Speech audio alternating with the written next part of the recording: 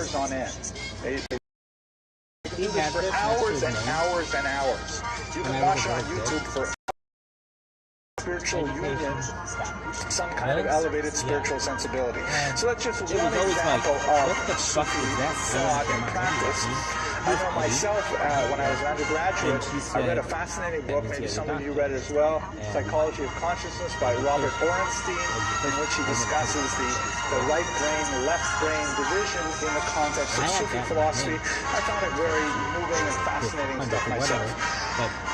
Abraham openly admired certain practices of the Sufis and argued for their adoption within the synagogue. Examples. He argued that Jews should, like Muslims, wash their feet before prayer. This, I don't know what shuls you all go to, but in my shul, we definitely do not wash our feet before prayer.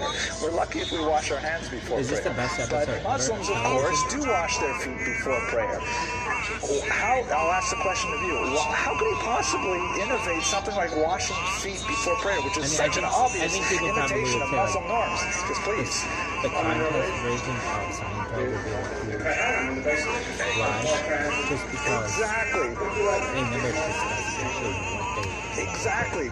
Well put. This is such an intellectual audience. I'm telling you, Brooklyn, this is, I'll put it on the camera, this is ground zero for Jewish intellectual life. If you're anywhere else in America, no one has said, I'm sorry, this is the place where it has to be. So you're absolutely right. He argued that the various quote-unquote innovations that he wanted to bring into Jewish worship were not at all Muslim forms of worship. They were originally Jewish forms of worship, and for various reasons they fell out of disuse. But in fact, you can go back to Vayikra, you can go back to the Bible, and clearly the priests are washing their hands and feet before they perform the service. So he says, why do we stop washing our feet? It's a beautiful thing. You know, your feet are full of dust. Wash your feet already before you daven. Similarly, and you see this in Sephardic prayer as well, the use of various hand gestures. Like some people have the practice when they say the verse, the verse translates as, speaking to God, David in Psalm says to God, you open your hand, and you fulfill the need of every living being. So many Sephardim, when they say that verse, they'll open their hands in imitation of God's opening his hands. So he argued for a whole series of hand gestures that kind of embodied the prayer with physical movement, not quite the level of dance of the dervishes, but nevertheless a melding of physical activity with the prayers, which we only do in traditional worship in a very limited sense. Certain places to bow, certain times of the year to genuflect completely, and so on. He also felt that the Muslims had a much more decorous service. Jewish service is just too chaotic. Everybody is praying their own thing at their own time. There are kids running around, People are like completely, some guys talking about sports, other guys talking about the stock market, Look at those Muslims. They get into neat rows, they all bow down at the same time, they all get up at the same time. And he said that, we should do that as well. He actually said taka, which is an Arabic word for time. No, it wasn't, but I made that up. And furthermore, on a more personal level, he argued that Jews are way too gregarious. We insist on doing so much together in a group. Safety in numbers, things like that. Easier to do business on Shabbos if you have other people to talk to. That was a joke, not so funny. But he argued that we should be investing more energy in solitude, in meditation, and a lot of internal loneliness and thinking, meditating on our own spiritual activity, which is something that the Sufis, of course, consider very important. Sleep deprivation, which once again, people said to him, why? The Sufis do these crazy things like rolling in circles like that, and you're saying to get very little sleep. But he would point to Mishneh Pirkei Avot, which says that miut sheina, the minimizing of sleep, is one of the 48 ways to gain the Torah. He referred to verses in Psalms where David says, I did not allow slumber to droop my eyelids, and so on. And he says all of these things that he's talking about, even though the Muslims do them now, the truth is they were originally Jewish behaviors, which we lost, and God has sent them to us again in the form of Muslims as a model. Now, this did also not go over so well with his critics, who said, you know, I don't buy it. You can find whatever you want, looking up psukim and things like that, but how can we adopt Muslim norms? And he deflected a lot of that criticism by saying that he never intended it like to use his position or abuse his position as the head of the Jewish community to enforce it in all synagogues. He only said that in his own prayer and in among those who would come to his home to pray, that's the way he insisted on it, but he did not mandate it for other synagogues. So there's still some residual criticism about it. But nevertheless, the ideas that he openly claimed to adopt from the Sufis, because he felt that they were originally Jewish and reintroduced into spiritual life through Sufi mystics, was one that had a tremendous impact on later Kabbalistic thought. The Abulafian school, very heavily influenced by Abraham Maimonides' work, and of course, if you know anything about what's written in Sfat in the 16th century by Moshe Cordovero and Rabbi Yosef Karo and the famous Arizal, these Kabbalists were deeply, deeply influenced by many of the things which in Abraham's day were considered quite unorthodox, small o, unorthodox. So definitely very, very mystical and appreciative of outside culture, but anathema to the Wissenschaft des Judentums. And as a result, his thought received very, very little attention, short shrift from the 19th century scholars. Questions?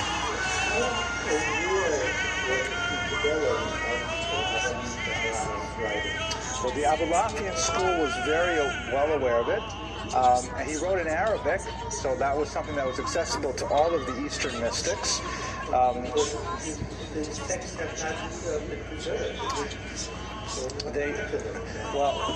The manuscripts, they received very short shrift among Ashkenazic scholars. The scholars of Sfat, though, for example, were mainly refugees from Spain and Portugal. So they still had these works circulating among them. They are cited by many of the scholars of Sfat. They're even cited, actually, because we still have retained some of them, by some of the Polish Kabbalists of the 18th century, but to a much lesser degree. Yes, question? Was Geiger, because he was a historian of Islam, Buddhism, particularly a leader in minimized the contributions of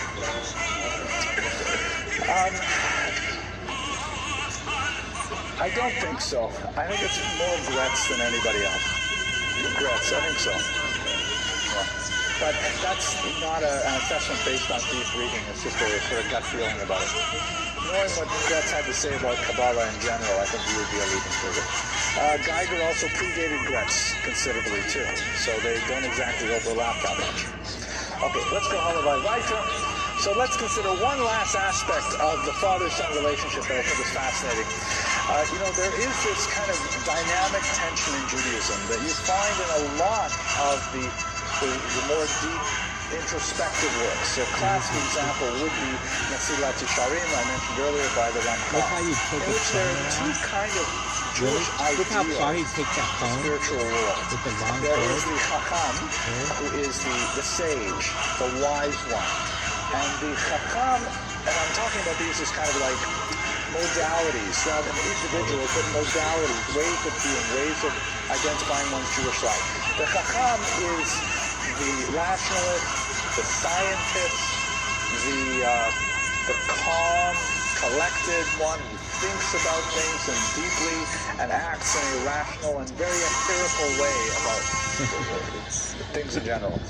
The Chassid, on the other hand, which means hard to translate exactly. Chacham means like wise. Chachma is wisdom. Chassid is related to the word chesed, meaning kindness. Meaning someone who goes beyond what is required.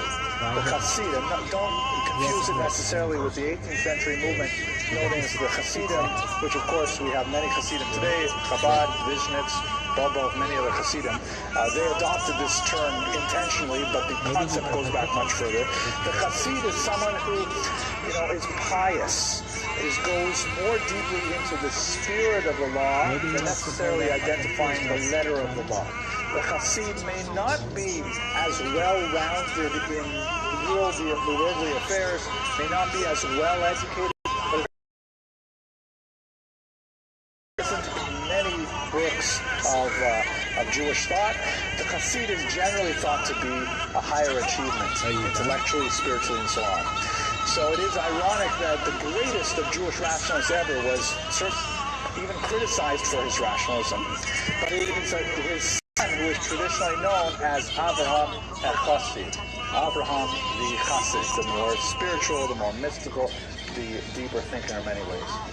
So I hope you found this presentation useful. I know I was really inspired. I need to learn more about Avraham ben Arambam.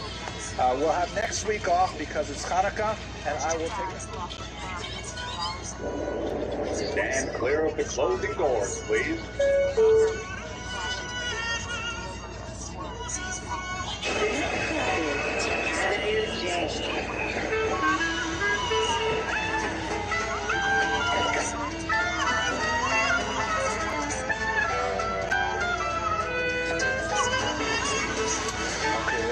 Thank you very much for coming tonight. It's always difficult when we have a week off to start up again, so it's nice to see that we have a good representation again of the broad spectrum of Brooklyn Jewry here, and perhaps even parts further west of our location. Tonight's topic is a difficult one. We're going to look at a character who's really an excuse to look at a larger phenomenon. I mean, sometimes I'll give you a figure. We're going to speak tonight about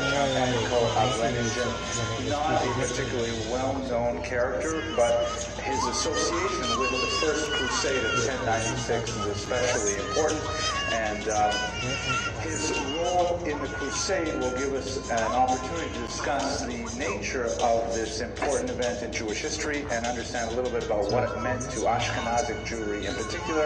And I hope that at the end of the evening we'll have an opportunity to reflect on what the Crusades mean for Jews over a much larger span of time, and specifically to look at the question of how the Crusades shaped Ashkenazic identity in particular.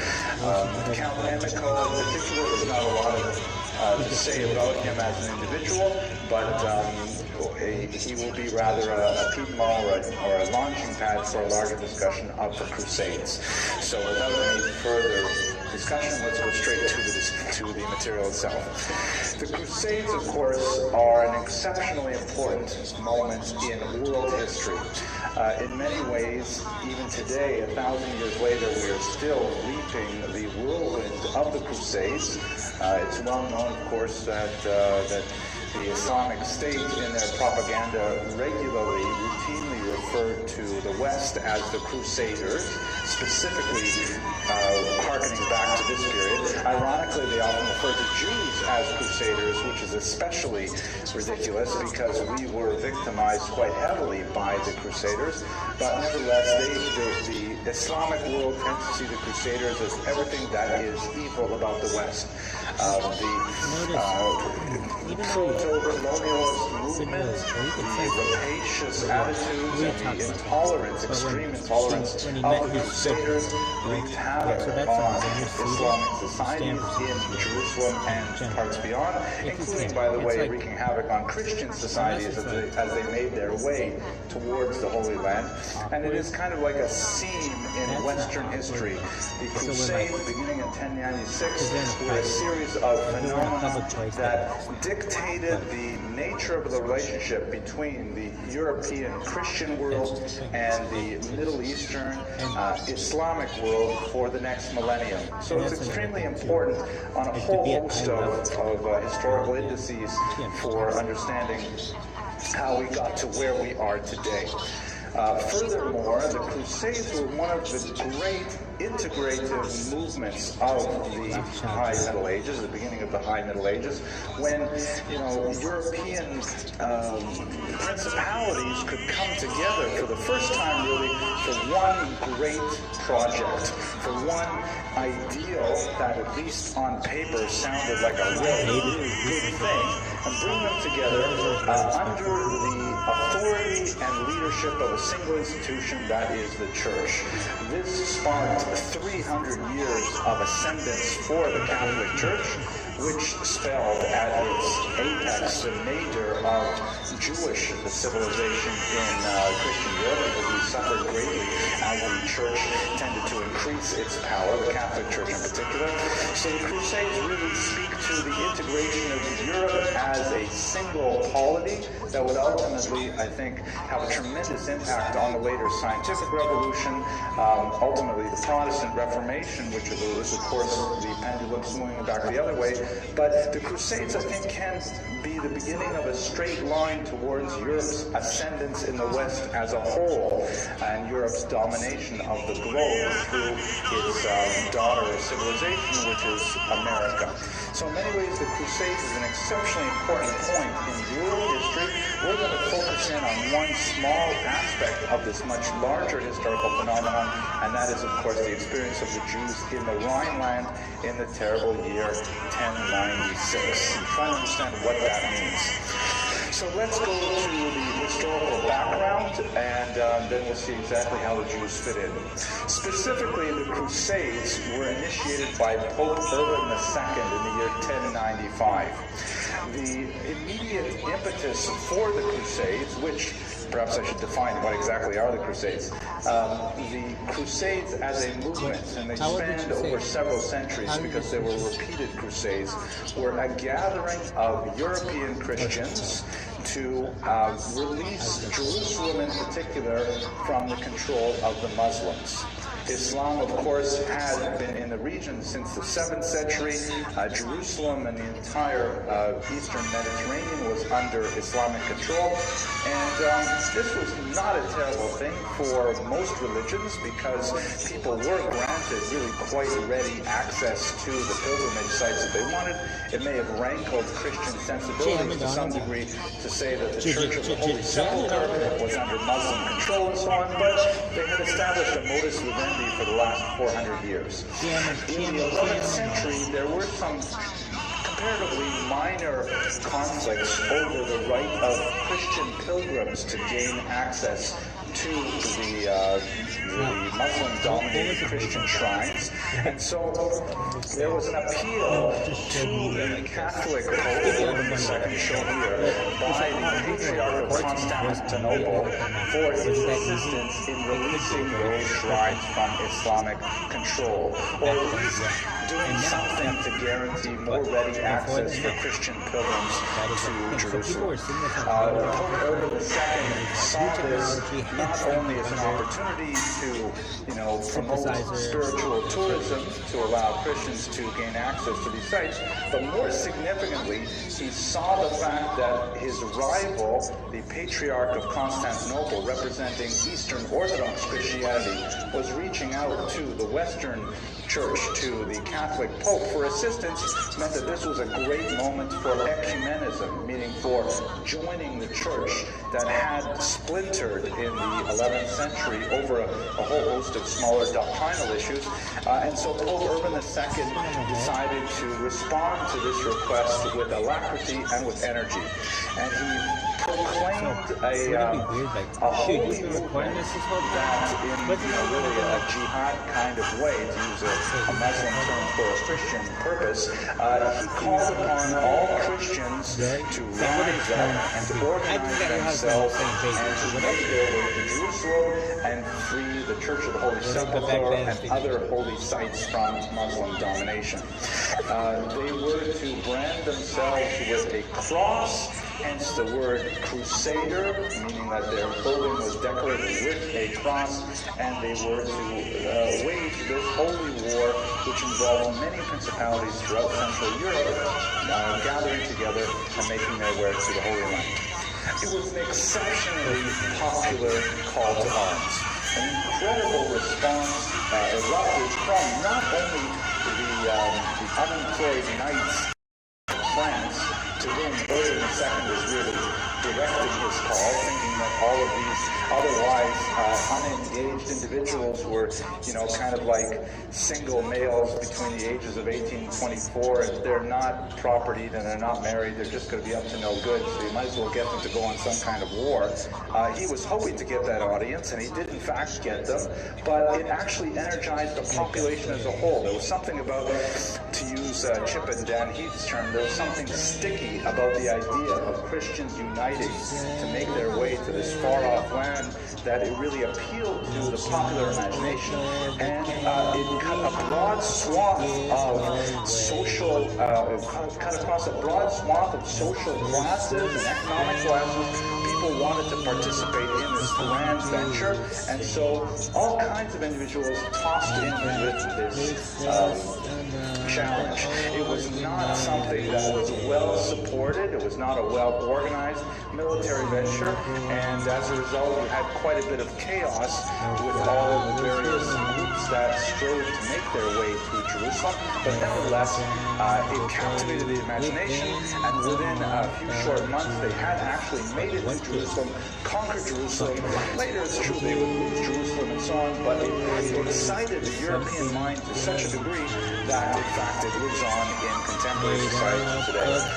We use the term crusader quite loosely, and we usually say someone is a crusader for one cause or another, like someone is a crusader for not talking in shul, right? That would be a singularly inappropriate use of the term crusader. Someone is a crusader for tzedakah or something like that. So we use that very loosely. It's speaking to these armies for Christianity. Here's essentially you can see some of the feeling of it. These crusaders on the left here mounted on horses and wearing crosses, and then they're following the Lord Jesus himself, holding a bow. Looks like he's got a sword in his teeth. I'm not exactly sure what that symbol means, but the idea is it was an ideological war, it was a religious war, it was a holy war. It was meant to have a sort of level of cleanliness to it, a level of purity to it, which unfortunately was not at all the case among the Crusaders themselves, who were motivated by much darker and baser drives. The Crusades were noted.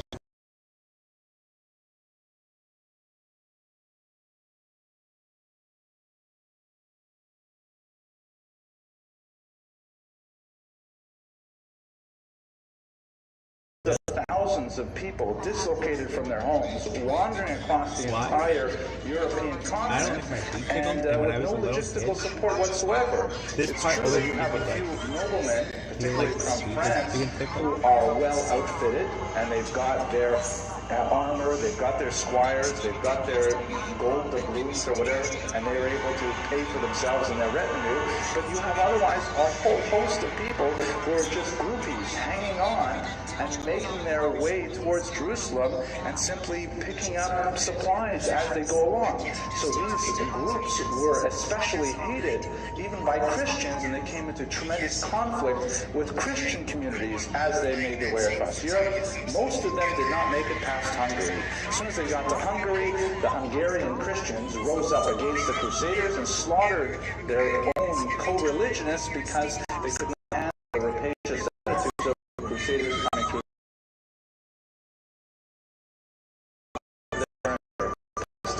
And so they're personae non gratae in Hungarian lands. Here, however, is a map of several of the Crusades, 4 of them in particular.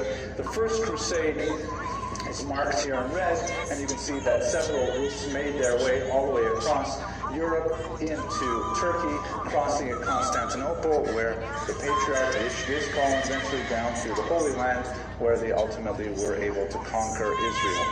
So that's, and of course the Crusades were repeated several times. Maritime Crusades, as you can see here, it was really quite a massive, continental movement that had phenomenal impact on the shaping of the European land. Well, it a lot of various European peoples, giving them a consciousness of being one Christian people. centralizing it, and later, 300 years later, eventually the church would begin its process of decline. But this was the moment of great ascendancy of the church. If you can imagine, let's say a politician in New York getting up and saying, we should all, I don't know, like follow Mr. Goodleman, and we should become green. We should, everybody should recycle immediately.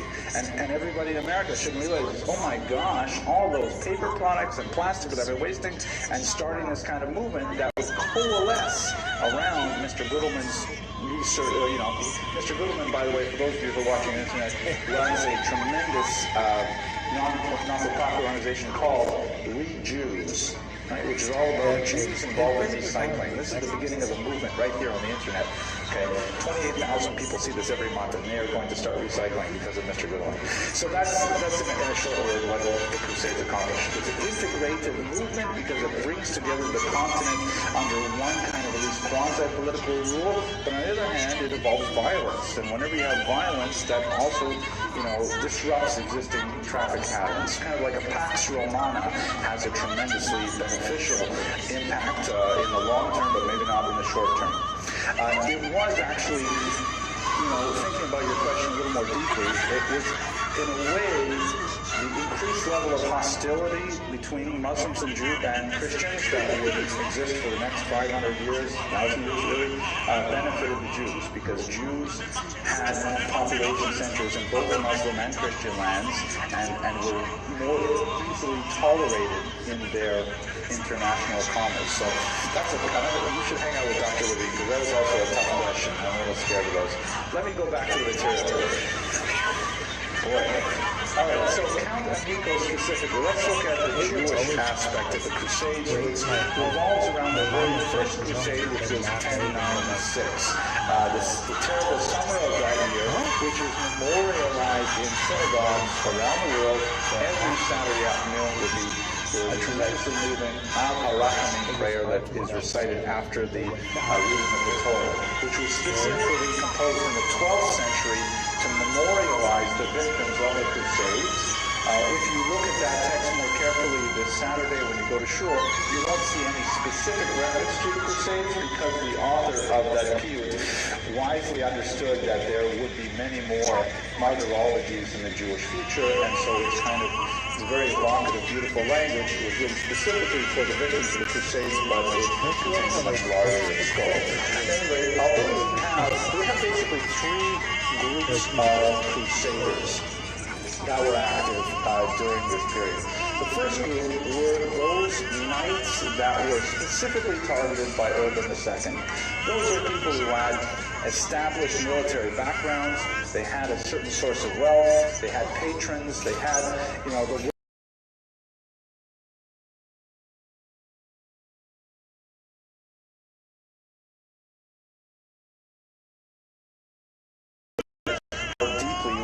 into society. It could be he was just thinking specifically of this military class who are regular military who can see are well outfitted and so on, who can make this kind of journey. However, he also unleashed this kind of elemental drive that was in keeping with the zeitgeist, the spirit of the times, which is most well illustrated by this figure, Peter the Hermit, who was kind of a popular preacher who went around just simply rabble-rousing and inspiring the masses to also participate in this crusade. And these are people who had no preparation.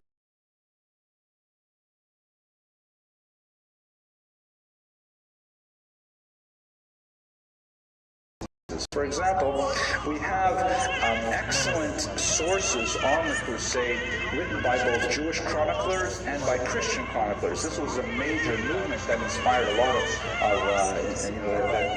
of attention. We have a lot of historians working on it who had contemporary eyewitness accounts.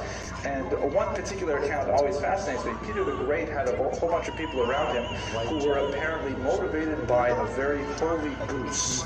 There was a goose that was attached to his master, and she would walk around talking about how this goose was determined to go on a crusade, because the goose kept on sort of heading towards the east, and whenever the mistress of the goose would hang back, the goose Jews would come back and kind of like try and draw her to the east with her. And so they considered this the Holy Goose, quite literally, and they saw this as evidence that the Crusades were divinely inspired.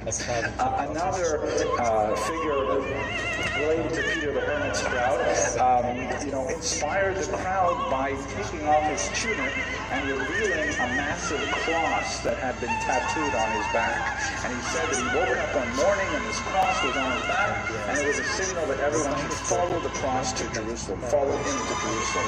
So obviously we're tapping into some kind of bizarre, magical thinking of the time, but it really appealed to the common masses, and all kinds of the lumpen proletariat kind of rising up and joining along with it. Peter the Hermit was perhaps the most significant of these groups, but this was not the worst of them. The worst that we have to deal with were the ones who were very excited by the idea of taking over Jerusalem from the infidel, from the unbeliever, from the Muslim in this context. Why should we bestir ourselves to travel all the way to Jerusalem and attack the infidel there when we have infidels living right here in our backyard, in the Rhineland, in towns like Köln or Speyer, Worms, and Mainz? Why should we go all the way to Jerusalem when we have Jews living right here? Are they not also the enemies of Christ? And even more so, they were the killers of Christ. They were guilty of deicide. And so therefore, Amico and others, who are kind of like the third class underneath the Peter the Hermit's followers, who were also interested in acting out for the cause that Urban II had inspired, but they were not ready to make the entire journey to Jerusalem. These are the people who we're most concerned with, and they are the ones that are most associated with the Jewish experience of the Crusades, because it is this last class of crusaders, would-be crusaders, who had nothing to do whatsoever with Jerusalem, who wreaked the most havoc on Jewish communities in northern Germany in particular. This depiction here shows Jews on the right being attacked by crusaders. You can tell they're Jews. The picture was drawn quite a bit later because they're wearing this pointed hat here known as the Judenhut, or the Jewish hat, which was mandated by the Fourth Lateran Council of 1215. It's a very useful thing for art historians because when you look at medieval reproductions, you can always see which ones are the Jews. Of course, the holy figures in the background with the halo, and the crusaders are wreaking havoc on the Jewish communities and killing them that way. So really, that's what happens in 1096. The call to arms comes out in December of 1095. It takes a few months in the springtime for armies to get themselves organized, and then by the summer, as the troops are beginning to make their way down to Jerusalem, several of these bands, led by people like Count Amico, decide to simply pillage the Jewish communities in the northern Rhineland, and that's what is the essential history of the Crusades vis-a-vis the Jews. Okay, let's go on to have a look at it. Here's a map that gives you a sense of it. Jewish settlement in northern Germany was still quite sparse at that time. We're talking about communities that may have had perhaps 100, 200 families would be considered a very large community in Ashkenaz at that point. Jews had made their way across the coast of North Africa and up into Spain in the 8th century in particular, and then slowly, for reasons that we discussed a couple of weeks ago, there seems to have been some kind of climate change.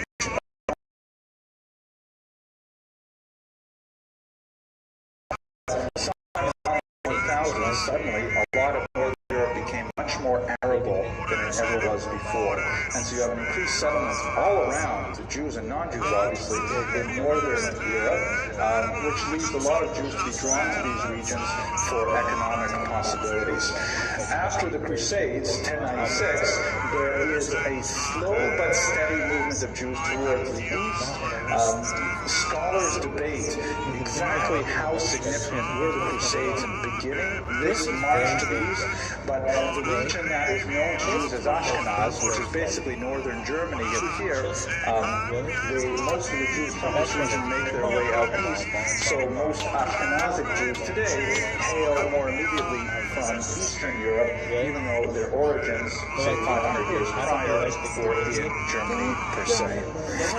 That's what this map kind of represents here. Okay, so let's talk about the nature of the violence a little bit. And now I'm going to get to some of the dialogue. So the Crusades were incredibly awful to Jews. The level of brutality was unprecedented in many ways. We're talking about wanton, cruel, rapacious, awful brutality.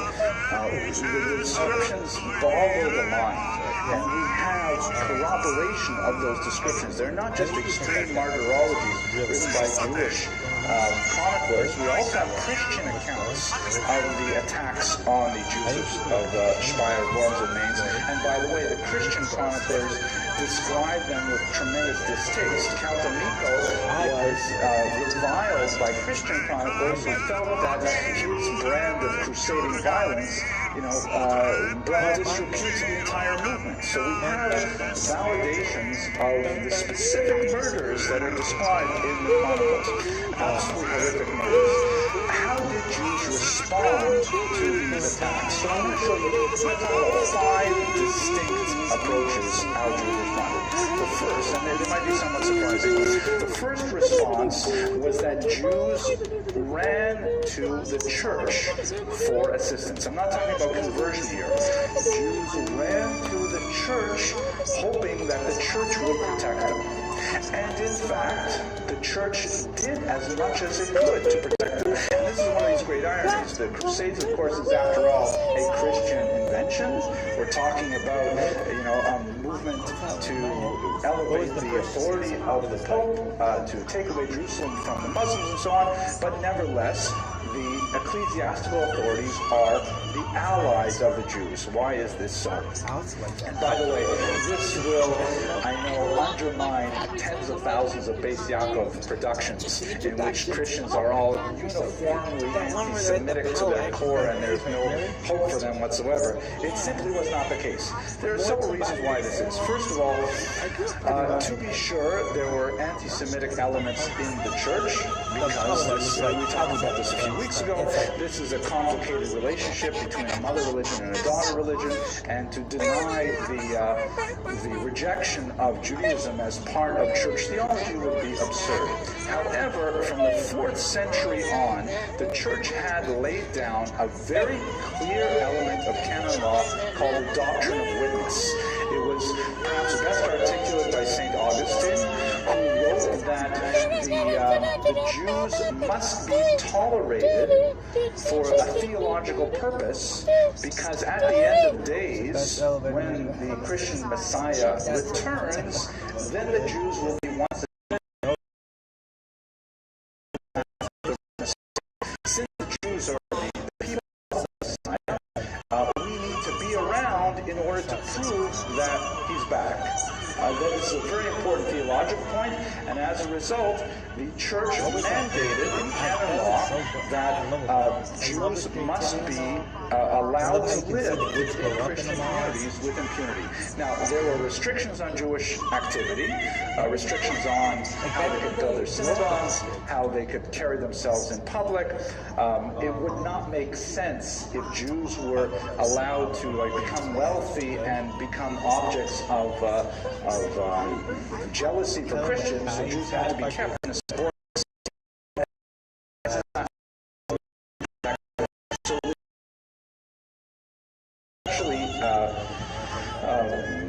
Clearly is with the blood libels that begin to circulate in the 13th century and onward, which seem to be sort of elemental things that come up from the lower clergy, who are often illiterate themselves. And the lower clergy are saying around Passover times that Jews drink Christian blood and all kinds of crazy things like this. And the upper church, the popes and the bishops and so on, are releasing papal bull after papal bull and proclamations saying, no, it's not true. Jews don't drink Christian blood. Please don't kill the Jews. Things like that. But this is a social conflict that occurs within the vertical organization of the So and one last point about why the Jews would go to the church for protection, let us recall that Jews were overwhelmingly urban in settlement, as opposed to Christians who were overwhelmingly agricultural or rural. As we all know, have to live within a mikvah, Chinese restaurants. There's no way that they can live spread out in the hinterland. We stay together for protection purposes, we stay together for commercial purposes, and we occupied an economic niche where villagers would come in to do their marketing with the Jews, but the Jewish commercial centers were always in medium-sized towns. And who else lives in medium-sized towns? You've got your burghers, you've got your yoke, and then you've got the church. Cathedrals were always located in the urban centers. And so we were directly proximate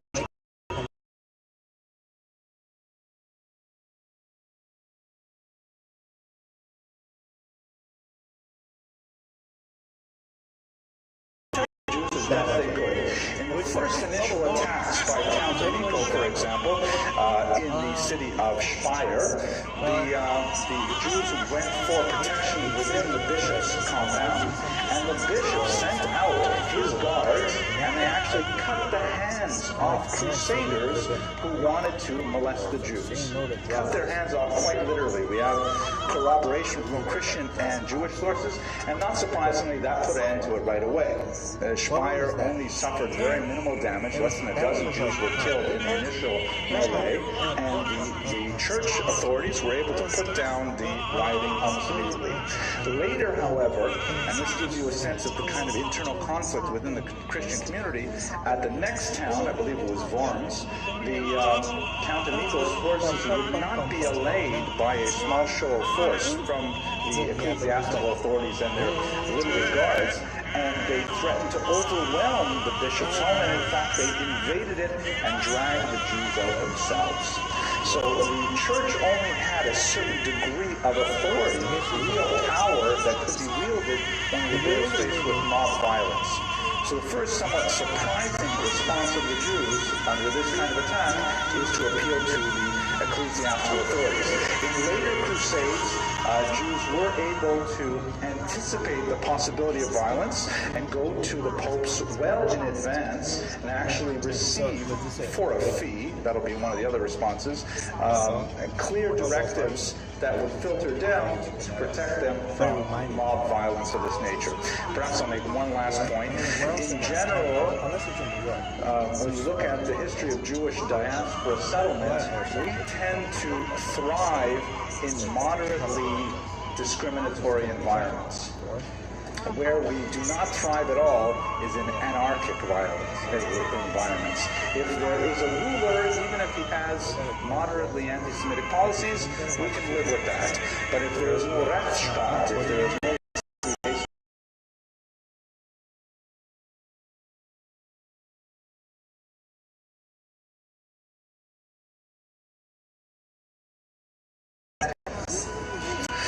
that's a good way to put it. The doctrine of witness, you see, the witness in the sense of being able to testify, right? We were there, so to speak, as a community, Jews were there when the Messiah, the Christian Messiah, was first walking the planet, and so therefore we're the only ones who can really confirm it when he comes back. That's the way this argument goes. And that's why, by the way, Jews tend to have a very high point value for a Hindu to Christianity, okay. He's no longer Jewish. But his testimony, I do. For example, you have this woman who makes children a certain way, and she has a daughter says, "Oh wait, this peanut. How can you say that? The peanut butter is." Bring it to Bubby. Bubby says, "It's nice, but I really prefer the old chocolate." that's not right. So let's go to the altar bubby. They go to the nursing home, they find the altar bubby. She also likes the old cholent. So the young daughter gets like enraged. How is it that nobody is recognizing my cholent as superior? And the only way she can really prove that her cholent is better is by going back in time to the original cholent makers and getting them to agree. If the altar bubby would agree that the new cholent is better, then she would be vindicated. And that's exactly the doctrine of witness. We, the Christians, we're like the altar bubby. And until we agree that the new cholent is better, they'll never be totally satisfied. That's the argument. That's kind of weird. Let's go on. Okay, that's number one. Number two, second one. So-called constitution was so sudden. It was violence by making a quote-unquote contribution. I mean, don't forget, these are crusaders who are promising to make the way across Europe. They have no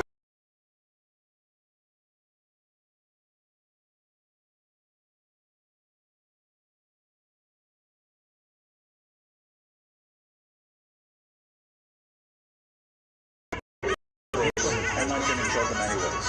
So this is one of the strategies that it was a rare case of the total failure of that strategy. It would be, ironically, a strategy that Jews would attempt in the 20th century with the horrors of the Holocaust, also completely misunderstanding the nature of Hitlerian anti-Semitism, which would not be mollified by material gain. But there were examples of the Jews trying to buy off the Crusaders with very little luck. Third, self-defense. Now, unfortunately, the video for some reason is blocked. This is so cool. This is actually a Yemenite Jewish martial artist whose name is Yehoshua Sofer, and I have a video here which is amazing martial arts to ancient Yemen, and it is really quite amazing. There were cases of much greater analysis because one of the experiences that Jews have had throughout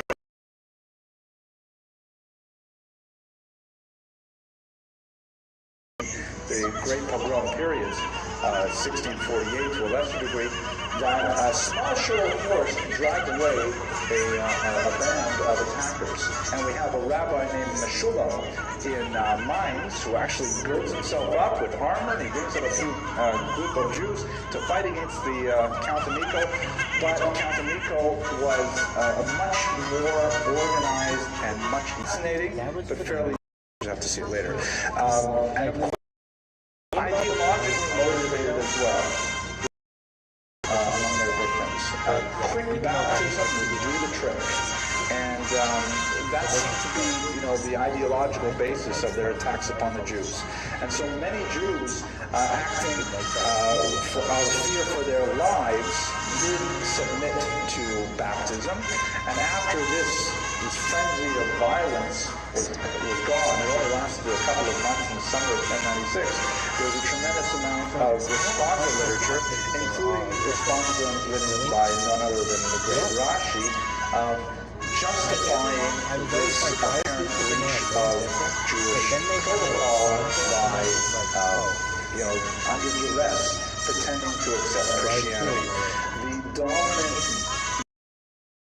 and to recognize the transgression of the who said that no, that's it, they're out of the community and they're gone. Means, or this baptism means, goes all the way back to the Talmud, and in about 5 minutes. This picture here is kind of interesting.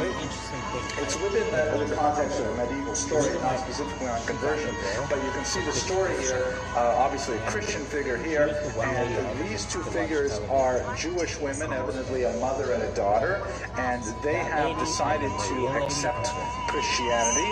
They're holding up their hands, which in medieval, their fingers, which in medieval art is considered a very aggressive gesture meant to be used in the sense of arguments, like I'm trying to prove you wrong.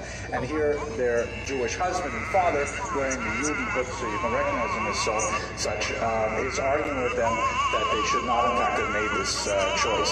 How do you know that these three are Jewish, by the way? Very heavy caricature physiognomy, which is okay.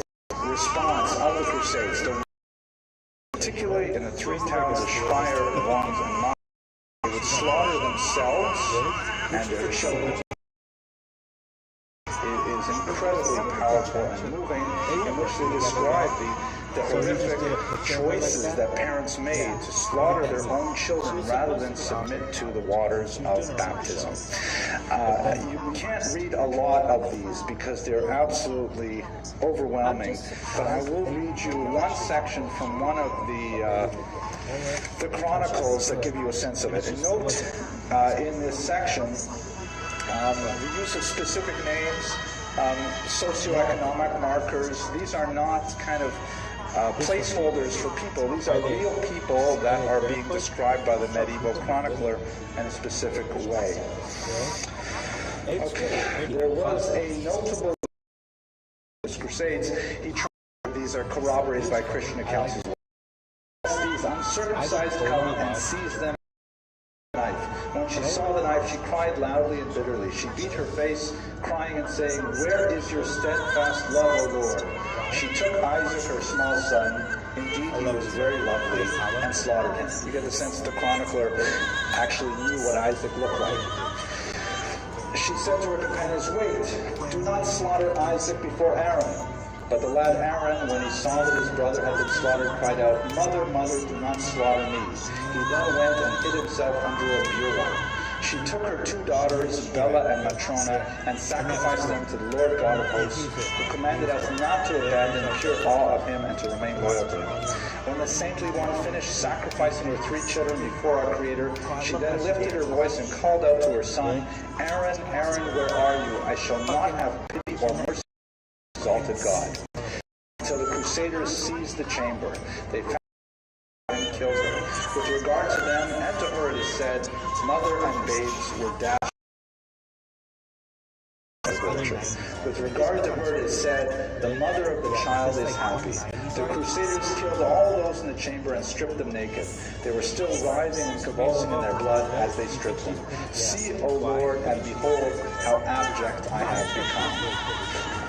And there are many such descriptions in the Chronicles of horrific violence of this nature, which exalts the choice of martyrdom, which exalts the concept of Kiddush Hashem of history, Messiah outlier event, that achieved great primacy to that. So let's think about what does this mean for Ashkenazi. About a massive movement such as the 1648-49 pogroms in Ukraine. We're not talking about anything even like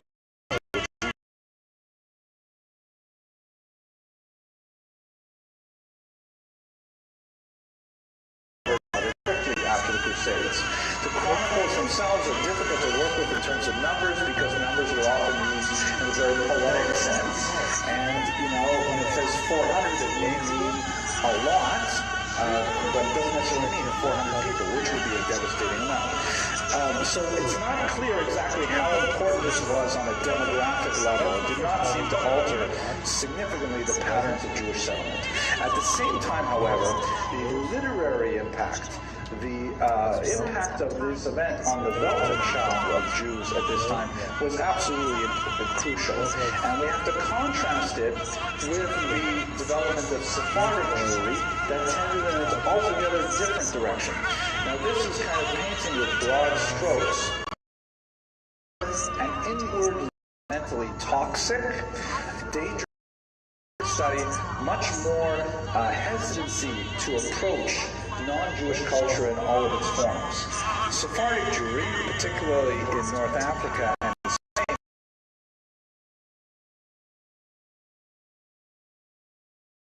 politics, Spanish politics and so on, and Jews in the Sephardic realm were really quite heavily integrated into society while maintaining a distinct Jewish identity. So some historians have argued that the Crusades sort of created a sort of path for Ashkenazic Jewry that marked themselves out as self-identifying as different, whereas Sephardic Jews were able to maintain some kind of balance with the outside world. Of course, we'll see with the persecutions of the 14th and 15th century that when it came to the choice of conversion with conversion, responsibility for conversion.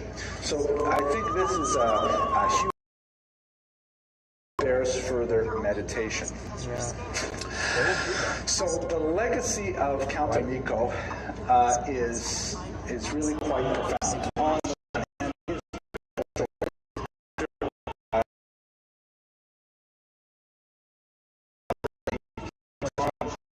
the one hand, bands of Peter the Hermit towards Hungary, and there his troops were massacred.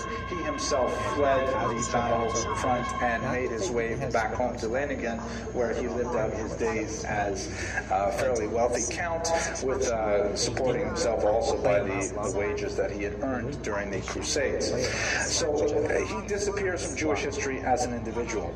However, the legacy of the Crusades was exceptionally important in creating a sort of thought process for Ashkenazic Jews and a vision of themselves as they considered their relationship to the non-Jewish environment.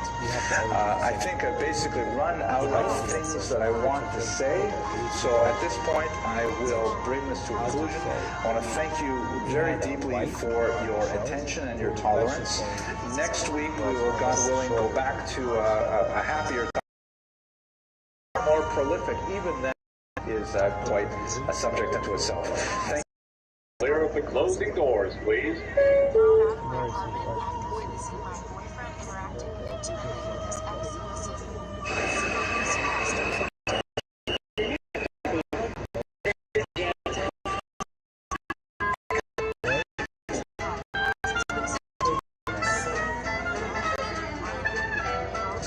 Tonight's topic, I've actually given a few lectures on this topic that I put on the web, and they get a tremendous amount of traffic. And most of it is actually unwanted traffic. There's a lot of anti-Semites who are fascinated with Khazaria as a historical topic for a reason that we're going to discuss in greater detail about, but I will tell you basically the one-sentence reason for that right now. The reason is because many anti-Semites enjoy the theory that was advanced in the 19th century and then especially in the 1970s, the theory that modern European Jews are not in fact descended from Middle Eastern Jews, meaning Abraham, Eastern Europe, as because it undermines not racially descended, the argument goes, from the Middle Eastern Jews. Legitimate claim to the land of Israel. So the argument goes. We'll discuss it in about 45 minutes in much greater detail. And so as a result, whenever you say Khazaria on the internet, you will attract a lot of unwanted attention. So since I've already put 2 lectures on Khazaria on the web, why am I doing it a third time? Primarily because in the beginning of the 21st century, there's a lot of really interesting genetic studies coming out that once and for all address this question head on. And I've been meaning for a long time to get around to it, and I am today. We're going to talk about what do the DNA studies indicate about the Khazar element in modern European Jewry, and I'm looking forward to talking about that with you. King Bulano Khazar. So first of all, this is the most amazing thing. This is something that really is mind-boggling. Sometime in the 8th or perhaps the 9th century of the Common Era, an entire area converted headlines in the Jewish world that we have in its specific limitations as a historical text. From the time of their conversion till their eventual dissolution in war with the princes of Cave and Rus for almost 500 years. We're talking about a region that lasted as a Jewish country for half a millennium and then basically disappears off the scene. Completely gone. We have very, very few markers of Khazarian identity living in Jewish cultures, or in fact any cultures, since their demise sometime in the middle of the 13th century. So it's one of these great fascinations of people who study Central Asia. Who were the Khazars? Why did they convert to Judaism? What was their country like as a Jewish country? And finally, what happened to them? Why did they disappear so dramatically? But there is no doubt that the basic elements of the story are absolutely historically verifiable. You can see here I've got versions I gave of this lecture. So the main reason why the Jews of Khazaria, this is perhaps the most comprehensive into the English language, or originally composed in the English language, on the Jews of Khazaria, but this certainly is the most current, incorporating, as I mentioned earlier,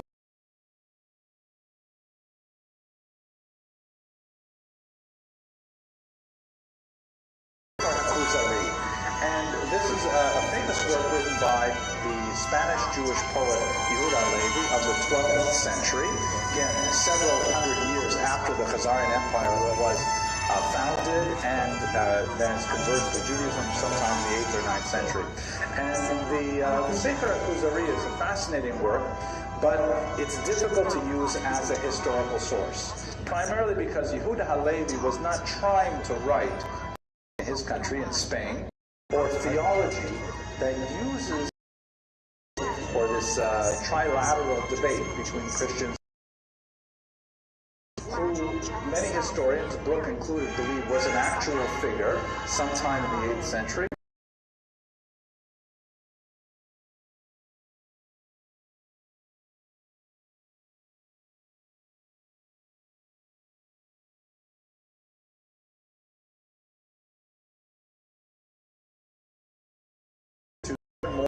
Judaism, he discovered this tribe of Jews living in a cave who instructed him in the ways of Judaism, and he ultimately studied Torah enough on his own that he decided to convert it, and so on. But there's one specific element of it that is especially useful for Rabbi Yehuda Halevi's Kuzari, and this is basically before he made that great leap into Judaism, he decided to evaluate the other great monotheistic faiths, to it Islam and Christianity. And so he invited a Christian priest, a mullah, a Muslim religious figure, and a Jew to discuss the merits of their faiths. And after listening to all three of them, and it's a fascinating philosophical debate going back and forth, ultimately Bulan decides to convert to Judaism, Kuzari, and I will underline the fact that the Kuzari is not for Judaism in a multi-Jewish history.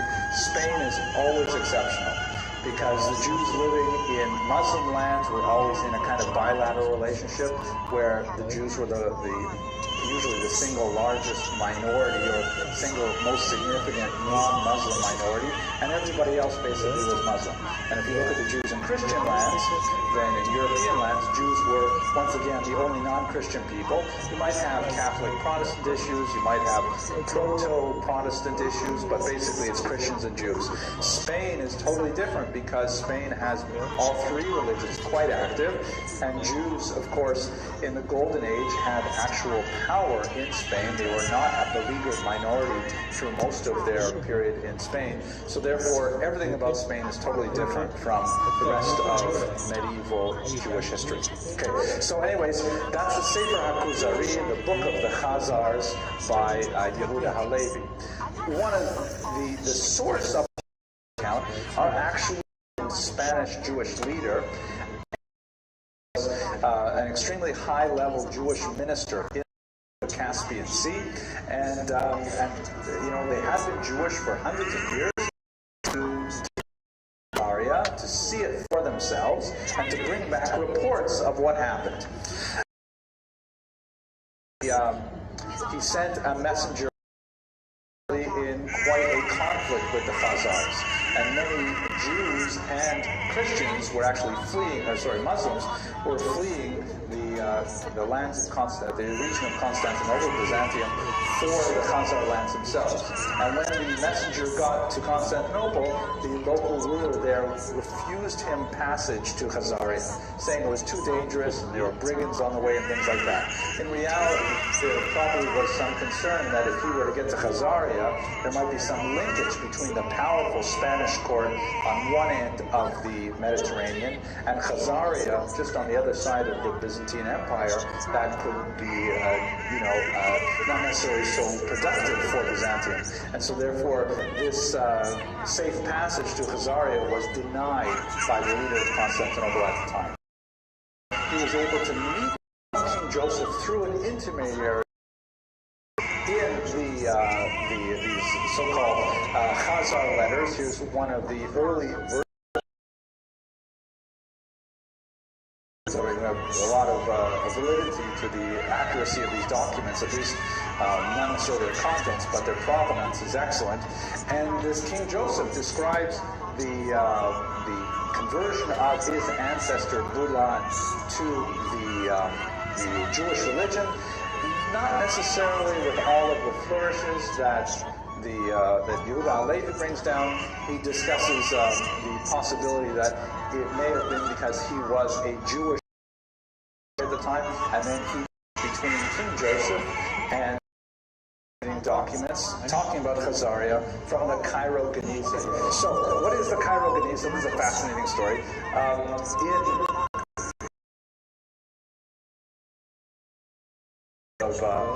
One is now allowed to take the name of Lord in vain orally or false oaths, things like that. But also it's interpreted that there are 7 specific names of God, that if they are written down with a religious purpose, then the document upon which one of those 7 names of God is written acquires a level of sanctity and may not simply be thrown in the garbage.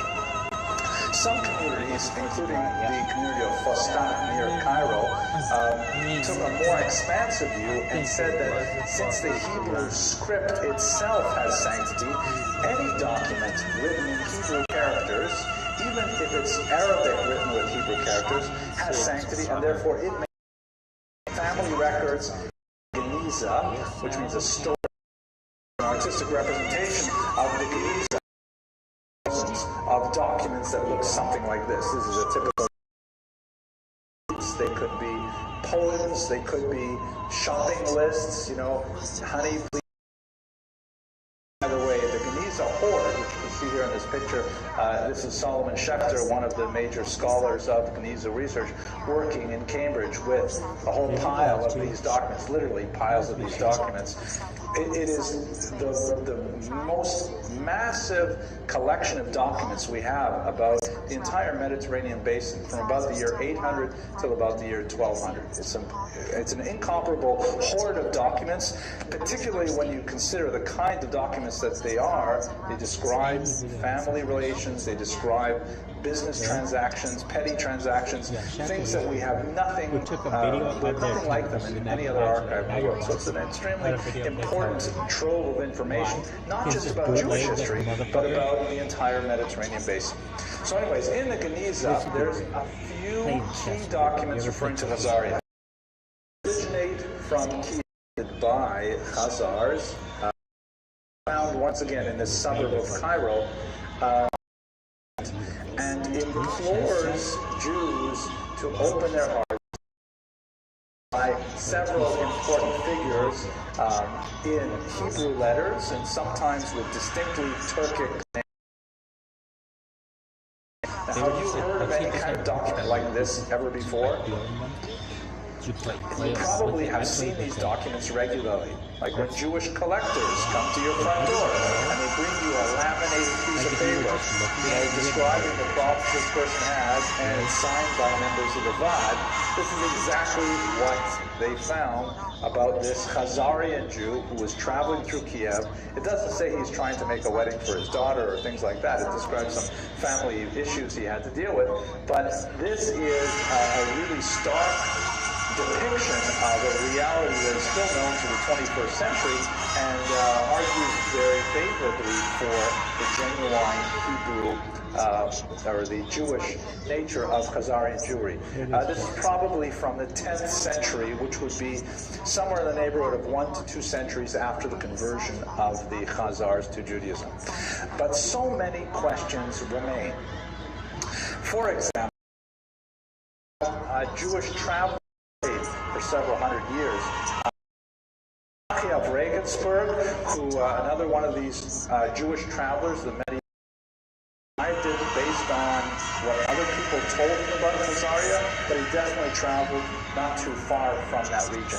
Abraham Ibn Dawud, writing his Sefer HaKabbalah, which is not a mystical book, it is actually a history book. Kabbalah in the sense of what is received, a tradition handed down from generation to Like a part of generation. the family. Refers to the Khazarians, and the truth is they refer to them with, hardly any astonishment or amazement. Yeah, there's a Jewish country called Khazaria, and it's over there somewhere, and then they go on to the next topic, which is amazing in itself as well, to describe holy days, and perhaps my most important foundation document of the modern civilizations of Ukraine, Belarus, as it were. And in this, the Hyphenation redaction, which is a little bit older than the other versions we have, or sorry, a little bit younger than the other versions we have, they describe a fascinating story which should sound rather familiar to you.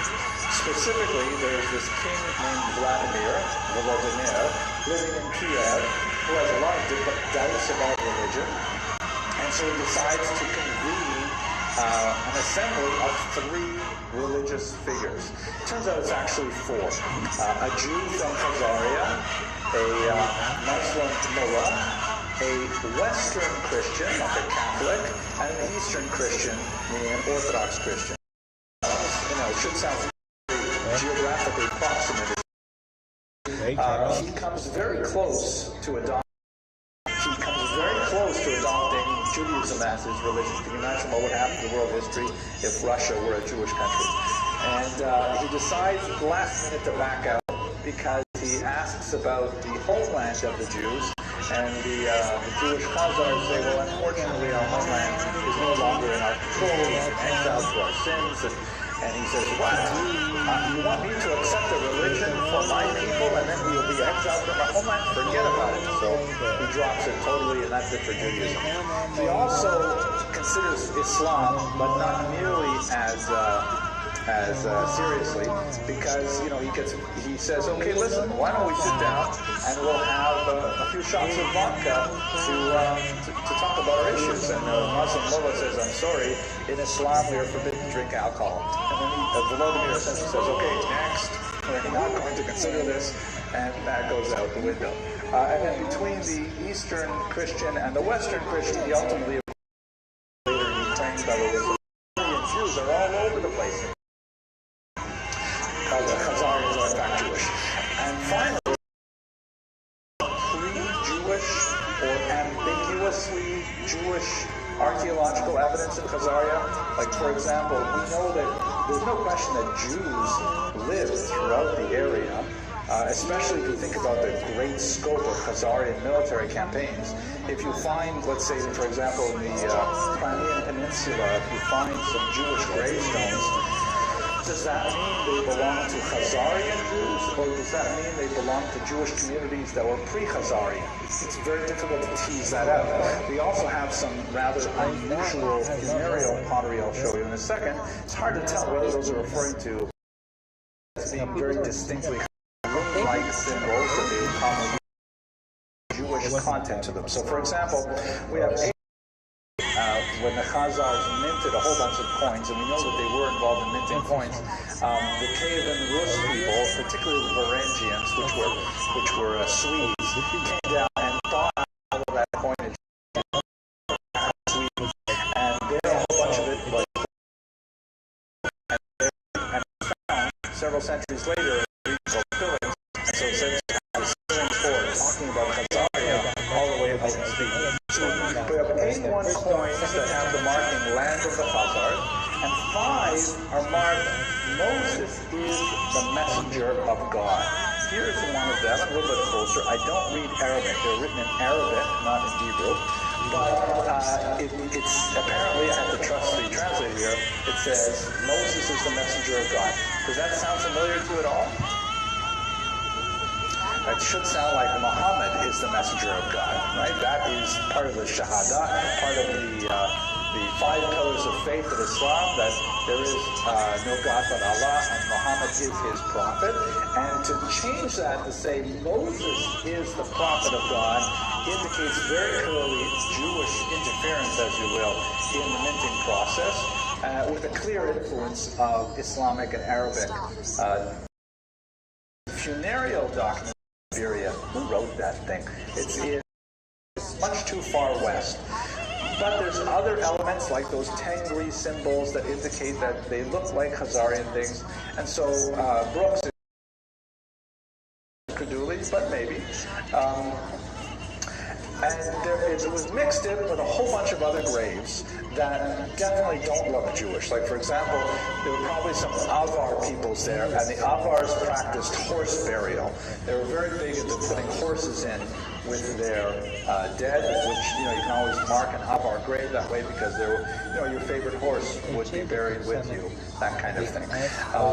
But the Jewish graves, or the possibly Jewish graves, were buried very simply, without all kinds of, traditional Jewish burial involves simply a linen or cotton shroud with some undergarments also made out of linen and cotton, and in a pine box. And it's not at all traditional to bury Jews with, jewelry or ornamentation or anything like that. So you have jewelry and girdles, and completely Jewish. You can see here also the tangris as well. You can see up here some unusual symbols which are not Jewish in origin. And this is tantalizing. In the same grave, there's a tremendous number of these artifacts. We're trying to figure out what exactly they mean. Do they actually refer to Jewish settlement? I'm not sure. We're trying to work out these ruins, but they're very difficult.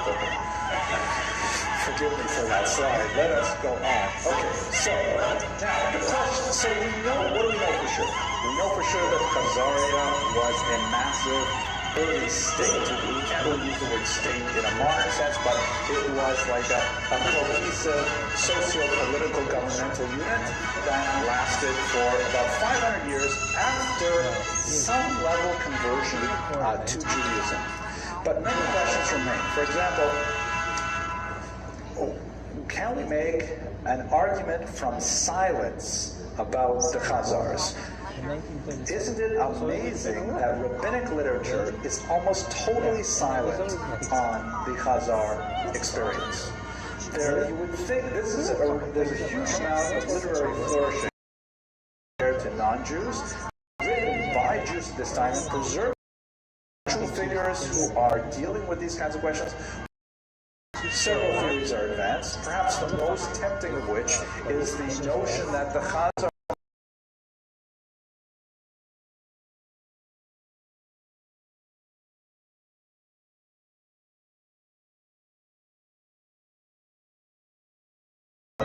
but was Karaite Judaism. The Karaites were a 9th century offshoot of Judaism that occurred in the 9th century, in Babylon, contemporary Iran and Iraq, which denied the validity of the oral Torah. The Karaites were actually quite a phenomenal population. They were quite large and influential throughout Europe, and they lasted right up until the 20th century. There are even tiny pockets of Karaite Jews living today in scattered locations in Syria, not Syria anymore, but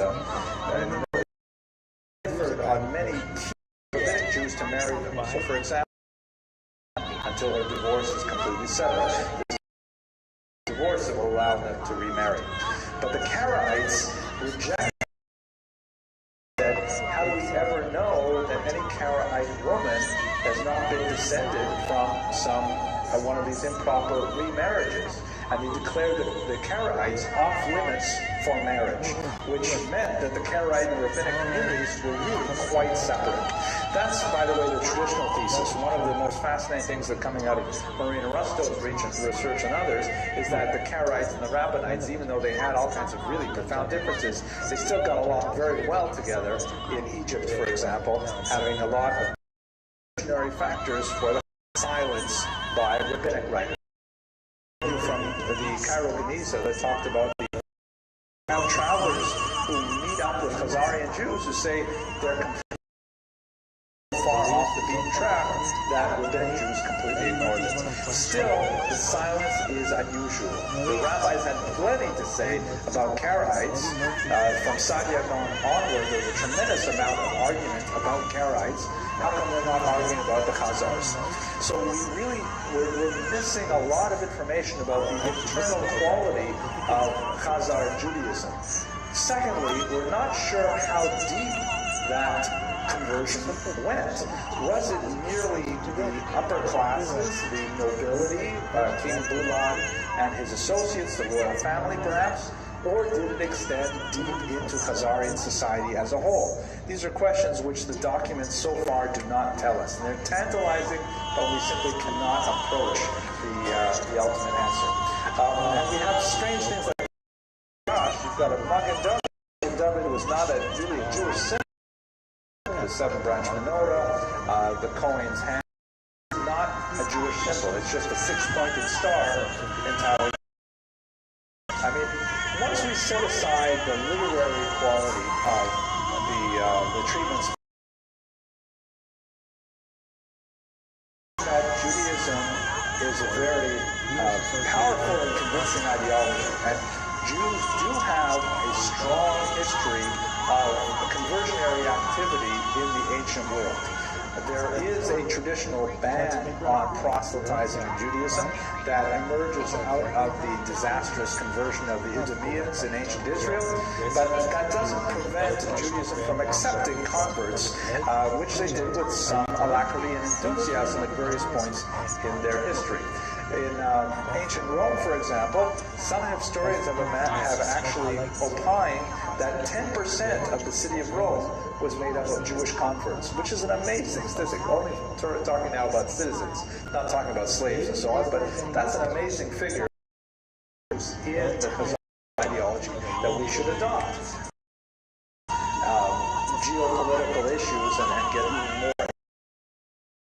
The 7th century to the 10th century. You can see that Islam starts here in Mecca and Medina in the 630s, and about 120 years post Africa, stopping finally at the Pyrenees, and making its way all the way up to Constantinople, and they eventually take Constantinople some centuries later. This purple here in this map is referring to the Christian Empire, but nevertheless, it's a remarkable spread of Islam within a ridiculously short period of time. Historians have opined that the reason for this rapid expansion is because of the sword. And it's true that when Islam expanded, they offered subject peoples either conversion or death. But that's not a satisfying answer, and later historians, especially those less biased by European sensitivities, have felt that it was the fact that Islam was a very convincing ideology, a very colorblind ideology that made who joined it, and so this was a highly competitive. And so looking at it geopolitically, here you have the Khazars from the east as well, and they have Christianity, which is going to be expanding further and further to the east as well, and the Khazars basically have to make a choice.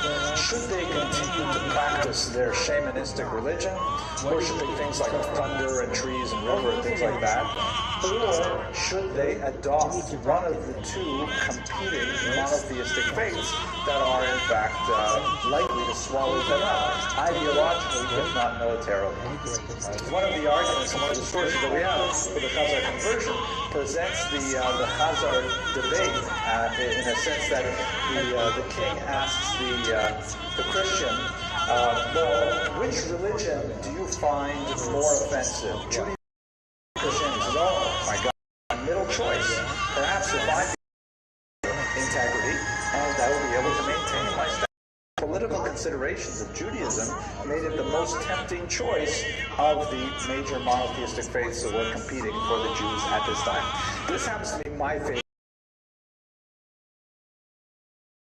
So let's go on to some of the controversial stuff. So there was a theory in the 19th century that, as I mentioned at the beginning of this lecture, that the Khazars did not actually disappear. They, in fact, turned into Eastern European Jewry.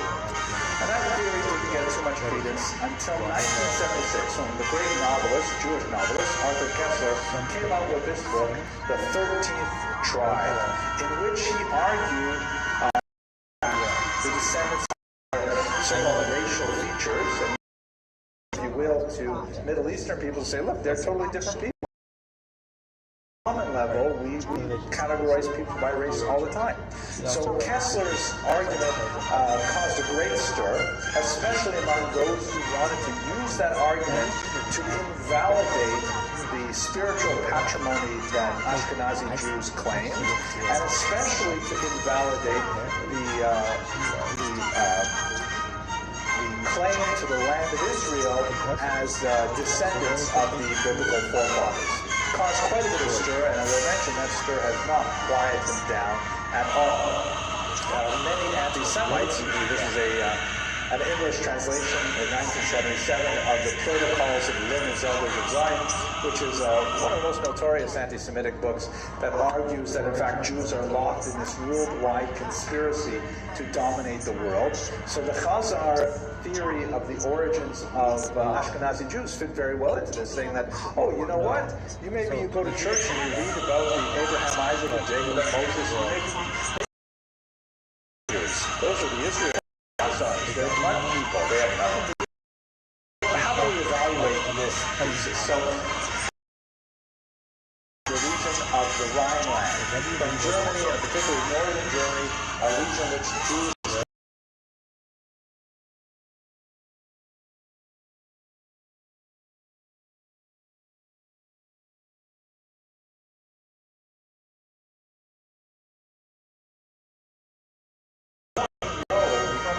multiple historical data is the idea that the Jews migrated to Eastern Europe in large numbers beginning in about the 12th century onward. That's for two main reasons. One reason is that there was increasing pressure on Jews in Western Europe. Tremendous degree of anti-Semitism is building up in France and in Germany.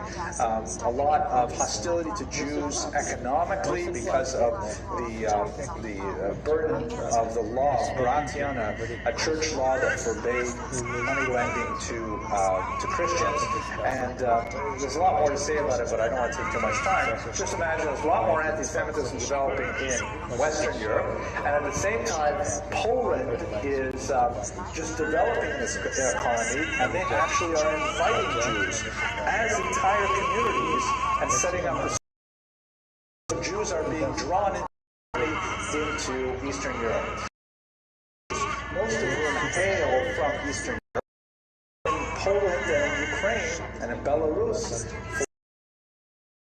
Khazaria, by the way, would be like over here on north of the Caspian Sea, and the with each other. There's no question that there are Khazarian Jews who have survived the Mongol hordes of the 13th century, but how Khazarian is Ashkenazi Jewry? So let's look at some of the evidence here. If we look at the evidence, this was actually supposed to come in one piece at a time. Sorry, too many words all at once, but I forgot to. So first of all, let's look at literary evidence. The literary evidence overwhelmingly discounts Khazar origins. We just don't have references to Khazarian Jews intermarrying with Eastern European Jews, inhabiting these regions. There's like little scraps of information that I think I've cataloged fairly well over the short amount of time we've had. Little scraps of information, and then they disappear. So we don't have any. Khazars are related only to 2 or 3 other languages. Khazarian Turkic words makes one argument that I think is actually a weaker argument for the word Yarmulke. Anyone who studies basic Talmud sees the word Yarmulke comes from Yara Shamalka, fear of the king. You wear the yarmulke as a sign of humility before God. This is a very simple Aramaic derivation.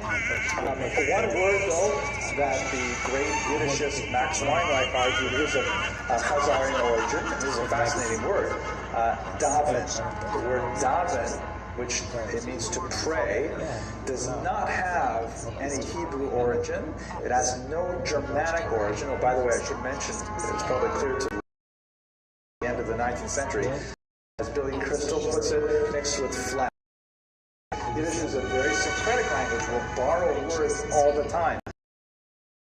Borrow handle these words very easily without compunction, but it's overwhelmingly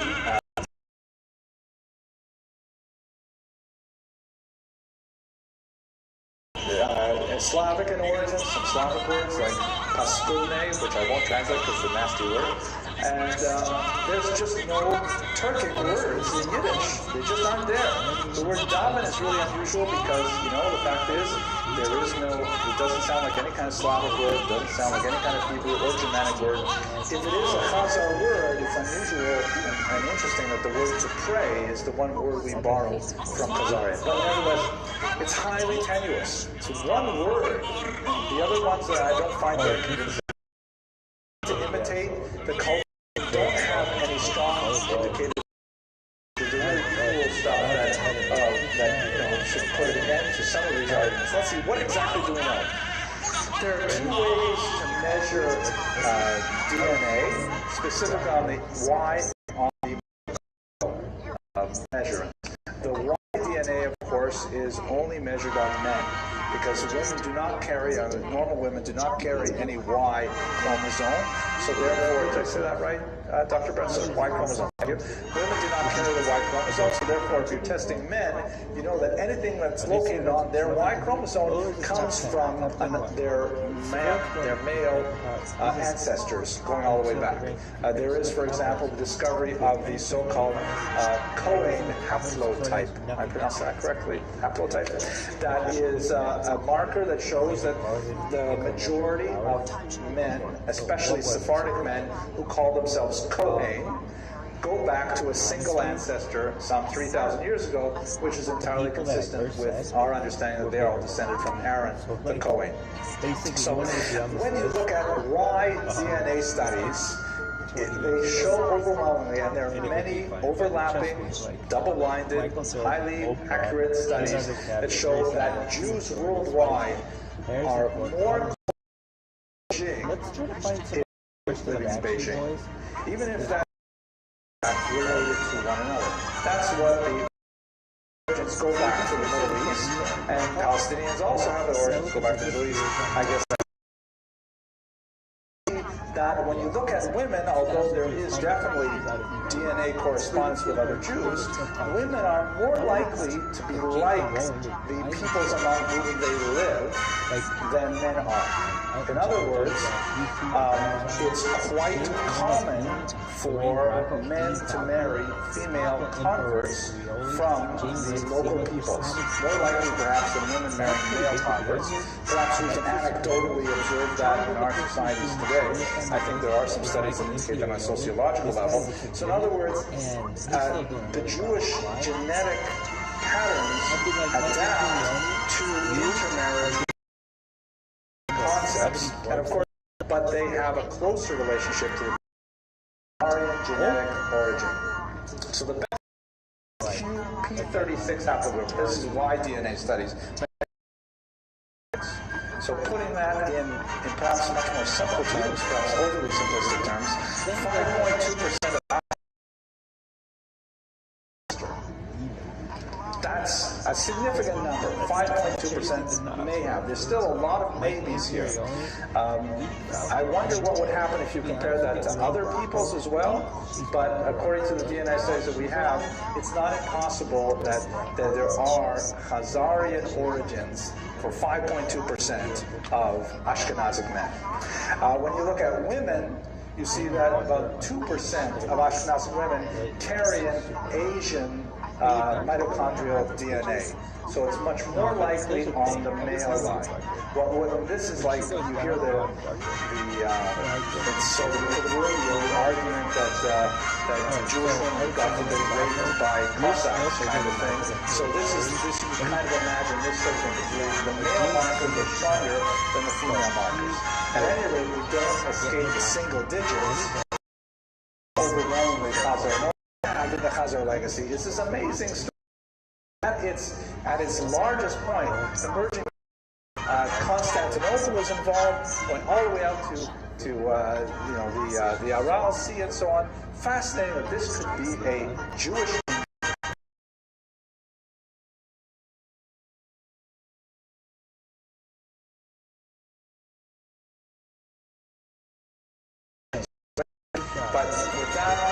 end of my time, so I want to thank you very much for your endurance.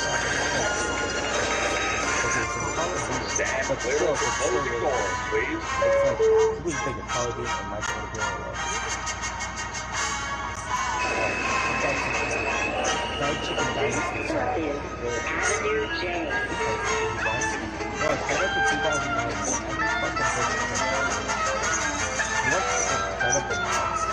We're going to look at someone today who is so central to the Jewish tradition, but at the same time proposes an unusual challenge for the historian. And that is that we must rely almost exclusively on internal Jewish sources to analyze his life. Now, they present a series of challenges, even basic things such as what was Rabbi Meir's actual engage in that and on traditional Jewish sources the craft of history, but on the other hand, the evidence of Rabbi Meir is reputed to be the third most cited figure of his generation in the entire Talmud. It is an amazing statement when you consider that there are tens of thousands of people who are cited in the Talmud. To be on the top three is kind of like being, in the top 10 of LinkedIn, which of course, Mr.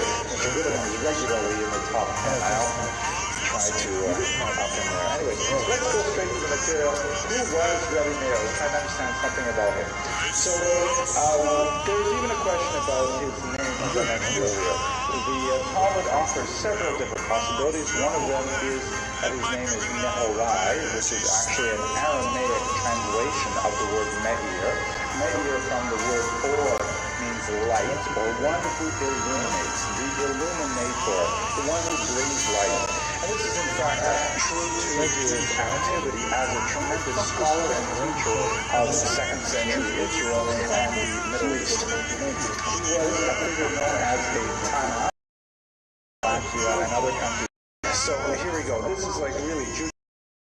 I recommend you not see this film because you'll never be able to read Exodus again. I was the only Jewish child in town, and we had one movie theater, the Cineclock, and they had this amazing movie. It was all about 5 people. It was truly a transformative experience for me to watch this, and ever since then I have identified strongly with Charlton Heston. I try to dress like him. I try to so it was truly an overwhelming experience, life-altering experience. I simply could never read the Bible again after seeing this. Anyways, why am I include this? Because very basic, at the core of traditional Jewish theology, is this concept that there are not one but 2 Torahs, the written Torah and the oral Torah. And you can ask any child in 1st, 2nd, 3rd grade primary school when they're getting a Jewish education, they will confirm this. The considered in traditional Jewish theology iconic picture, but the entire text, rule of interpretation, and so on. The other Torah, which is the body of information that separates Judaism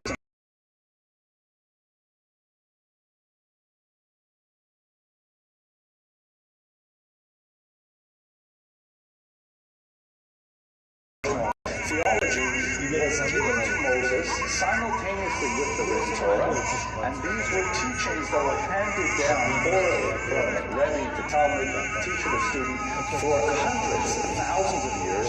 Ultimately, they were also codified in writing, and they could be categorized broadly into 3 types of texts that we have today. The first is the Mishnah, which is basically a compilation of Jewish law. What do we need more laws for? I mean, isn't the Torah filled with laws already? That's not entirely the case, because the Torah, the written Torah, only records laws in a very skeletal, often fragmentary form, and you need to have an is that Jews come. I'm not, speaking too low.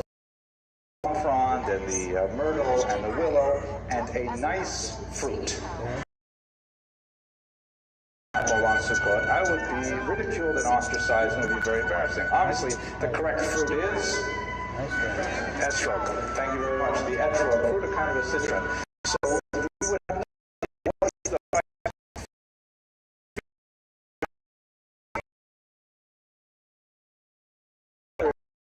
things that need to be corrected or need to be amplified to be able to understand them. Anyway, so the written Torah includes the Mishnah, which is basically all about Jewish law. It also includes the Midrash, not the Midash, as whoever made this slide spelled this wrong. Midrash is kind of like a poetic take on verses in the Bible to explain them, often with an alternate reading that's radically different, and so on. And finally, the esoteric teachings, which are eventually recorded in the various mystical texts known as the Kabbalah. So the oral Torah is extremely crucial to Judaism, and it is the oral Torah which fundamentally separates us from later faiths, which depend also on the first 5 books of Moses. So to go back for a second here, the Tanaim were the experts responsible for the teachings century of the Common Era, 5. And his role was exceptionally crucial, who based himself very heavily on the work of Rabbi Meir. Okay, that was a quick theological review. Any questions? Any underlying doubts? Okay, good. So we'll go past Charlotte Hess and straight to this context. So Rabbi Meir lived in the context of the failed Bar Kokhba revolution. Bar Kokhba was a religious zealot who captured the hearts and minds of many of his rabbinic followers, and including, most importantly, Rabbi Akiva, who was one of Rabbi Meir's prominent teachers. And he led a temporarily successful rebellion against the Roman overlords. Well, we began talking about 2 weeks with the Hanukkah rebellion against the Syrian Greeks, and then later in an intellectual Kulturkampf in the period of Apion, continued again under Bar Kokhba, this time with violent uprising against Rome. And I recall that at this point the temple had been destroyed approximately the year 70. There was no initially. The Bar Kokhba rebellion, Bar Kokhba would in fact be the Messiah. He identified him as Mashiach. Other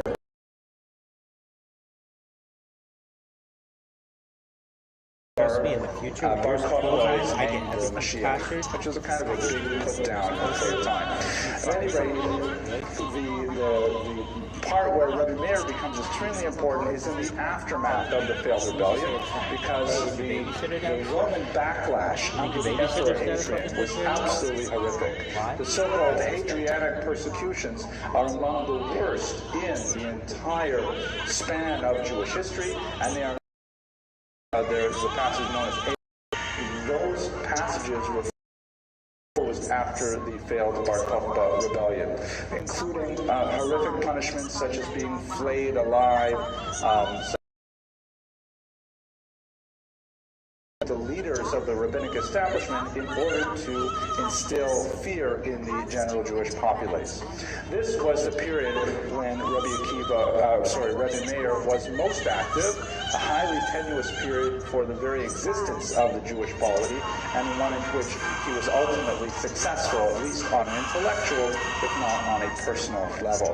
Let me show you a couple of interesting slides here. This is one of the many coins minted by Bar Kokhba, a fascinating individual. We have a separate lecture on the internet just about him and the rebellion. You can see that the very strong use of religious imagery, the rebuilding of the temple, which was promised under the messianic predictions of Bar Kokhba, the Lulav and Esra, who we spoke about earlier on this other page. Here is a bust of the Emperor Hadrian, whose backlash against the Jews was so horrific. Bar Kokhba rebellion, the letters here discovered by the great Yigdal. Had a whole community, perhaps 200 Jews, living inside a cave for perhaps 2 years.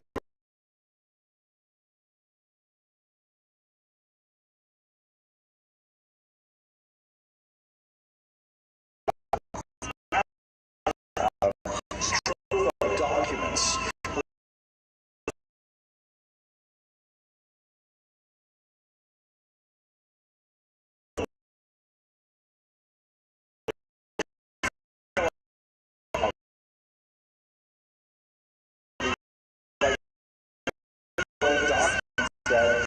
describe the life of this who was associated with the Bar Kokhba rebellion. Most notably, a dispute with one of her ex-husbands over a grove of palm trees and issues about who was going to take care of the custody of the children. The tremendous trove of documents which really describes the social history of women in the Bar Kokhba period. I would love to talk more about this because it's so fascinating, but it's actually outside of the scope of our talk today. I would encourage you, if you go on the internet, to please have a look at my lecture on Bakatha, where there's lots of other things, and I will make a little sign under here that says, go check out this video. Actually, there's a little eye that shows up on the right, and you click on the eye, and it takes you to this lecture. But anyway, this is the period in which Rabbi Meir lived. Questions or arguments to this point? His family, who was a relative of the emperor to Judaism, and Rabbi Meir was one regarded as being, he was described as being unusually tall. Hananiah ben Teradian is mentioned as one of the 10 martyrs of the state. He was punished for teaching Torah publicly, because under Adrian, many of them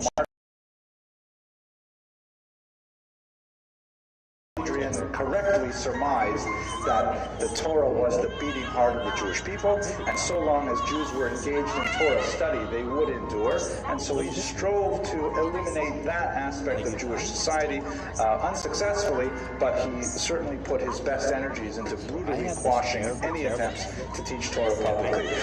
Hananiah ben Teradian was arrested, and he was set to the stake with a Torah scroll wrapped around him, and a bundle of wet wool was placed on his heart, and the wood was set on that was surrounding him. The physical reality of sex, the ideas, the holiness of the Torah scroll cannot be. Was an exceptional woman by any means, and I have to spend a couple minutes talking about her. But his entire family, both Bruria and her sister, were kidnapped and were shipped away. Actually, maybe it was just her sister was shipped away to engage as a Roman prostitute, which is something that they often did with younger people. They took them off into slavery and they placed them in that horrible trade. And Bruria implored her husband to go rescue her sister. There's a whole bunch of interesting moral discussions about why her sister, but beyond our topic, our scope today. Anyways, so Meir went to try and rescue Bruria's sister, and he brought a big bag of money with him, and his thought was he's going to bribe the jailer. And so the jailer said, nothing doing. I mean, it's nice if you give me a lot of money, but what's going to happen when my boss comes and sees that we're missing one prostitute? So he said, no, I have an eitzah for you. I have a piece of advice for you. Keep half the money for yourself, and then give the other half to the supervisor. Oh, I'm sorry. What's he going to do? So he says, Mayor, answer me. And in fact, you can see in this Yochai, who's associated with the mysticism of the Zohar, and here we can't confirm that. But this is Rabbi Meir, who's known as Baal Hanes, the master of miracles.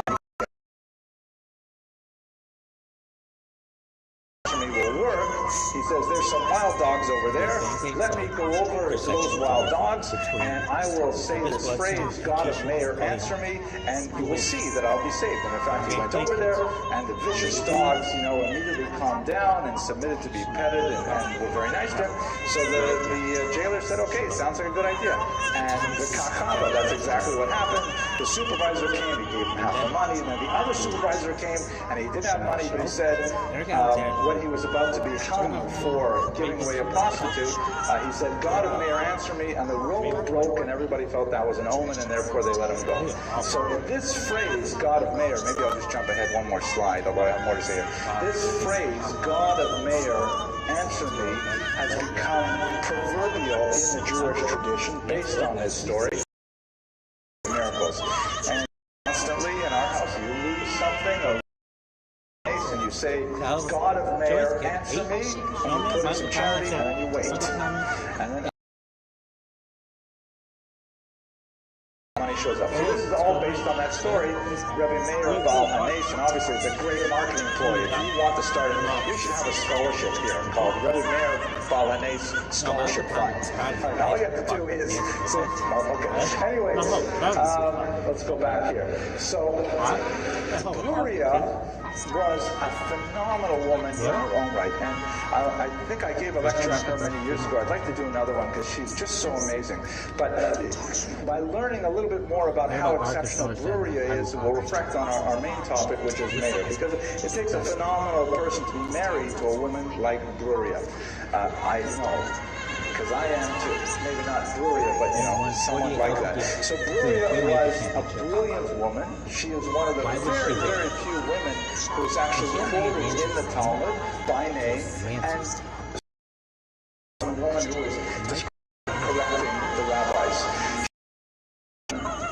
Her wit could be and Rabbi Yossi Habrili came up to Gloria and he said, "Excuse me, ma'am, could you tell me how I might find my way to the city of Lod?"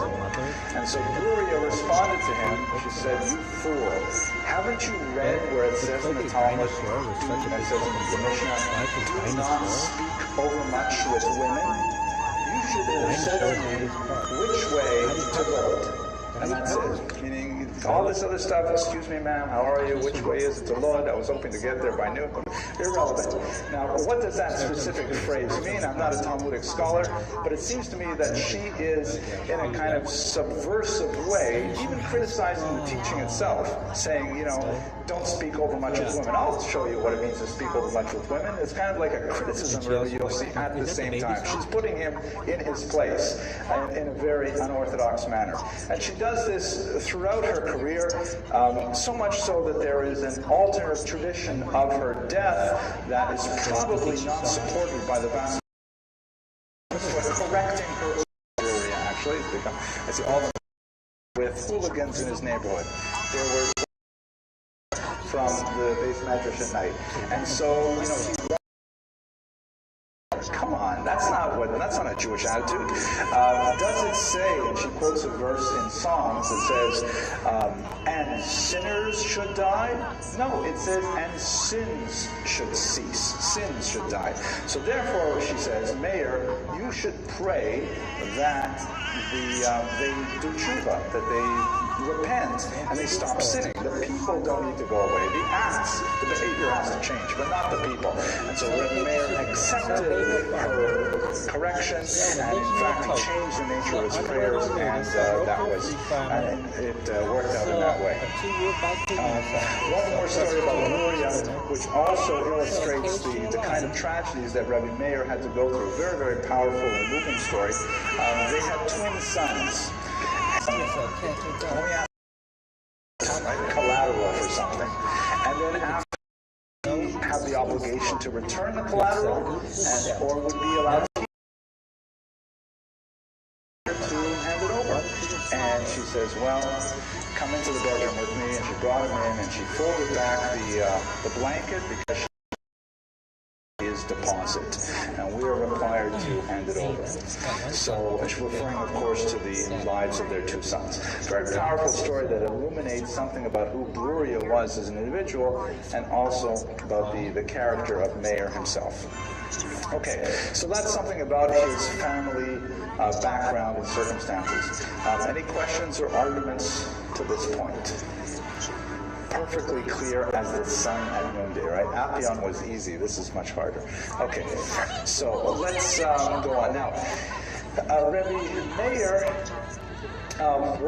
had two very famous teachers. Rabbi Akiva is the one that is probably better supported by the sources that we have at the present. Rabbi Akiva, of course, was the greatest of the 10 martyrs of the state. You'll recall his famous death, which is described in great detail in the Talmud and in the literature, as he was one. And the students gave himself over to the tenets of Judaism like that, and sacrificed himself, and Rabbi Akiva soul and all your might. Now that it's time to do it, shall I not follow through? So Rabbi Akiva was clearly, as I mentioned earlier, very involved in the Bar Kokhba rebellion. He was a huge supporter of Bar Kokhba himself. And there's an ambiguous kind of description of what happened to the students who followed Rabbi Akiva, presumably into the Bar Kokhba rebellion. Of course, notice from the summer liturgy, 24,000 students of Rabbi Akiva passed away after the Bar Kokhba rebellion. So the traditional commentators give a lot of sort of vague answers as to why this happened. Some say there was a plague. Others say that this was some kind of punishment because they did not show respect to one another. Historians wonder if perhaps this is a reference to the rabbinical support for Bar Kokhba. If Akiva himself was such a profound, was none other than the Roman. The Talmud says is that 24,000, a poetically large number, meaning really all. But it's said that before his martyrdom and after the 24,000 students died, and his contributions were signal in terms of preserving the tradition, particularly in the mission. Absolutely fascinating individual. There are some debates among scholars whether it makes sense, but nevertheless, it's more prominently use a contributor.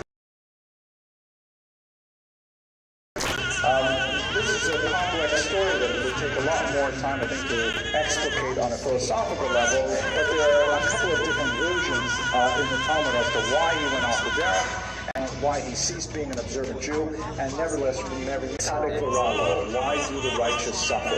For example, one discussion that's brought down, I believe, in the Maseches Kedushin is when there is a kid who is told by his father, go up unto the which is a specific commandment that you're supposed to send away the mother bird before you take the eggs. There's some specific restrictions. And on his way down from the ladder breaks and the child dies. And this bothered Acher, Elisha ben Buya, tremendously, primarily because these two mitzvot, that is, these two commandments, honoring father and mother on the one hand, and specifically sending away the mother bird, are identified as both being special in that they convey the reward of long life.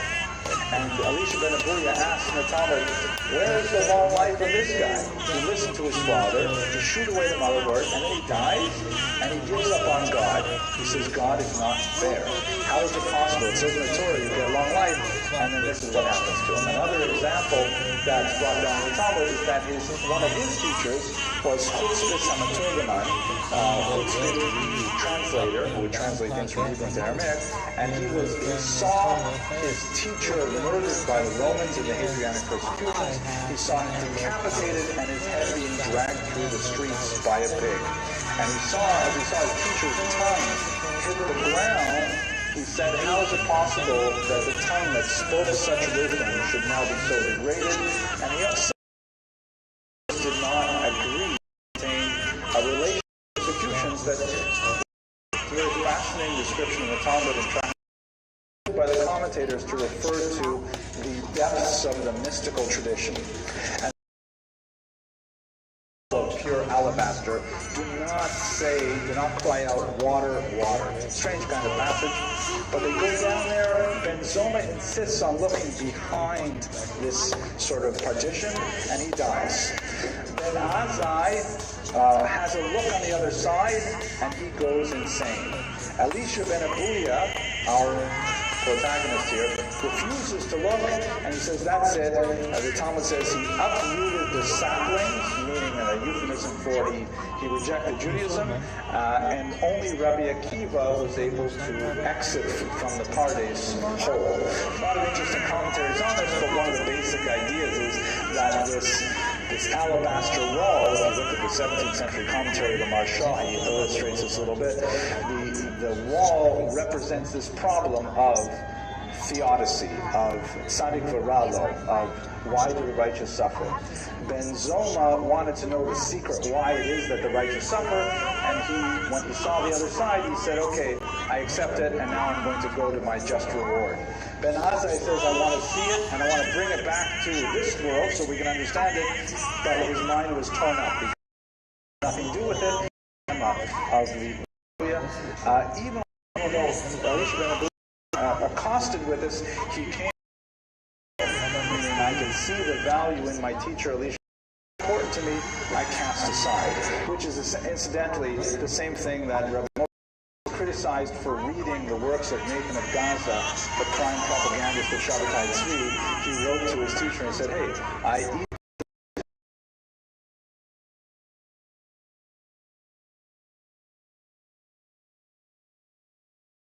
afterwards, but one thing is, I definitely have to say right now, I mispronounced the word reverberate. I like to say reverberate, but it's actually reverberate. So thank you to audience members for correcting that. Let's get right back to the lecture. Several centuries from now. So Rabbi Meir was eclectic in his learning and willing to absorb the Torah from many different sources, even some as controversial as Elisha ben Abuya. He, however, was of a rather pugnacious personality, would not back down from a conflict, and in one particular example, it got him into a significant amount of trouble that followed him for the rest of his life, and in fact for the rest of literary history. And that is specifically a conflict that he had with Rabbi Shimon ben Gamliel. There were three figures of importance in the post-Bar Kokhba as a Jewish community. Specifically that of the Nasi, or the prince. The names of was the three of them, where equals that Nasan, because they should show some kind of disparaging to the idea of someone who was learning. Gamaliel would betray his lack of knowledge very well in the debate, and after he emerged victorious from this strange kind of three-way conflict, he punished his erstwhile opponents by banning them from the yeshiva. They had to stand outside the yeshiva, and he said from now on, anyone who quotes Rabbi Meir, anyone who quotes, Rabbi Nassan should say, Yesh Omrim, there are those who say. So in other words, the Talmud is replete with the passage, there are those who say, which is attributed to Rabbi Nassan. And anyone who quotes Rabbi Meir, they should say, others say. Oh, I wrote here Rabbi Nassan, those who say, and Rabbi Meir is Acher and Omrim. So from then on, throughout the Talmud, whenever Rabbi Meir is quoted, not whenever, but quite frequently, it's simply quoted as others say, and his name is blotted out from the text. There are exceptions to this rule, significant exceptions, but nevertheless, this gives you an indication of Rabbi Meir's pugnacious nature, and at the same time, the humiliation that he was forced to endure as a result of one conflict that he had with Meir's. This is attributed to Rabbi Meir. The Mishnah, and one should understand, I'm sure, unlike, it's not exactly a legal text, like a topics in which several rabbis' opinions are quoted, and then we move on to the next Mishnah. We say, wait, what did we, who was supposed to do what? You know, that's when you read the Mishnah without commentary, you often wonder, like, what was this all about? Rabbi X's opinion was this, Rabbi Y's opinion was that. What does it all mean? So and there is actually tremendous structure and meaning to the Mishnah, but it takes years of very careful study and training to be able to decipher it. At any rate, quite often the Mishnah will quote an opinion without any attribution, and that's understood to be the opinion of Rabbi Meir. It's very significant because later it can be compared to other anonymous attributions or to other statements which are explicit in the name of Rabbi Meir, and you're able to refine conclusions from those comparisons. So this just gives you a sense of all Jewish law. One of my favorites, inciting. Don't look at a person and say, on the other hand, just because a person is old and a gray beard, don't think that automatically they have so much chachma either, because it could be they've got new wine in an old bottle.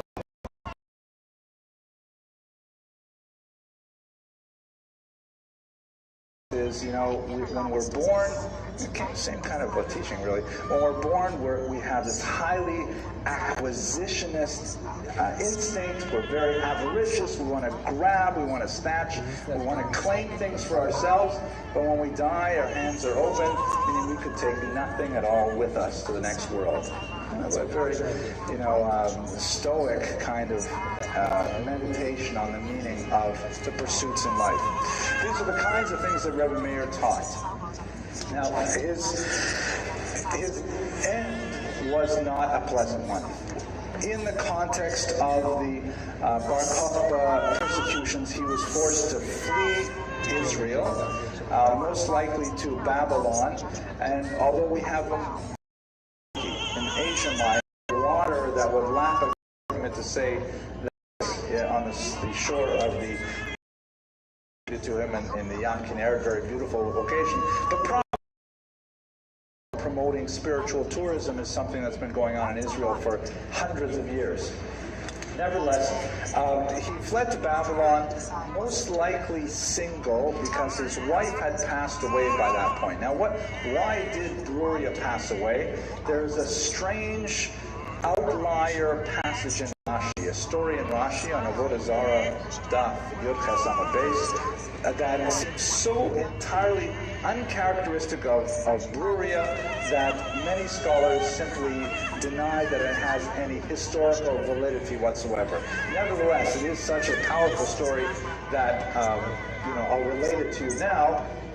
And it seems highly unlikely to be, really the end of Bruria, but nevertheless, it is a passage in Rashi. Note also, Rashi, of course, living some 800 years after Bruria died, with no intervening tradition upon which to rely, meaning we have no other midrashim, or we have no other medieval commentators referring to this story, so there's a huge gap of some 800 years without any literary references, also tends to undermine it. But when Rashi says something, everybody has to pay attention, so we can't simply discard it. The story goes that, there's this passage in the Talmud that Nashim Datan Kalotena, the women are like Pantel Zolti, who wrote a phrase, Daitan Kalo.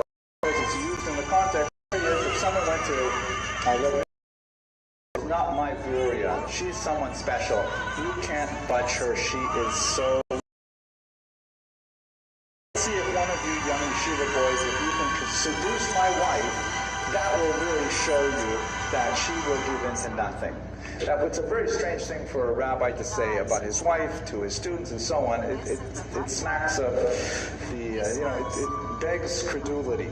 At any rate, the story goes in this passage in Rashi that they did in fact find a candidate who entreated Bruria over and over until finally she succumbed. And when Meir found out about it, and when she thought about it, she was distraught and she committed suicide. Rabbi Meir, completely devastated by the loss of his wife, decided to go into exile, and he fled off to Babylon. Again, a strange story, which certainly has a sort of hortatory moral element to it, urging men perhaps to, not give their wives too much authority, but it's a complete outlier from what we know about Bruria, and what we know about Rebbe Meir, and what we know in general about the Jewish approach to marriage as a whole, that it's hard to take it at face value. Nevertheless, one God endured with the death of his children, intellectual and spiritual, phenomenal teachers, Rebbe, a sincere burning love, indebted to his thought for the legacy of Judaism today. With that, I'm going to conclude. Wait for it. Closing doors, please. They can make up their mind whether to apply the term person.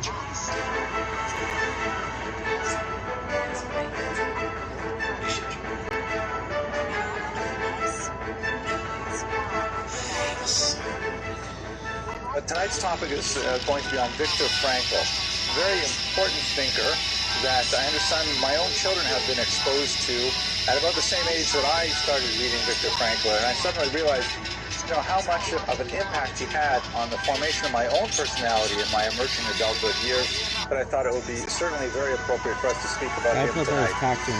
He was a Holocaust survivor who developed a form of psychotherapy, which is called generally the third school of psychotherapy, based in Vienna, like all great psychotherapies.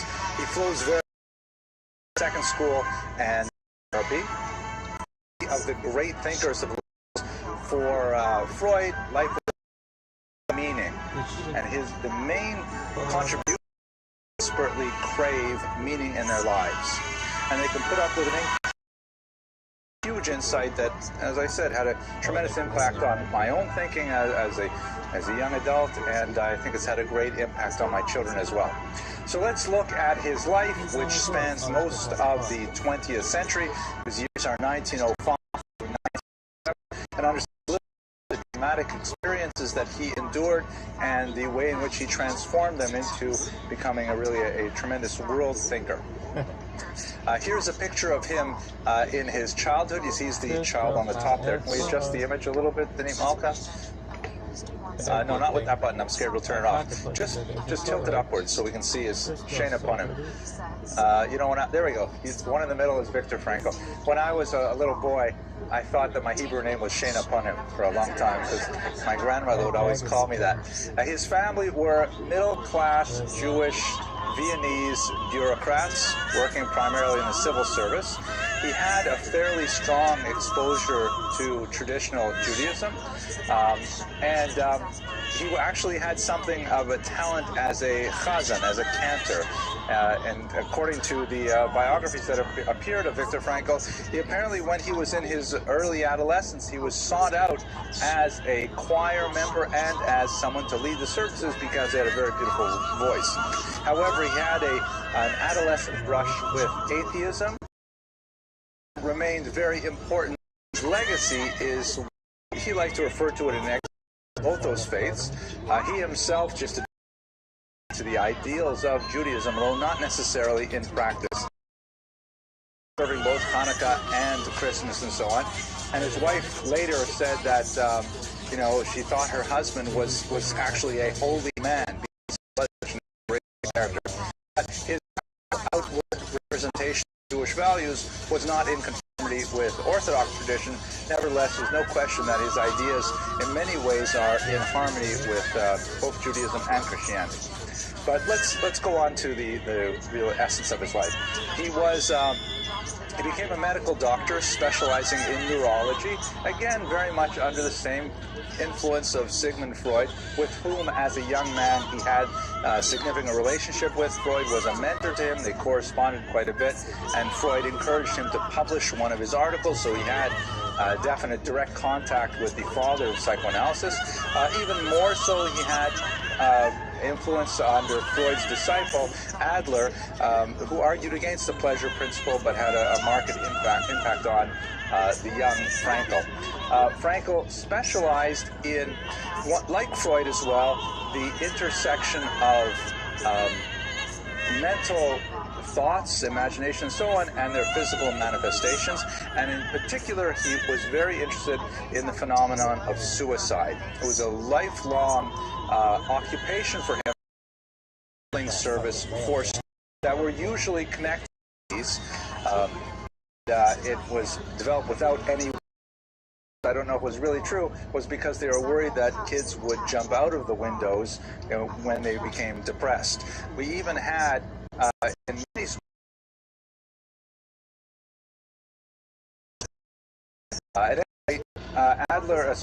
Frankl set up a free student counseling service that reduced the suicides in Vienna to 0. It's really an impressive achievement.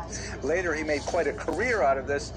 He would be the head of a program in the hospital he worked at, specifically dealing with people who were at risk of committing suicide, women especially. He would serve thousands of women who were depressed and liable to commit suicide. Obviously, this connected with his developing ideas of logotherapy, the notion that people desired meaning in their life, and he came to the conclusion that, you know, people can tolerate anything, any kind of depression, any kind of terrible situation, just so long as they have a reason to live, as they all have a meaning with which to frame their suffering. He served in the great hospital of Vienna, the Steinhof Psychiatric Hospital, where he was the head of what they call the Selbstmorderung Pavilion, the suicide pavilion, which was Frankl in this time at the same time socialism. When Germany in 1938, which was part of the domino process that led eventually to World War II. Hitler was following a policy of demanding certain concessions from the European nations, and the Allies, afraid of a repeat of World War I with its tremendous casualties, followed a disastrously wrong policy of appeasement, where they basically said, look, we'll just give Hitler this one more thing. Okay, we'll let him remilitarize this region. Okay, we'll let him, you know, take over this part of one territory, and so on and so forth, thinking that once he got that single thing he was upset about at the time, he would eventually stop. Austria was the penultimate of these temper tantrums followed by appeasement. The last one, of course, was the invasion of the Sudetenland region of Czechoslovakia, a mountainous region that had a lot of German citizens, and Hitler insisted on it. Neville Chamberlain, you'll recall, the Prime Minister of England, went over there, sat down with Hitler. Hitler promised he would not make any war as long as he got this region, and Chamberlain came back to England. It's all on newsreels, landing on the tarmac and waving a piece of paper saying, we will have peace in our time, because Hitler has, of course, agreed that just with Czechoslovakia he's going to stop. And of course, shortly thereafter, he associated with this family or Austria, but nevertheless, you know, obviously the impact this had on Frankl is quite not allowed to practice as a medical doctor. He was instead classified as a so-called Jewish specialist, and as a Jewish specialist, he was allowed only to treat other Jews.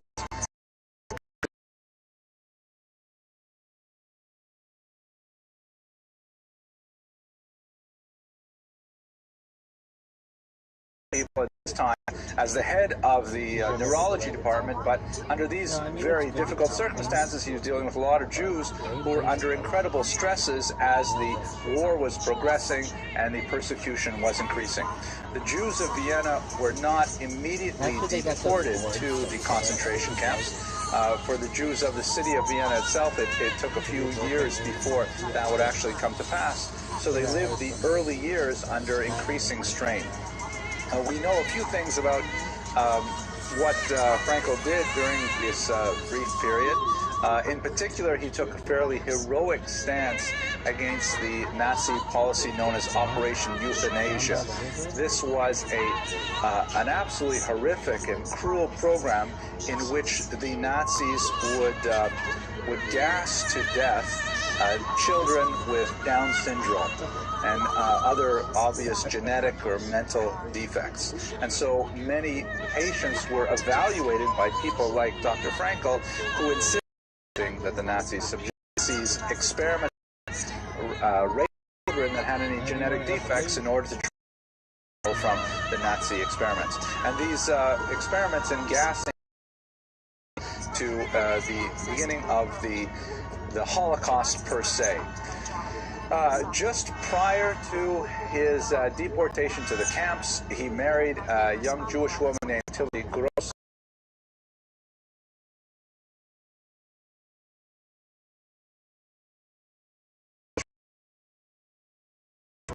To a concentration camp.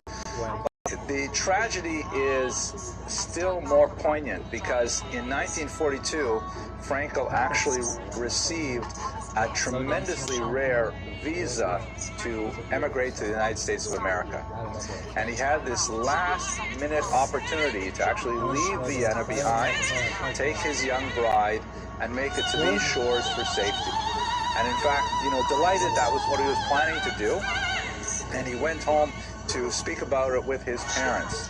And, you know, they spoke about it quite a bit. And then Frankl noticed that on the table was a piece of marble. and he asked his father, where did this piece of marble come from? And the father said that, Frankel's father said that after they blew up the great synagogue, he went to the rubble and he found a piece of the Ten Commandments. It only had one Hebrew letter on it. And he brought it home because of, you know, the great sadness of the destruction of the house of worship. And Frankel asked, oh, you were able to save one of the commandments. Which one was it? And he decided the last, his father Frankel's story as a little time in 4 different camps. Hitler had 2 or destruction camps, death camps. The concentration camps were extremely plentiful, perhaps 100 or so scattered across Europe. They existed from the beginning of Hitler's tenure as a leader. In 1933, one of the first things he started doing was setting up these concentration camps. Whereas the Vernichtungslager were only 6 in number, 6 death camps. The Konzentrationslager tended to have mainly non-Jewish populations. These were people who were principally Hitler's political enemies. And as his rule went on and as the war eventually picked up, then it included a lot of people that Hitler simply didn't like, such as Jehovah's Witnesses, homosexuals, gypsies, you know, a whole list of people, and communists, of course. I mean, the list grew and grew and grew, and these concentration camps tended to hold a lot of them, and most of the deaths that occurred in concentration camps tended to be of starvation and abuse. The Vernichtungslager, by contrast, were only set up beginning in late 1941, and they were built with the express purpose of murdering their inmates. Expressly, I'm sure you're familiar with the names. It's actually a little bit else as well, began to evolve, used mainly for processing people as soon as they had a constant problem in these death camps because the death rate was so high.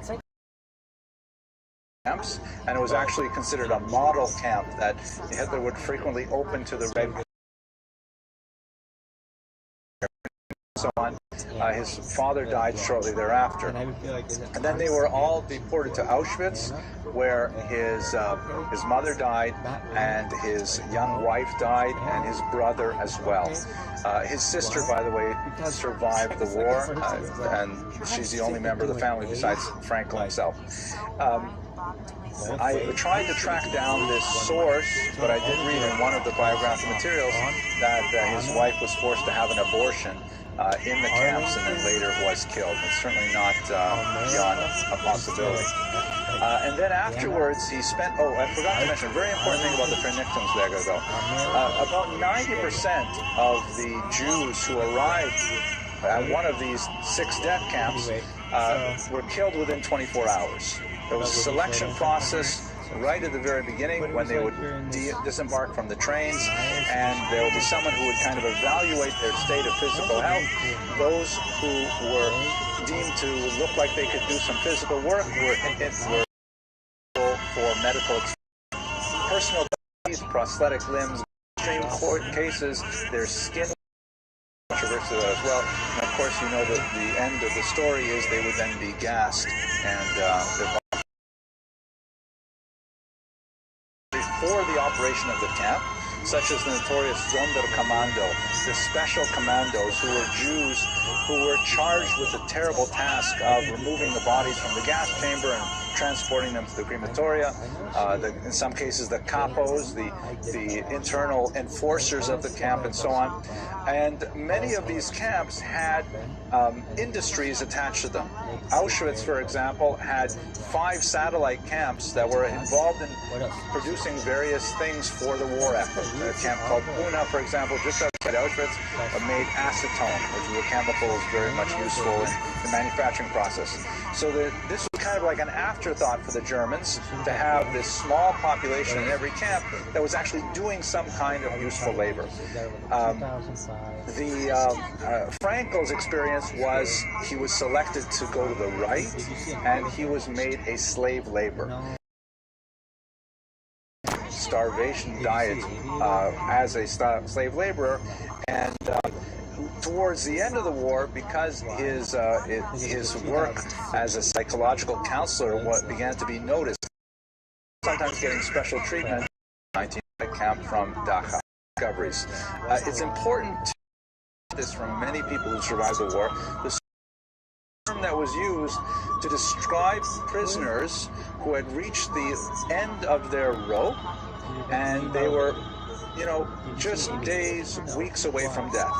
And other prisoners would look at it. They gave up. They had no more hope whatsoever, and they walked around in a zombie-like trance. They felt no apparent pain, even physical pain.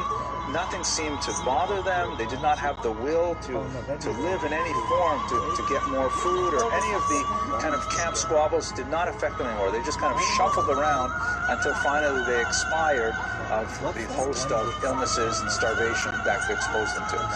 We have multiple data points that many survivors report about this psychological phenomenon of a person who gets to such a state that they simply are oismensch. They're no longer human, as it were. They're just a shell, and people would kind of whisper amongst each other. Frankel reports, this one's got maybe a week left, this one's got maybe 2 weeks left, that's it, and they would spot them right away.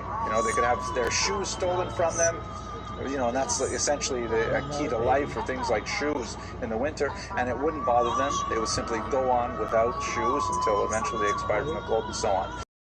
These are so much better.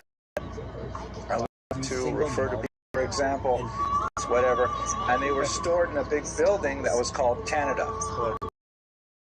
Apologies like that, and we simply have to accept it. So let's talk a little bit about what Frankel observed and what he thought when he saw the phenomenon of the Musselman. He basically went through the process himself, observed it in himself. Although he never became a Muslim himself, he had a tremendous insight into what was going on. He recalls how when he went into the camp, everything was actually taken away from a person. I should mention in this context the great research of the scholar Terence Desprez, who was one of the first scholars, American scholars, to really study all of the survivor literature, and he came out with a book called The Survivor in the early 70s, and as soon as he finished it, he committed suicide. He was simply too overwhelmed with what he had learned. But he argued in his book, his thesis was that the Nazi strategy, intentional or not, or conscious or not, the Nazi strategy was to infantilize the prisoners as far as possible by completely removing all of their individuality and regressing them to a point of childishness, really. For example, one of the first things they lost was their personal away from them very early in the light in our hair. Well, the fair rules to refer to a prisoner by their name, them a watery gruel, and gave them their toilet train. He called this the excremental assault. And then it was all over. Let me go back to the idea of the Musselman now. So, he sees these people who have absolutely no meaning left in their life whatsoever, and he wonders, what happened to them? How does a person give up so much? And then, by contrast, some of the most powerful passages in his memoirs describe how the certain things would suddenly inspire the entire barracks, such as he observed the fervency of prayer. Like when people would organize a minyan and daven, he said it was phenomenal how people would totally pour themselves into their davening, even in this horrible situation. Or a sunset. He remembers a time when someone came into the barracks and said, everyone has to go outside and see this beautiful sunset. And for a moment they would go outside and they would appreciate nature. When they're traveling in trains between camps, at one point he says they had a tiny little window that only a few people could actually see out of at any time. And when they passed some of the mountains, people were crowding around just to get a glimpse. He also had tremendous strength. No idea. His horrible materials are not to be alive anymore. Thinking of her still gave him that strength going on in life. life. And even in the darkest of circumstances, such as the concentration camps, if one can have meaning, one can find a way to live through it. Really tremendous kind of discovery. So let's go now to his creative work after the war, which is extremely significant. And I have a special treat because I have a couple of videos since he's a 20th century figure. We can actually see and hear him speak in a couple of videos. So first of all, the work that really cemented his reputation, a phenomenal little book with tremendous power called Man's Search for Meaning. It was originally called Trotzdem Ja zum Leben sagen, or something like that. But nevertheless, I say yes to life. Zum Leben sagen ja. I say yes to life, something like that. And it went through a couple different titles. He was actually encouraged to write this book by Rabbi Menachem Mendel Schneerson. You recall we spoke about him many weeks ago. And, you know, he encouraged him to transform his memoirs into a book form, and it took this form. It became an exceptionally popular work. This edition here, which was published, I think, in 2010, says more than 12 million copies in print worldwide. It is an enduring classic. A Japanese newspaper had a vote recently among their readership of, and it was named one of the 10 books that must survive the 20th century. Basically, how one, speaking about... Let me just, within a couple of days, before people, I asked them why they wish to commit suicide. Expect for my life anymore. And you know what I, improvisingly, asked them? Now, that instead life expects something from you. I think we saw 2 movies. Just to repeat that, if you had difficulty hearing it from far away, he met in the camp 2 individuals thinking about suicide. He spoke to them separately, individually, and he asked them, you know, what's the motivation for suicide? Why are you doing this? And they both said, well, we can't expect anything of life anymore. And he said, well, maybe you should consider that life expects something from you. Maybe there are obligations placed on you, the reason for living, the meaning for living, the logos of living, that same idea. So after the war, he formulates these things into this very successful book, Man's Search for Meaning, and many other books. He has about 30 publications. He married, as I mentioned earlier, a practicing Catholic, which made a rather strange kind of relationship, but nevertheless one that was quite common in Europe at the time. What was uncommon is he decided to remain in Vienna. He decided to, you know, establish himself back in a place where there were hardly any Jews anymore, but he felt that, you know, this is the right place for him to internationally known. So very, very at my alma mater as his intellectualism.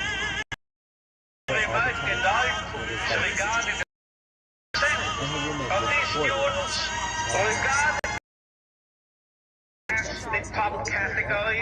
Why? We say category, but category what we say. You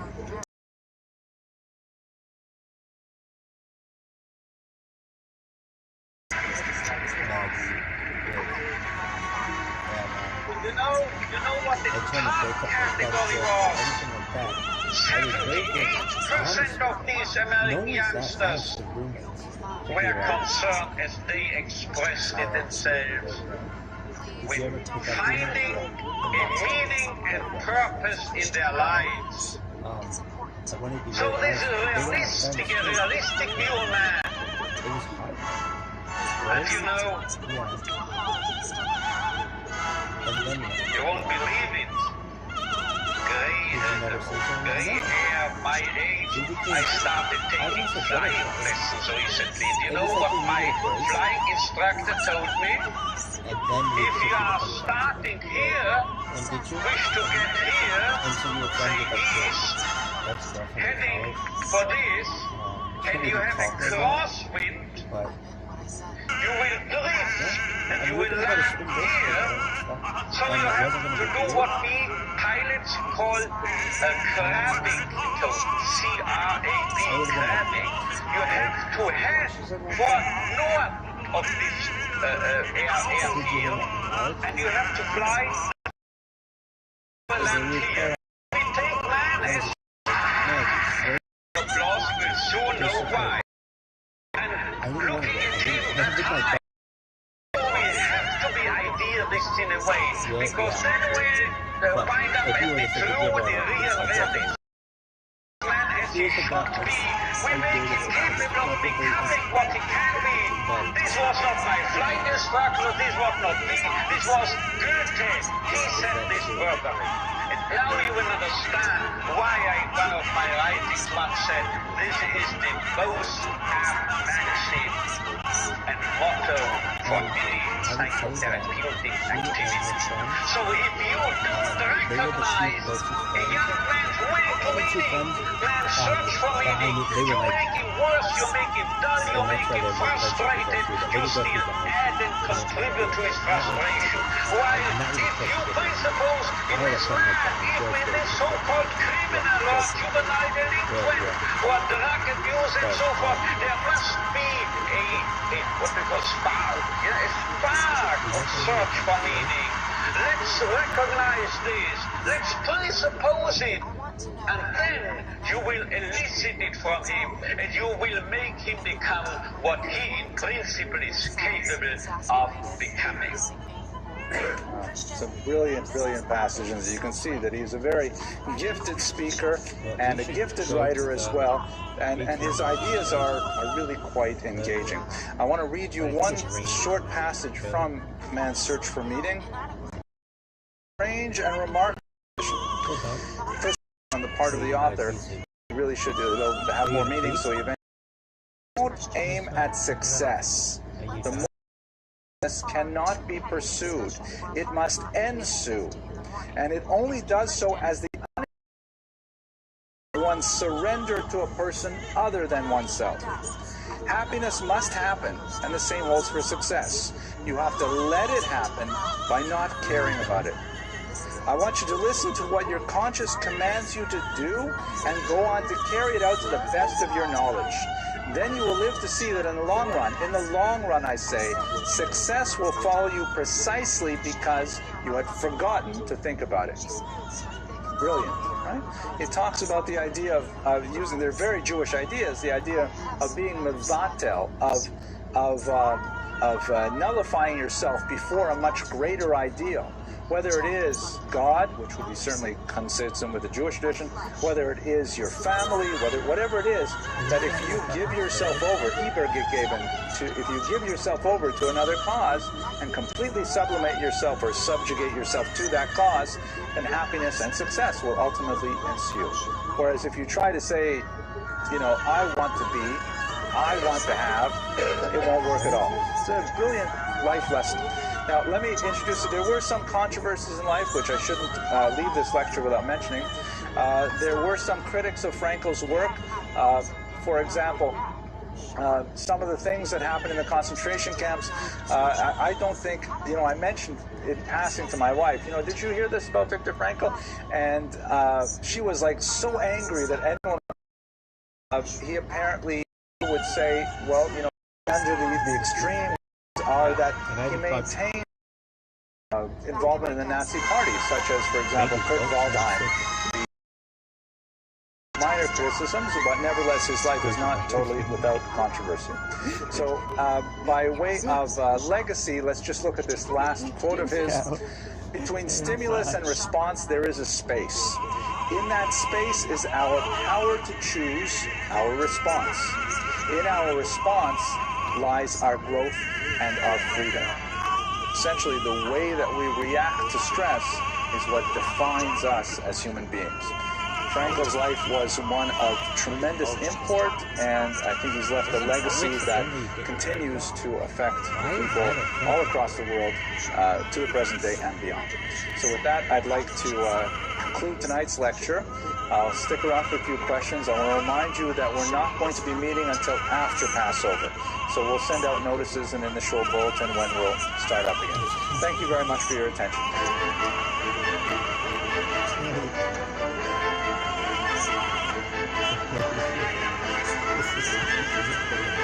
Sometimes I think stuff is nationwide, but it's not.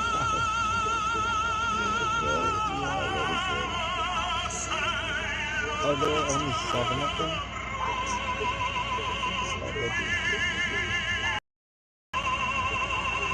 I love Seinfeld. They changed their fucking logo. I think they had to have this classic logo.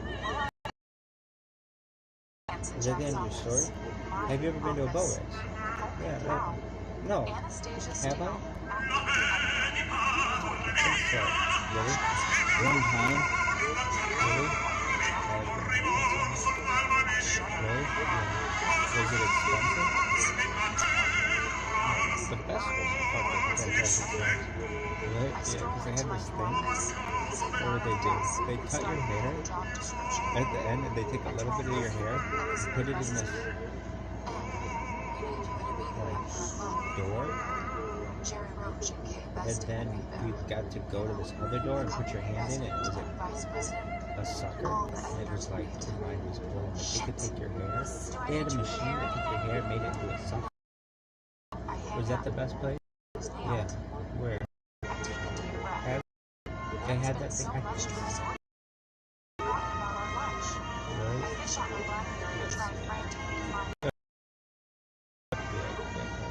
For a second, I think it might be Christian.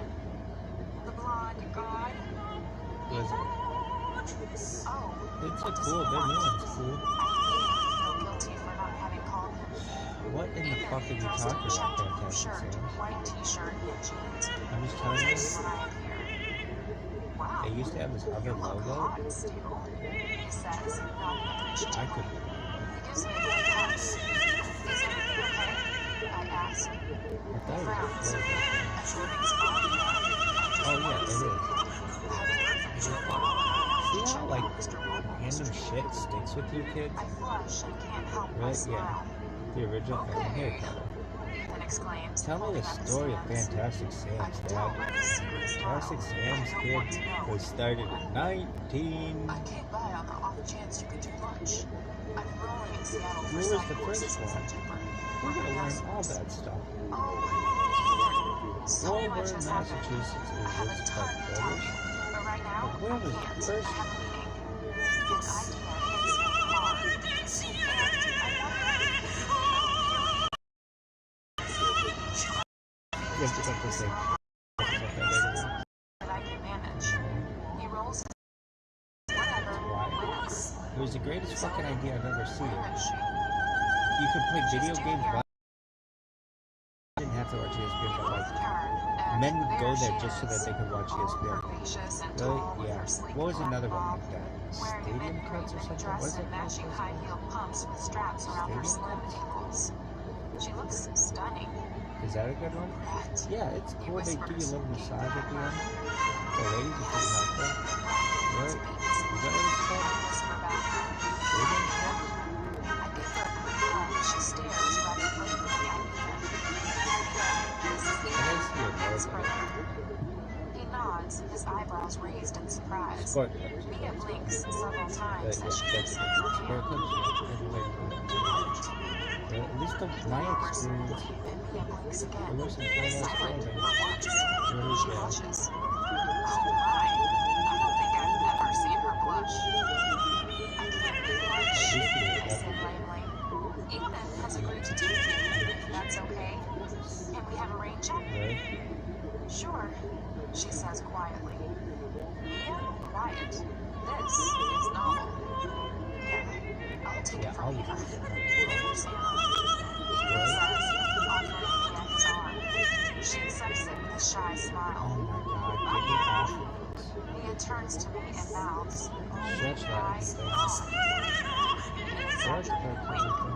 She likes Is it it. haircuts for men? I wave at them as they leave the building. Interesting if they I only wonder do what men. Christian's attitude Really? is about his sister. Really? Yeah, Yankees. Back to Jack's. Wow. What is that? 1, 2, 3, shoot. What it would be if I was select. 50 to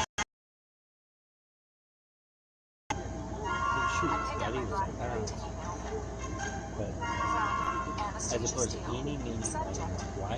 My cousin and I did eeny, meeny, miny, moe. He used to do eeny, meeny, miny, moe and stuff. And I knew that whoever you started on in eeny, meeny, miny, moe, you got it. Unless you did the fucking backwards. The word is eeny, meeny, miny, moe. That's what I did. That's who had it better go. Oh, you're right. Eeny, meeny, miny, moe. Okay, so maybe it's the opposite. So I started with you, to be honest. So I learned that before she did, and she was a little bit older than I was.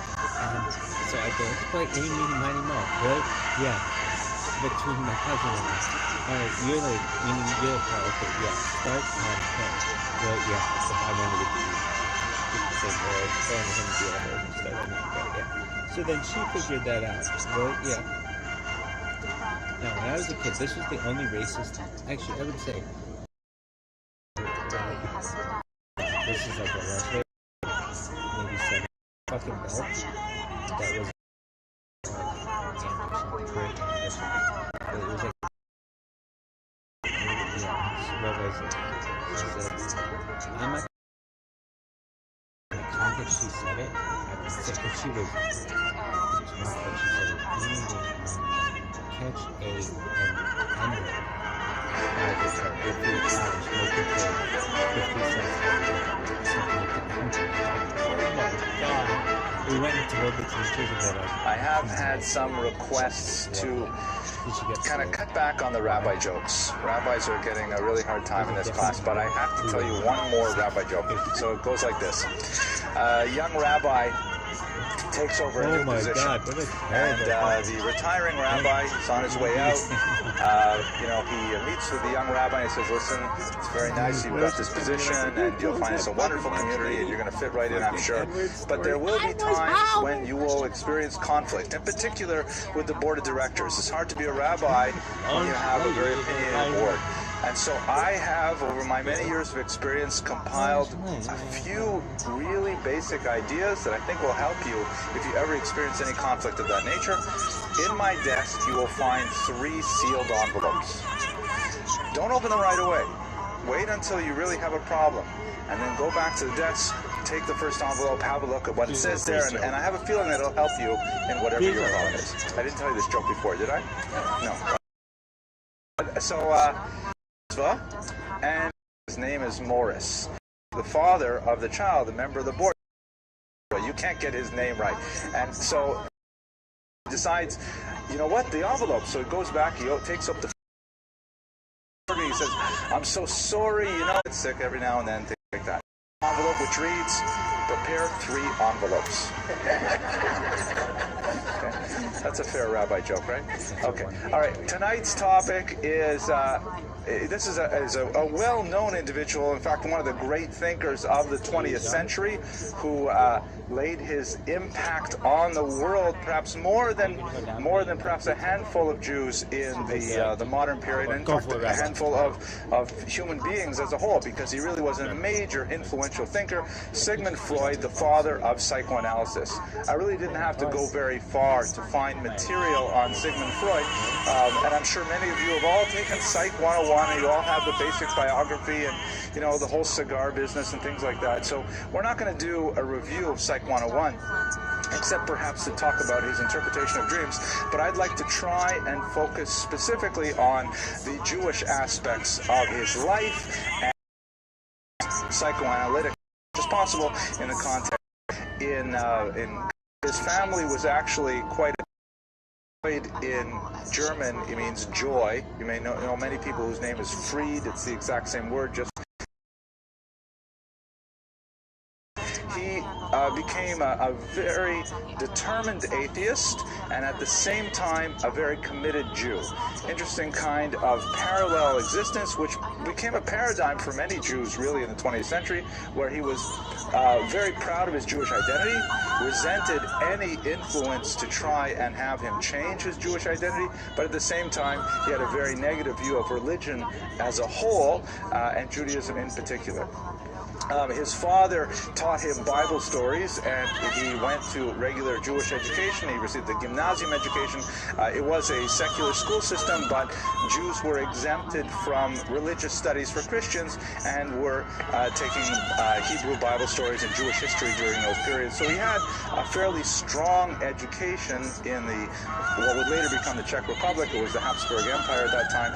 And in his youth, he moved to Vienna, which is where he crafted his reputation as a whole. We'll have a lot with Freud as mythic stories, last written works shortly. Now, his father was, if I remember correctly, some 20 fairly distant authoritarian. Of course, many undergraduates will go on and say, well, there you go, that's the whole origin of the Oedipus complex, of what Freud would later argue, that a child has a great attachment to his mother and resentment for his father because he feels that his father is interfering with his relationship with his mother. It certainly seemed to play out, at least in the basic parameters of the age disparity of Freud's father and mother. But that's something more for the psychology lectures. We're going to concentrate mainly on the Jewish lectures.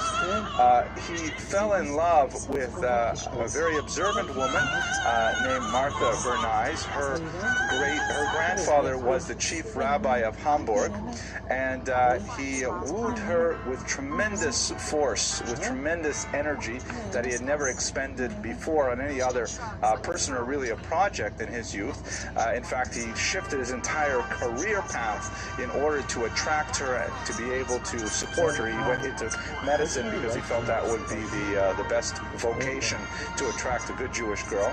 Although when they married, he insisted they maintain a secular household. And one of their first authoritarian views, as I mentioned, he never had children. And Freud was always the one who took a look at that his children got the name. So let's look at his medical and psychological career. Brilliant student from his youth. His parents doted on him. They gave him his own special room in the house where, even though they lived in fairly cramped circumstances,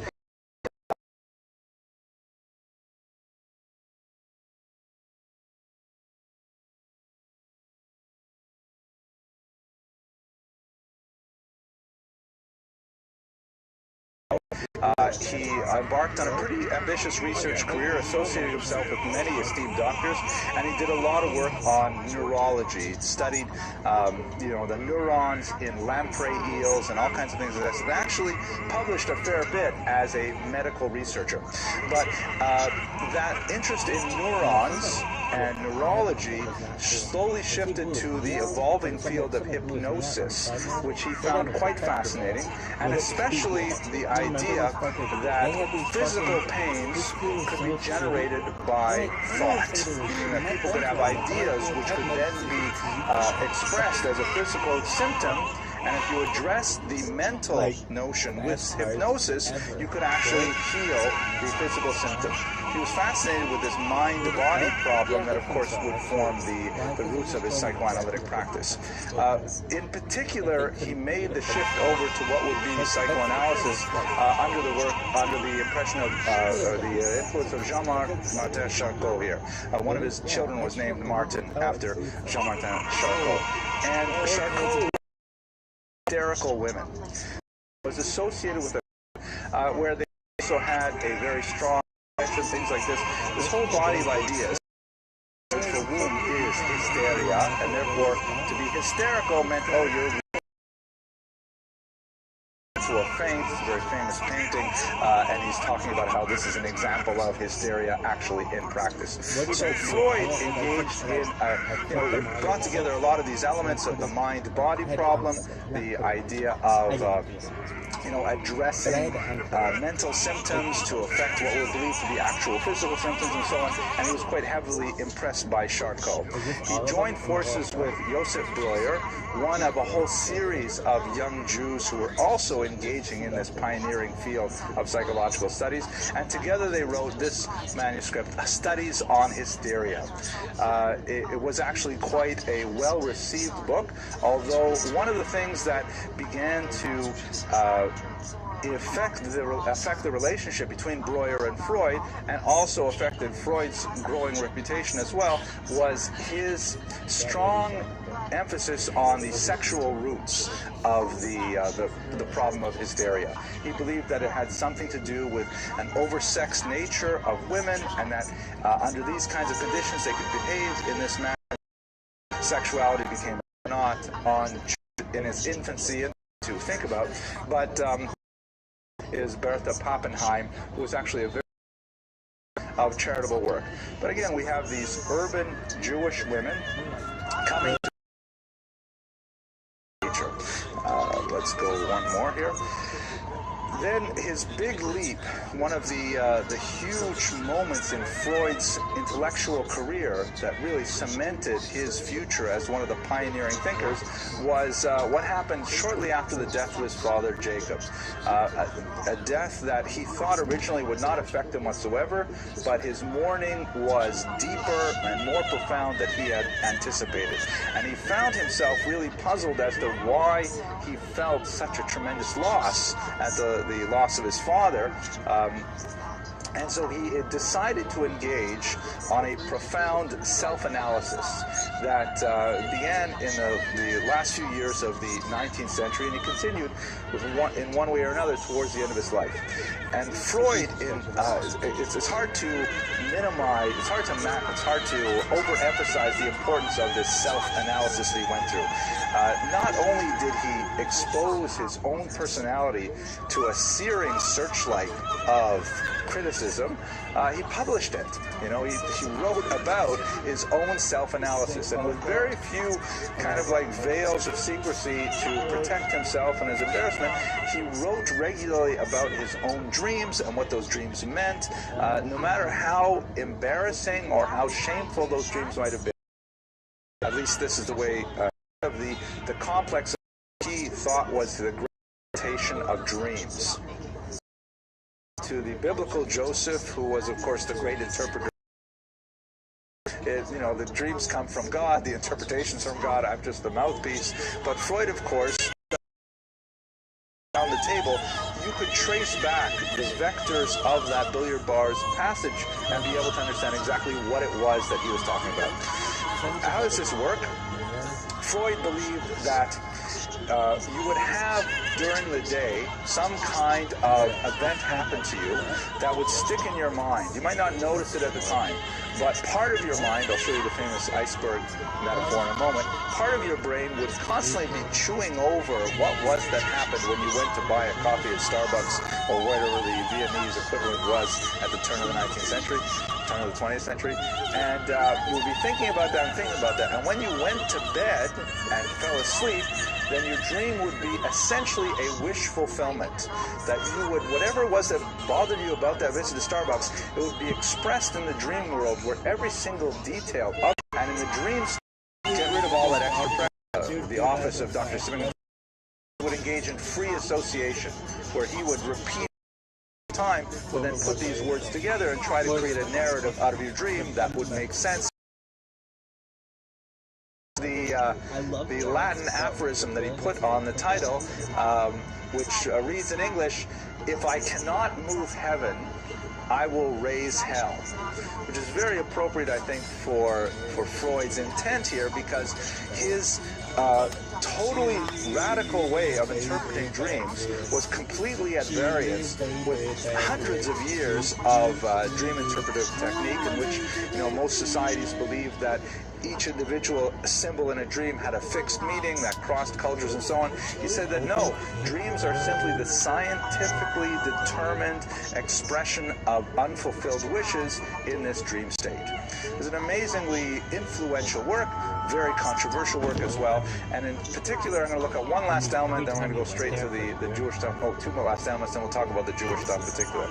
Now, one of the critics of Freud once said, and this is a kind of a nasty thing, I wouldn't normally say a nasty thing, but I think it's valuable in this context. He said that what is original in Freud is not good, and what is good in Freud is not original. kind of a harsh statement. I hope nobody ever says anything like that about me.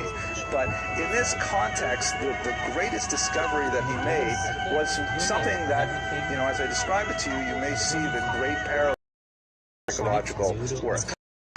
Not in the, we don't see that of the conscious mind yourself, you understand as yourself. That's kind of like a, in particular, the id, which is simply the Latin word for it. Unacceptable thoughts, you know, your desire to kill your boss, your desire to, you know, rampage and do violence and say terrible things, all that stuff that's socially totally unacceptable, and you don't even like yourself thinking about it, so you cram it down into the unconscious, and it stays there and it festers like, you know, a boil that the pus is simply developing. And how do you get rid of the pressure? Well, that's in the dream world. In the dream world, the id gets to express itself and gets to filter back up, and eventually, you know, you can work through these issues that are present in your id through analyzing dreams. Freud also believed that these kinds of ideas were at the root of all religions, that everything from the Greek classics, which he studied with tremendous diligence, are really cultural expressions of this desire to express what the id really wanted to do. The greatest example, the one that is most indelibly associated with his name, is of course the Oedipus complex, in which the young man Oedipus, shown here on the left, is given a prophecy, actually his parents are given a prophecy, excuse me, that their child will one day grow up to from the Sphinx that's shown, but this idea of the desire constant, and that as the caregiver and the myself from my own experience when my children were very, very young, including my daughter here, that they did not appreciate my presence, you know, in terms of dreams and things like that. Okay, there you go. That's Freud, the Freud lectures of Psych 101 in 10 minutes. I will take questions now for a few minutes. Yes, please. Not so much a question, but if you really think about it, what draws most people, generally speaking, is testosterone or other Chemicals? Cholent does it for me. Cholent, oh, okay. That will really influence the way a person is spot on. Okay, there's a lot. Freud has tremendous, fans even today, and tremendous critics as well, including, you know, his own disciples. Really, many of them broke with. Felt that he was just obsessed with sex. Not everything is about sex. You know, like the joke is sometimes a cigar is just a cigar. That's one of the undergraduate jokes. Yes.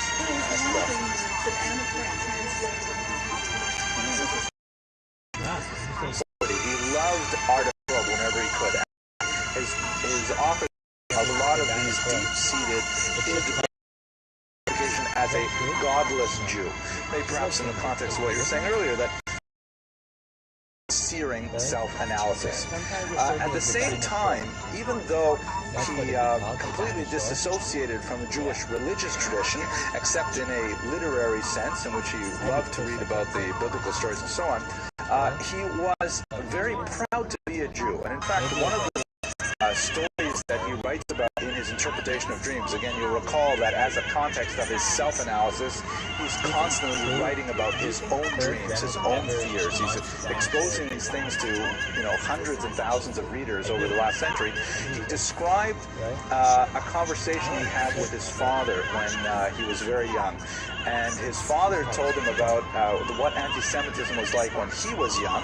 And once he was walking down the street, that is Jacob Freud, Freud's father, and some anti-Semitic hooligans came along and they knocked his hat off into the mud, and they said to him, "Jew, get off the sidewalk." So Freud, the young Freud, Sigmund, said to his father, "So what did you do?" And Jacob Freud said, "I got off the sidewalk and I picked up my hat." And that deeply disturbed Sigmund. He wanted his father to, you know, make a stand. He wanted his father to be a hero, to be tough. He did not like the concept of his father being, docile or accepting his fate, which Jews have been historically quite safer, sometimes simply more importantly of a joke. Them start screaming trouble. In the 1930s, when Nazism became Hitler, Freud came running out with his walking stick that could stand up for what was important on a physical level, even though he had no interest whatsoever in the religious component of Judaism. He was deeply, he refused any attempts to dissociate himself from Judaism. Like, for example, when he came into the academic world in Vienna in the end of the 19th century and into the 20th century, being Jewish was a tremendous handicap. There's so many examples of Jews who, under pressure of economic circumstances or under the lure of a potential advancement in society, simply converted to one or another Protestant sect and then were able to get that university post or that position as the composer or the conductor of the orchestra and so on. And this is something that was extremely common in the 19th century, and Freud refused to do it, and as a result, he didn't get tenure for 20 years. One of the greatest minds of the 20th century not getting tenure for 20 years simply because he refused to give up his religion in order to receive it. This gives you a sense of his fervent attachment to Jewish identity. Yeah. So again, it's an interesting kind of paradigm in that no interest whatsoever in Judaism, and in fact published quite a bit criticizing Jewish theology and debunking it as he joined, for example, at the turn of the 20th century, and he was in New York, but this is the most famous Yiddish language, and was definitely a proponent of the idea of Zionism. Supported. In particular, he was associated with the Hebrew University of Jerusalem. He was on its original founding board, together with Albert Einstein, another Jew persecuted in this century for his ideas and his identity. And he was a big fan of these kinds of things. So all taken together, he was definitely very, very enthusiastic as a proponent for Jewish identity, although stripped of its religious content. Let's go specifically to his last work now, which is perhaps one of the most fascinating, and at the very end of his career, he tackles Judaism head-on, and he expresses his ideas in a rather unusual and strange manner.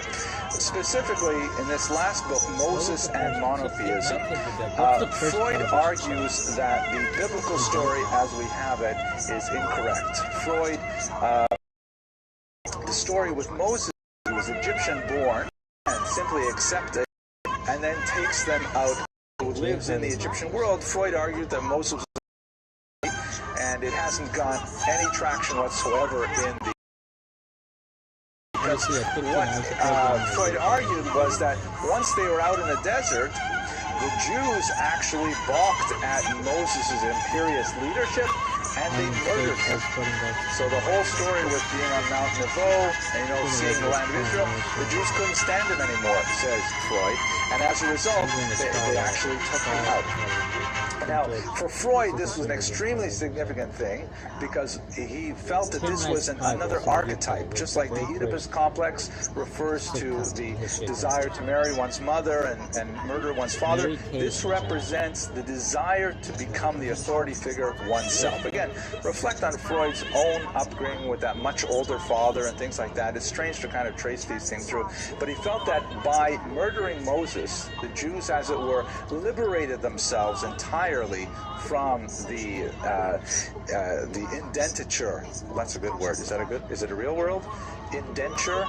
Yeah, it's a good one. Okay, from the slavery to some authority figure, and they made themselves an authority figure, and they displaced the belief in a single human leader, which is what characterizes most of human history, to a mythical god that was really the repository of all Judaism. And as this followed the death, it represents a whole surprised because nevertheless say a lot about what Sigmund Freud felt. of Jewish identity that you want to name as the honoree for the dinner that year. Okay, so let's take it to the 1930s now.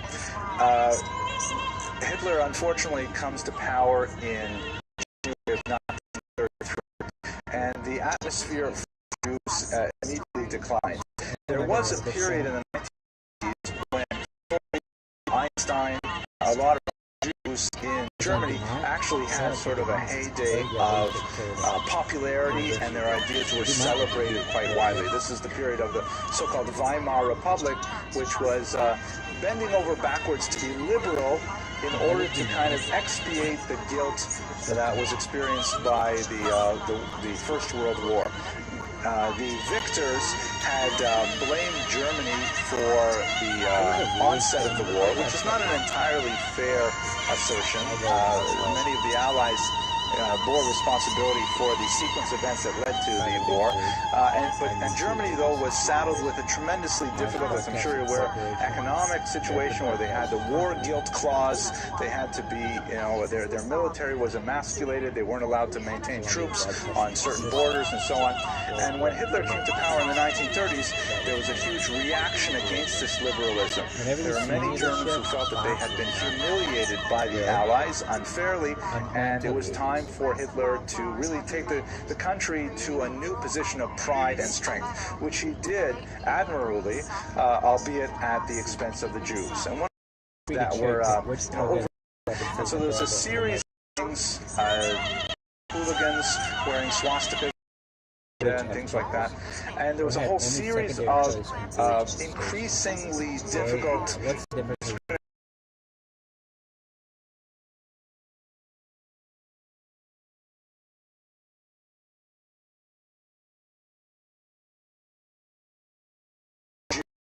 specifically removed from any civil service. They were removed from any public schools, both as students and as teachers. They were not allowed to have any sort of government jobs, from postal clerks to government ministers and so on. And Jews were feeling the pressure. They really were not welcomed in Germany anymore. This culminated in the tremendous massacre of Kristallnacht in November of 1938, when there was a coordinated pogrom that took place across the entire German country, the country of Germany, with about 260 Jews killed and a tremendous degree of property damages, synagogues burned, and so on.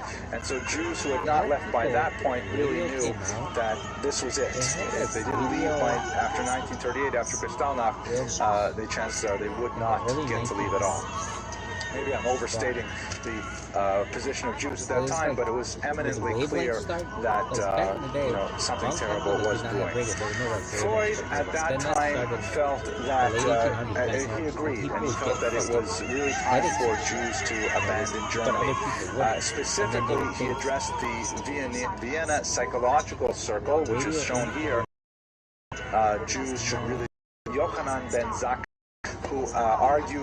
It's very ironic that Judaism and Jewish history. So the tremendous command of the English language, he had a long love for the English people and their system of government, and so he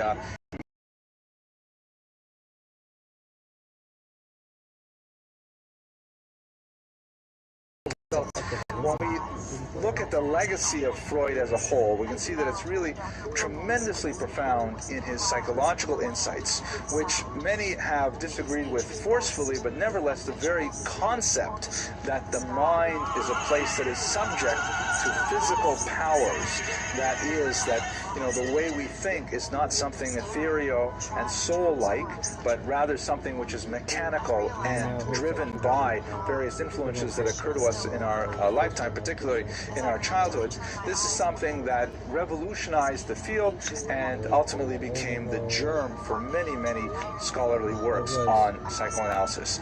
As a Jew we can certainly point to his tremendous support of Jewish causes and the lending of his growing reputation to major institutions. I forgot to mention, by the way, that his sons, when they were in university, joined the Kadima Zionist group, and when he was in his 80s already, he asked to become a member himself because he really wanted to lend his support to this kind of activity. But at the same time, while he clearly identified himself as a Jew and resented any efforts to minimize that ethnic association, he to its roots as expressions of his actual Judaism. Some questions. So what was this? So we installed a fucking cell tower in the with the office door where we keep some of our supplies, and just delayed a little bit with the setup, but I think we're pretty good. 5 minutes late is not too bad. That's, you know, the joke for, I'm sure you're all aware, for much of the 20th century, the Soviet Union was a scourge upon Eastern European Jewry, preventing them from, you know, freedom of movement, leaving the country to go to Israel, to America, and elsewhere. The refusnik phenomenon that was especially prevalent in the post-war era. So, and there are many jokes that are associated with it because Jews have an uncanny ability to somehow turn even the darkest moments into cause for laughter. So the joke goes that a refusnik, or he's going to be a refusnik, goes to the visa office in Moscow to request an exit visa to leave the country to go to Israel. And the official, you know, in charge, is the Nachalnik, is very upset, you know, because this happens every day. All these Jews who are trying to leave the country. It's actually an interesting phenomenon why the Soviet Union was so upset over Jews. Same concern. Well, I know the one thing you're worried about, anarchy. Less worried about that. He says, well, that's the other thing I'm worried about. One of the most enigmatic and troublesome periods, the pre-war era that was perpetrated by Jews on their own society during the 1920s in particular, and then the horrific Yosef Yitzchak Schneerson. I think many of you may know him by his Yiddish moniker. He's known as Der Früher Rebbe, which means the earlier rabbi. And of course, that term, earlier Rebbe, or earlier rabbi, refers to his chronological relationship with the most famous of the Chabad rabbis, the Rabbi Menachem Mendel Schneerson, who we spoke about a few years ago. This is his father-in-law and his immediate predecessor. That's why he's called the Früher the earlier rabbi, because the later one was, of course, referred to simply as the Rebbe for most of the 20th century. He's also known by the name Rayatz, which is an acronym of his initials. Rabbi Yosef Yitzchak, the Tzadi, is like the Yotzek. So he's known as the Rebbe Rayatz, or Der Früher Rebbe, or simply Rabbi Schneerson. But the term Rabbi Schneerson is very problematic because I think all of the Chabad rabbis had that last name, so you have to find a distinction to refer to each of them. They have, as it were, nicknames: the Mittler Rebbe, Tzemach Tzedek, after one of the books written by one of the Rebbe's, the Alter Rebbe, the Old Rebbe, things like that. This is Der Früher Rebbe, the earlier Rebbe. His years are a period of tremendous transition for world Jewry. He was born in 1880, and so the first half of his life was lived under the Tsarist Empire, and in his person, he, of course, in 1940, tonight, is this is no different. Migration of Jews. Of course, there's the earlier Sephardic migration. Somewhere in the neighborhood of just over 2 million was curtailed by the American government's shift towards a much more nativist policy and a much more exclusionary, insular immigration policy that denied access to less desirable races such as the Italians and the Jews. But the attitude of those generation of Jews from 1881 to 1928, those were primarily immigrants. And I mean that to distinguish them from the later migration, which would be refugees. It's a huge difference in thinking between an immigrant and a refugee. The immigrants, which included my grandparents and probably the grandparents of most of you in this room, maybe the parents of most of you in this room, they came to this country as rebels. They came often disregarding rabbinic advice, which was overwhelmingly in favor of staying in Europe, because America was considered, you know, the Goyish land, the Treifa Medina, the non-kosher land, noted specifically because of its tremendous lack of good kosher Chinese restaurants in the turn of the 19th century. And so Jews who came here in America and with the attitude of citizenship, certainly Jewish, to get fired every Friday. I'm going to become a new person in this in the context of the Holocaust, because they were refugees, God forbid, and they were coming to this country angry and upset at pressures of these shores. They wanted to retain their identity as it was in Eastern Europe. Parts of Brooklyn, parts of Muncie, Rockland County, where you have a sizable critical mass population who all agree in the same thing, and they will transform that region into an American version of Europe over generations. So Rabbi Schneerson is one of that generation who came to this country.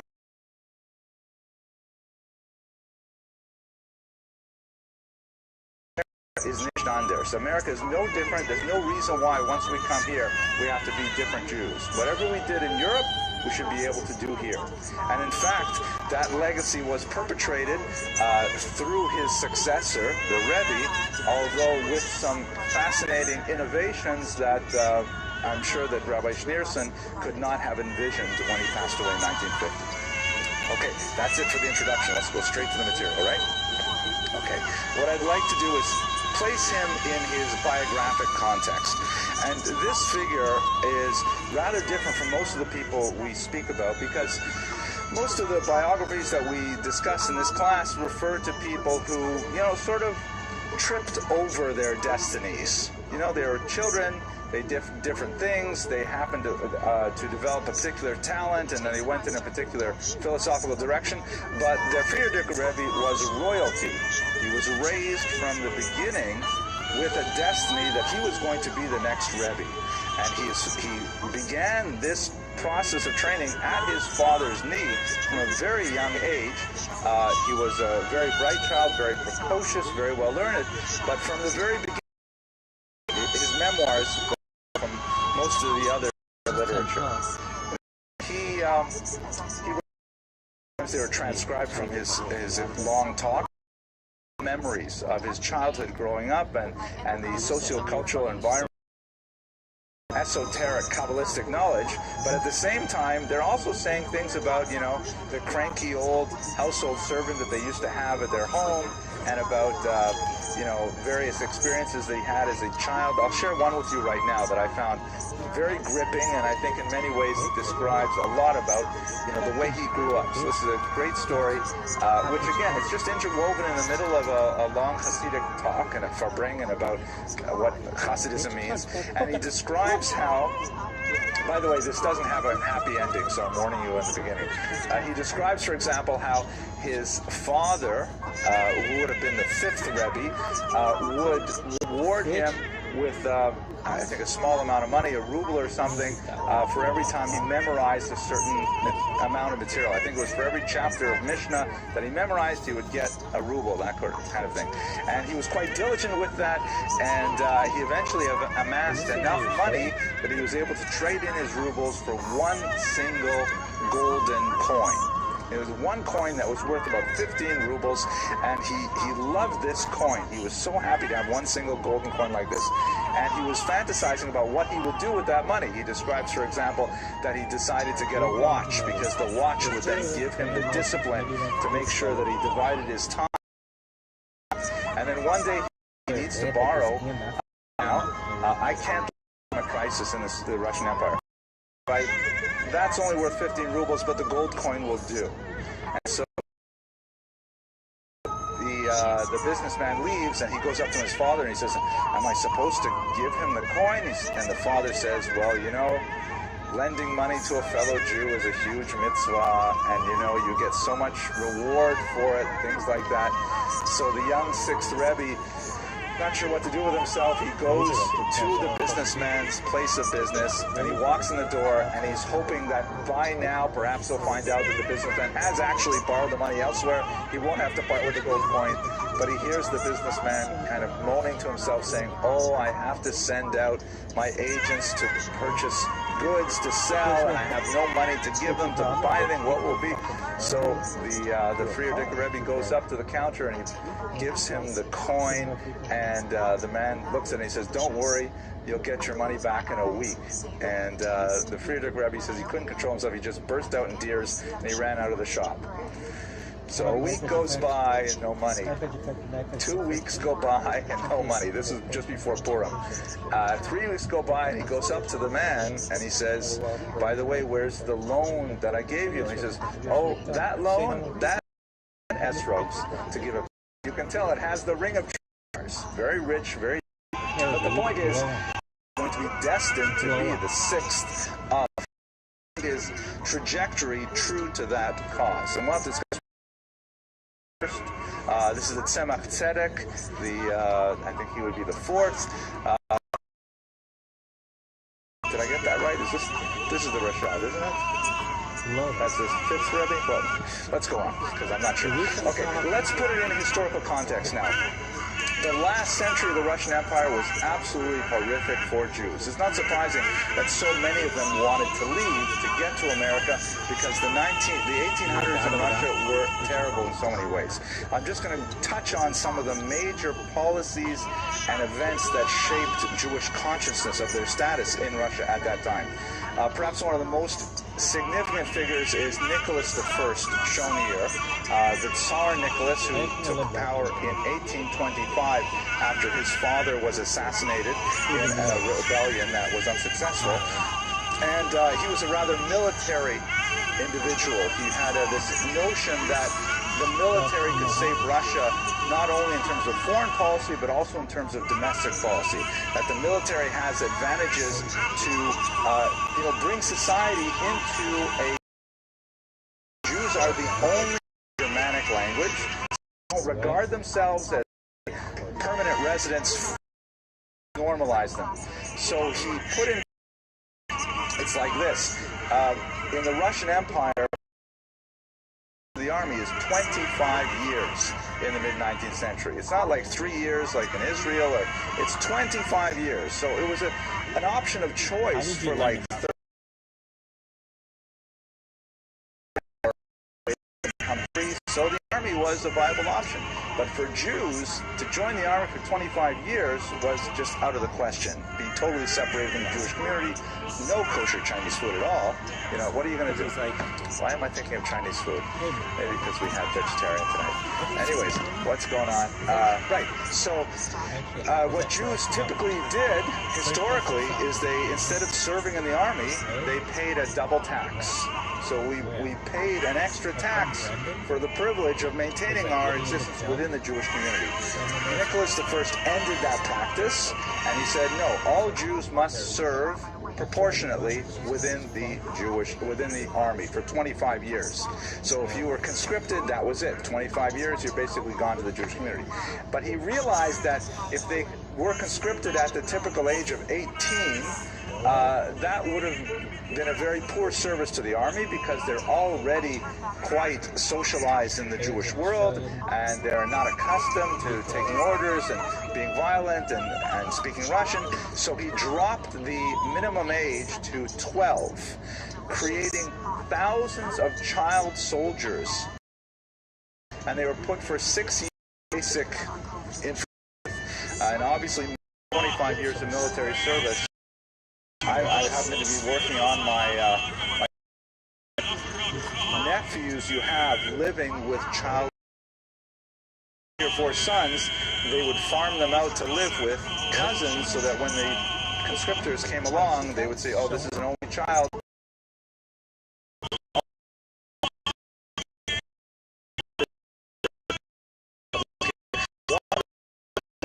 Another aspect to Nicholas' policy, which was in many ways equally devastating.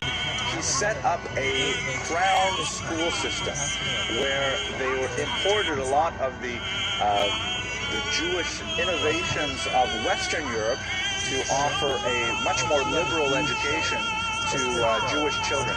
And if you enrolled your child in the Crown school system, this is Max Lilienthal, a Jew from Germany who was very much involved in setting up the initial curriculum, then your child would be exempted from conscription. The only problem is that, as Max Lilienthal discovered for himself, the Crown school system was simply a front for propagandizing the children in Russian Christianity as well.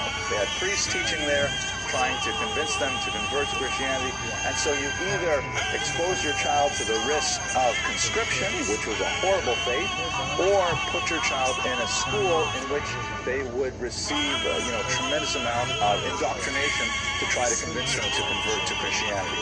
So it was a horrible thing, and it was extremely caustic within the Jewish community as a whole. Yeah, add to this the fact that there were increasing outbursts of violence among the population directed against Jews, the most notorious of which less Jews were killed in the Holocaust or even the pogrom, that they could be safe. There were 5 distinct strategies we've spoken about on another occasion in which they abandoned Jewish belief, all allied into one great, human family of peoples. Herzl shown here, but which also meant that there would be a abandoning of traditional Jewish ideologies, all of which was anathema to Chabad. Finally, and perhaps the most significant of the responses, was the option of simply leaving Russia, which was incredibly popular. As I mentioned, about 2 million Jews took advantage of this option and tried to transplant their lives here in America with much greater possibilities of economic advancement and also freedom to practice their religion, although it happened that the religion often took a second priority status to the economic advancement. Okay, that's kind of like a picture of how awful it was in the 19th century in Russia. These are the formative years of the ViralRabbi. Okay, questions?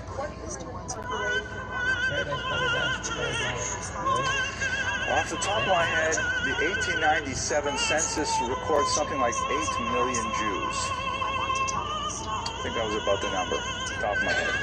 Give or take 1 million.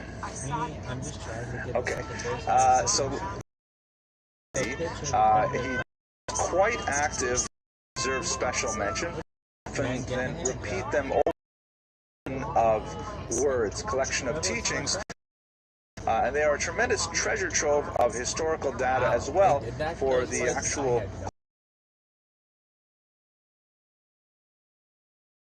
first major yeshiva of the Chabad movement, which was known by the term Tomchei Tamimim, means those who support the pure ones. Tamimim means like people who are like earnest and straightforward and without guile.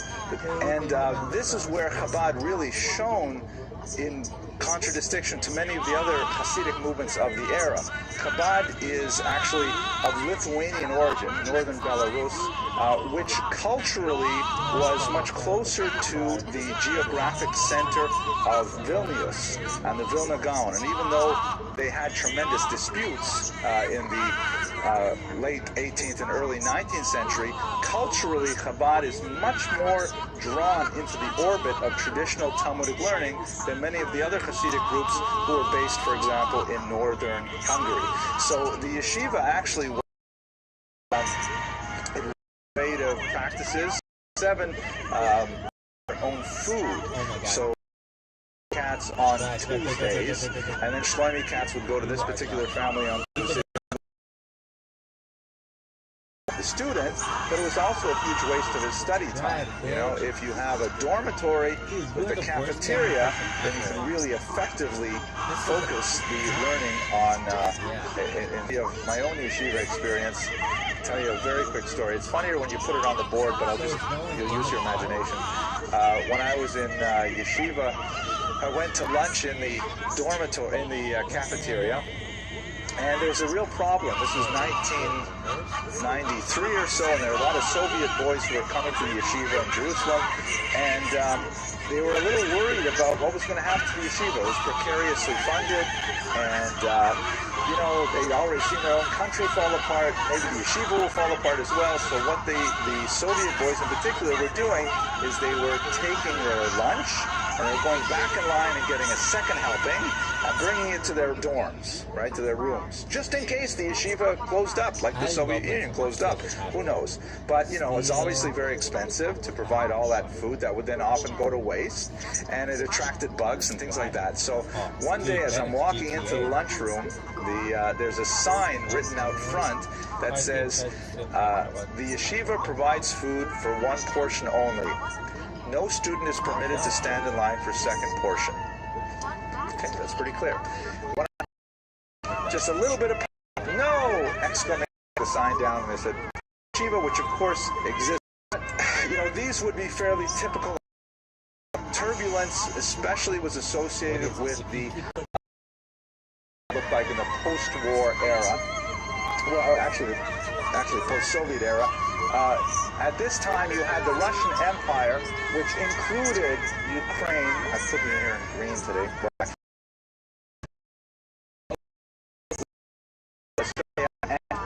This was all part of one massive empire right until 1917. These countries also assumed a large single country, the Austro-Hungarian Empire. At the end of World War I, it had all fallen apart. Three great empires, the German Empire, the Russian Empire, and the Austro-Hungarian Empire, had all collapsed and had shattered into a whole bunch of tiny little countries that were affirmed by the peace treaties and directed by Woodrow Wilson's 14 points. In terms of Russia, it was especially bloody because all of these countries here, including Poland, felt that they deserved their own, you know, political entities. They did not want to be part of a multinational empire like the Russian Empire, and they certainly didn't want to be part of a multinational empire that was communist in political orientation. And so therefore they had a brutal, awful, bloody civil war that extended from 1917 till about 1921 at its very end, with 1919 being the most painful of those years for Jews. There were approximately 50 to 60,000 Jews killed in pogroms. The most notorious figure associated with those pogroms and responsible for about 40% of them in one sense or another was Simon, create an independent, somewhat controversial, including myself, feel pogroms. If you like, Führer himself survived in Parisian history as well. The dream of communism grew outsized because the communists were in the range of 5% or less. They were very rare. We're talking about, you know, literally hundreds of attacks on Jewish communities. So Lenin was seen as a kind of mythic hero by many Jews who said Lenin is the only guy who is actually trying to live up to these principles and protect us. This is a great propaganda poster which says Lenin and Gil, Lenin Gil, Lenin bude jit. Lenin lived, Lenin lives, and Lenin will live, right? That's a very kind of Soviet construction of propaganda. I remember when I lived there, they used to have these apartment buildings, big, tall skyscrapers, and they had these massive three-story letters of words on the top. And the words were things like bread, peace, you know? It was really a totalitarian kind of propaganda, even on the top of buildings. But anyways, I'm sorry, I'm getting ahead of myself. So Lenin was seen by many Jews as really a savior, as someone who could actually restore calm and make sure that people didn't attack the Jews. And Lenin and his Jewish advisors took advantage of that to promote all these different people themselves. Very, you know. On the other hand, this, or at least anti-communist here, sitting on piles of corpses. So, in the context of that Civil War period, religious Jews, because the Soviets were so desperately anti-religious, and that was a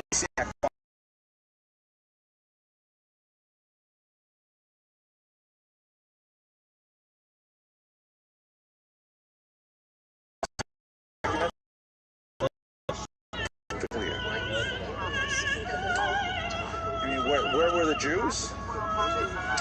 So we don't have like really good data. We don't have like a public opinion polls and things like that.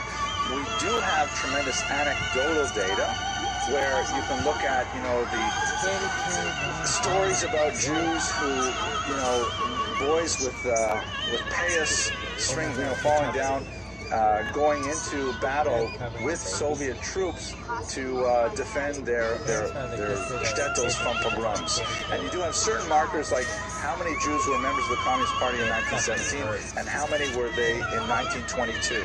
So there's huge surge of popularity.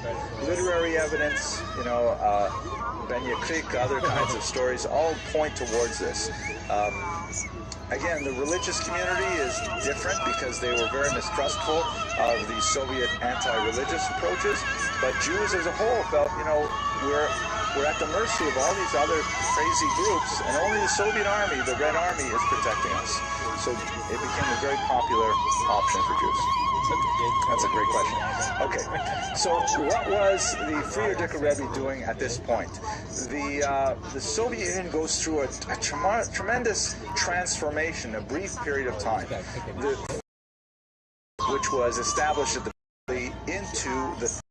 And that Lenin instituted something called a new economic policy, in which they all took kind of a breathing moment and they took a step back, where they didn't persecute these faiths nearly as much, and they in fact allowed a little bit more economic freedom for people to, you know, grow their own vegetables and sell them in a local market and things like that to try and. It was a compromise with the ideology. It was not so pure Marxist, but it was saying, okay, this is the reality. We have to cover the flourishing of a policy called indigenization. In other words, the Soviet Union said, okay, look, we can't stamp out all these religions. We can't totally erase all these national cultures. So what we should do is we should look at those things which are acceptable expressions of folk culture, not necessarily contrary to Marxist thought, and we should celebrate those things. So, for example, with the Jews, the Yiddish language, being a folk language, was considered beautiful and should be encouraged. However, the fact is that there are about maybe 10 or 15% of Yiddish words are Hebrew in origin, and Hebrew is a religious language, it is a Zionist language, so they had to get rid of all the Hebrew words whenever they could. It's very hard to do that because you can't take 10 or 15% of a language and simply, you know, make it illegal. They did try to make certain things illegal. But, you know, so for example, they said, okay, fine, so we can't get rid of all the Hebrew words, but let's at least spell them in Yiddish. So, for example, a very important word in Russian, in the Soviet context, is tovarich, which means comrade, right? You have to say comrade. So in Hebrew, in Yiddish, the word is chaver. My chaver is my comrade, my tovarich. That's a Hebrew word, spelled chet, veit, resh. So they said, we can't have that spelling. All kinds of important words. And the final form, those are made totally illegal. To that, the Yevsektia was, you know, formed an organization which was, you know, duly authorized by the, led by the way, a former Chabad rabbi who was, you know, kind of defrocked. They organized all these Jews to go out and root out any kind of religious activity and try to make it more proletarian. And sometimes it was laughable the way they did it. For example, the traditional Haggadah, the Passover Haggadah, was made illegal, and instead Jews were enjoined to use something called a red Haggadah, in which the figure of Moses is represented by Stalin, and that the Jews in Egyptian slavery are like the toiling masses under the Tsar. He's Pharaoh, you know, all those kinds of things. And we look at those things and we laugh about it, but it was actually quite scary at the time. The Yevsektia, you know, advanced all kinds of policies that were designed to try and promote a particular kind of Jewish culture that was totally divorced from Judaism, from the religion. Let me show you a couple of pictures. Here's like some Yevsektia propaganda that celebrates how Jews should be healthy, strong, outdoor workers of the land instead of, being yeshiva buckers, pasty-faced and bent over an ancient Talmud, things like that. They promote, this is one of the craziest aspects of it, in order to try and counter Zionist claims that the Jews belong to Israel, they created a Jewish autonomous oblast, a region it's kind of curved, and Europe, John, is all the way over to, proximity to authentic Chinese sauce, which is terrifying. Okay, at the same time, which was called literally the League of Militant Atheists.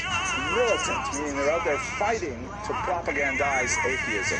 They had this magazine, here's one cover, called the Bezbožnik, which means the godless. That's the title of the magazine. This one here ridicules the Last Supper, showing Jesus as some kind of, distributor of intoxicating drugs and things like that.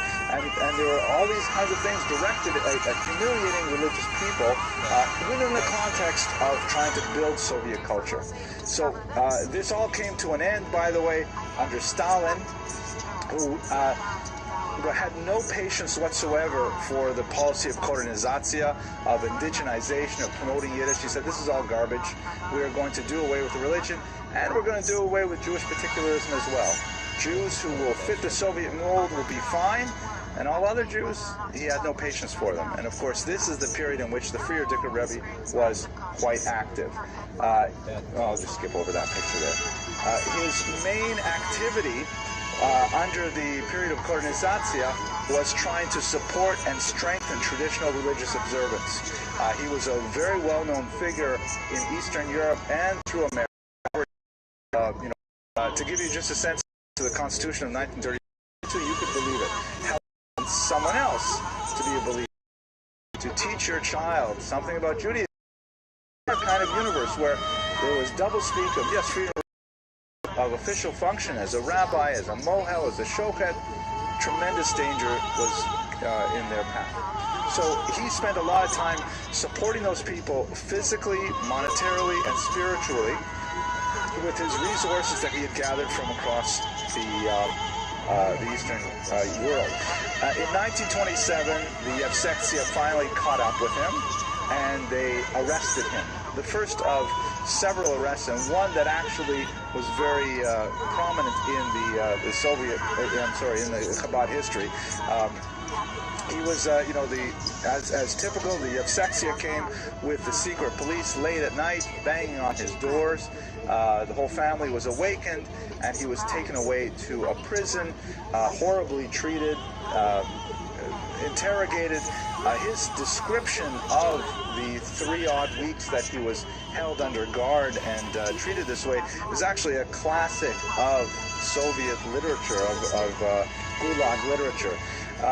Largely because of the international pressure that was brought to bear in the Soviet Union, he was finally released on, I believe it was the 12th of Tammuz, which is celebrated in the Chabad calendar as a great holiday because he was not subject to far worse punishment.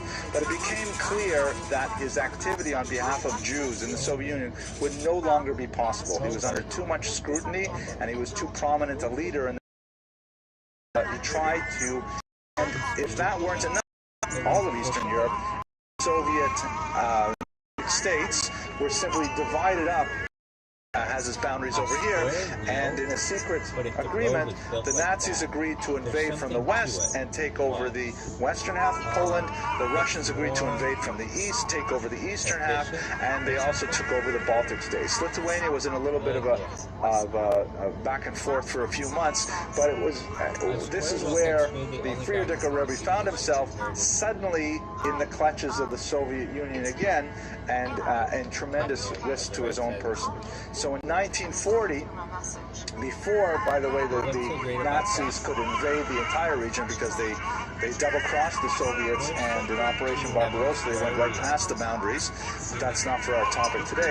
In 1940, his American supporters managed to bring him over to these shores together with his family members, and this is where he lived the last decade of his life and established an American legacy here. So let me pause for questions, and then I'd like to take some time to talk about how he set the foundations for a remarkably successful Chabad movement afterwards. Yes? Correct. Correct. He had 3 dogs.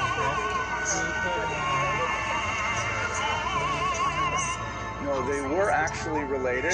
So Rabbi Menachem Mendel Schneerson was also part of the royal line, but he was his family broke off a couple generations earlier, and he was based in Dnipropetrovsk, which is, by the way, the Soviet name for a town they used to call right. Was he going to live? And it was a very traditional way. And here you can see it here with a whole bunch of shluchim and this, you have to imagine that this was kind of like, I wouldn't say it was exactly the bow harbor of the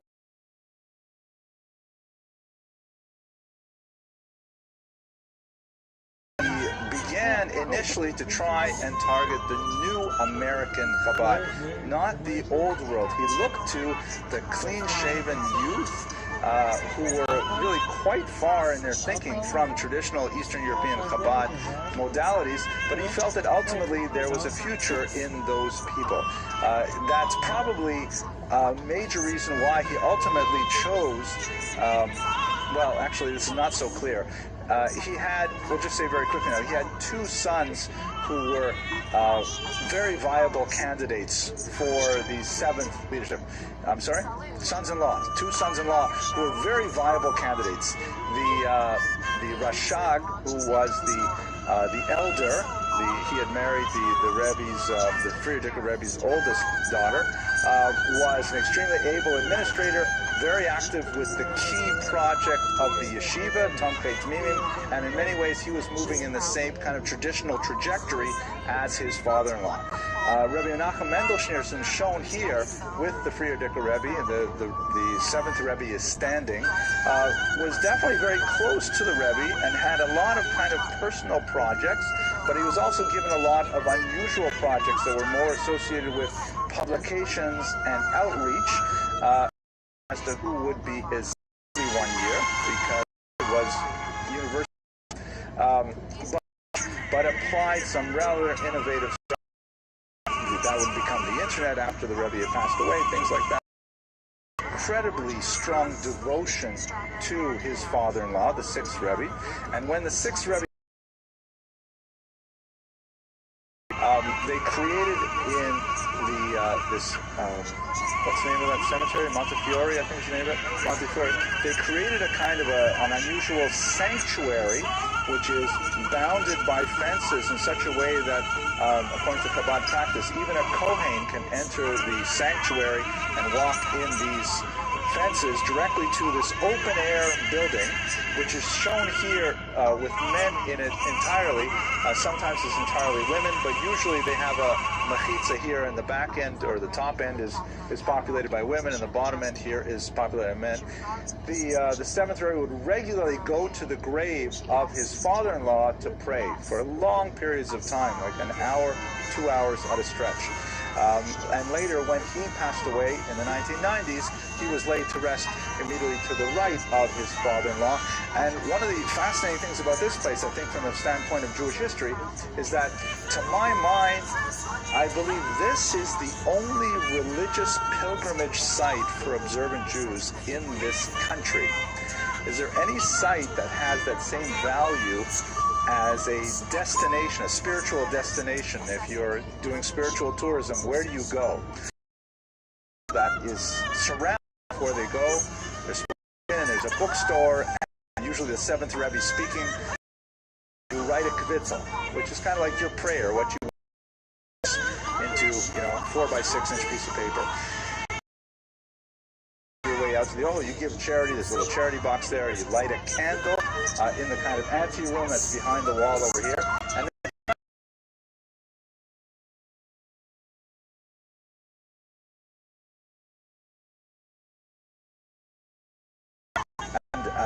you're jammed in there. Quite often, people are actually touching you on either side because it's so crowded here. And then when you're finished your prayers, what you do is you take out your kvittel, you read it quietly, then you rip it, and you throw it into the open area here. So I don't know if you can tell from where you're sitting, but these are all the torn kvitlach, the torn petitions of people thrown into the gravesite. You'll see that there are amazing things like wedding invitations. People throw their invitations in there. Maybe like, that was a waste of time. No, I shouldn't say that. No, I think it's like a sense of like kind of inviting the ancestors. They don't rip those lottery tickets, things like that or something. That might be fed. It's too late now already, but it's an amazing cultural, religious, sociological, anthropological experience that I recommend to you. I found it, very, spiritually uplifting and cleansing kind of experience. And whenever I'm in that part of the world, I really enjoy doing it. So, from 770. So if you get a taxi, it's about 30 minutes. You get a ride. It's in Queens. History of American Jews. In Israel, you do pilgrim legacy of the Rayats that America is nicht anders. America. 19th century, the fact is he felt that the core values of the tradition can be transplanted. Goals and objectives were in many ways realized in our country. Thank you for your attention, and look forward to speaking to you in 2 weeks. Not this week because it's Purim coming up. Freya and Purim.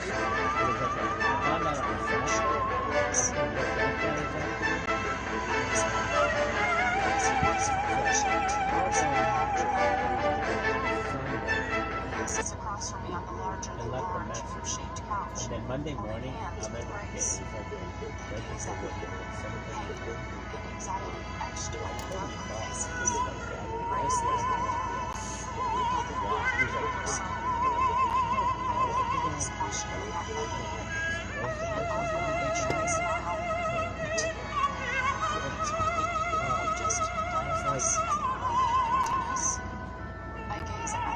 You just told them that the others after you?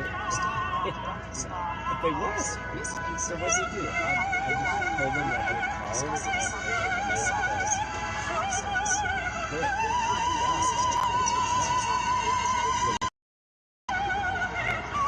and Lord told me that it's sheer size. My daughter gave me a expense, and I love those jokes. For the opening joke, it goes like this.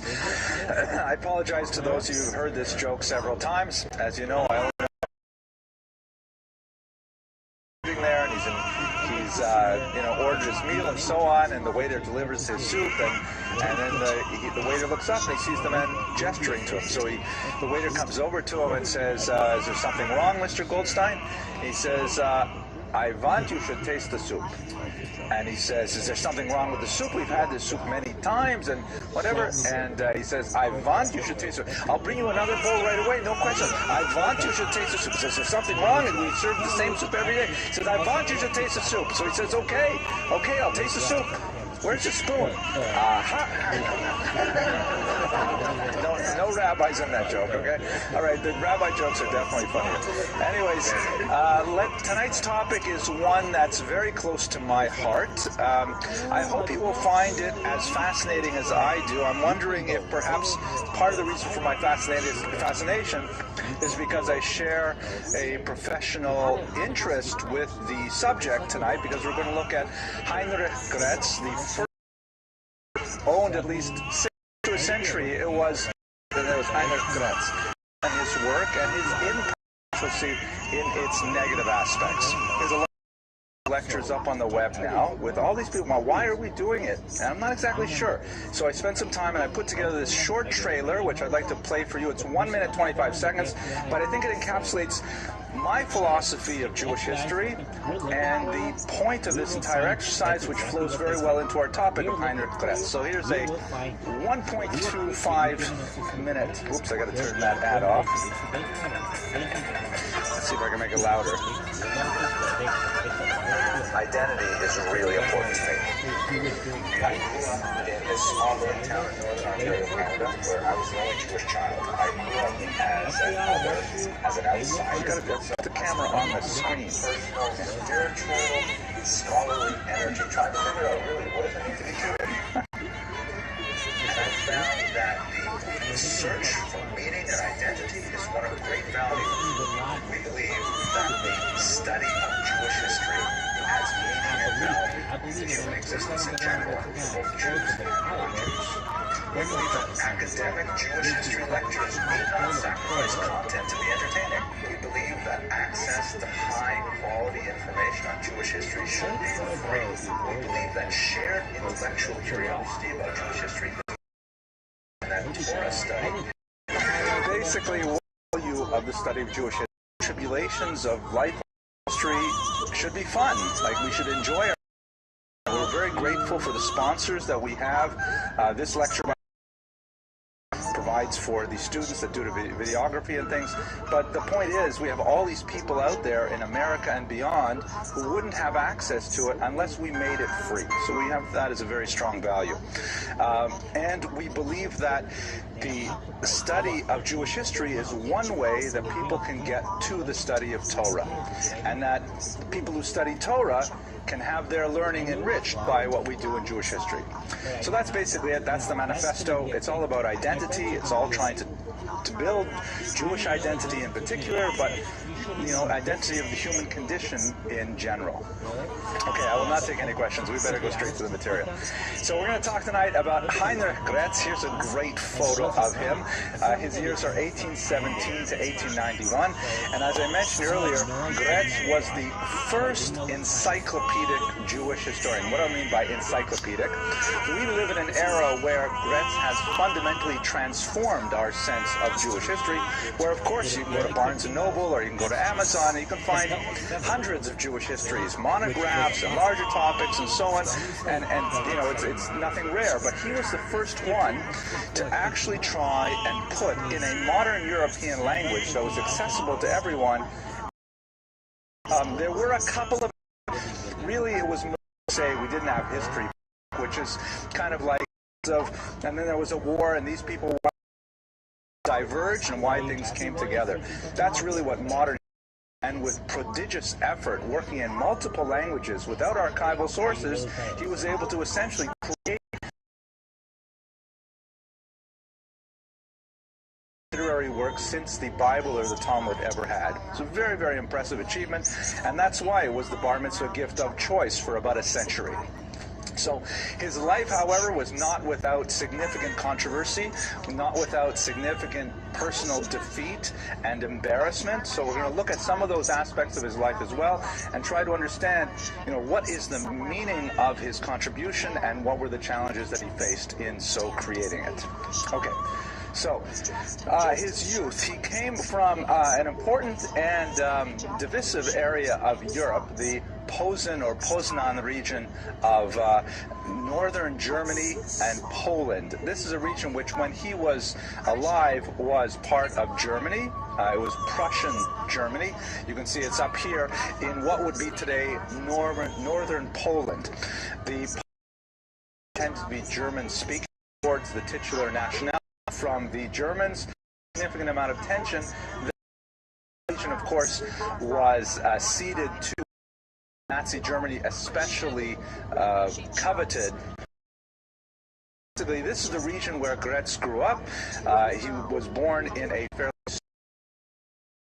beginning of the 19th century, meant that there was no formal study of sciences, certainly not of literature, only the very basic mathematics that would be necessary for elements discussed in the Talmud, like the, sometimes complex astronomical calculations, things like that. But basically, he had no access to modern European university studies whatsoever, and he was an autodidact as a result. He taught himself. Like many Jews from this part of the world in this era, he essentially read whatever he could in whatever language he could.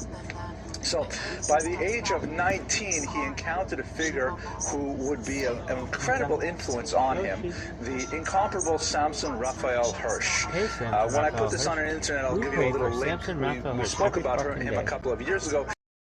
Central Germany, a few slides to explain what a very powerful works in the literary, like this young student Gretz, who was Hirsch wrote this book called The 19 Letters, which is still very fresh and readable even today. It's much to offer. There's so much culture and so vibrant, and why am I focusing all of my personal intellectual energies in this very narrow scope of human civilization when I could be involved in the whole world?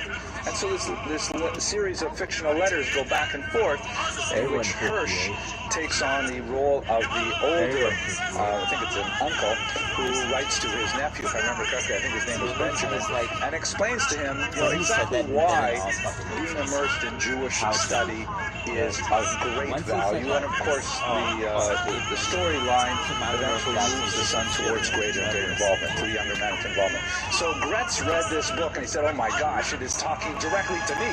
These are my questions, these are my issues, and I need to find out these answers. So he wrote to Rabbi Hirsch and he said, I have to learn more from you. And so Hirsch invited him to his home. I think he was in Frankfurt at the time, and Gretz ended up living in his home for 3 years. He was a guest in his home, studying directly from his master for 3 years, and had a huge impact on him. They would later have a painful break in which the teacher would repudiate the young Gretz, but that's getting ahead of the story a little bit. I want to show you something that's kind of like a visual joke. This is kind of funny. You saw this picture here. This is a famous, iconic picture of Hirsch when he was a young man. They gave him kind of like, I could use this touch-up myself, to this education.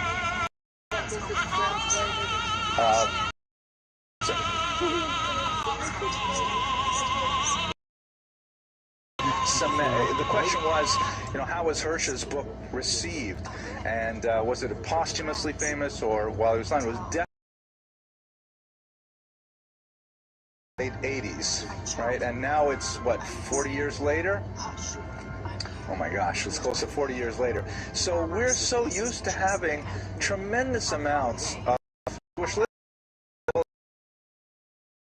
And in the beginning of the 19th century, in Germany, we should not overestimate the level of cultural illiteracy among Jews in Germany.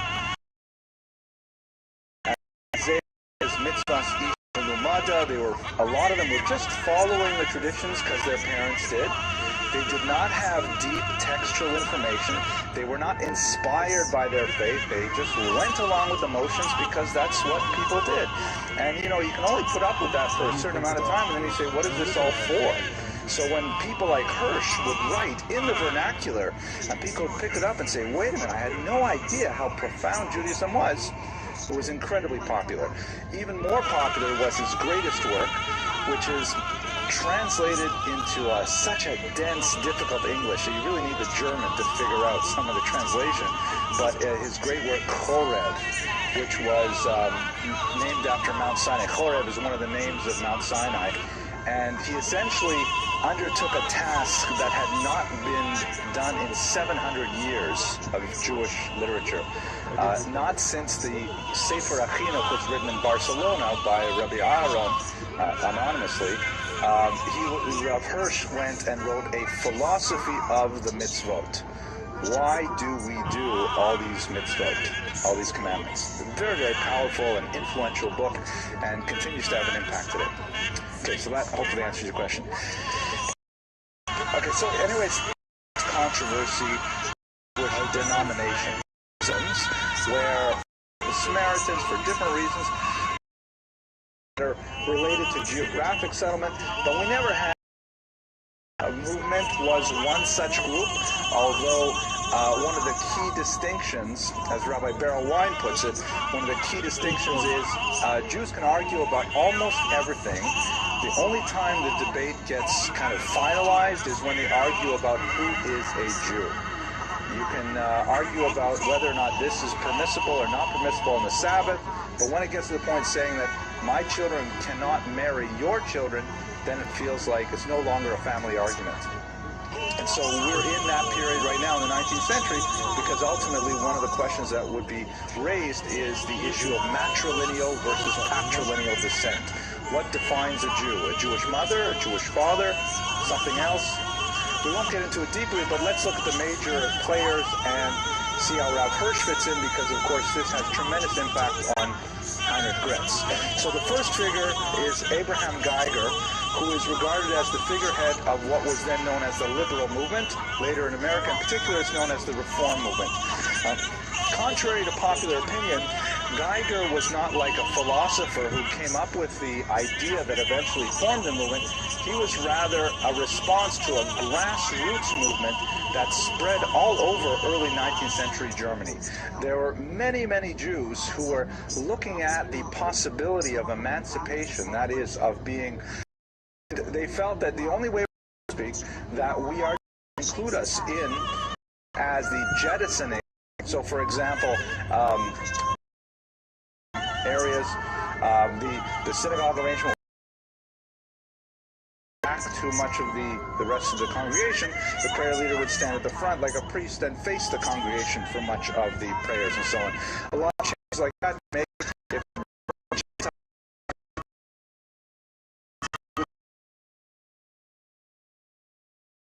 tradition in the interest of a new Judaism that would be more appealing to the Germans around them, and that would hopefully, I mean, looking at it with to be down to look at it in a positive light, that would hopefully inspire millions or hundreds of thousands of Jews who were simply not inspired by the tradition. That Orthodox Judaism, the term of course had not been coined at that time, but Orthodox Judaism had failed to inspire the youth, and so this was one response that proved to be the most popular at the time. This was the case until the 1840s, when at a convention of Reform rabbis, again the term liberal was used then, one of the discussions revolved around the use of Hebrew in the liturgy, and there was a strong movement to simply change the language of the prayer book completely to German. I mean, most people simply did not understand the Hebrew, and why are you coming to synagogue just to repeat words that you have no idea what they mean?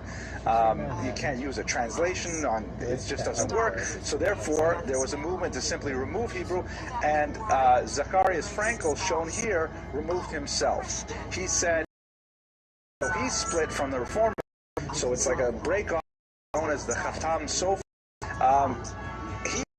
The modern society, Jewish culture, music, theater, dance, literature, and so on.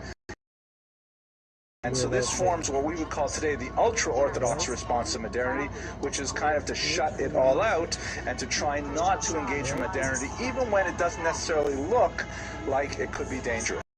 Here we have three, if you include Rabbi Hirsch, four distinct approaches to modernity, and let's look at how Gretz fits in them. So here I'm going to give you a very quick chart here. It looks like this. If you take a spectrum and you put on it on one side openness to outside culture, I mean, you want to measure these various ideologies in terms of what do they believe about the outside world? Is it fundamentally toxic, or is it potentially beneficial for a Jew to be involved in cultural causes that are not necessarily Jewish in origin? And you go to the other side and you say, no, Jews have to remain totally insular. They have to stay away from anything that smacks of non-Jewish origins, and they have to stay totally within the framework of Jewish sources only. So if this is your spectrum from left to right, on the left side we could put Reform and Abraham Geiger, meaning in terms of the questions of how open to outside sources Reform would be, or Jews would be, this would be the most liberal of those approaches. So in other words, the most open to going to the opera, studying foreign philosophies, foreign religions, even in university, things like that. You'll find the Tremblers. Also, is there two major the Hasidim? They're both within a large number of Jews. Society as Reform is, and that's extreme ultra-Orthodox, meaning they value the laws of kashrut and so on. And that would be Rabbi Samson Raphael Hirsch. And basically Jews in the 19th century, and today as well,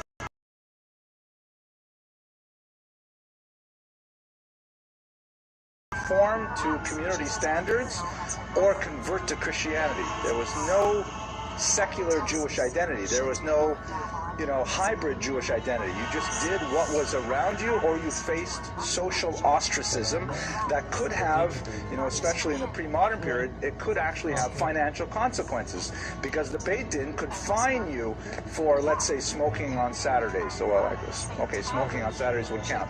Or the Beit Din could even have you lashed for failure to conform to community sensibilities. So Jews basically, went along with what was the community standard.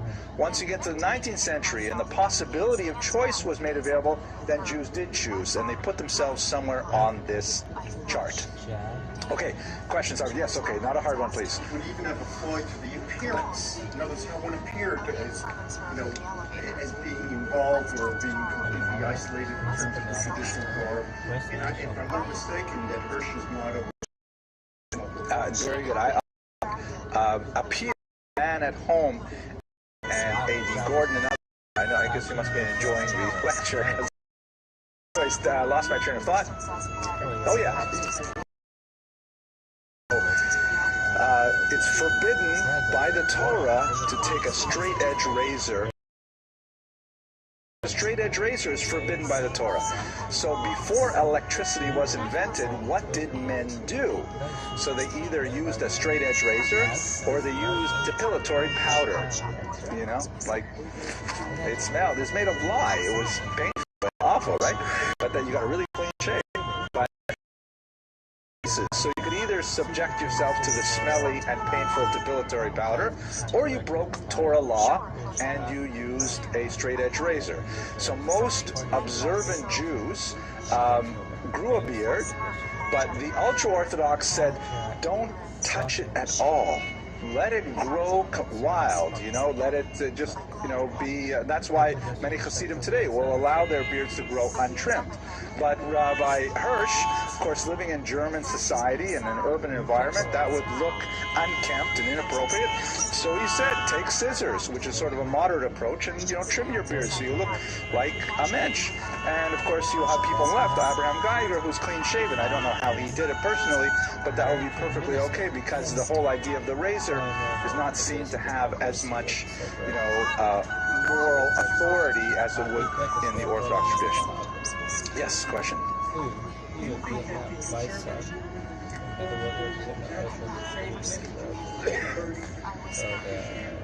That is a very profound question, which I'll repeat for the audience. So, the sense to a full description would help us understand that the creation of these movements, and you could, like, as it were, stop observing the next step. Others would say that no, this was kind of like a safety net, that many Jews, when faced with the on it right now. Later on, we can talk about America, where we have the Pew study, we have a lot of data where, we can ask that question again and wonder what it means. But it's a very different environment, because in the 19th century, everybody's Bubby and Zaidi were traditionally Orthodox. So it was like they were moving from something that they actually knew, as opposed to our generation, which doesn't necessarily have that background. Anyways, where's Heinrich Gretz and all this? Right over here in the middle, smack in the middle. Okay? He's obviously a huge devotee of Rabbi Hirsch. He lived in his home for 3 years, was his personal student, and so you'd think he would be modern Orthodox, but he happened to agree very strongly with Rabbi Frankel of the conservative movement, who argued for adaptations to Jewish tradition, but not so fast. Keep a hold of Hebrew. He strongly supported the conservative movement. He also strongly supported the Wissenschaft des Judentums, which was a modern scholarly movement that Abraham Geiger was involved with. So his leaning towards these positions on an intellectual level really estranged him from his former teacher. later, when he came out with his major magnum opus on Jewish history, that's when the break would be final. And but they're not necessarily spectrum. He's a former in a modern Orthodox home. Okay, this was a impact on German Jewry. It was like just an earth. And then went back, and after a trip to Israel to actually be in the land of Israel, he wrote the volumes on biblical Israel. But by the time he was done, it was 10 massive volumes, a phenomenal achievement of scholarship. The reception, as I mentioned earlier, was immediate and very positive. And one of the reasons for this is because of his the narrative. And this is something a little more sophisticated that I try to explain to my more advanced history students. You know, when they're working at the undergraduate level, one of the big misconceptions about how historians do their job is that we sort of kind of capture all these facts and then we put them all down. To quote one 18th century historian, wie es eigentlich gewesen war, the way it actually happened. Like, you need a good historian to go out there, give you the good facts, put them in the right order, and then you'll know what actually happened. But the problem is, it's not like that. The world of facts is kind of like the world of Google. And you have to try and, like, trends, what facts to my students as, like, mind-numbing tape recorder on my life for 51 years. That's ridiculous. You need a considerably condensed version. Nobody can take more than, let's say, 6 hours of my life. That's it. I thought that was funny, but okay. All right. So,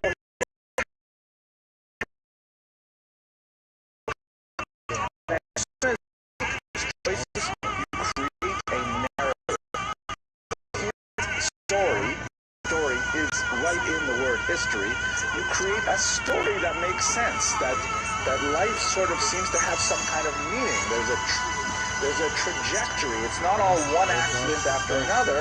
It seems to have some kind of flow and build up, and there seems to be like a climax and the denouement. It seems like a literary work. That's how we like to think. That's how we remember things, and that's how we want our histories to work.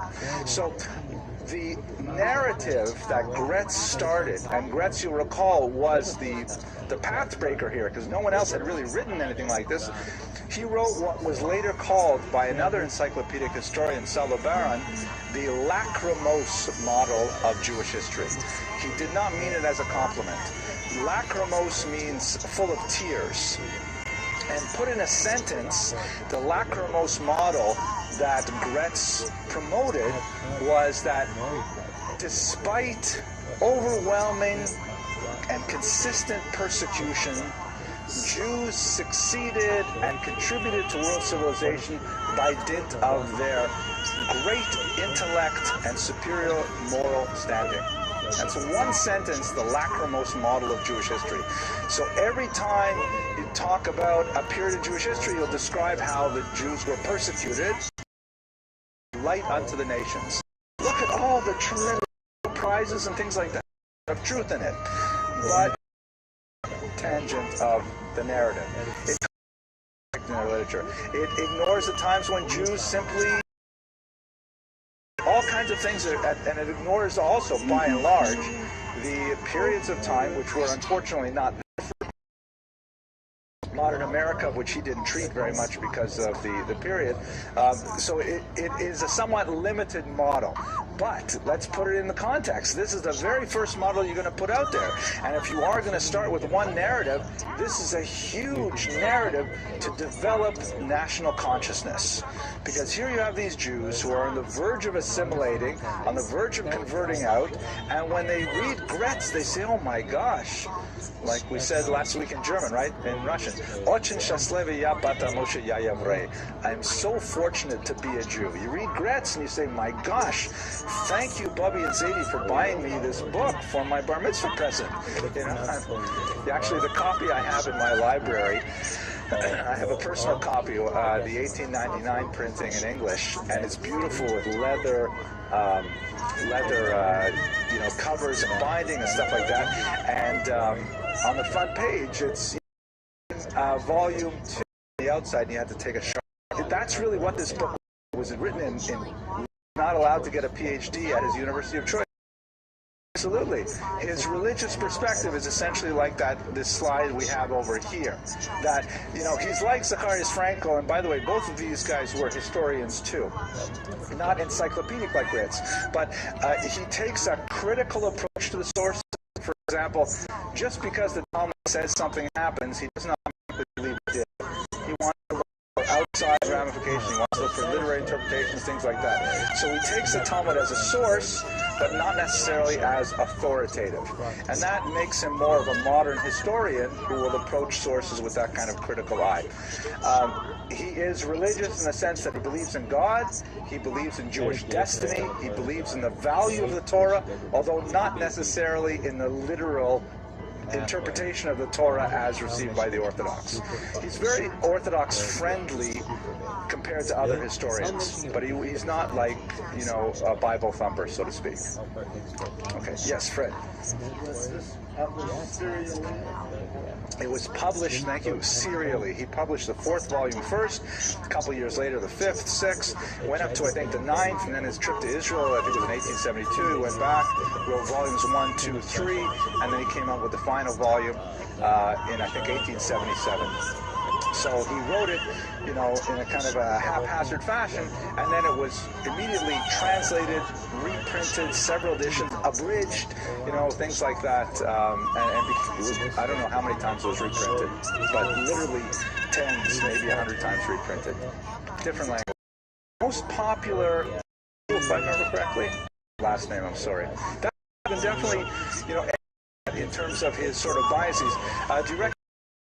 Right? Not a coincidence, because Moses Mendelssohn is exactly is not out there, but he's so brilliant, he beats Immanuel Kant in an essay competition that didn't really fit with the Mendelssohnian view of the world, was not necessarily well presented in Gretz. So, for example, he thinks Kabbalah is total nonsense, and he says, why are the Jews even talking about this stuff? So Kabbalah is presented as, superstitious nonsense that, it's an unfortunate kind of byproduct of excessive persecution, that we retreat to mysticism. Hasidim, he thought they were all bumbling idiots, not well educated at all, and expressing themselves in all kinds of narishkeit. And unfortunately, once again, it's because of the Khmelnytsky rebellion that destroyed the communities.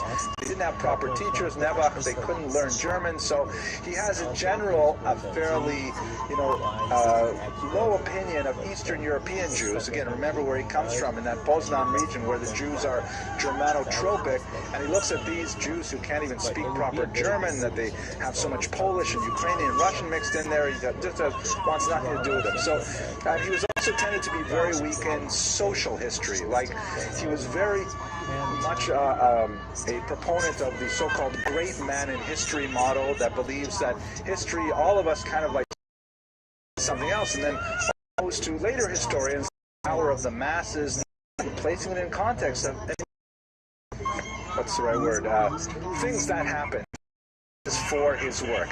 Most of it came from this man here, Heinrich, 100 years ahead of the Jews when it came to writing books of this nature. And von Treitschke read Gratz's book and was incensed. He said, I can't believe how this Jew is portraying himself in Christian culture, and especially in German culture. How dare he present himself as being, the Jews as being persecuted generation after generation, and what chutzpah. He actually didn't use the word chutzpah, but what, nerve he has to proclaim the Jews' superior moral standing despite this persecution. He says that is so false. The Jews, we have tolerated them, he says, in German society, and they are a scourge on our society. They have, ruined our cities, they have infiltrated increasingly our universities, our economies are torn up by their petty dealings and so on. And von Treitschke just chewed into Gretz as a kind of a national ideologue that didn't write history, he wrote propaganda. So If you remove all of the venom, if you remove all of the hatred and anti-Semitism that von Treitschke was expressing, his historical criticism of Gretz was not so far off. Gretz was writing a national history that was kind of like, like, for example, when you write a national anthem for a country, put it like that, right? Are you going to America the Beautiful? That's the point of it. It's supposed to be uplifting. There's like drama. Tripe felt that it was, it's this phrase, which you can see here in this Nazi, or misfortune. And this was one of Hitler's favorite slogans, borrowed from von Treitschke, who was criticized.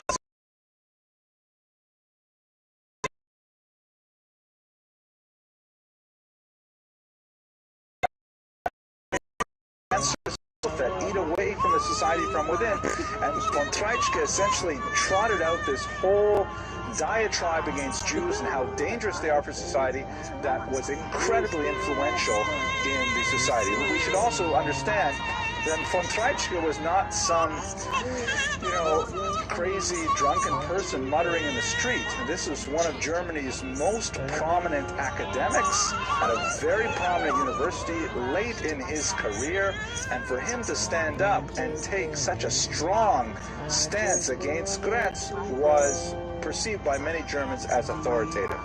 So they had a fight called the Historikerstreik, a historian's battle that went on for close to a decade, back and forth in the press, and people in Germany took sides. People who were not involved in otherwise, began to engage in this dialogue of were Jews good for Germany or not? A very, very sad story that, of course, would come to its culmination with the Holocaust half a century later. Here's another, I'll show you, by the way, underneath it. I don't know why the Germans like to repeat themselves. It says the Jews are on luck. Then girls, women and girls, the Jews you're on bad fortune. It says over here in blue. Like, it just says over right here, they are. Well, anyways, okay. It reminds me of a small funny incident. My wife and I were once in Odessa. It said in Russian, European languages, like, it said the water is at o'clock. Like the German period, was 1935. Phrase, the Jews are our misfortune, meaning that everything that's wrong in Germany is because we have the Jews here in our society. And just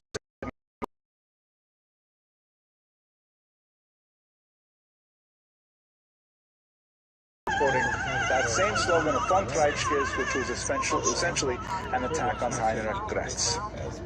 So, to think about his legacy, okay, Estebel, and then we'll do the legacy. This question was, he in the same period as Gretz, or was he? They were contemporaries, roughly the same age, and von Treitschke, the great elder statesman, this great historian, well respected across the country, and Gretz, older at that time as well, but the author of this incredibly well received. They were contemporaries. It was a really nasty fight. Now, how did Jews take this fight? Unfortunately, Gretz suffered some tremendous humiliation late in his life as a result of this fight. You recall that one of the collective projects of German Jewry for most of the 19th century was to desperately try to fit in.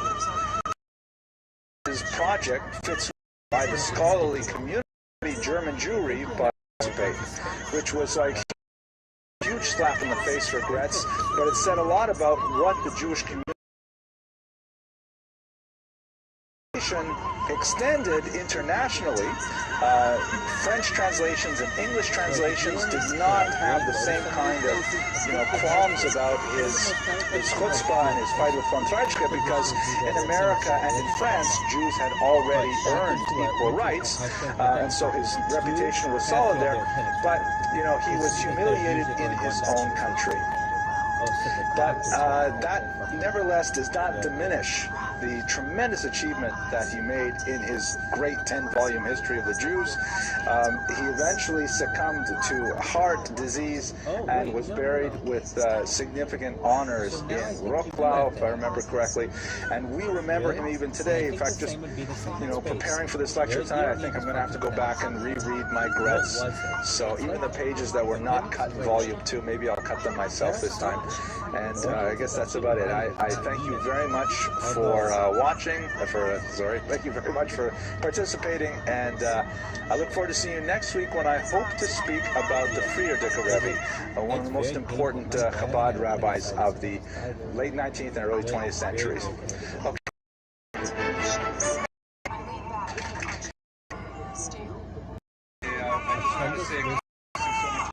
For these classes, we feel useless. So it's so wonderful that all of you come up here. When we edit this, we'll just remove that one. At any rate,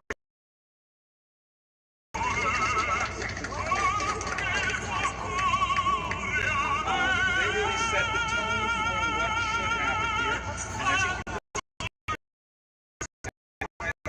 we'll have to turn the chairs around. And second of all, we have my lovely daughter Eliza, who's greeting you at the front to give out materials and so on. And we have Mr. Rodriguez, one of the students at South, who is going to be videotaping it.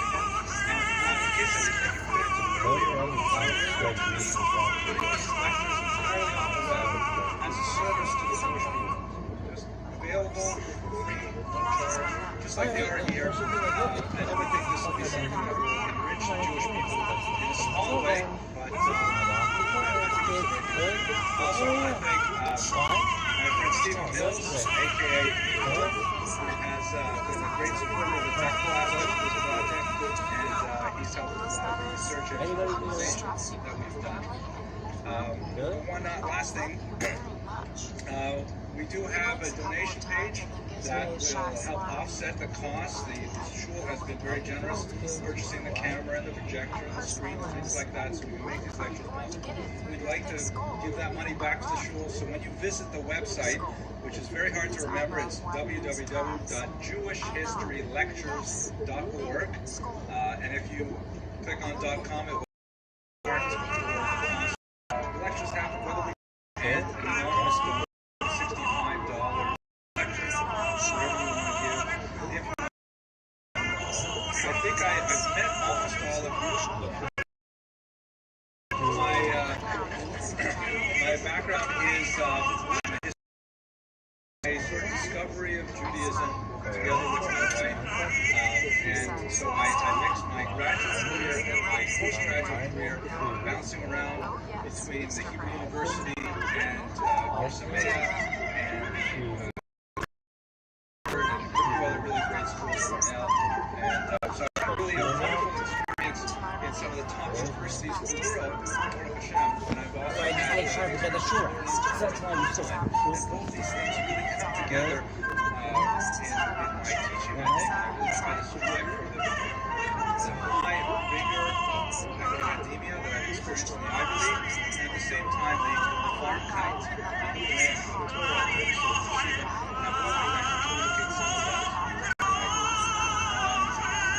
the class is going to be essentially a survey of modern Jewish history. It's the first year undergraduate survey. It is pitched to a little bit higher level because so many of the people in this audience are very well educated and very well read. But it's still generic enough that if you have no idea what the subject is on, you should come away with some useful information. Not so famous. Since west of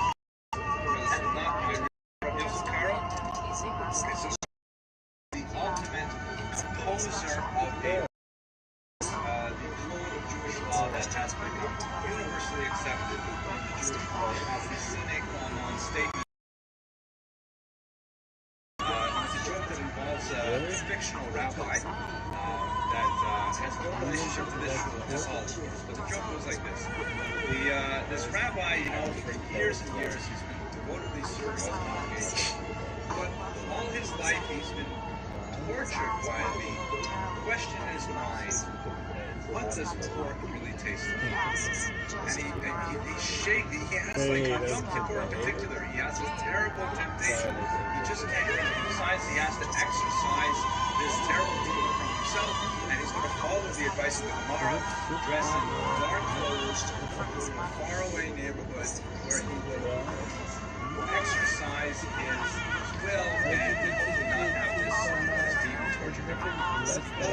Way out, like West End or something like that. What is that going to It's a be? Chinese Like, restaurant. He goes to the very back, dark place, and he's wearing It would be a like- baseball cap. Probably Really good luck. nowadays, like, But this time of year, all these people who come straight to the with, the full black hats and things like that. But they're wearing a baseball cap. It's like they're in disguise. Nobody knows. British, Mill, Star. Anyways, he goes, he's sitting in the back, he's wearing a baseball cap, and he says to the Hey, waitress the ViralRabbi. story. He does say, well, the rabbi part is lunch to give video and the walk in, and they see a duckling pig. It's a big suckling pig. A piece of fresh fruit. And look how they punched it up. Started the joke, but let's go straight to the script.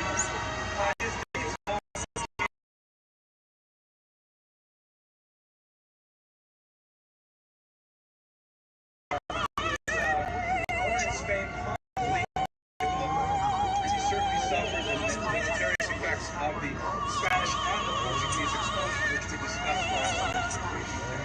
He was most famous as a halakhist, but he has tremendous credentials as a Kabbalist as well.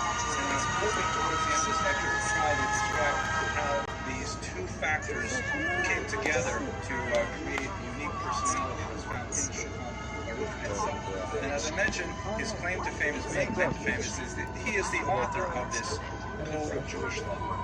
His early years took him from Spain. His family fled from Spain to Portugal, where they were allowed to remain for several years, and then they were expelled once again.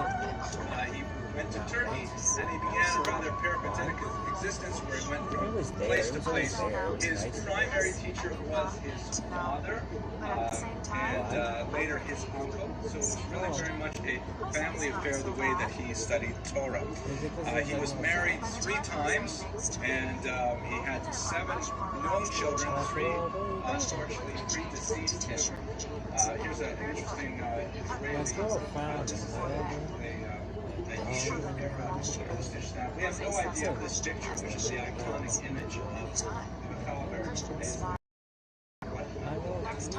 Daughters married. Perhaps will spend more now. Shlomo also was turned to Judaism, but whereas Uriel Dacosta find an intellectual space within the Sephardic communities of seminary. So really, he had messianic credentials. He had difficulty associated with any Jewish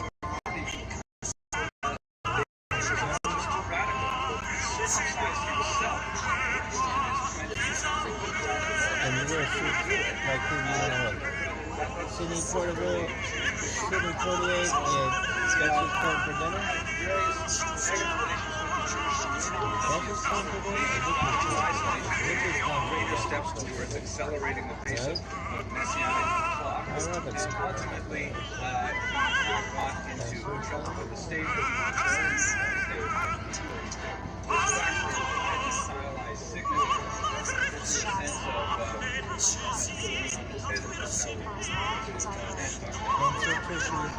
Rabbi Caro, however, was really impressed with his purity of motivation and intention. And one of the many positive things he said about him was that after seeing his death, prayed that he himself would come to a similar end. Caro wished to die a martyr's death, like Shlomo.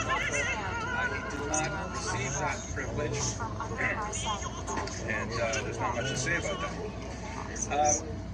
Rabbi Caro's fame really extends from the period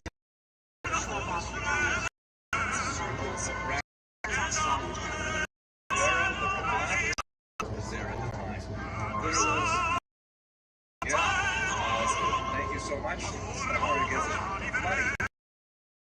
Some parts of the land in northern Israel that would make it possible for Jews to settle there and to pursue their scholarship.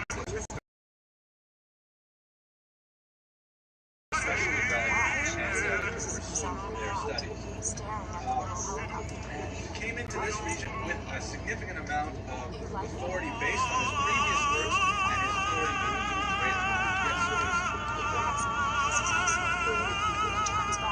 Yeah, we got money back then earlier. And if I'm wrong, you'll never know until I put this on the web and I cut this whole discussion out. And I'm pretty sure it was the last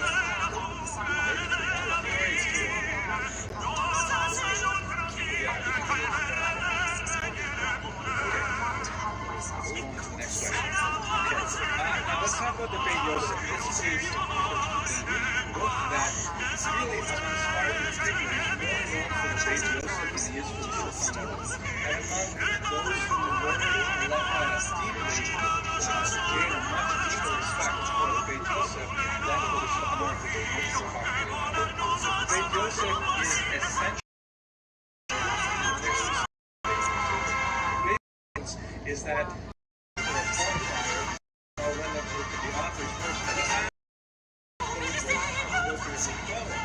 what the Beit Yosef did was it delved to support the decision of the Torah. In other words, he completely explained, dug in archaeological fashion, discovered what was the reason of the Torah for arguing against it. He then went on to do the same thing, by the way, for Maimonides, in a commentary called the Kesef Wisdom. And by writing this commentary of Beit Yosef, he demonstrated that he had absolute control over the meaning of the text that's written by the Torah. It was the ultimate critical analysis of the Halakha code, and it was a phenomenal act of scholarship that undoubtedly provided him with years to write it, far less time to write the Shulchan Aruch, which is actually well known.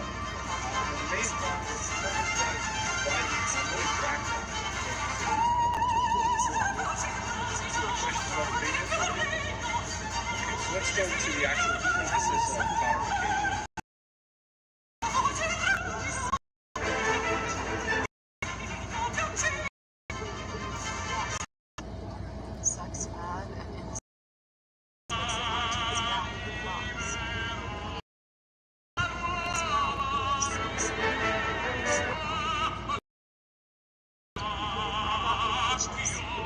Get started. Thank you all for coming.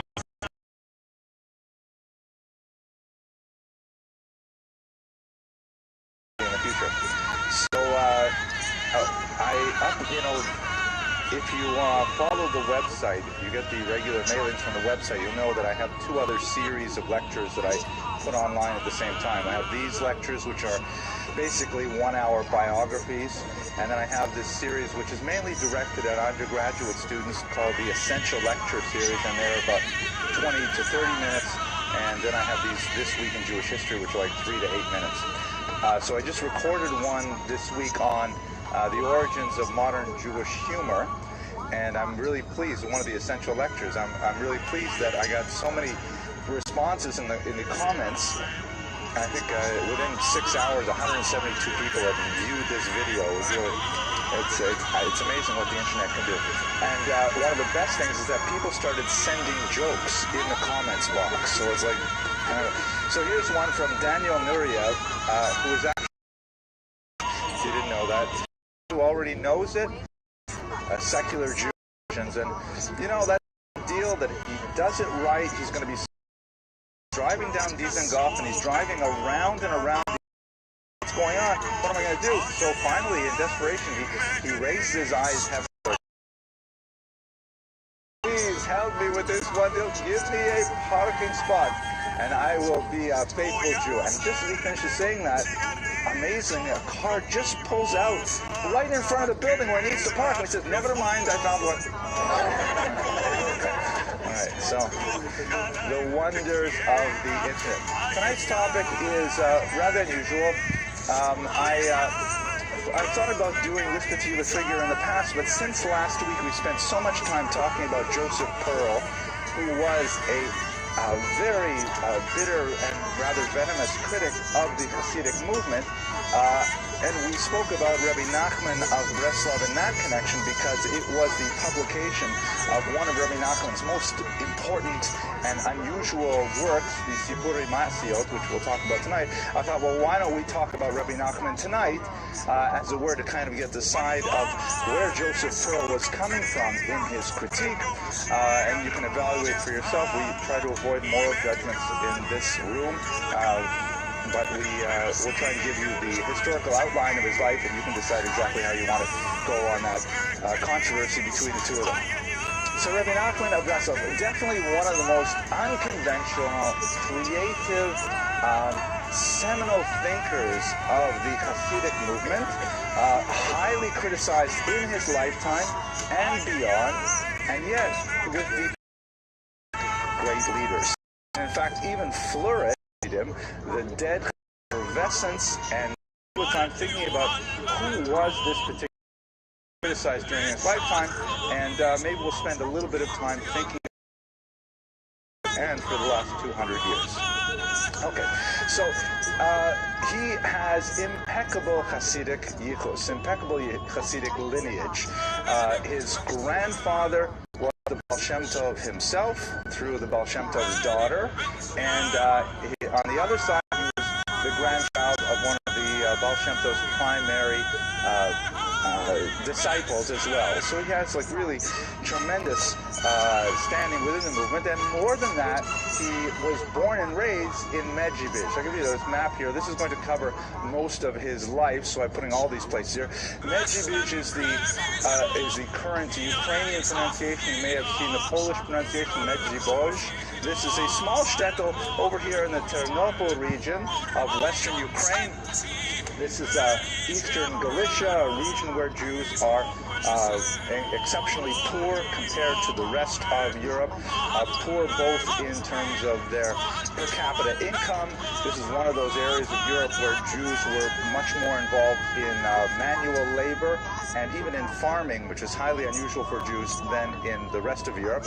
At the time, it was not part of Ukraine as shown here. At the time, it was part of the Polish-Lithuanian Commonwealth. Later, it would become briefly part of Austrian Galicia and so on. And then after World War I, it would be part of Poland. I don't want to do the whole history. Anyways, here's Medjugorje over here. He spent some time in the Kiev region, in the region of Podil, and in a Bratislava. And, there are many of these of Toronto. Whenever a place gets called, take this town here, which is, it was known as Lvov to Poland because of the affinity with Germany, but these place names change tremendously. So Bratslav is one of those examples where the Jews would simply elide the terms to say Breslov, and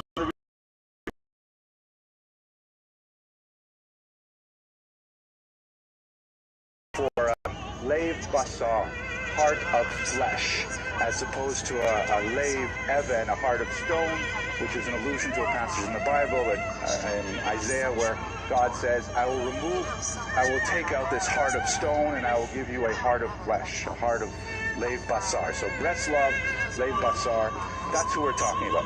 Spent a lot of time at Bratslav, and that's where he gathered most of his disciples, and then his last days were spent in Uman, where he chose to die and be buried. So the pilgrimages, if you've heard of them, are associated with Uman, not with the other locations there.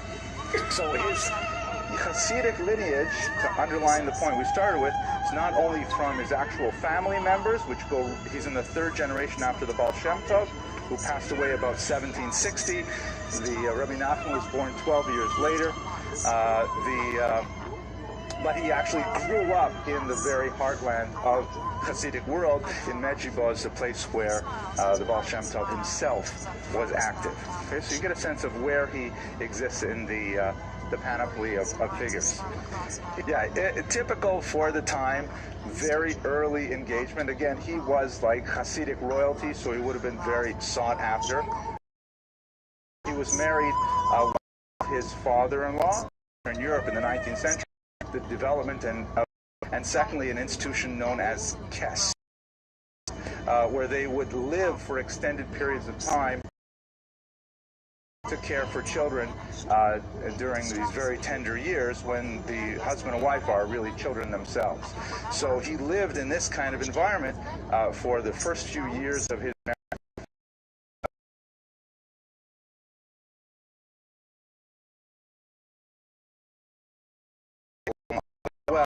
So at this point, Rabbi Nachman took his wife and his growing family. He ultimately had 6 children, 4 girls and 2 boys. The boys did not survive infancy, but his 4 daughters did. So they moved nearby. In this area, though, in these formative years of his early marriage, it's when you see some of the characteristic elements of his thought begin to emerge. He followed what he felt was an extremely unique path in Hasidic thought, and certainly when he began his literary oeuvre, you can see that he's plowing completely new paths in the fields of Jewish mysticism. At the same time, he was following a very traditional path of going out into the forests alone. He became quite an oarsman. He went on the Dnipro River, which is shown here, and he would, row himself up and down the river and set the boat ashore, and then he would go off for an afternoon and simply meditate on nature and existence in the world. And this is the roots of a spiritual practice that was associated with Breslov forever after, called hitbodedut. This comes from the word boded or bad, which means to be alone. Hitbodedut means to make oneself alone. And one of the main areas, some of their literature, it's a yourself meditation. Breslov Hasidus became so popular in the age of Aquarius with ES.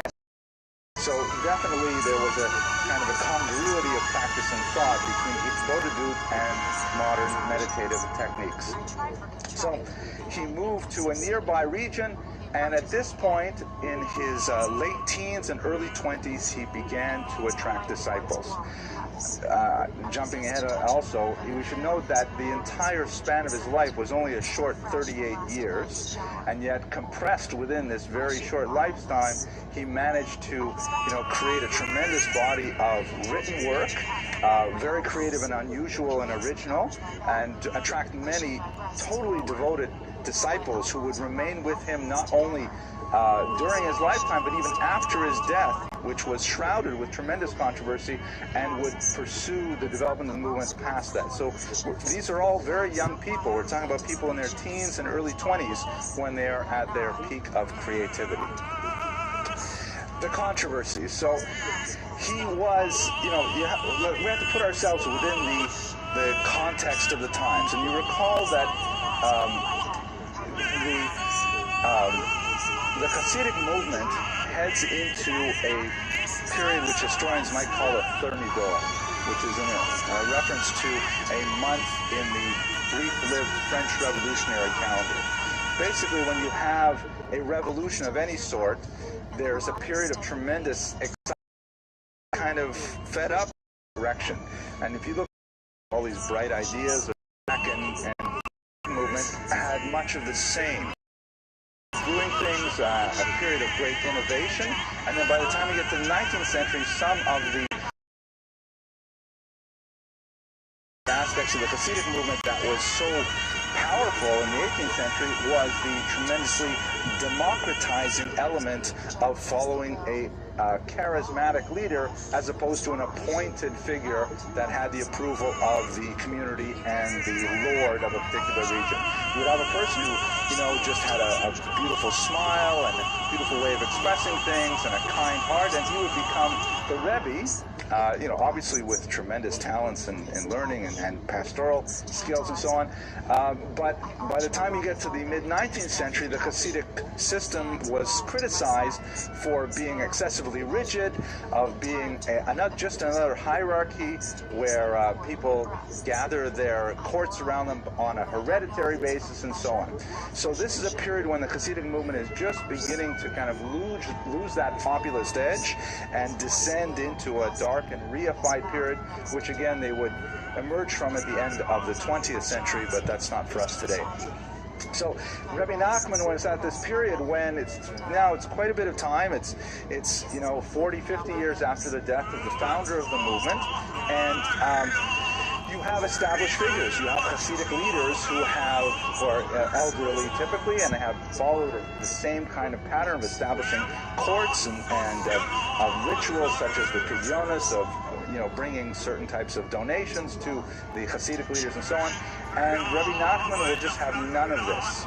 He openly criticized some of the leaders would say that it's an allusion to say they've seen the chariot of his acrimonious disputes he had was with Nachman moved to that city without first the creative young Hasidic thinker, but to move your court into the existing region of an authorized and well-known figure was like it's an infringement on his chazakah, it's an infringement on his known territory, right? Like salesmen, as it were. You can't go and walk into someone else's territory and then take it over. And the Shmuel said he was really quite angry with him for simply showing up without, doing the proper petitions and the proper arrangements and things like that. So he had a lot of fights of this nature with the authorized figures. He was known for erratic behavior in a lot of ways. In 1798, he decided to take a trip to Israel, and he decided to take only his closest disciple and to travel in secret, like in disguise, not letting anyone know who he was as a Hasidic leader, the grandson of the Baal Shem Tov. And on this trip, he would make fun of the other Hasidim that he met on the boat. He would engage in, wild, erratic behavior, dancing, singing, things like this. And in fact, Breslovers today are known for their unusual displays of energy during prayer, clapping, stamping their feet, things like that, which are not typically seen in your regular Orthodox synagogue, where the disturbance. At this point, he had a of his life. He would only work on his, some of which were books that had no precedent in the Hasidic. The rest of literature that we have today is deeply impoverished by the fact that Nachman burned many of his books. He composed quite a few, and then after a while he felt, for whatever reason, he never really divulged it, perhaps that they contained too much mystical information. He ordered them burnt. This was a tremendous inspiration to a 20th century Jewish writer who read of Rabbi Nachman's work with tremendous enthusiasm and interest, none other than Franz Kafka, who I think I'd like to talk about in a few weeks. The famous and very disturbed Czech Jewish writer who wrote, you may recall, The Metamorphosis, a story about a man who wakes up and discovers he's a massive cockroach and what that means. Another story called The Trial, where a man wakes up and learns that he's on trial in a capital offense, and he has no idea what exactly his crime was, or when the trial is going to take place, or who's his defense attorney, and this whole nightmarish situation where he's trying to figure out really the meaning of his life, and there are only hints and clues, and he doesn't see any rhyme or reason. Kafka also ordered his closest friend to destroy all of his brilliant manuscripts, and then he promptly killed himself. For the benefit of world literature, his friend decided the manuscripts were simply too valuable, and he did not burn them, and they ended up becoming published and become classics. Right, and what take on this slide, controversial aspect of are rarely stated notions of Elijah-like figure, perhaps the harbinger, would be the Messiah, and he placed great hopes on him, and these kinds of things, which are not completely unknown in the Hasidic movement. It's hard to find too many Hasidic movements that have not had a close brush with the idea that their Rebbe may be the Messiah. But Rabbi Nachman was unusually vocal about it and attracted a lot of criticism, like a lightning rod, because of his pronouncements. there was only one Rebbe who was a strong advocate of Rabbi Nachman, and he held to his position right to his very end. He died 1 year before Rabbi Nachman, and that was the great Rabbi Levi Yitzchak of Berdichev. You may have heard of Rabbi Levi Yitzchak. He is known as the defense attorney of the Jewish people, the Sneger Shel Yisrael, because he basically finds the good in everyone throughout his life. In fact, there's a lot to say about Rabbi Levi Yitzchak. There's a famous passage in which he even once called God himself to a din Torah, to answer for the treatment of the Jewish people. That's a whole episode in itself. But anyway, so quite a bit of writing at this time, but I haven't told you too much about what those writings say. As I mentioned 17 times already, highly original writings. To be sure, he wrote a lot of traditional ma'amarim that are, comparable to the and so on. And those are much really original literary stories, usually but they're always created and circulated by the disciples. They are like novels, as it were. I mean, they're not structured like novels at all. They're stories. They're short, a few pages long, and they're collected. Though he published them all in one volume, and then there are a few that are scattered throughout.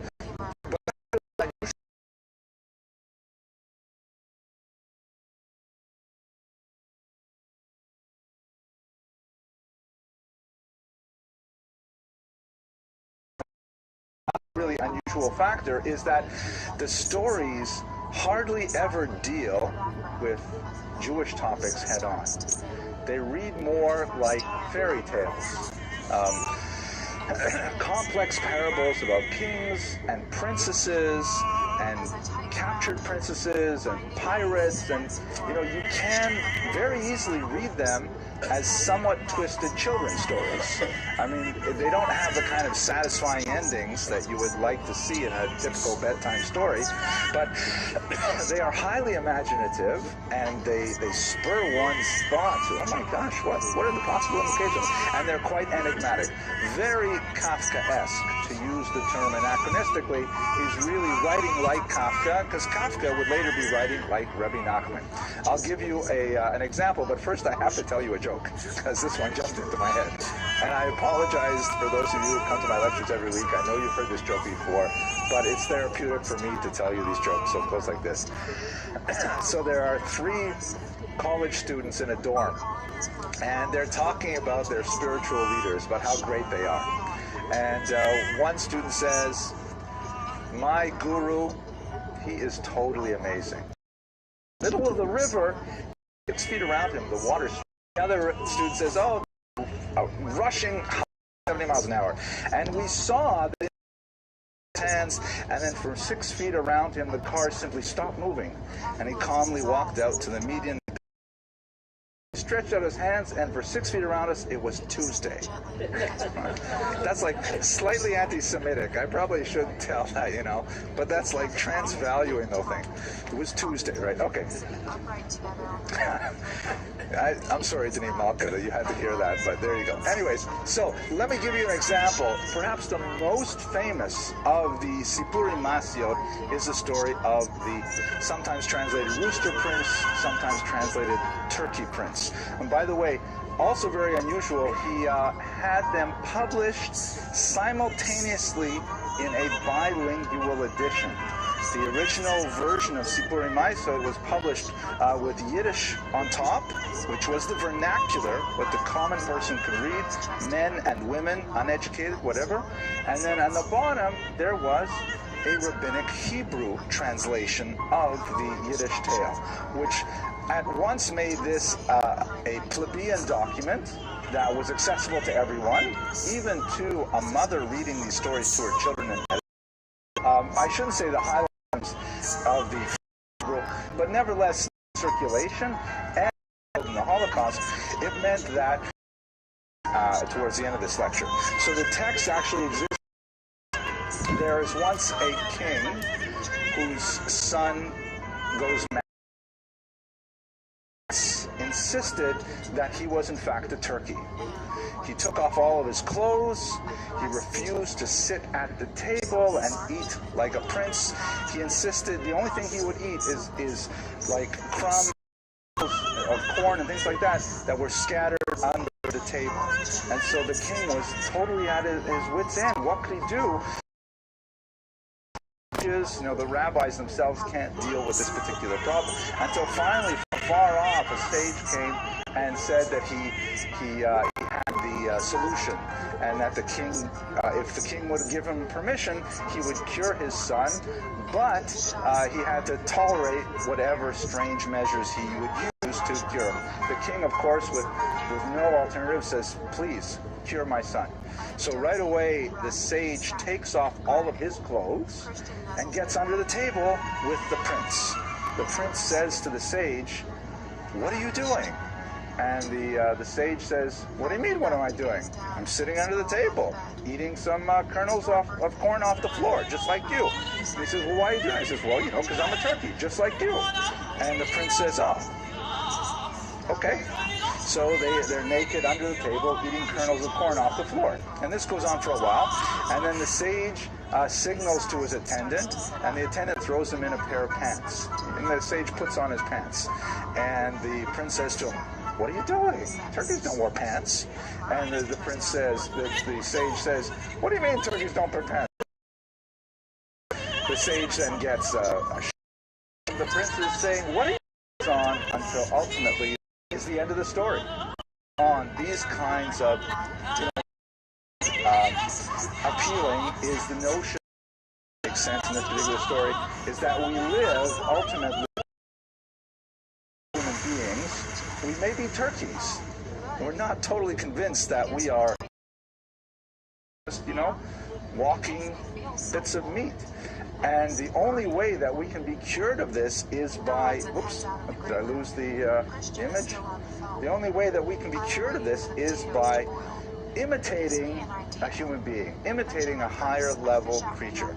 So in the analogy here, the nimshal to the mashal, is that, we may not think of ourselves as highly accomplished spiritual beings, but that is within our nature.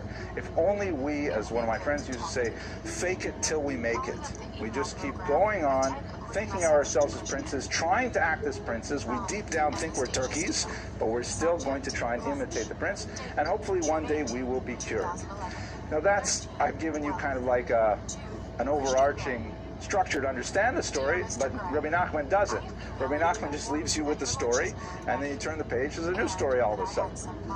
And a lot of them are like this. The princess who's captured, the whole country that is driven insane by a scourge on the wheat, and the sage decides to eat it himself so that he will still fit in with the insanity of the country. All these kinds of stories really are a spur to the mind and to the imagination, and they carry great literary impact upon the Jewish tradition.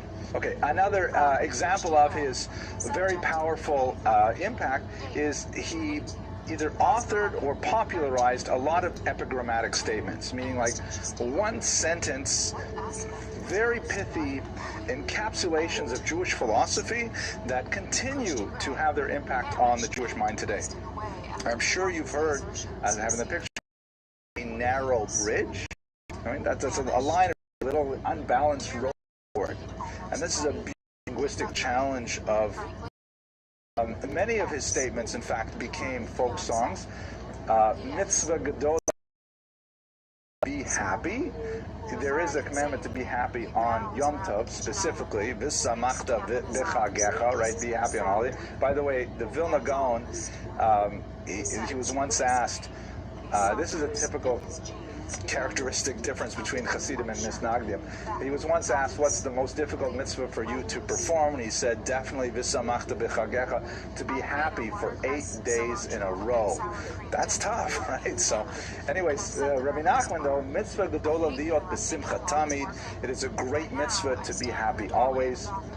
I think I told you 2 weeks ago about that incident at the Kiev yeshiva that I experienced. maybe not. It would be great if you totally forgot, because then I can tell it again. And it goes like, we were sitting having a Friday night meal, and a yeshiva bacher bursts into the room. He's kind of disheveled, and they say, "What's wrong with you?" And he says, "I was accosted on the way here. They wanted to take my money, and I said, I'm an observant Jew. I don't have any money, so they let me go." And so then all the guys in the yeshiva start singing, which I am so fortunate, a really intense. I wrote a lot of these epigrams somewhere else, and it may be true, perhaps it was Rabbi Nachman who said, God never gives us Jewish thought, but I saw it associated with the sticks in your brain. These are the kinds of things that he contributed. Meaning repairs. If you damage the world or yourself through a particular, the Tikkun Klali, there's, he has a list of what kinds of things you should do for what kinds of sins. Typically they involve the recitation of certain psalms and things like that. The most famous of the Tikkunim, however, was towards the end of his life, he promised his followers that if they would come and say a particular Tikkun on his grave at Rosh Hashanah, then no matter what they have done in their life, Rabbi Nachman will take them by their peyot, by their forelocks, and drag them out of hell itself, if necessary. So these tikkunim have had tremendous, popularity, and they continue to inspire tens of thousands of people, even today, who go to Uman to be at the grave of Rabbi Nachman. Many of whom are not at all Breslov Hasidim, but are moved by that concept of the Tikkun. So let's move on to this Uman itself. As I mentioned, his main activity was in Bratslav, but there was a fire at one point that destroyed his home, and he was left temporarily homeless. He could have simply relocated to another building in that city, but for several years he had had very positive relationship with several notorious maskilim in Uman. So what is going on here? First of all, what is Uman? It's an old city. Jews have been living there for several hundred years, and it is most noted in the Jewish chronology as the site of a terrible massacre in 1768. This was the slaughtered Jews, but the bottom line is that this would be a good tip. He had contracted tuberculosis with this illness before he finally succumbed. He significantly developed his relationship with maskilim, who in Western Europe tended to jettison their Jewish practices, kashrut and Shabbat and so on. In Eastern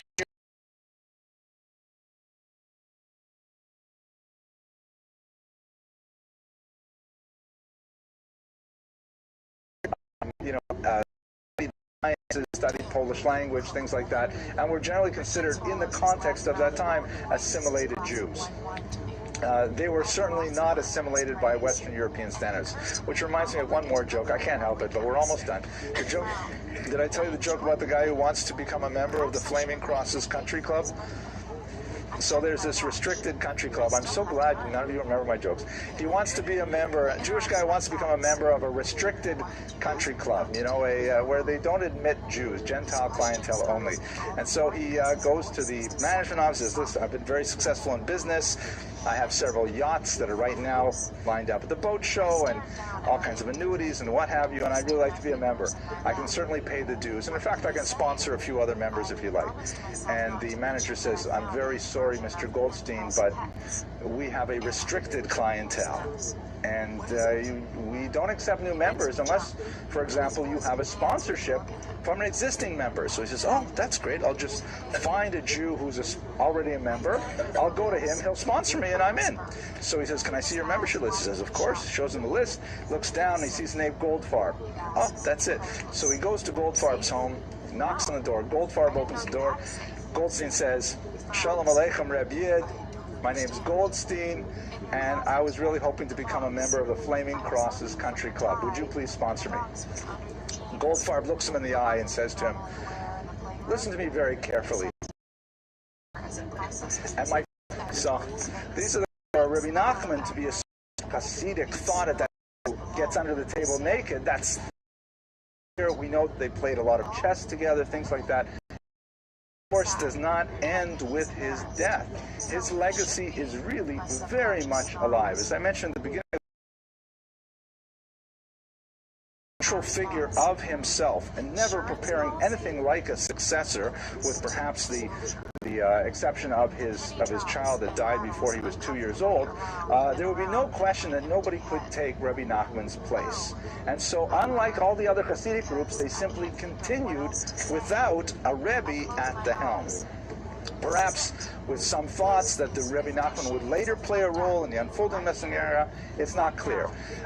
Multiple centers of Breslov Hasidus developed, especially after the Second World War, and it's basically two types. There are a few schools that are led by charismatic students of Breslov, mainly around Mea Sharim, a highly traditional neighborhood in Jerusalem. And also there are centers in New York City, for example. But the core constituency remains kind of like old Hasidim that can trace their lineage back for decades, even centuries. But the large numbers of followers are really Baalei Tshuva, are people who come to Judaism later in life. In fact, many Sephardim are attracted to Breslov or Hasidut. They have no connection ethnically with these teachings. Why is this so? Well, we've already discussed some of the tremendously infectious aspects of Rabbi Nachman's thought and teachings.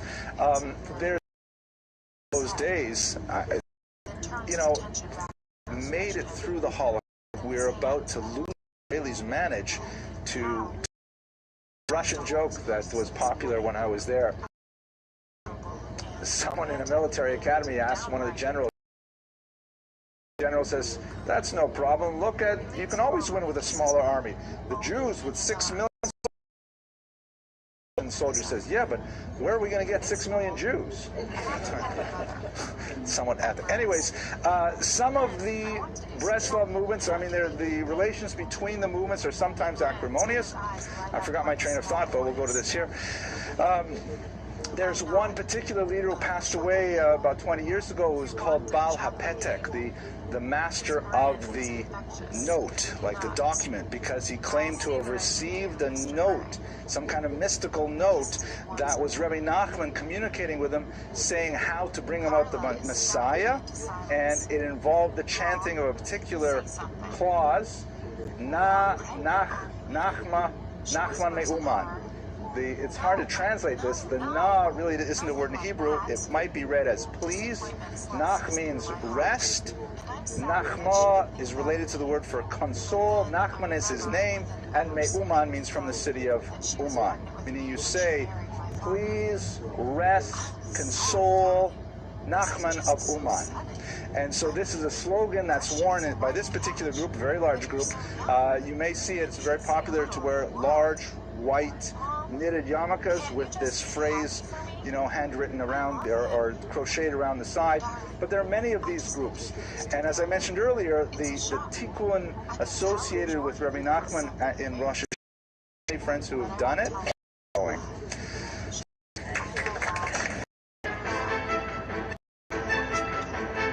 We get started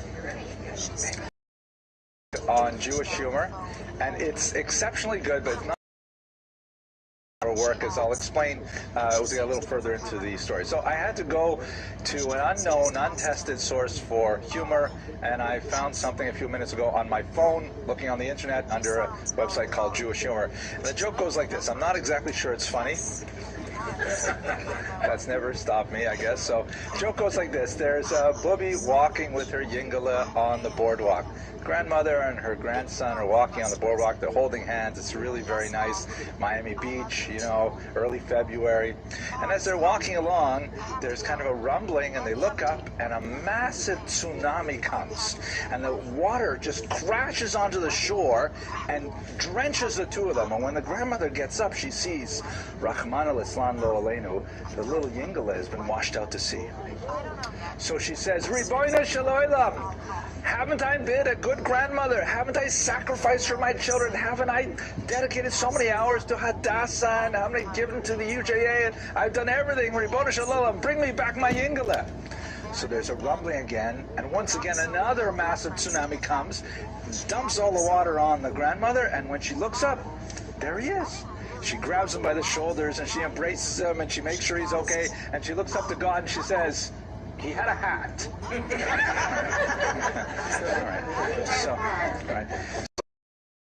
All right. I'd like to spend some time in relationship with God. This is a figure, but I never spent much attention. Fascinating thing. She basically to the major fissures in intellectual and perhaps on another lecture we'll go into in great detail.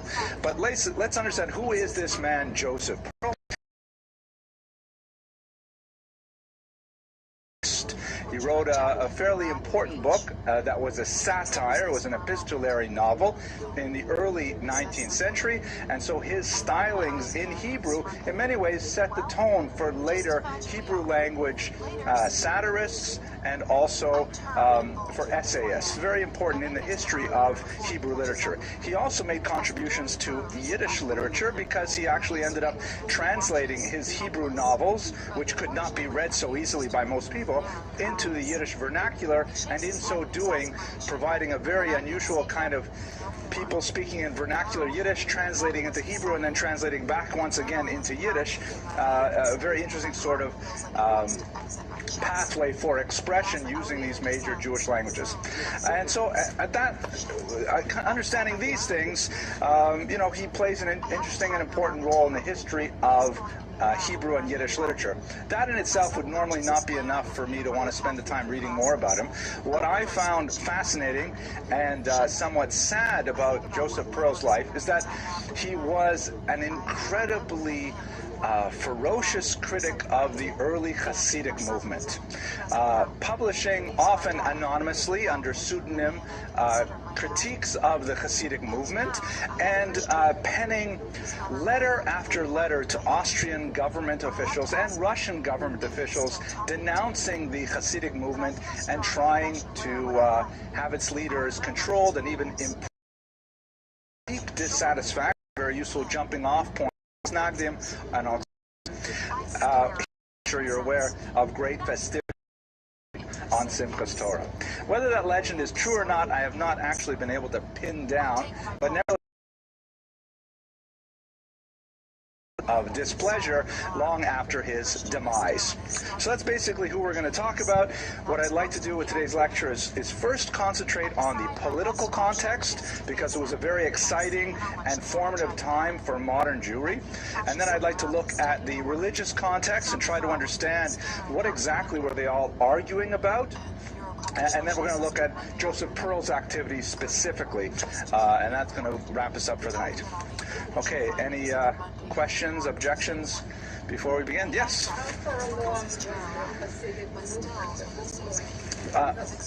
Yeah, he was born basically when the Hasidic movement just began to find its legs.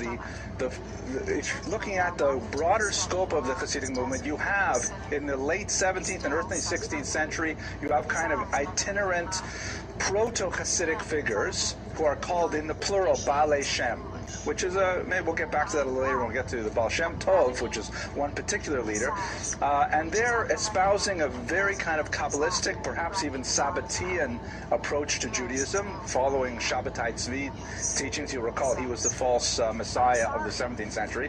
And then there's one figure, the Baal Shem Tov, who is regarded as the father of the Hasidic movement, and his dates are for a successor, 5 disciples, 5 main.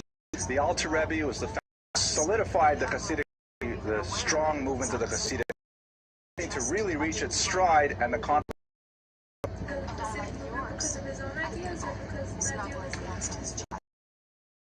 of his own ideas or because of those of his teachers. So that's much too hard a question to put to your father in this kind of public environment. I frankly don't know enough about his early teachings. What I can, and his early influences, what I can tell you is that he himself was a devotee of the Hasidic movement. He himself was a young Chassid, and he was very attracted to it, and then he fell away under the influence in particular of Moses Mendelssohn, who was the most important Maskilic figure of the time. So let's pause and we'll come back to that. Okay. Weiter, Halavai weiter. Okay, so let's look at the political context first. Okay, we're talking about he was born in 1773. This is an incredibly important period because it represents a dramatic upheaval, really a borderline historically between the medieval and the modern periods for Eastern Europe, primarily because of the activity of this woman, Catherine II, known as Catherine the Great. Rather fascinating biography of her in particular. The Romanov dynasty, the Russian emperors, the Tsars, had difficulty producing heirs that were physically and mentally competent to rule this massive empire. And so the previous Tsarina went to eventually to improve the genes, anything about the world. She promptly had an affair with, pretty amazing, and she turned out to be the most blood creator, expanding the territory of the Russian. You get a certain amount of a sense of her personality, or male clothing, riding horses, and so on. 1772 and extending through, I believe it was 1795, right? Poland was an incredibly wealthy state with huge latifundia, meaning these huge farms, particularly in the southern region, in Ukraine, some very major European towns like Warsaw,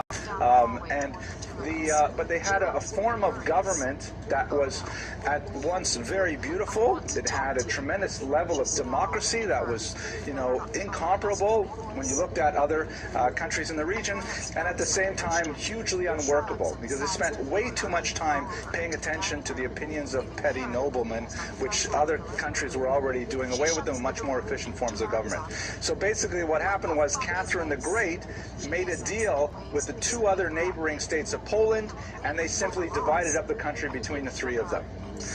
Germany took the northern sections of Poland in 3 successive stages. Austria, which would become the dual monarchy of Austria and Hungary, took 3 sections here, and Russia took these 3 sections over here. And Poland simply disappeared from the map in 1795 because it was not powerful enough to defend itself from its neighbors. What does this have to do with the Jews? Poland was the home of the largest concentration of Jews in the world at the time. They were largely here because over the 13th through the 18th centuries, they were migrating from Eastern Europe. The German Jews, the word for German in Rabbinic Hebrew is Ashkenaz. So the Ashkenazi Jews were making their way into Poland for various economic reasons and also being driven also in the cities as well. Home for Jews. There we go. By Russia was in the Russian Empire. It was officially under the influence of a Jewish doctor named No More Jews in Mother Russia, and that ban was upheld. What could she do with all of these Jews? So on the one hand, many of the commercial classes in Russia were saying, this is fantastic. We have asked for this for a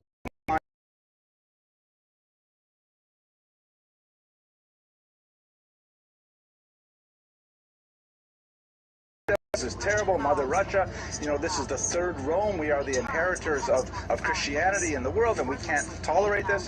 Ultimately, the German-born Catherine decided on a compromise in which she set up something called the Pale of Settlement. And this was originally conceived of in a very positive sense for Jews. It essentially meant that although Jews would not be awarded citizenship, for that they would have to wait until 1917 when the Russian Empire fell, and the very first act of the provisional government under Alexander Kerensky was to give Jews equal citizenship. But they were nevertheless granted significant rights within this region that extended basically from the Baltic Sea down to the Black Sea. It wasn't exactly the shape during her reign. It changed shape a few times. Kiev, for example, was an island where Jews were not allowed to live, so only 60,000 lived there illegally. But basically, this was a place where Jews were allowed to live in Russia and given a certain amount of rights, even the right to vote in municipal elections and even hold office in municipal principalities. Rather fascinating, and she had a kind of a forward-thinking view to it. And there's a lot of thoughts about the Jewish world. John Locke, and In the Russian parameters, most Russian of the Jewish territories taken over by were the most backward, the least educated, the most likely to be involved in farming, which is something very unusual there. So you had Jews who were like blue-collar workers as opposed to being involved in commerce, which is much more common elsewhere in Europe. This is one of the most backward parts of European Austria, and he came from a town called Ternopil in modern Ukrainian, or Tarnopol in Yiddish. So he was coming from this era where, like the Russian Empire under Catherine II, the Austro-Hungarian Empire is also thinking about how can we change Jewish existence? How can we normalize these people who speak a different language? Yiddish is closer to German than to Russian, but still distinct. They are not participating in our faith. They're not participating in our economic structures because they tend to be highly segregated in certain activities. And the Austrian Empire was looking at ways to kind of slowly bring the Jews into a more conducive orbit that will make them fit within society more normally. The Emperor Franz Joseph issued a so-called Toleranzpatent, which meant like a bill of toleration that essentially the protection under law. The political context, and many people are saying, many Jews at the time felt that the Mashiach ben Yosef and that. Anyone have any questions before we go on past? Absolutely. The word pale is the source of in the Jewish kind of like cultural vocabulary. A Jew from Galicia means a country bumpkin.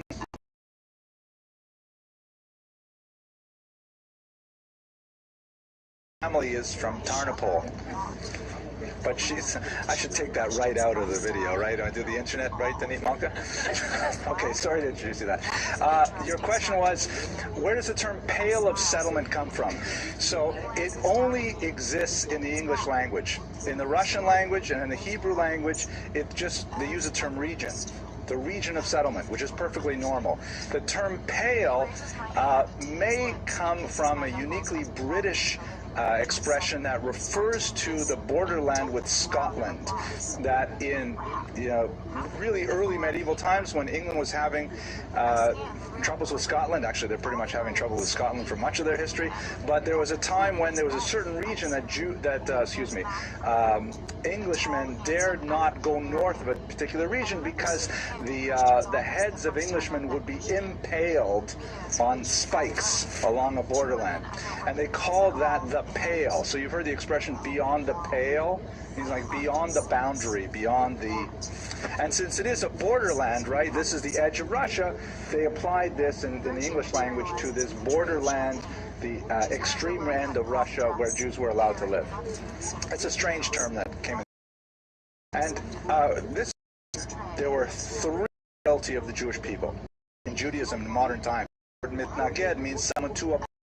It's almost a profane term. If you call it to swear, because that's misnaged is like a nasty word. I've heard tell that when Hasidim really don't are the ones who wanted to hew to the old path of Talmudic Judaism without these Hasidic innovations that we will discuss shortly. And then thirdly, and by the way, these figures, I'll focus in on them basically, and these are kind of fictionalized. These two in particular are fictionalized. This is the Baal Shem Tov, the father of the Hasidic movement, the Vilna Gaon, the genius of Vilnius, which is he's considered kind of like the prime figure behind the Misnagdi movement, and Moses Mendelssohn, the leader of the third movement, called the Haskalah, and the people who adhere to the movement are called maskilim, singular maskil and masculine. The Haskalah is basically a Hebrew translation of the English term enlightenment, which is used to describe the intellectual currents of the day, or the German term Aufklärung. It means, to bring more light. Haskalah is not a perfect translation, but you get the idea. Okay, what are these three movements? What were the conflicts between them? So if we start with the Hasidic movement under the Baal Shem Tov, there are a lot of reasons why the Hasidic movement gained its inception in the 18th century. There are sociological factors. For example, in the traditional Jewish world, there are basically 3 ways to gain status. So you want to guess money, right? The first question is like this. He's a traveling speaker, things like that. And the rabbi said, if you would pay me in advance. I don't have to hold the money. I know, but I really think it would be better if you paid me in advance. So the rabbi says, all right, fine. My money? He says, of course, here's your money, but I have to ask you, why did you want to get paid in advance? You couldn't even use it on Shabbos. He said, you always speak better when you have money in your pocket. Right? Make you feel differently. So anyways, money is one way to gain status. Another way? Someone said yichus. Yichus means lineage, right? Your family. If you can trace back your family, my grandfather was this rabbi, my grandmother was that Rebbitzin, whatever, you trace back your family, that's also yichus. If you have yichus with money, you're doing great. My grandfather was Rothschild, my grandmother was also Rothschild, that's very good stuff. And then the third way, learning. Excellent. This is the most democratic of ways to gain status in the Jewish world, by demonstrating your mental acuity, by being able to master the arcane and difficult language of the Talmud, to engage in complicated mathematical pursuits as you delve into the laws of calculating the moon, the new moon, things like that. These are ways to gain status and to get titles like to be an Ilui, means like an enlightened one, a genius, a Gaon, of course. These are all great ways to achieve status. So the Hasidic movement was born largely in the southern region of Eastern Europe. If we jump back over here to a map, so Hasidism really owes its roots to this region here, the home of the these towns here are really important in many ways, because all of that, and they felt so of and emphasized the value of communal prayer, of communal have one of the other 3 forms of status. And this empowered the Jews of southern Eastern Europe to cleave much more to their very charismatic leaders and to engage in more of these Hasidic practices. Now, there was at the same time an economic element to this too. And I don't want to go into great detail because we're already at the 8:30 mark, but it's important to mention a little bit of this because money is at the root of almost everything. And one of the ways in which the Hasidic movement was able to establish itself on a firm base was through the creation of alternative revenue streams to the traditional rabbinate. What am I talking about? In this part of the world, the Lord, the Polish non-Jewish Lord, literally owned the entire town. He would own the orchards, the mills, the presses, the bridges, the ponds, anything. And whatever you wanted to do, you had to get the Lord's permission, or pay a tax or a toll and things like that. The Lord also rabbis in Ukraine, the Lord, or not necessarily so did it. They collected the taxes on rabbis came along, who were charismatic rabbis, who often had they had no credentials other than their honest love for the Jewish people that surrounded them, and they actually cared for their spiritual welfare and offered them, their pastoral services and listened to their problems and wept with them and prayed with them. A lot of people were attracted to them. And when certain controversies erupted, like for example, controversy over how exactly are you to slaughter an animal to make it kosher, if the town rabbi said you got to slaughter it this way, and the Hasidic rabbi said no, you have to slaughter it this way, then a lot of people were going to the butchers that were in favor of the Hasidic rabbi. And the taxes on those meats often went to the Hasidic rabbi instead of going to the Misnagdic rabbi. I'll give you another example, time of prayer. So in traditional Jewish thought, there are fairly fixed times of prayer. As a good Litvak, I could open up my iPhone and I could see that the latest time to say, oh, I forgot to turn it off. The latest time to say the Shema prayer in the morning is, let's say, 9:15, 9:20 in the morning, and I would know exactly when I have to daven the morning prayers. But the Chassidim said, what are you doing? Why are you spending so much time thinking about getting up early and you're half asleep and things like that? Better you should get a good night's sleep. If you start davening later, then you'll daven like a mensch. You know, should you go out in the forest and try to chop down trees with a dull axe? Sharpen your axe first. Then go out, you'll chop trees. Well, you need Jews go to the Hasidic, as you might not be surprised.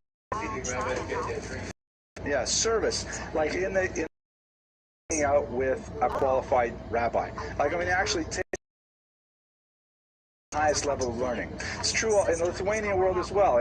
When I went to yeshiva many years ago, boys in my shir would fight over who got to sweep the floor and who got the less qualified job of putting away the books, things like that. The more menial, the more it was valued. So a lot of these early Hasidim received their training primarily through shimush. Later, as we get into the 19th century and the Hasidic movement develops their own yeshivas and institutions of learning, then they get more traditional learning. Yes, good question. When I was studying Jewish history at this particular point of time with Baal Shem Tov, my professor went ahead and emphasized that the sociological environment was such because people were very poor and they lived very nasty lives with very little hope or aspirations of getting a better life. And because the Baal Shem Tov and his followers emphasized the joy of prayer and communing with Hashem and drinking a little schnapps and dancing a lot and singing, they found a lot of the, if you're hanging out with Miss, at the end of the day, you just feel to say, well, what is this for me? I don't know these. If you hang out, then you feel, happy to be a Jew. It reminds me, 1991, and the Soviet Union was collapsing left and right. And I spent Shabbos with the yeshiva in Kiev, and we're in this ground floor of an apartment building. There's no air conditioning, so the windows are wide open, and there's like tens of thousands of people in the apartment complex all around us. And we're sitting there having our Friday night meal, me and the yeshiva guys, and a Jew bursts in, and he's all disheveled, and they say to him, what happened? What happened? He says, I was walking to the yeshiva, and I got accosted by some people, and they asked me for my money, and I said, I don't carry any money, it's Shabbos, and they roughed me up, and I proved to them I had no money on me, so they let me go. And all the boys in this Hasidic yeshiva started singing, how did it go? Ochin shashlevi ya pata mushu ya yavrei. Full volume, I am so fortunate to be a Jew.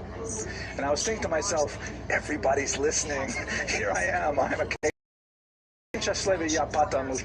to be happy all.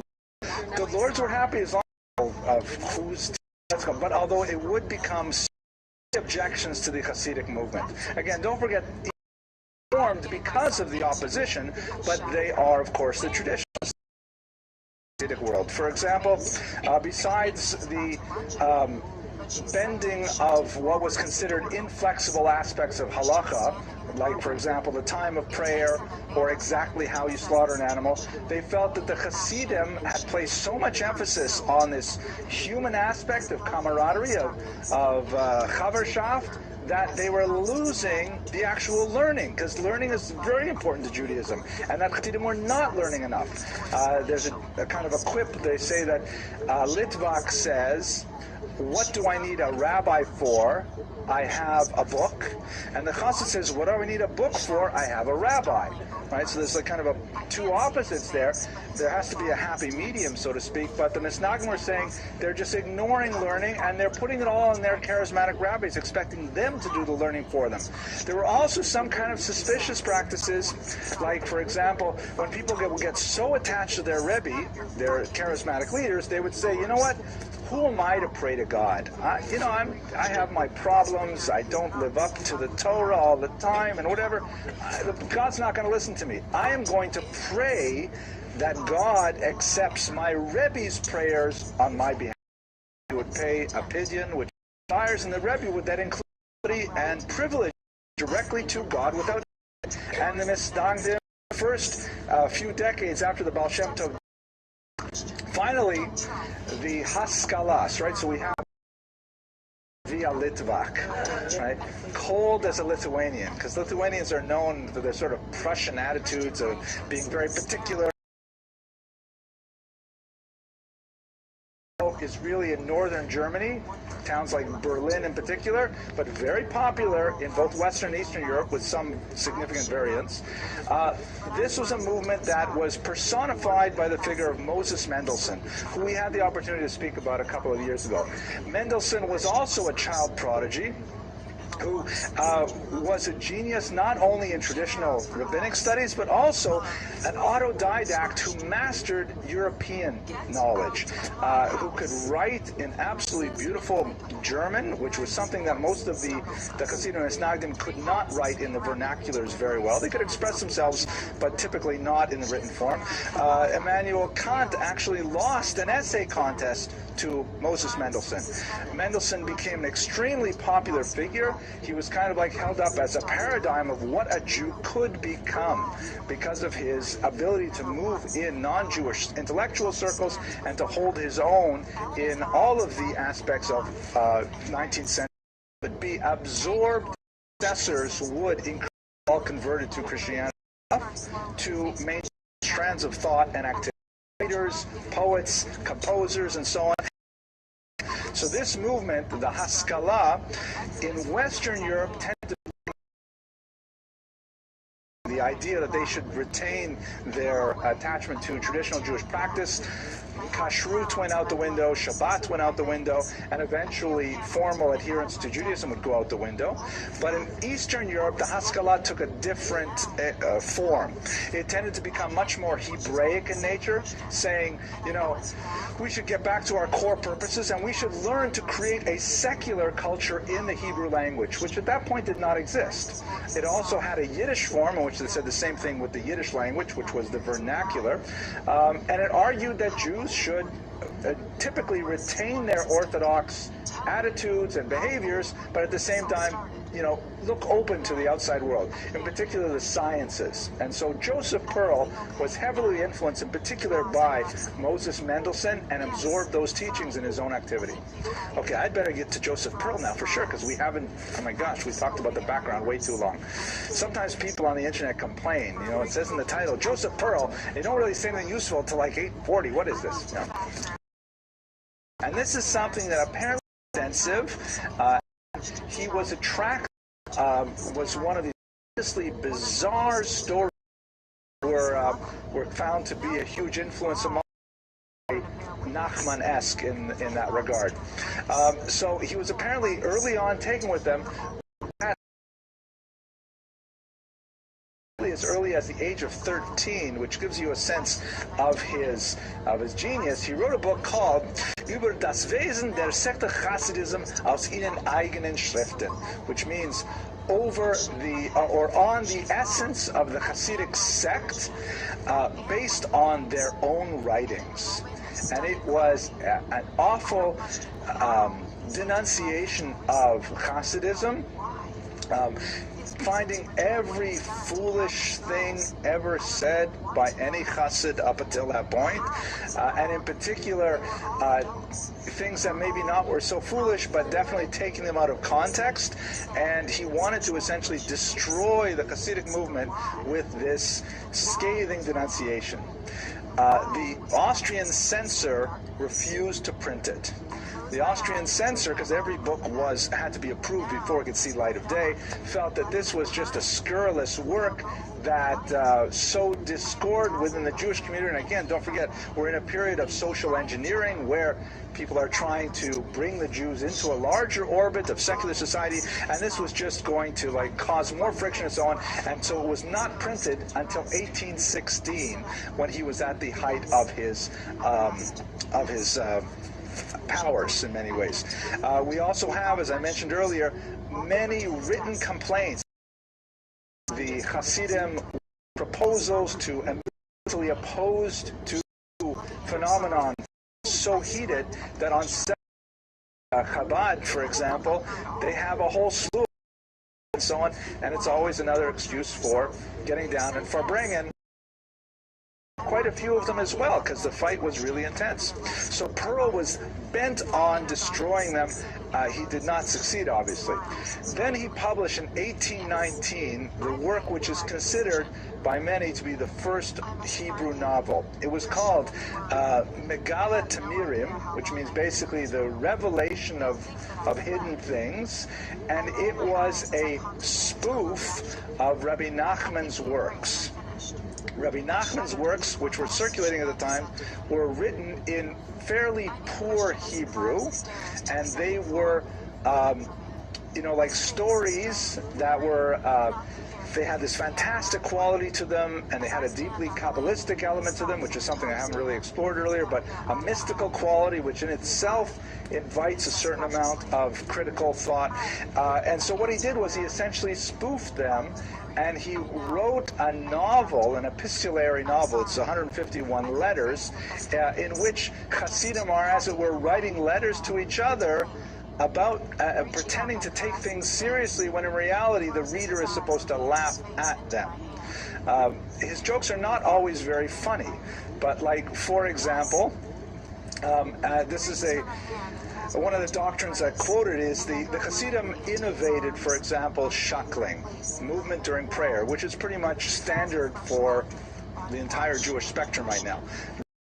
Together, and with during the Shemona Esrei, that were like moving at the, in some cases even they argue that Kol Atzmosai Tomarna Na Hashem is supposed to mimic intercourse, and so if you ask a Kabbalist, there is a lot of profound truth to this concept, and it's not at all that way that when people read it, they will laugh at the Hasidic movement, and they will therefore contribute to its ultimate demise. It actually backfired completely. It was a hugely popular work, and it may have even promoted Hasidic thought through its readings. He later translated this into Yiddish, so to make it more widely known, and it enjoyed a popular readership in that language as well. One other aspect of it, which is kind of self-referential, is that the main character in this book, and also in a sequel that he published a couple decades later, Ovadia ben Petachia, claims in these letters that one of his major tasks is he has to find a certain German language book, a certain book that will completely destroy the Hasidic movement. He has to find it and destroy it before it can gain circulation. And of course, the book that he's referring to is the first title that I gave you here, on the essence of the Hasidic sect, and based on their own texts. So it's a self-referential thing where Pearl is actually trying to get more readers to his other books by promoting them in this unusual text. So this gives you a sense of his activity on a literary scale, and but he was also quite public in his denunciations of things like, for example, the Rebbe Meir Baal Hanes charity, which is in Israel. Royalties for Austrian Jews. This made him generally not an actual contributions, and he established a school, by our standards, secular religious school. He himself, by the way, was observed off the plane. And he ran this school which integrated the study of language to get a balance of these things. We don't know a lot about his family, but apparently one of his daughters, Shandel in particular, absorbed this kind of expansive education and was a correspondent with many major literary figures in the 19th century. So when we think about his contributions, he also published, by the way, some sort of almanacs, sort of calendars, where you could look on every day of the month and you would see some scientific fact. It was, and all in Hebrew, modern Hebrew, to try and elevate the level of secular learning among Jews. So all in all, his legacy is quite complicated. On the one hand, he was a tremendously fervent and in many ways rather nasty critic of the Hasidic movement. movement, an exemplar of the Haskalah, and certainly no friend of the Misnagdim, although closer to them to the Hasidim. And in this way, you can understand why Hasidim might even have danced on his grave, if that is at all true, when he finally passed away. At the same time, he made tremendous contributions to the flowering of modern Hebrew literature and Yiddish literature, although his legacy is fundamentally tainted by that lifelong quest to destroy a movement that would eventually long outlive him. Okay, that's it for tonight, I guess. Let me thank you all for your endurance and your patience, and I look forward to seeing you next week. I'll stick around for questions if you like. Okay. Please. I'd like to go to church. It's the least I could do. Then, I put them in a new house. Yes, I thought you liked it. He murmurs, relieved. Christian glances at me and smiles. Okay. I snort, suddenly remembering the last time we crossed the lawn under the moonlight to the boathouse. Oh, perhaps that's what we're going to do now. I grin. I remember the last time we came to the boathouse. Christian chuckles quietly. Oh, that was fun. In fact, he suddenly stops and scoops me over his shoulder, and I squeal, though we don't have far to go. You were really angry, if I remember correctly, I gasp. Anastasia, I'm always really angry. No, you're not. He swats my behind as he stops outside the wooden door. He slides me down his body back to the ground and takes my head in his hands. No, not anymore. Leaning down, he kisses me hard. When he pulls away, I'm breathless and desire is racing around my body. He gazes down at me, and in the glow of the strip of light coming from inside the boathouse, I can see he's anxious. My anxious man. Not a white knight or a dark knight, but a man. A beautiful, not quite so fucked up man, whom I love. I reach up and he relaxes. The harsh light of the fluorescent elbow beside it. Appreciate how into these lectures and a lot of my Vice's book, No Joke, published by Princeton later. So this is her opening joke, which is the launch pad for a whole chapter of discussion on self-deprecating humor, but it goes like this. Now, I normally don't tell jokes that involve various nationalities, so I'm warning you in advance, this one is okay, don't worry about it. It goes like this. There, 4 Europeans go on a long hike. And when they return back to their hotel in the mountains, they're exhausted from being out all day. And so the Englishman says, "I am so thirsty, I must have tea." And the Frenchman says, "I am so thirsty, I must have wine." The German says, "I am so thirsty, I must have beer." The Jew says, "I am so thirsty, I must have diabetes."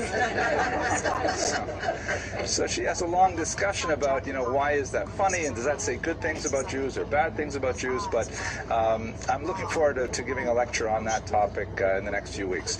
At any rate, tonight's topic happens to be a personal favorite of mine, a subject that I found fascinating. And actually, the truth is, I gave a lecture on Gluckel of Hameln 2 years ago, but I didn't give it in this room. If you were part of the series a couple of years ago, you may remember that unfortunately I had to rush up to Canada because my father needed to have an operation. Oh, you remember? Good. And unfortunately, thank God he pulled through. He passed away, of course. The doctors gave him 6 months, and he took almost 2 years. He was able to take advantage of almost 2 years after that, finally, before the operation. So there is actually that the doctor says, now you have Hameln, an incredible, and specifically the world of Jewish wisdom, Hameln, because she died some 150, 180 years before the invention of photography. from Judeo-German into German, and so a real devotee of her work, and it gives us some sense of what she must have looked like. She's dressed up like a typical woman of Gluckel's stage of life and class in the 17th century. Basically, who was Gluckel of Hameln? She was an otherwise ordinary upper middle class bourgeois woman living in Germany, who towards the end of her life decided to record her life in a long memoir of 7 notebooks.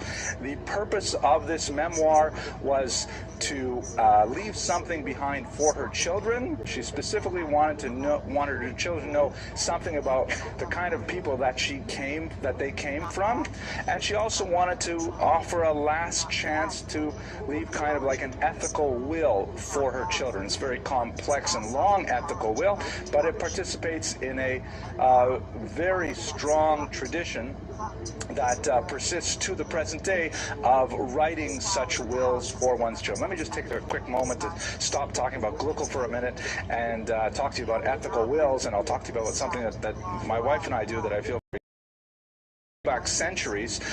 Who gets to keep the children, what their my wife write a new one every year about what if we were not to live the next year, but my wife and I find it very therapeutic, and we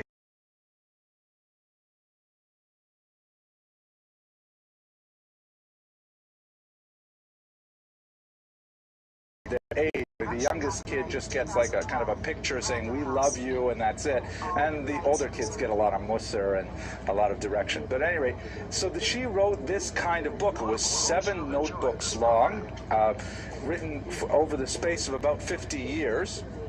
And it leaves a tremendous record of what life was like for this particular woman. She happened to be an extremely talented storyteller and writer, so it's a very engaging read. Even in the 21st century, it has a certain level of freshness and appeal and drama to it. And so it has offered us a tremendous insight into what life was like for her gender and for her class in 17th century Europe. So that's basically what the story is all about tonight. We're going to look at what she had to say about the world in which she lived and what we can glean from this particular book. So her name, Gluckel, is Yiddish. Actually, she wrote in what's called Judeo-German, which is a Western European form of Yiddish. Yiddish, the language that we know and love, was not codified until the late 19th century when the Litvaks got a hold of it and insisted that their way of speaking was correct. But in reality, Yiddish is like it's a folk language that borrows very freely from surrounding cultures, and as a result, the vocabulary, the syntax, and quite often the grammar is highly affected by the languages among which the people live. But they will have some Hebrew Eastern counterparts. Gluck, or Gluck at the end, is a diminution, of course, is where she was born and where she spent much of last week. So, what do we have in the memoirs? She began writing them she was engaged at 12, married at 14, and she remained with him for 3 decades. And they had an extremely close relationship. When she lost him, she began the memoirs certainly affected by the sense of mortality that she was experiencing when her husband passed away, and hence she wanted to offer her children something for themselves ethically and so on. But it's turned out to be quite a cathartic device for her, and she extended the writing of these memoirs, this family history, throughout the next 2.5 decades until she finally passed away in 1724. It was intended as a private document for her family, but every now and then you get little glimpses that maybe she thought it would be read a little more widely. And there is a slight gap in the text between the years 1699 and 1715 because her children convinced her, after some time spent as a widow, that she should remarry, which turned out to be a disaster, as we shall see as we discuss her life story. So for about 15 years, she stops writing as she deals with the marriage, and then when she deals with the aftermath of that marriage, the text remained in hand, copied out. A version was circulated quite a while. And, it was discovered, and scholars even Russian to this day. She was wearing the frilled collar, actually dressing up as her ancestor. She was the infamous Anna O, who was the patient number 1, patient 0 of female histrionic syndrome of being, highly strong and easily agitated and so on, which is hard to square with what we know about her as in real life. She actually was extremely active. Here they have a German postage stamp after Bertha Pappenheim, which belies Freud's characterization of her. She was extremely involved, for example, in setting up halfway houses for runaway girls throughout Germany. And she was one of the pioneering women to set up social services for women who were victims of abuse and so on. So she was definitely not a pushover kind of woman. And you can see her thinking really coming straight from her ancestor, Glucko. Glucko was also a tough woman, and Bertha, also carried a very profound sense of what needs to be done and how to put it into place.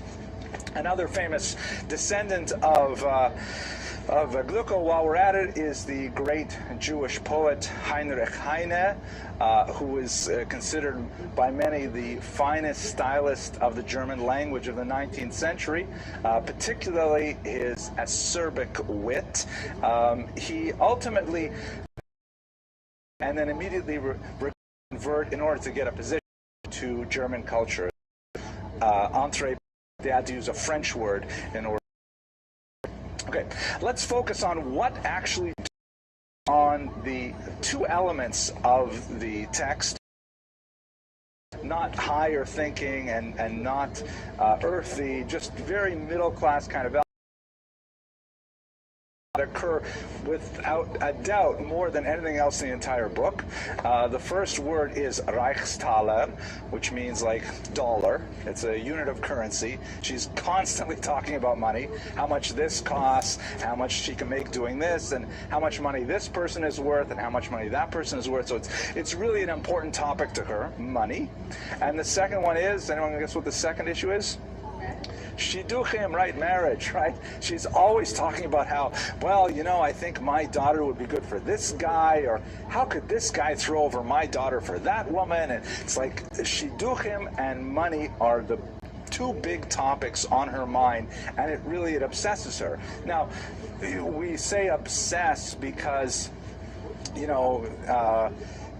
perhaps because of our much more spiritually refined state at the beginning of the 21st century, we no longer think about money and shidduchim as important things. But you think about, she's widowed in her 50s, and she has to take over the family business, and she has 8 children who are not married, 8, by the way, out of 12 surviving.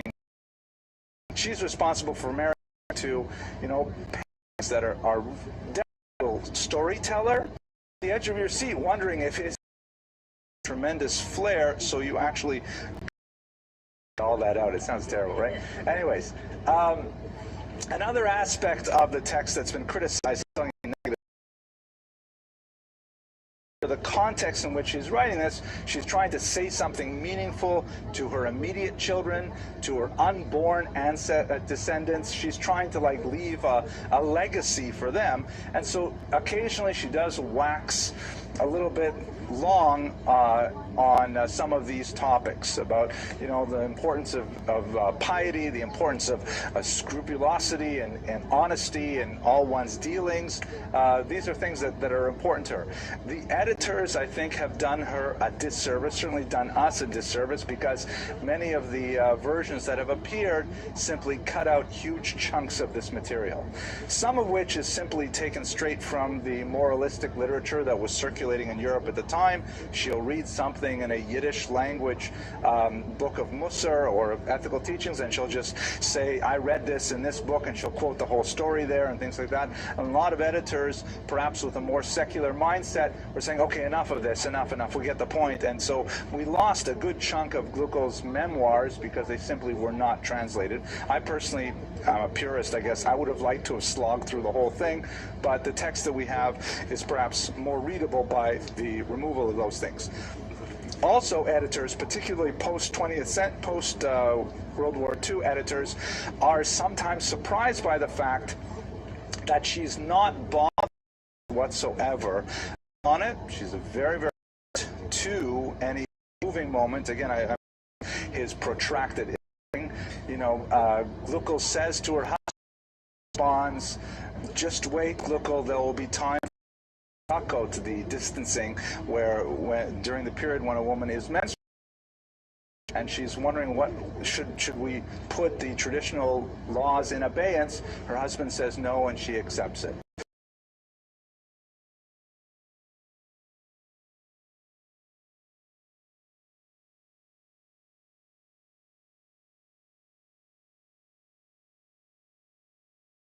Question about who was going to be the president and CEO of their gold and precious jewels business.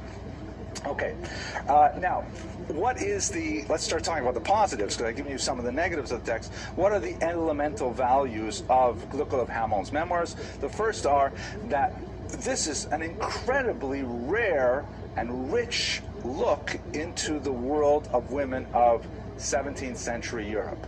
We have no comparable document for any person in 17th century that I, in my limited research, am aware of. I mean, nobody else gives us a book, no woman gives us a book from the perspective of just a regular middle-class woman who is not famous for doing anything except writing this book. It's not a work of literature, it is a work of nonfiction in which she's just telling us what it's like to be her at that time and place in Europe. And that dwarfs the rest of the historical scholarship. We have no other primary text which is comparable to it. That's the primary value, particularly for students of gender and so on. Secondly, she goes through some pretty incredible periods of Jewish history. She lived through the Khmelnytsky Rebellion of 1648-49. She lived through the numerous expulsions Jews had to endure in central Germany. By standard, the sources that we take ultimately, so she gives us a great, have kind of blathered on for 20 Education was, as you've mentioned now that she wrote in a form of Judaic, that she's somewhat of a linguistically endowed person. So let's comment on her education specifically.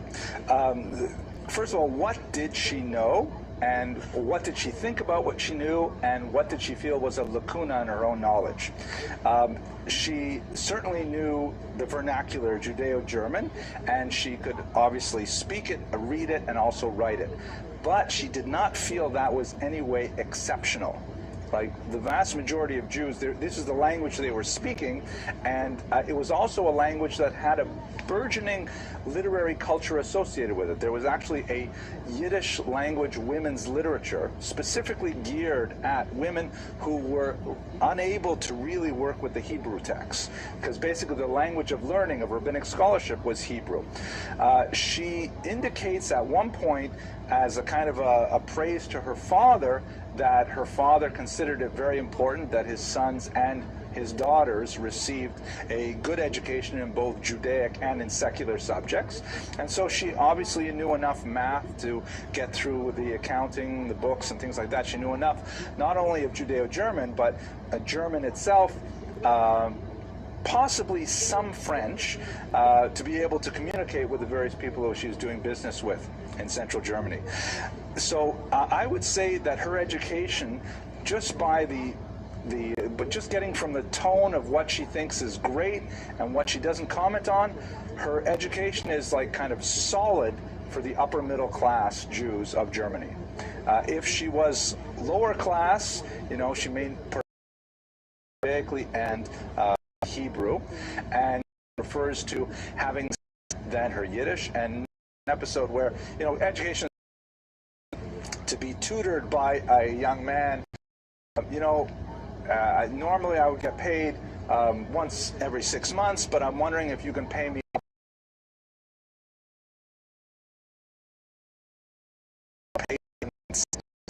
right up front. I think it was 6 months. And then a little while later, she gets a letter from her son saying, oh my gosh, things are terrible. The local authorities have placed an additional poll tax on the community, and we all have to come up with a lot more money. There are all kinds of crazy and prejudicial, discriminatory taxes placed on the Jews at that time. Please send a lot more money so that we won't be evicted. And she felt a little weird about it, so she showed it to one of her older sons, who went and checked it out. And when he actually met with the brother, the younger boy who was studying there, the brother said that the tutor was just pocketing the money, and in fact he was so hungry for money that he had cut off the silver buttons on the son's Shabbos coat in order to sell them to get money for himself. So right away that relationship ended, but you can see that she had to have a significant amount of business savvy beyond the literary education. There's one other thing I wanted to mention here. I talked about how what language she was at. Oh yeah, one thing she always regretted never having learned to speak French well. She felt that French would have been like just a great way to round out her education. And so you can see that if she's worried about learning French, then it must mean that her German and her, other secular subjects. Yes. Because I know my husband is Yiddish, and yes, he had a. I'll give you a really simple example. The word Yid. Yid. If you in Eastern Ukraine, you'd say Eid, like Yiddish. Yes. Polish, it's yeah. Jid. Jid. Well, in the Polish language, Żyd. Right, so it'll come from there. But not in Polish Yiddish. In Polish Yiddish, you'd still say Yid. Yid, yes. Here is the Yid. Okay. How do you know what was edited out if you don't have the original? I read stuff about what was edited out. I read the introductions and stuff like that. But that's a good question. I'm going to edit it out of this video because it won't make me sound smart. Okay, so let's go. Secondary value. Now, let's see. Now, what was her life? Let's talk a little bit about her life events. Let's try to understand. I made this a little bit too small a text, but basically, just running through her life. She was born in Hamburg in 1846. The Jewish community. 1646, thank you. She was born, I'm going to start that over again, we'll edit it out, right? She was born in Hamburg in 1646. The Jewish community was expelled 2 years later, and they made their way to Altona. Altona, they managed to stay there for a few years, but then the Swedes came in, because there was a war going on in the entire region that affected actually far highly tenuous. Exception of the nowhere, Jews lived in Germany for right up until the 20 citizens of that country, and they could, if the state ever wanted to expel them from a region close to the border, keep their head down, no one should notice them. They wouldn't build synagogues at all, because right away they would be establishing a formal presence, so they would pray in people's houses and hope they didn't get caught, and this could go on for decades. And she describes a lot of the situations, the adventures they had to go through, paying off petty bureaucrats to look the other way because the Jews were convening prayer meetings and things like that. So she spent the early part of her life traveling back and forth between various places from which the Jews were expelled. They finally made it to Hameln, where they had a little bit more temporary respite, and at age 12 she was engaged to a young man named Chaim of Hameln, who was a a person who apprenticed and eventually became a dealer in precious jewels and gold. And this is the profession that he lived with his entire life, and one, of course, that Gluckel took over after he passed away. Jewels, gold, things like that are very traditional occupation for Jews. They're highly portable, so, you know, when you're traveling from one place of exile to the next place of exile, it's easy to take it with you and so on. It relies on far-flung international connections, and Jews with their diaspora are well suited towards that and so on. So, and the ancient Jews were in Eastern Europe could be when in fact, the Talmud got to be such a scholar. So the idea of early marriage developed culture, thrust into childbearing and child rearing. She was like that, so it was like, you know, it was an extended family that nurtured the young in particular. That's, by the way, one of the reasons why the Jews enjoyed a much larger population explosion in the 19th century than surrounding cultures, because of this extended family arrangement. Ironically, I shouldn't say ironically, she got pregnant shortly after marriage at 14, and her mother got pregnant almost at the same time. They delivered within 8 days of each other and even shared a room as they were convalescing after their delivery, which was kind of an ironic thing. There's a joke that I'm not going to repeat. I always tried it. My wife, she said, don't repeat that joke. Okay. So as I mentioned, she, over the course of her life, she bore 14 children, basically one every 2 years for their marriage. And 12 of them, a rather remarkably high number, which may speak to their social class and economic wherewithal, 12 of them survived to adulthood. At the age 44, in 1689, she lost her husband, a devastating blow, and she remained unmarried for quite some time. Did I do those numbers right? Yes, I did. She remained unmarried for about 11 years, and she managed her husband's business just fine, thank you very much, until her children by the town of Metz. Everything looked absolutely so. He bought and then dying 2 years perspective of accident, and it was much more difficult than her husband had incurred, and she worked incredibly at the end of her life, and ultimately in a development that has great irony for the book, she ends up moving in with her least favorite son-in-law, who take care of her to her old age. One of the marriages that she was the most kind of like hesitant and even resentful about, because it's a very long and protracted process of, you know, why do you want us to come visit you first? You should be coming to visit us first. And it goes back and forth for pages and pages until finally her daughter gets married to this man.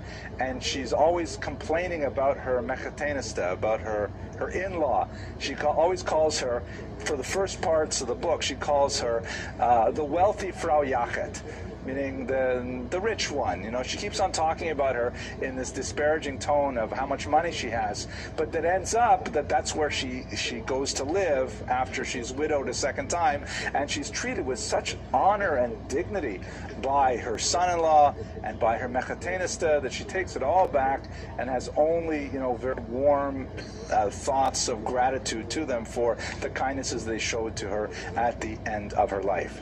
Her last entries in the journal are dated 1719, if I remember correctly, and she dies at the age of 78 in 1724. So that's a very quick overview of the major life events that she describes. In between all of these events, she's talking primarily about two things. You'll recall Reichstaler. So Reichstaler is the money, right, and all the various business complicated things. She's involved. This is the 18th century, and she's describing all the, you know, her seventh son, writing down a lot of these things at this point. Argument? Yes, please. All their children got married, except for the two that passed away. But, yeah. Yes. You mentioned that Jews had very tenuous school systems.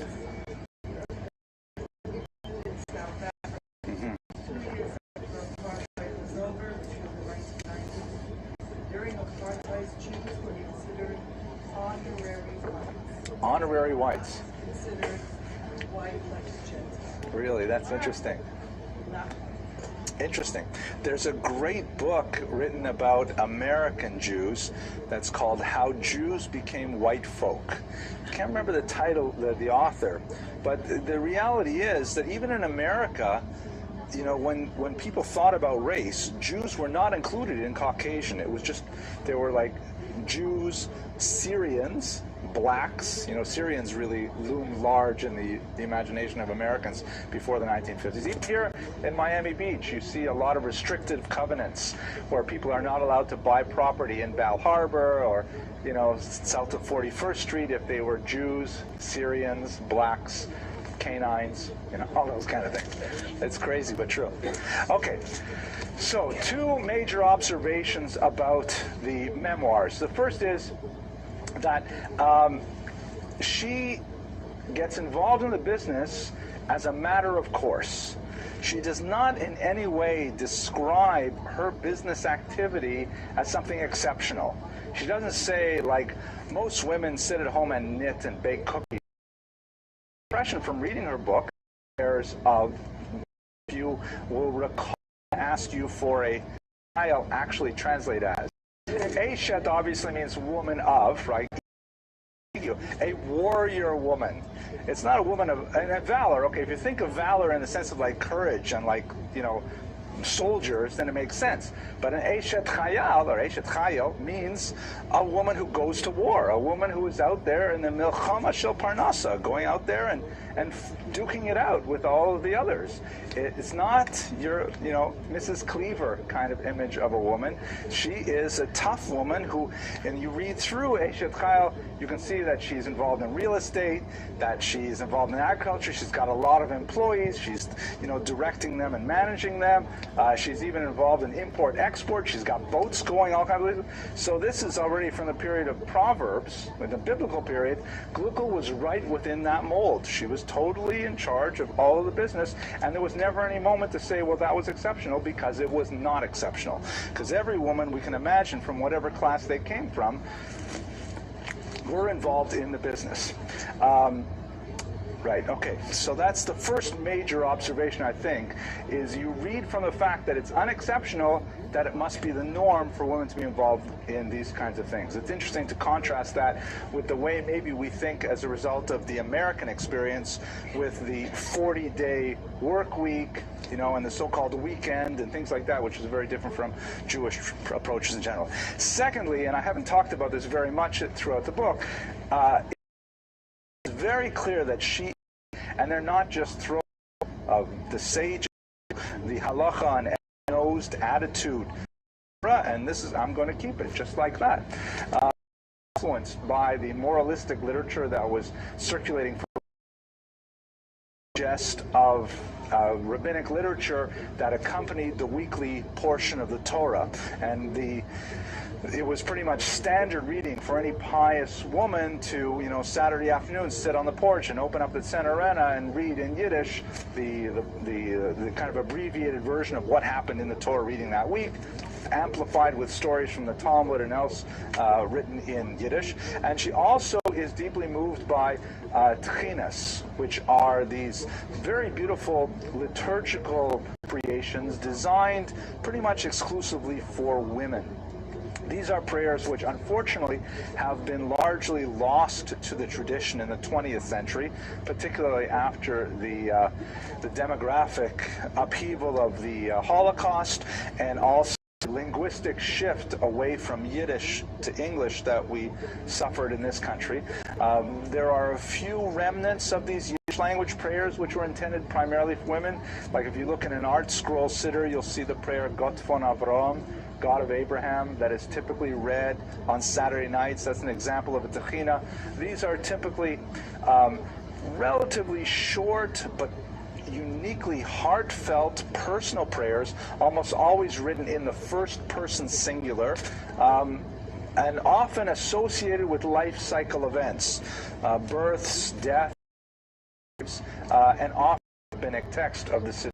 Really, you know, this is not a day, and in terms of her, she mentions how she was on, there's one woman at least who was going to sit on Many synagogues did not even have women's section, the whole thing, but it was typically a men's club. That's what my wife calls it. She said, "Oh, you're going to the men's club in the morning? All right, I'll see you later." You know, that kind of thing. She has a tendency towards the supernatural. There are quite a few passages in the memoirs where she speaks about, you know, the sighting of illustrious ancestors who have passed on, and premonitions and things like that. So I don't like to use the word superstitious because that tends to be a derogatory term, but she clearly was a believer in, you know, the extrasensory perception that is possible through, you know, the panoply of demonic and angelic beings that are present in the mystical tradition. Oh, that was a really good sentence, wasn't it? I'm going to have to, like, write that down. Okay. I can't believe I actually used the word panoply in a sentence. Did I say that right? Panoply or panoply? Panoply. Panoply. Wow. And my daughter heard it, too. Okay, anyways, let's go on. That say a lot about... I'm going to look at two of them and give you a sense of both done with an American against their Polish overlord. Runaways from Polish authority, and they were setting up these camps called Sicze in the rapids region of the Dnipro River, and they went on a tremendously successful and bloody rampage against the Polish authorities in Ukraine. This is not the place to go into a larger discussion of why this was, but suffice to say that Jews suffered tremendously. Jews were essentially the middlemen between the Polish landlords and the Ukrainian peasants, and so when the Ukrainians ran amok to protest against the kind of exploitation that they had suffered tremendously from, the Jews were a much more convenient and close-by target than the Polish landlords who were living far away in Warsaw. Now, the Ukrainians did make it all the way through Poland, and they ravaged the entire place for a few years, until finally in 1654 they made a deal with Russia, and things changed, but there was a period of tremendous agony for the Jews, with literally tens of thousands of casualties. The period is known in Hebrew literature as Gezerat Tachvetat, the evil decree of 1648-49. From Luko's perspective, she described, and this is, of course, she's a very young child at this time because she was born in 1646, but she describes how her family took in tens of refugees. Well, these Jews, it shows a sense also of her society, but as a result of care away and action. But as my grandparents took in people who were Holocaust survivors, and so my father, sense of the Khmelnytsky rebellion and how it impacted Jews so far away and what that meant to them. The other event, which is especially important for us to look at, is the whole Shabbatai Tzvi debacle, which in many ways is related to the Khmelnytsky riots. Basically, there's a man named Shabbatai Tzvi, who is a rather brilliant young man, well-liked, good-looking, a Kabbalist, highly intelligent, who appears to have developed some kind of bipolar disorder, some kind of manic depressive sort of disorder. And at first, in his youth, he seemed to be pretty stable, but then, like with a lot of these mental illnesses, their onset can be in the early 20s. He begins to develop these messianic pretensions. Unfortunately, he runs into a few people, one in particular, Nathan of Gaza, who encourages these delusions. He begins to start saying that he can levitate and that he has a mission, that he's canceling certain fast days, things like that. And amazingly, he gets a following and a backing, and the Jews of the world, who are so zerbrochen and zerrissen, they're so shattered by the events in Ukraine, they begin to believe that this is it. Finally, the Mashiach has come. Finally, the Messiah has come. And Jews from all over Europe prepare to greet the Messiah. Gluckel's experience is especially interesting. She describes how her father-in-law became a devotee of Shabbatai Tzvi, prayer book, Edrin and so on. All Jews would put on their best clothes listening. So they're really, father-in-law sold goods and he stored them at Gluckel's physical commitment. Like many Jews, selling their property. Yeah, I'm the Jewish Messiah. Give me Jerusalem and I'm going to begin the Messianic era. The Sultan said, very nice to meet you, Mr. Messiah. I have a counteroffer.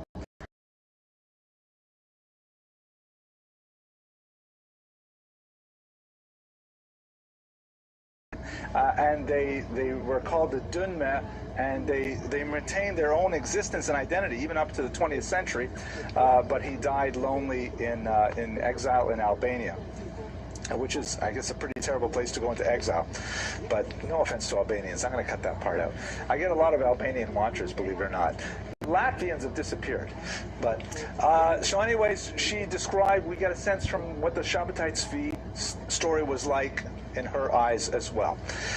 So if we bring all these things together, we get a sense of the legacy of Gluckel of Hamelin and what specifically her memoirs mean. On a literary level, it's a great read, and I encourage all of you to pick up a translation of this work and to read it, because it is absolutely fascinating. You know, you follow her story with tremendous anticipation of what's going to happen next. She's also a gifted storyteller, bringing in parables and stories from many, many different sources and using them to try and illustrate her message. For example, I'll tell you one that I rather enjoyed. It's probably not from a Jewish source. It's right at the beginning of her memoir. Over a large river. And the chick, and then dumps the chick in his old age. The bird says, "No way. Take care of me in your old age. Will you promise me?" And the chick says, "Care of me." And so the message that she's saying to her children is, you know, you may not be able to take care of me, but please take care of your children the way I loved you and the way I wanted you to be raised. So this is the kind of style that she develops throughout the book. It's very beautiful and engaging as a whole. It has tremendous value as an early Yiddish text as well. We didn't talk too much about the linguistics of it, but that's for scholars of the period. It also gives us tremendous insight into the life of women in the 17th century, specifically Jewish women, and a source which is unparalleled in its richness and scope for those main elements of the money and shidduchim. And finally, it's a book of great moral instruction, just reading about her life and getting a sense of what she personally had to go through and how she persevered. That story in itself, I mean, if it were fiction, it would still be great. The fact that it's nonfiction really gives you a sense of this is a woman with a real sense of purpose, a sense of destiny, and someone who, with strength of character, managed to persevere despite tremendous obstacles. And with that, I want to thank you tremendously for your audacious endurance, the fact that you've lasted through a whole hour with me, and I look forward to speaking to you next week. Okay.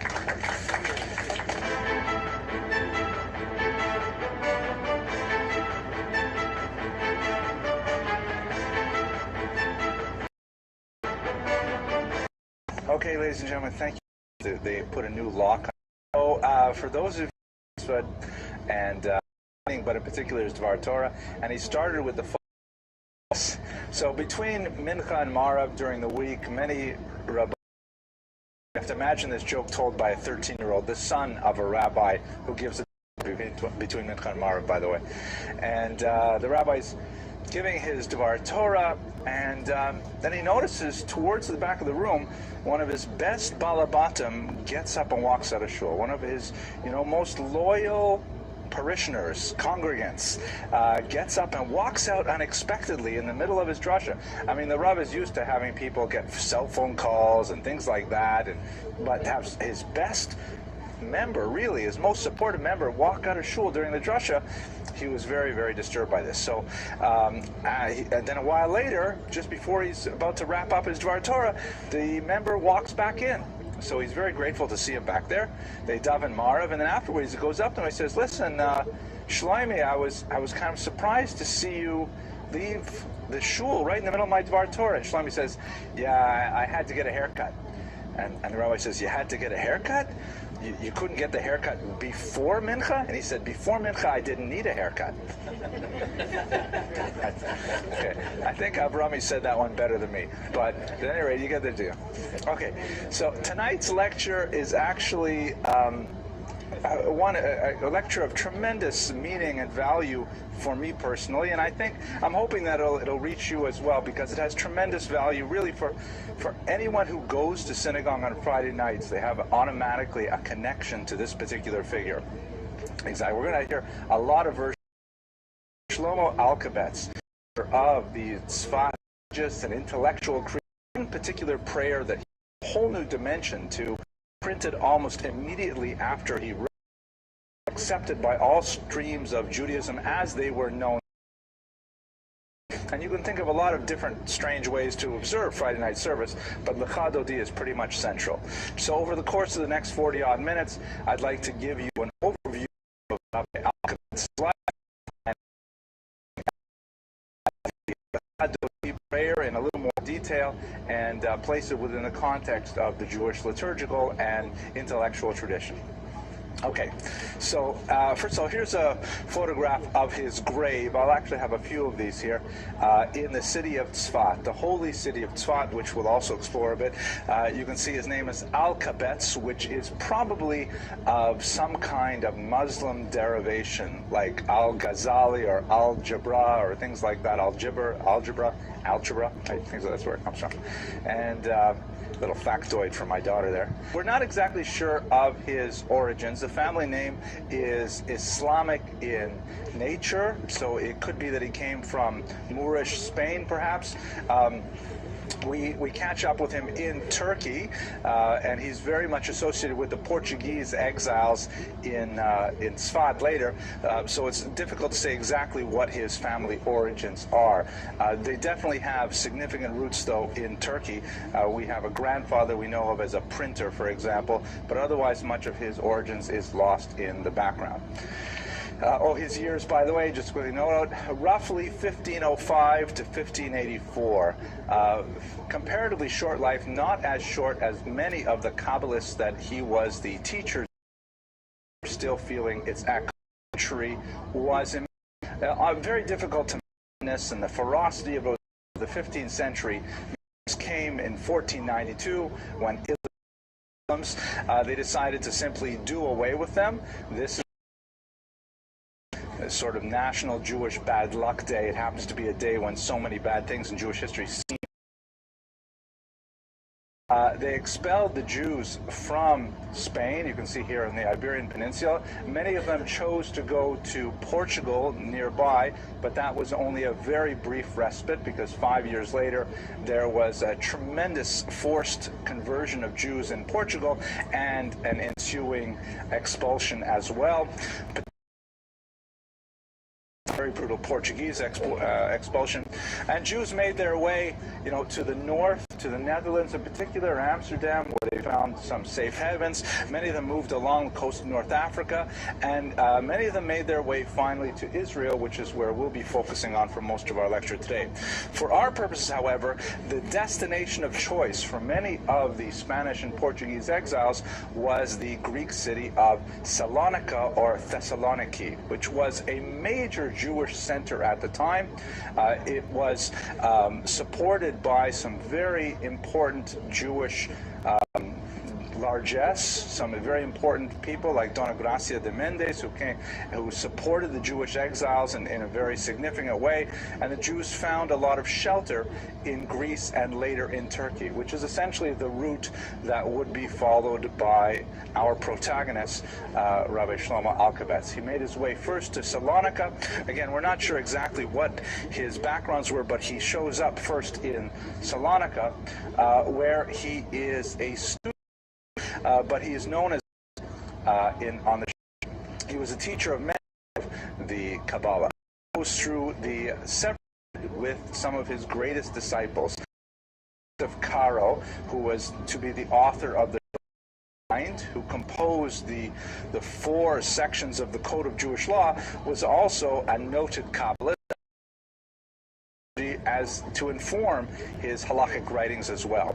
So Rabbi Yosef Karo and several others were attracted to Rabbi Shlomo Alkabetz, who was by then beginning already to gather disciples, directing them along the teachings of Rabbi Taitatzek that we saw earlier. It was at this time in Turkey that the two of them, with other disciples, spent the night on Shavuot studying and learning, which has become a de rigueur tradition now for Jews. There's a midrash, I'm sure you're familiar with it, that when God wanted to give the Torah on Mount Sinai, the Jews slept in, so he had to make thunder and lightning and things like that. And so as a result, from then on, the Jews, as it were, resolved to always get up early to be able to receive the Torah on the holiday of Shavuot with passion and eagerness. But a custom developed, particularly from this one incident in the 16th century when Rabbi Alkabetz and Rabbi Karo were studying together, and Rabbi Karo reported a visitation from an angelic being called a Magid, who had come to spend the entire night of Jews. This is now, he arrives in huge explosion of Jewish celebrities, the like concentration of people that for that the next slide, but his disciples in Charedim, which is essentially a book that lists mitzvot, along with the ways of atoning for those transgressions. So, for example, if you use your right hand to threaten to strike someone, then you have to use your right hand to give charity. An act of cruelty has to be matched with an act of kindness with the same hand. And he goes through all the body parts like that, eyes, ears, nose, and so on. It's really quite an amazing book. Rabbi Abraham Galante, very important Kabbalist, and the most important of all of them was Rabbi Moshe Cordovero, known as the Ramak, who is a person who's very, very dear to my own research. I published a book on him just last year, and ironically, Reb Moshe Cordovero turned out to be so influential as a student that Rabbi Alkabetz, who, by the way, was also his brother-in-law, because Rabbi Moshe Cordovero married Rabbi Alkabetz's sister, Rabbi Alkabetz then turned around and became his brother-in-law's student. The teacher became the student, and he ended up really teaching his disciples' own teachings afterwards. But that's going to take us further afield of where we want to go today. The question is, why Tzfat? Or Safed, is it in English? What is so special about Safed? It never shows up for the vast majority of Jewish history until the 16th century, and then all of a sudden it's like ground zero for Jewish activity. What exactly happened? The place is referred to in Tanakh in a passing way, it does show up in the Hebrew Bible in a passing way, but there's no known activity, there's no known personalities for the first 2,000 years of the existence of this town in northern Israel. It's a cipher, it's comparatively nothing. So whenever you have one of these kinds of conundrums in Jewish history, why not Jerusalem, for example? Why aren't all these town of Tzfat? So what I like is a rule of history. Probably money. If you can figure out, say, who's getting the benefit of it, then maybe the Turks who were controlling Israel at this time, the Ottoman, particularly textile and import-export businesses in Tzfat during that century, that is sort of released as a result of the Spanish expulsions, where Jews are leaving, they're looking to invest, they're looking to settle down somewhere, they need something. It's either Istanbul, or maybe it's Salonika, or what about this new place, Tzfat? It's kind of like, as it were, the Las Vegas of the era. It was a Wild West, a lot of potential there, and many Jews piled in. Yes, question? What was the potential? Tzfat's high up on a mountain, hard to get to. Not a crossroads. Well, it actually could serve as a crossroads to the north, because the way the Galil is set up, right? Jerusalem is definitely high up in a mountain. Climbing a mountain to get to Yeah, but it's got a commanding presence over the entire region. It's the largest town in the region, so it had a lot of benefits that the inhabitants could find. But there's one in particular that is especially important, and that is spiritual tourism. This was a new industry that was very big at the time, and that is, and in fact, by the way, Rabbi Alkabetz was very important in developing this industry. Visiting the Kivrei Tzadikim, the graves of the righteous ones, was considered like, an act of great piety. People were finding these graves all over the place. Most of the graves that we visit in Israel today, they're of doubtful origins, but Tzfat was really well placed for that. It's beautiful, it's well watered, it's lush. Actually, your question is so fascinating, but it's a shift that happened in Tzfat just by the 1580s. It was waiting. Over by like 400 years, 350 years. Knowledge, it was not. It was not on the coast, so even though. So I don't think so. Yeah, it definitely has strategic value because of its height. Yeah. Yes. During the Inquisition, were people allowed to take out their money and their wealth? No, but there's rules, and then there's ways to get around them. So there's always familial connections, and the Abravano family found ways to. Some bizarre ways, but they found ways to funnel out a lot of their funds when they had to leave Spain as well. So there were ways to get money out. Difficult, but then that, once again, the money is in play. It's not invested in any particular industry or real estate. Textile seems like a pretty good idea, and Tzfat really benefited from that. And what happens next, of course, is once you have a thriving economy, then culture develops. You don't have universities develop in the middle of nowhere. You only have universities develop where there is significant amount of concentration of resources to allow for the development of higher culture. And that's what attracted all of these people, because there was suddenly a wherewithal for them to, ply their trade in religious thought. Here's an interesting picture. I wonder if I can we zoom this back a little bit? Because you can't see the full picture. Some of the graves there, you can't really see it, I'm sorry. Some of the graves there, Danita, I'm glad you're by the way. So you considered a way of the greatest Ari, the great Luria, but they're all like grouped together.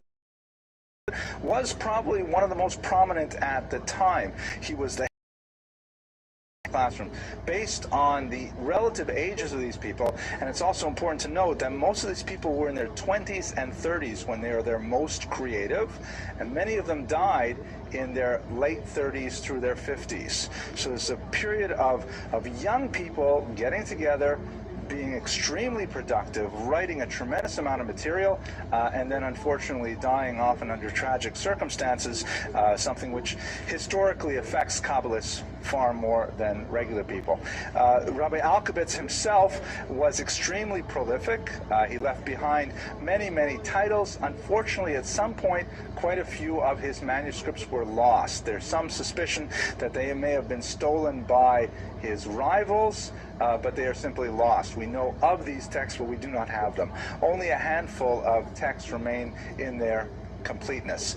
Ironically, he makes no mention of the Arizal in his extant writings, which could be due to the fact that the Arizal, the great Rabbi Luria, was one of the latecomers to the party, as it were. By the time he arrived, it was really already in the, I believe it was in the 1570s by that point. You'll correct me, Danit? I think so. And Tzfat had already had such a tremendous reputation, and he had come specifically to study under the disciple of Rabbi Alkabetz, Rabbi Cordovero, and then Rabbi Cordovero died just a few months later, and everything began to go downhill at that point. So we don't have any references to the Arizal. The time that the Arizal was actually been lost to us, we know he had. What did he do for a living? He was a highly respected figure when it comes to communal and Askan, a person who was deeply involved with Rabbi Alkabetz on many ways. the Ramak, and he used to have this very, very unusual form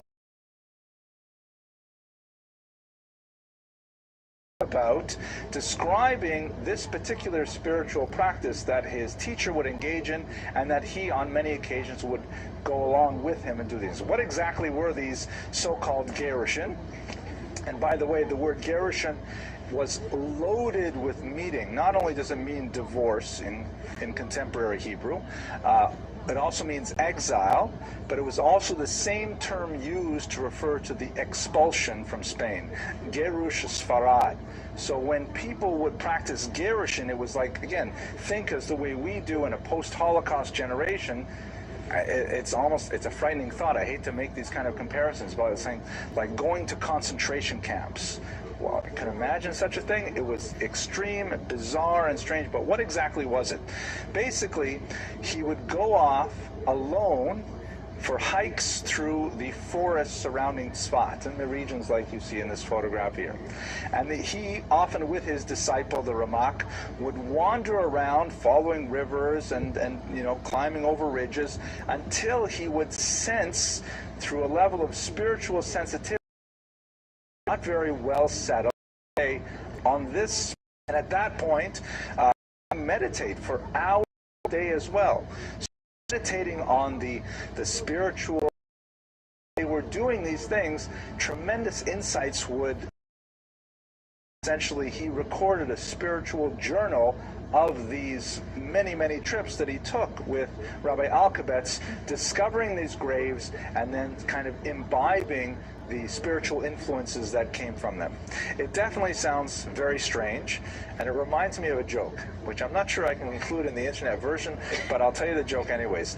Did I tell you the joke about the woman from Brooklyn who decides to go to Tibet?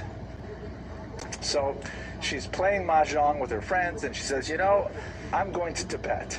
And they said, Tibet? What do you want to go to Tibet for? It's like past Europe and everything. Why don't you just go to Boca or something? No, I want to go to Tibet.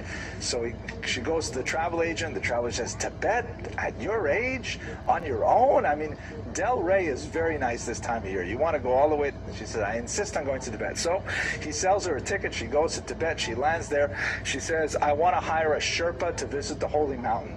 They say, it's quite a long distance. It's not like there are no 5-star hotels between here and the Holy Mountain. And she says, I don't care. So they hire a Sherpa. She goes, travels on the back of a yak to the Holy Mountain. Then she says, I want to climb the Holy Mountain. They say, no women are allowed to climb the Holy Mountain. It's a very difficult thing, and it's dangerous. She says, I don't care. Get me another Sherpa. Get me, all the guides I need. Sure enough, she climbs the Holy Mountain. She says, I want to enter the Temple of Silence. They say, no, you can't go in there. No one except the disciple is allowed. She doesn't care. She bursts through the doors. There are all these monks there in saffron robes, and she goes behind the curtain, and there's the from Howard. Let me get to the end of the joke. These visiting of graves furthered this along, not only by discovering how is the visiting of graves so there's a little sign here that says you're not allowed to light candles here. Of course, persists to the present day. Maybe I can mention, I know this is a little bit of an aside, but it's a very beautiful thing. One of the many beautiful rituals that we lost,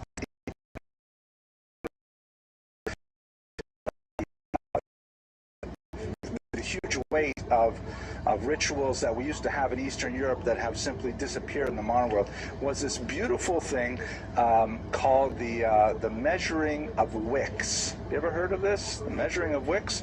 So there's a custom that was very widespread in Eastern Europe for hundreds of years, that in the month of Elul, right, the month before Rosh Hashanah, the women of a community would all go out to the graveyards, to the ancestral graveyards, and they would go to their deceased, departed relatives, and they would take out the cotton that they used to make wicks out of the candles, and they would measure out all of the graves. They would literally line the graves with this cotton string.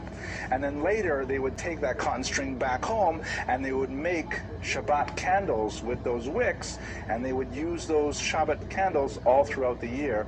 And it was a way of kind of tying together the dead and the living in a very, very beautiful ritual, which was practiced specifically by women, that unfortunately we don't have anything like that today. The best we have today is, some schools have a custom in the month of Elul that they send the kids out to clean up the graveyards. Now we have professionals too, and we pay them and so on, but that's a beautiful way of connecting the dead and living, which we have simply lost. If you're curious about those things, I have a great lecture on Sarah Bastovim on the internet website, which has a lot of more of those things. The graves and what the value of the entire tzva. We're going to turn to his right, Hebrew English Siddur, over the early Rabbi Shimon Bar Yochai. And say something. Sure. With reference to Tisha B'Av. It was 11/9, 11/9. So Av is 11th, and the 9th, the month of Av. That's very good.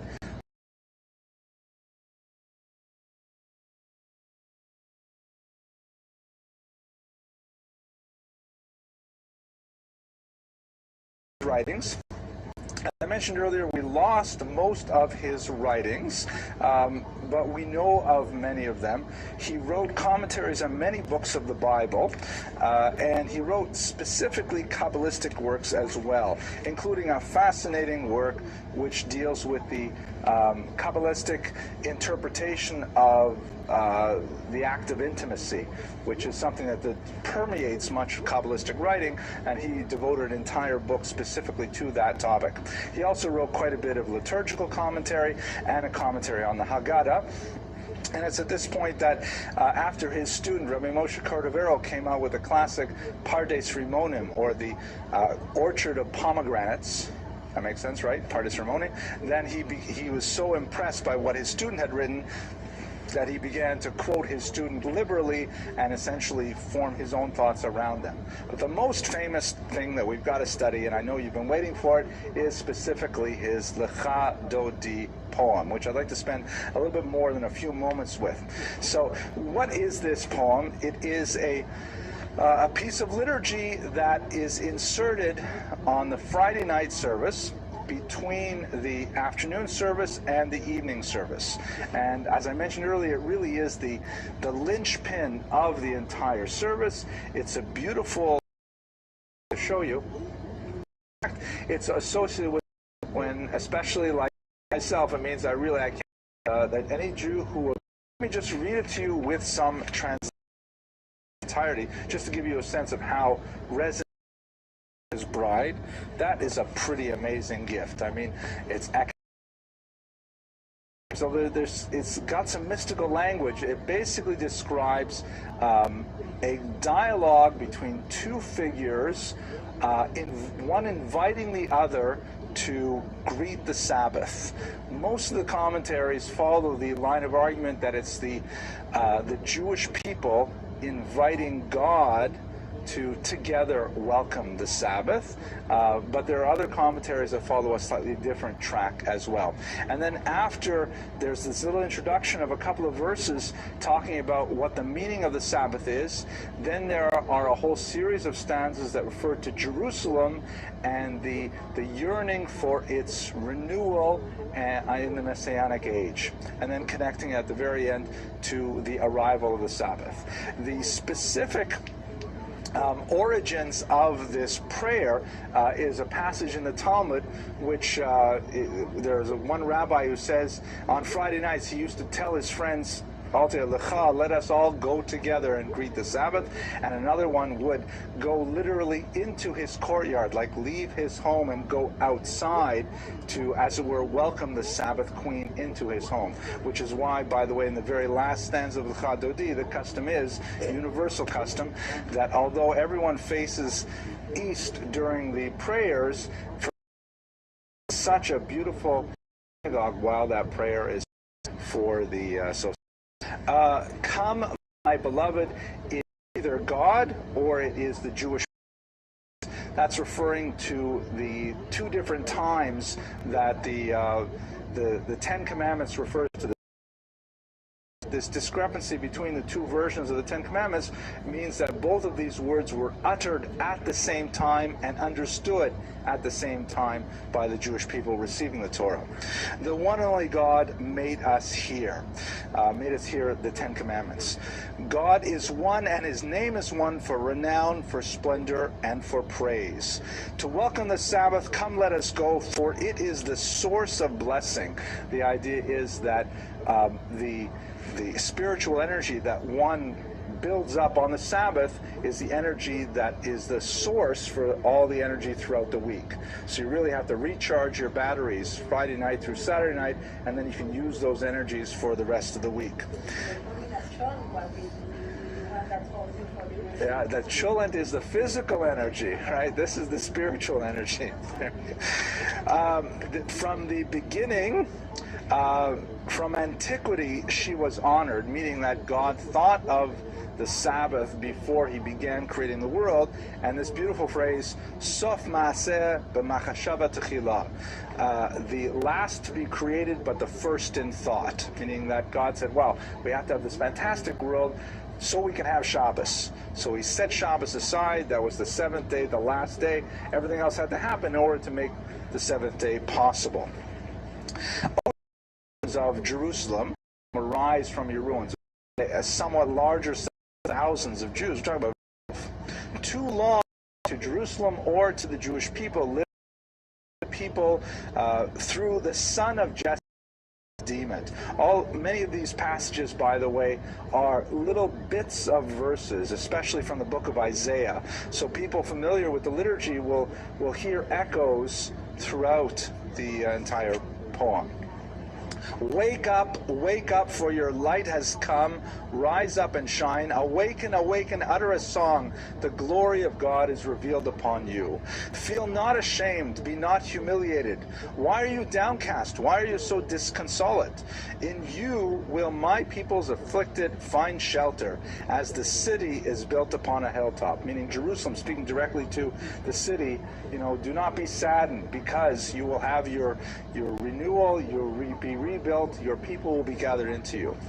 May your oppressor be downtrodden, and may those who devoured you be cast far off. Your God will rejoice over you like a groom's rejoicing over the bride. And with that transition to the wedding ceremony, we go back to this idea of greeting the Sabbath, which is itself called the Sabbath bride. Rightward and leftward you shall spread out mightily, and you shall extol the might of God. Through the man descended from Peretz, once again the Messiah, then we shall be glad and mirthful. And by the way, I should mention here, we really need a chazan to explain these things to us. But there are certain points that, even though there are maybe 100 different melodies for the Chadodi, there are certain points where it shifts. Like it shifts from a major key to a minor key. Like feel not ashamed, and be not humiliated, and so on. The music invariably picks up on the meaning of the words in a very special way that as well. And then this crown of her husband, HaKadosh Baruch Hu, enter, O bride. There. Let me just very brief excerpts that will forgive me. The first one here is by the incomparable. I'll put the microphone up here.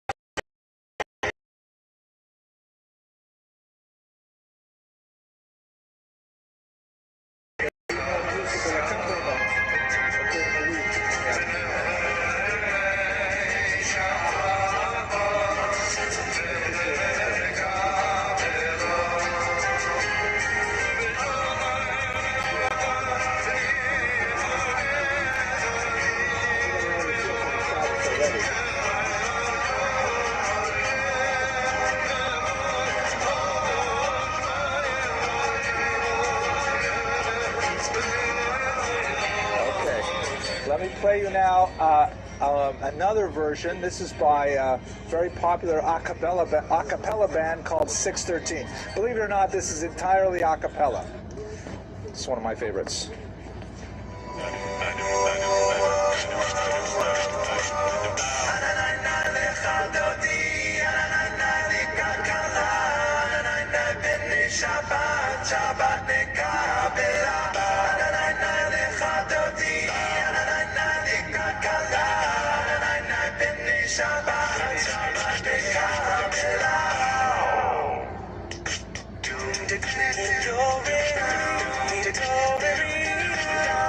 I've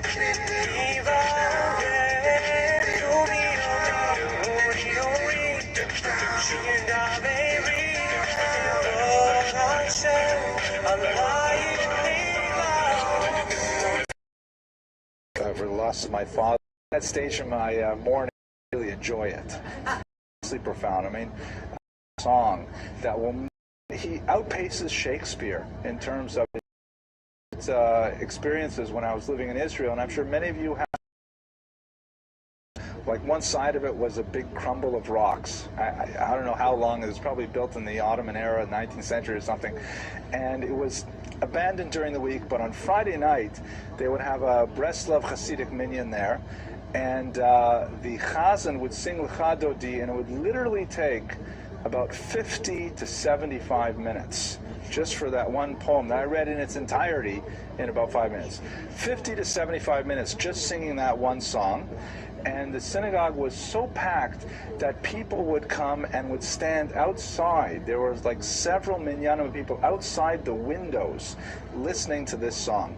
And what was most beautiful about it is that most of the people who were at this minyan, the people who came early and got inside the synagogue, okay, they were your usual typical Shomer Shabbat. Most of them were Hasidic and so on. But outside, there are all these Jews who are coming en route to a soccer game or, with various other secular activities in mind, no intention of observing the Sabbath other than that brief and intense spiritual moment that they had listening to Lecha Dodi and participating in the singing of it. It's a tremendous work of art, of soaring genius that speaks to his deep Kabbalistic and intellectual proclivities as well.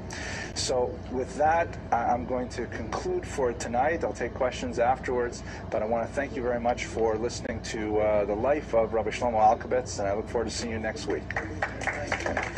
Thank you.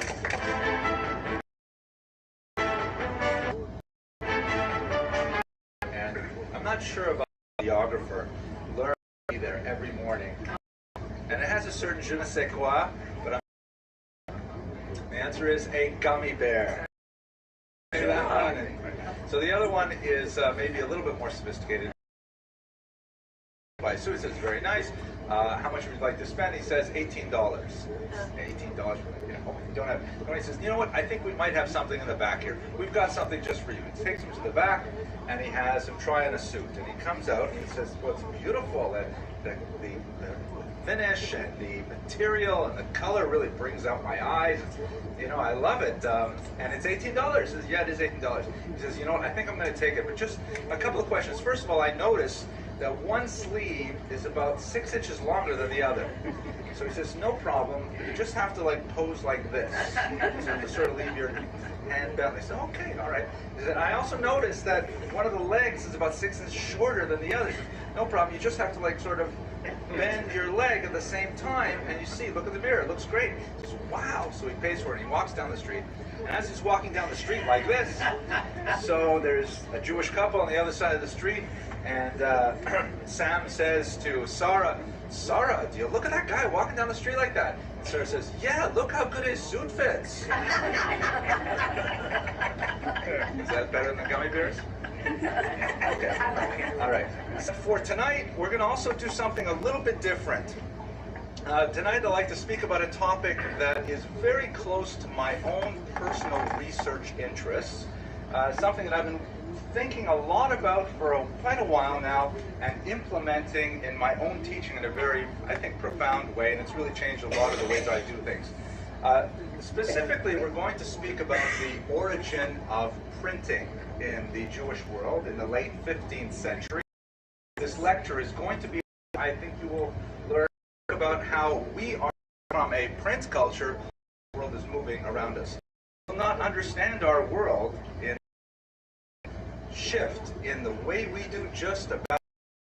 What I'd like to do with the second half of this lecture is try to imagine what exactly where that might be for our great-great-grandchildren. So that's about it for the introduction of the printing press, which occurs in the middle of the 15th century. Ms. Abrams, could you just close that door there for a second? Thank you so much, because the noise is distracting me. it's funny, you know, when my wife and I have arguments about once every decade or so. You know, my wife will say to me, you know, you're not the professor at home, you know, you can't just talk and nobody interrupt you. Right? So, but I'm the professor here, at least for the next 45 minutes. So the Gutenberg moment. This refers, of course, to what may have appeared at the time to be quite a mundane development. The invention of a press that essentially mechanized the process of producing documents. We went from handwritten documents, manuscript documents, to printed documents. I mean, what's the big deal? Why would we care? What's so important about a printed document, printing press?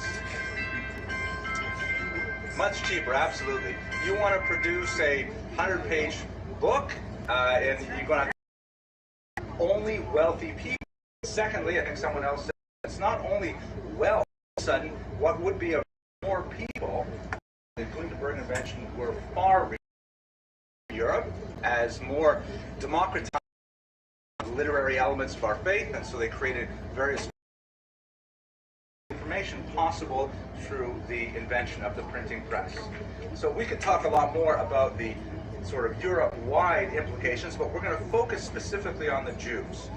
Jews were early adopters, and the family that we'll look at today, the Sonsinos, were particularly early adopters, meaning that Jews early on saw that this was a device of great import that could change the Jewish world significantly. And so within the first couple of decades after the invention of the printing press, Jews were producing Hebrew books at a significant rate.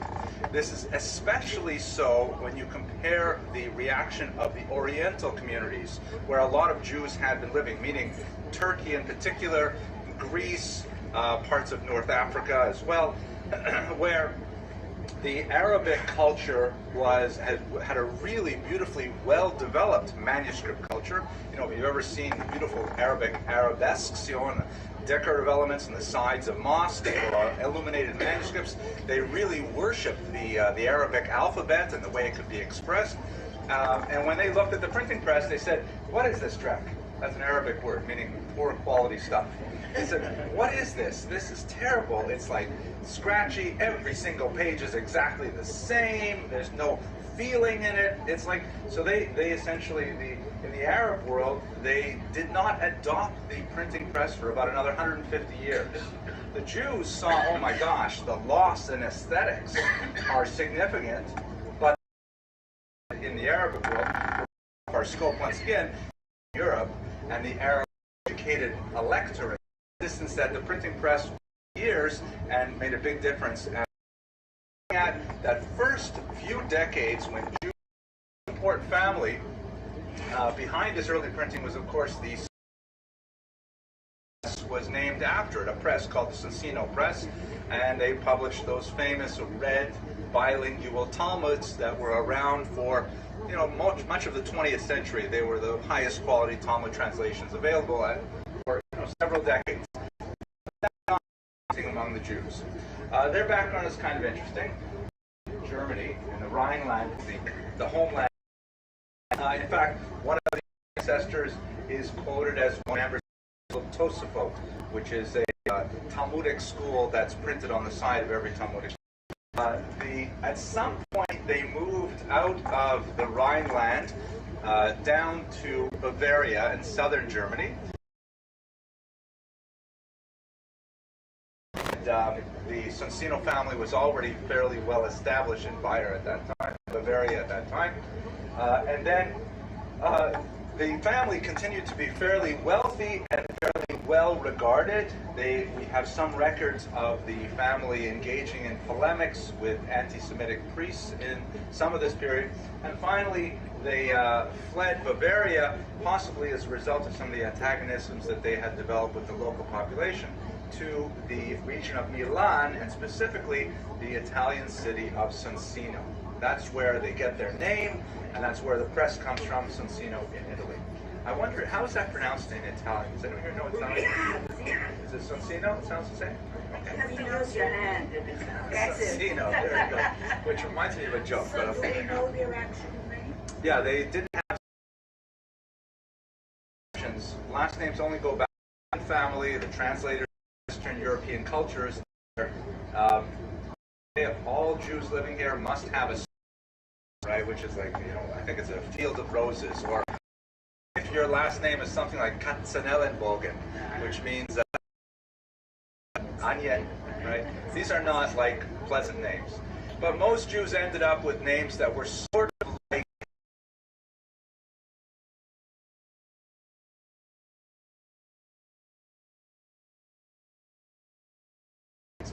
lost in family history. But at some point, I had a Zaidi named Avram, and the person who had to get the name said, "Well, I'm Avram's son. I'm Abram's son," and that's how it worked out. So son. Where they lived also, right? The town. Yeah, where they came from. Although when people get place names, it's interesting. When people get place names, it's usually given to them in a place other than what they're named for. So, for example, if your name was, Mainz. Is that a Jewish name? Give me a Jewish name that's a place. Wien. That's a Jew. Let's say a guy's name is Wien, which is Vienna. So chances are he got that name when he was living in Berlin. Because if he was living in Vienna, everyone's called Wien. No one calls him Wiener because he's already living there. But if he's in Berlin, who's that guy? Oh, that guy? That's the Wiener. That's the guy from Vienna. So chances are the last name is not referring to the generation that got the name, but some earlier generation. Which reminds me of something I like to tell my kids. I have this fantasy that one day I'll be walking down the street and people will say, "Hey, do you know who that guy is?" And the other guy said, "No, who is that guy?" I said, "That guy is the father of Danit Malka Abramson." No, that's my fantasy. I want to know as the father of those guys. Okay, so, and I wanted to tell you a joke. We got off track, but the joke, I forgot what it was. All right. Okay, so here they are. They move from Speyer down to Bayern, to Bavaria. From Bavaria, then they come over here to Northern Italy. History in medicine is important about banking. If you recall, the lectures were the only people for Jews to go into petty in 15 centuries, essentially ignoring canon law, or exactly what happened to the Sonsino family when they and one of the first of the region, and as a result, the business soured. They had to go into something else. Luckily, they found this. Yes, please. I was just curious, I taught calligraphy as an art teacher, and there were many beautiful Catholic or Protestant manuscripts, illuminated manuscripts. Yeah. I also seem to remember seeing here and there Jewish manuscripts. Yeah. Those were done by Selkers, I would assume. They were, absolutely. Although Jewish illuminated manuscripts are quite a bit rarer, Yes. because Jews have had an ambivalence with the graphic representation of living beings. Perhaps the most famous, I wish I had it convenient to show you, is the Bird's Head Haggadah, which is, I believe, a 13th century. Is the 13th century the Bird's Head Haggadah from Sarajevo? Rabbi? Oh, he's not talking. I told him no hard questions, and he took it seriously. I'm pretty sure it's 13th century Sarajevo. We have a Haggadah in which all of the characters, Pharaoh, the Jews, Moses, everybody is in there, but instead of putting human faces, they put birds' heads on all of them. In order to indicate, hey, don't get this wrong, we're not worshiping these pictures. These are like, chimeras that are designed to evoke an idea, but we're not, graphically representing them. So Jews have had a very strong ambivalence over whether or not to produce those things. Maimonides comes down very strongly, no graphic representations whatsoever. So in terms of illuminated manuscripts, we have the prohibition of is beautiful, is the absolutely fascinating thing, absolutely amazing things. Start printing. Let's see. Clearly they are beautiful unto sitting at the back of the room. This was actually discovered as material, which is often of an animal-based, not necessarily cloth or linen. They would make materials. So this is actually a Spanish example that was recovered in manuscript a couple hundred years later, but you can see the tremendous care and beauty that went into this handwritten document. You know, this is the Sofer's art. That is something that is not only physically beautiful, it involves a tremendous amount of concentration and spiritual energy as well, that it is really a great thing to behold. Even the cheaper examples, like this is a 16th century manuscript that comes probably from Turkey. You can see that it's not done nearly with the same level of care as the earlier manuscript. This is actually a Talmudic text with Rashi on the outside over here. But still, it's a document that is heavily invested with the human energy that it took to create it. And so Jews loved their manuscripts just like all other peoples. These were, you know, gorgeous things that were locked up and were only taken out with great care and were shared with great caution and so on. That's how we appreciated the aesthetics of the manuscript text. Sonsino, in their beautiful publications, which even though we're going to find out they went out of business, they were driven out of business by cheaper competition, even though they drastically reduced the cost of printing and radically made the materials more available to large Jewish population, they really tried. 83, it is become standard knowledge lines of Rashi at the top. View your studies. The focus here on the outside. This page is phenomenal printing in this era, but they, in English they would have a term in English uppercase and lowercase, because the uppercase held the capital. One person with the manuscript reading it out loud, and the other person listening to it and setting it word by word. Some of the most interesting typos in the Talmud, and there are many, are a result of the guy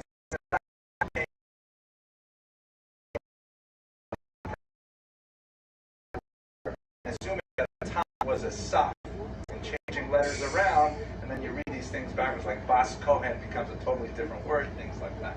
So they really put a tremendous amount of energy. It took them years to produce a single volume of the Talmud, and although they produced some 24 in total, they did not complete the entire task before they were eventually driven out of business. Part of their thinking was they wanted to create a printed volume that approached the beauty of the manuscript volumes. That was impossible. Here is something from the introduction to the first volume. They had a corrector read it and make sure that all the text was correct, as best he could anyways. And he provides a little kind of poetic introduction to how this volume happened. So he writes that Yisrael Natan of Sonsino, the elder, said to his son, Yehoshua, who was probably the most prolific of the printers in the family, Yeshua Shlomo, he said to him, print books so that they would provide two well-known benefits. First, that a large number can be made until the world would be full of knowledge. And second, that their price will not be as high as the price of copies written with quills, iron pens, or lead. And those who lack the means to acquire those expensive copies will be able to purchase these cheaply. And in the place of gold, they will bring silver. So in other words, he had two overlapping goals, which were definitely met. The first goal was, let knowledge be out there. Let people have access to what it says in the text. Huge democratic pressure means that there, by the way, remember, we're called century. We were the ancestral heritage of what's going on, and their consequences as they were trying to figure out this. What is copyright? Right? Who owns the text? If you have someone who writes a book,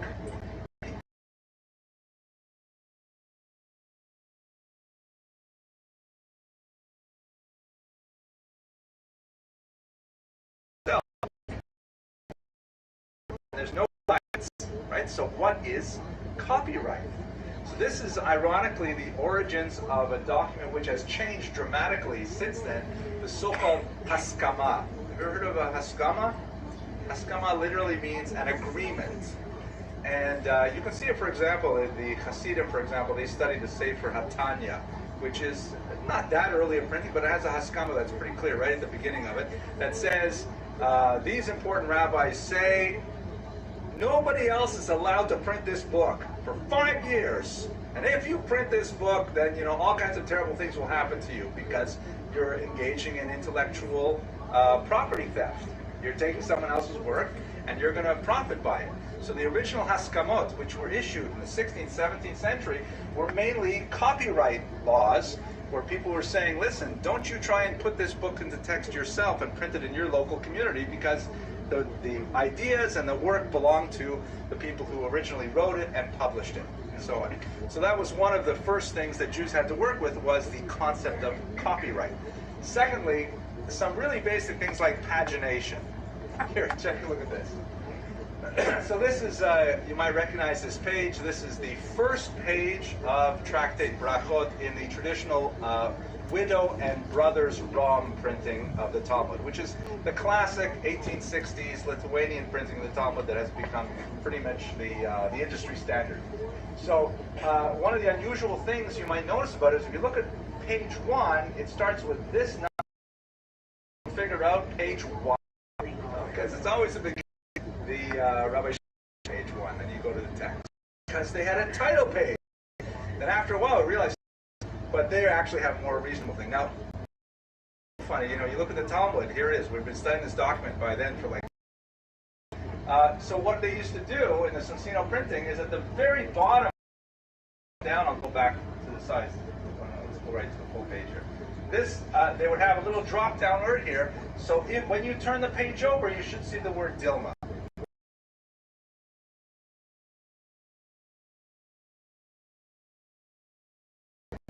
How well a person can learn if you remove a page from the text and see what happens. Can it connect it without realizing something? That, of course, is defacing the book. But anyway, so they had a couple of things like that. Here's another kind of fun thing.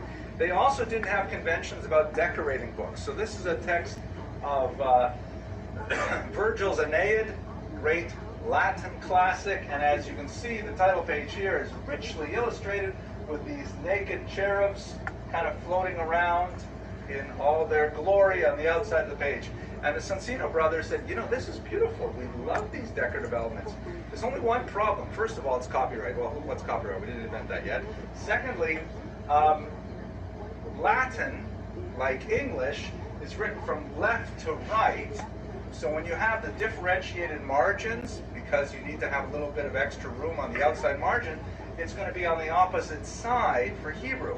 So no problem, when the Sonsino brothers printed the Tractate Chulin of the Talmud, they just cut the image here and at the top, and they flipped it over, reversed it, so it would be on the right side.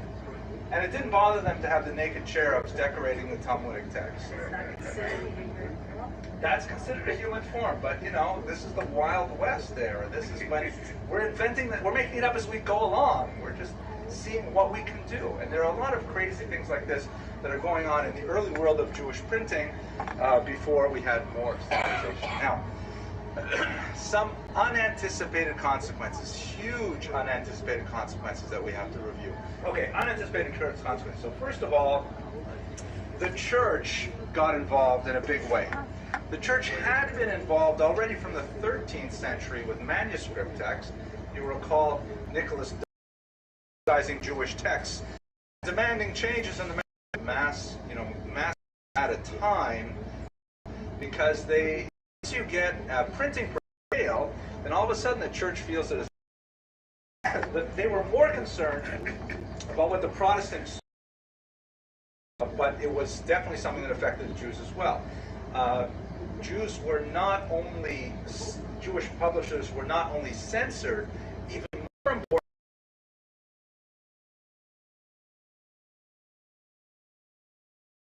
we do not want to have the censor look at this and then reject it, and then we'll have to go back. So they would, on their own, they would change the sensitive passages so that it would pass the censor himself. I have in my own home, for example, and the censorship, by the way, went right up to the 20th century. I have a copy of a Machzor printed in Tsarist Russia, printed in the 1850s. And actually, I use it here on Yom Noraim. And there is a bracha in there for the Tsar. And it literally names the Tsar. It's Alexander Nikolaevich. And it says, and the Tsarina Maria Nikolaevna or something like that. And the little Tsarevich, it says, there's the whole family is there listed in the actual bracha there. And they figured by putting things like that in, you know, it'll pass. And in fact, it did pass. It has the censor's stamp with the censor's name. His name was Lazov, who was a Jewish guy, of course. So in the early printing tradition, though, a lot of the Jews would start, in their printing, and Sonsino in particular, would start defacing their own text, hoping that when people would read the traditions, for example, his name, they would say that unless you read what the passage is talking about is the self-censorship. And in fact, they faced a Christian who was a Philo-Semite. He really, I can do it cheaper, faster, and better. And he did.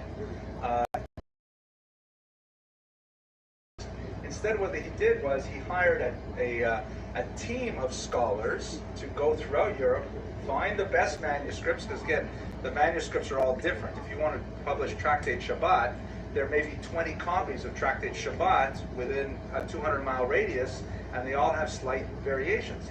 So he hired a team of scholars to sit down with all the copies, figure out the best text as much as they could, and then slam it onto paper.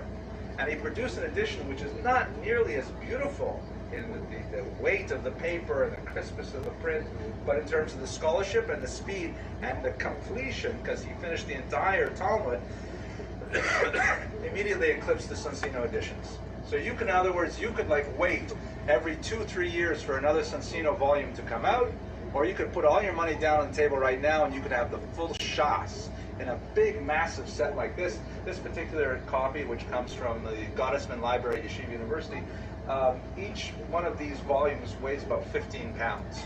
They're huge. They're like this big, and they would literally chain them to the desks, right? Halavai Talmuds would be running out the window like this. People want to study them, but they were like really valuable objects. And the Bomberg edition, which went through several printings, which is so popular that people abandoned Sonsino's project, and ultimately it came to an end. Nevertheless, their initial efforts in putting Jewish printing on the map, for creating the market, even though they were ultimately outdistanced by a Christian printer, it turned out to be really for the best overall for Jews. Now, I would like to transition to the second part of this lecture, and to do so, I wanted to speak a little bit about the philosophical import of this. One of the things that precipitously, and for people who know how the 21st century, as you all know, scholarly publication was in a newsletter. Email is great. Document, you had to go to the library, and physically in the library, this is much funnier when I tell 18-year-olds, they had these long drawers filled with index cards, and you had to like actually go through all of them physically, each one. And if you pulled the drawer out too far, it would fall on the ground, make a big mess. And then once you found the card, you had to write down the number, then you had to go walk, actually get up and walk through the building and look until you found that book on a shelf, right? And you can take it out. Now, if that book didn't exist in your library, then you had to go to the librarian and ask for interlibrary loan, and she would get it mailed to you. And if you couldn't do that, if it was in a foreign country, you had to go to that country. You had to actually go over there. If it was in a different language, you had to learn that language.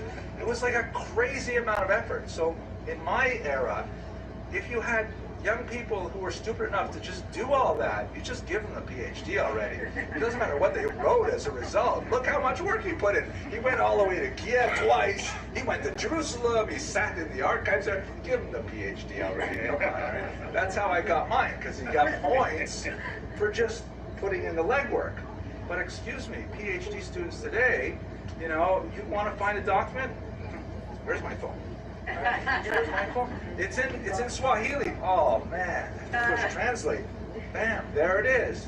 Like the information is so available, you get 0 points for finding the information.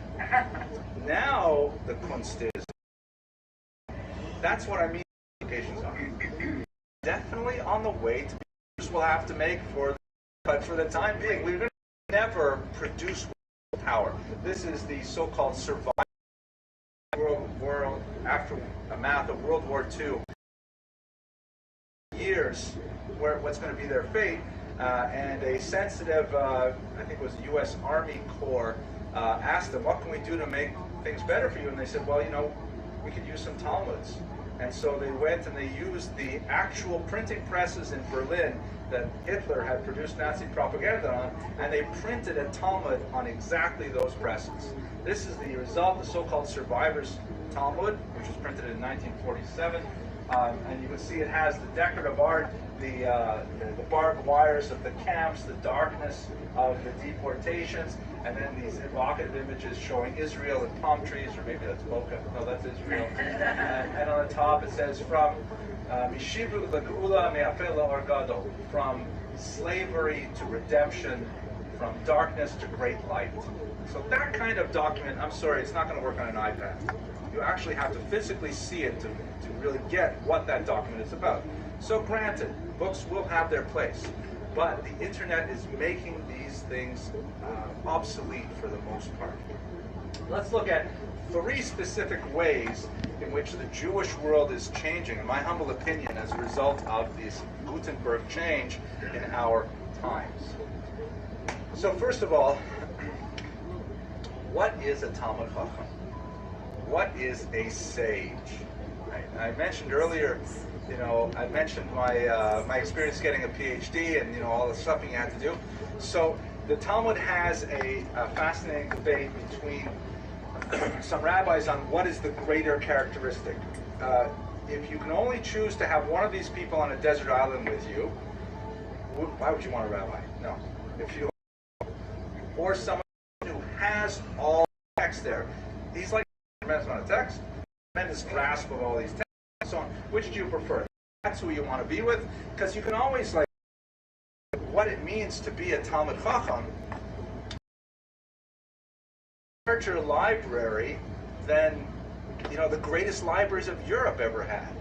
My phone, with its access to the internet and the hive brain, has so much information in it that it would dwarf even the greatest libraries of Vilna, of Munich, of any of those great centers of Jewish learning. So does it mean that I am a sage because I have that document in my pocket? Do I have that device in my pocket? Not at all. All of a sudden, the kind of scholarship that we demand from our leaders is of a far higher order. So we can expect that with the internet and the tremendous dissemination of information, that we can expect a lot more from our leaders than we ever have in the past, our intellectual leaders I'm referring to. So that's one big change that we anticipate. Second, how do we learn? How do we access information? How do we work with information? And I have some very confused and somewhat frightening thoughts on this. So one of the people that is, in my humble opinion, one of the most brilliant thinkers on the meaning of the internet is a non-Jewish professor named Clay Shirky at New York University. And he describes an incident that he shared with his 4-year-old niece that is quite telling. He was watching a Disney movie with his niece, and you know, there was some princess movie on the DVD, and all of a sudden the 4-year-old jumps up, excited, and runs to the back of the TV and starts rooting around in all the cables back there. And he says to her, "What are you doing? You know, we're watching the movie." She says, "Yeah, I'm looking for the mouse." And what she meant by that was that it was such a good movie, she wanted to click on it. She wanted to, like, click on the characters that she liked and see them do different things. That's the way kids think of interacting with on you know, trying to visit this web, and it automatically glows thinking that we don't. That's a huge change. She'll be learning a very different way. The hours and hours. You're an engineer and you build things on desert islands. Cell phone, and you have an incredibly powerful calculator right there. You know, astronauts who went to the moon without calculators. If you've ever been to the Cape Kennedy, you know, that's a much more complicated level. But nowadays, the little tiny calculators that you get for 15 cents in the dollar store are much more powerful than the computers they had. Maybe not, close enough. So we are going to be learning, and our great grandchildren will be learning in ways that we can't even conceive of. The things that we think are important now about learning will not be relevant at all. And they're going to be learning to learn in ways that are dramatically different. Third difference, where do we connect? So one of the great teachings of Rabbi Yisrael Salanter was that you do not measure a person by what he says, you measure a person by how he remains silent. How does a person spend his silence? Does he spend his silence, brooding on past injustices? Does he spend it, in petty resentments and things like that? That's the way that Rabbi Yisrael Salanter meant that thought. But think about it in terms of what the internet means for us today. Go on any mode of public transportation, and even, unfortunately, private transportation, and what are people doing? Texting. We're all together, and they're sitting with friends that they have no relationship. Every last list I've been reading about recently is that very low. You just open up your device, sign out, and then you have an account, and you'll a stranger or reading the newspaper. No more. All social media. I don't have to say anything about that to you. And in fact, the internet is changing us that are far more profound than the way in which the printing revolution changed the Jews of that time. One last really as well, those gatherings of Jews in large public centers in the Northeast, decrying the dangers of the internet, which are real. Obviously, we have a whole slew of new addictions that are the result of it, and the caustic effect it has on relationships and so on. We don't have to go into that. In my humble opinion, I don't think that we have the remotest chance of holding this back. I think that one of the reasons why the Sifas are not necessarily in line with the way history is moving is because they conflate the internet with the television set. The television is also a sometimes noxious device that has all kinds of material on it that is not conducive to traditional Jewish values and so on. But the thing is, the television is a purely passive device. You pump the stuff into your house or you don't, and that's it. But the internet is not like the television at all. The internet is like the telephone. The internet is a two-way method of communication that became as essential to human society as the telephone did. And I see it happening in my own life where, working with high schools that are very, very religious, very, very frum, and 10 years ago they would not dream of having any email address whatsoever, and then not only now that they have websites, but they're forced to have these things because the government requires their. We are definitely the brilliant leaders that I mentioned earlier. Definitely bad for this. If you look at Jewish history, and we are intellectual, a chance to take this explore our own tradition in a much deeper and more profound way than ever before. And ultimately, as long as we are guided by the wisdom of the Torah, I believe that ultimately we will find tremendous benefit in these new information technologies. Thank you very much for your endurance and your patience, and I look forward to speaking with you next week.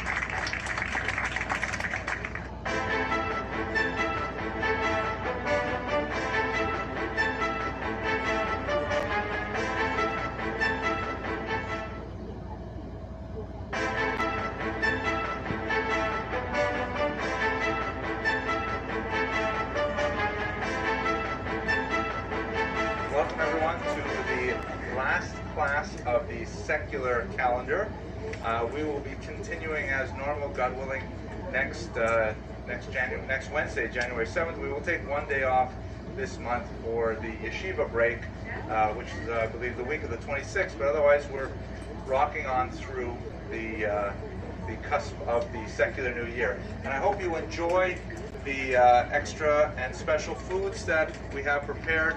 I'm not allowed to tell you that we have a special donor who wishes the donation to remain completely anonymous. Even the fact that there's an anonymous donor is supposed to be anonymous, so you'll have to like wipe that entirely from your mind. But obviously in honor of the auspicious occasion that this is the eve of the fast of the 10th of Teves, we had to have a special meal with champagne, things like that. So If I knew, I would have eaten earlier. but it's also, you know, you know, life is tough. My father, Arnie Kars Mishkamo, always used to say, and we wish each other a happy coming years.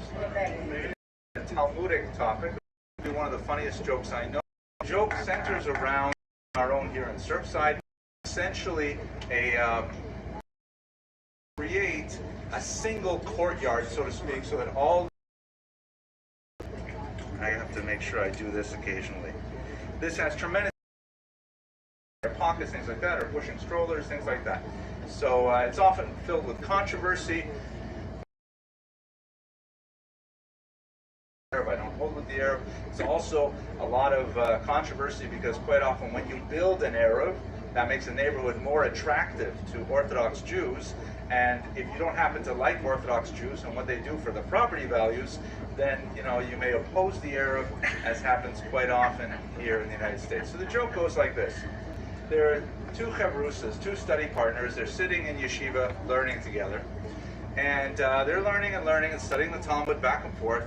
And one day, Ruvain says to his friend Shimon, Shimon, I have to confess something. You know, we've been learning together for many years, and we've grown so much in our appreciation of Torah and so on, and I have to tell you, I've been hiding something from you, and I think it's time I actually fessed up and told you the truth. And Shimon says, what are you talking about, Ruvain? And he says, well, the truth is I'm not Jewish. And Shimon says, well, what are you talking about?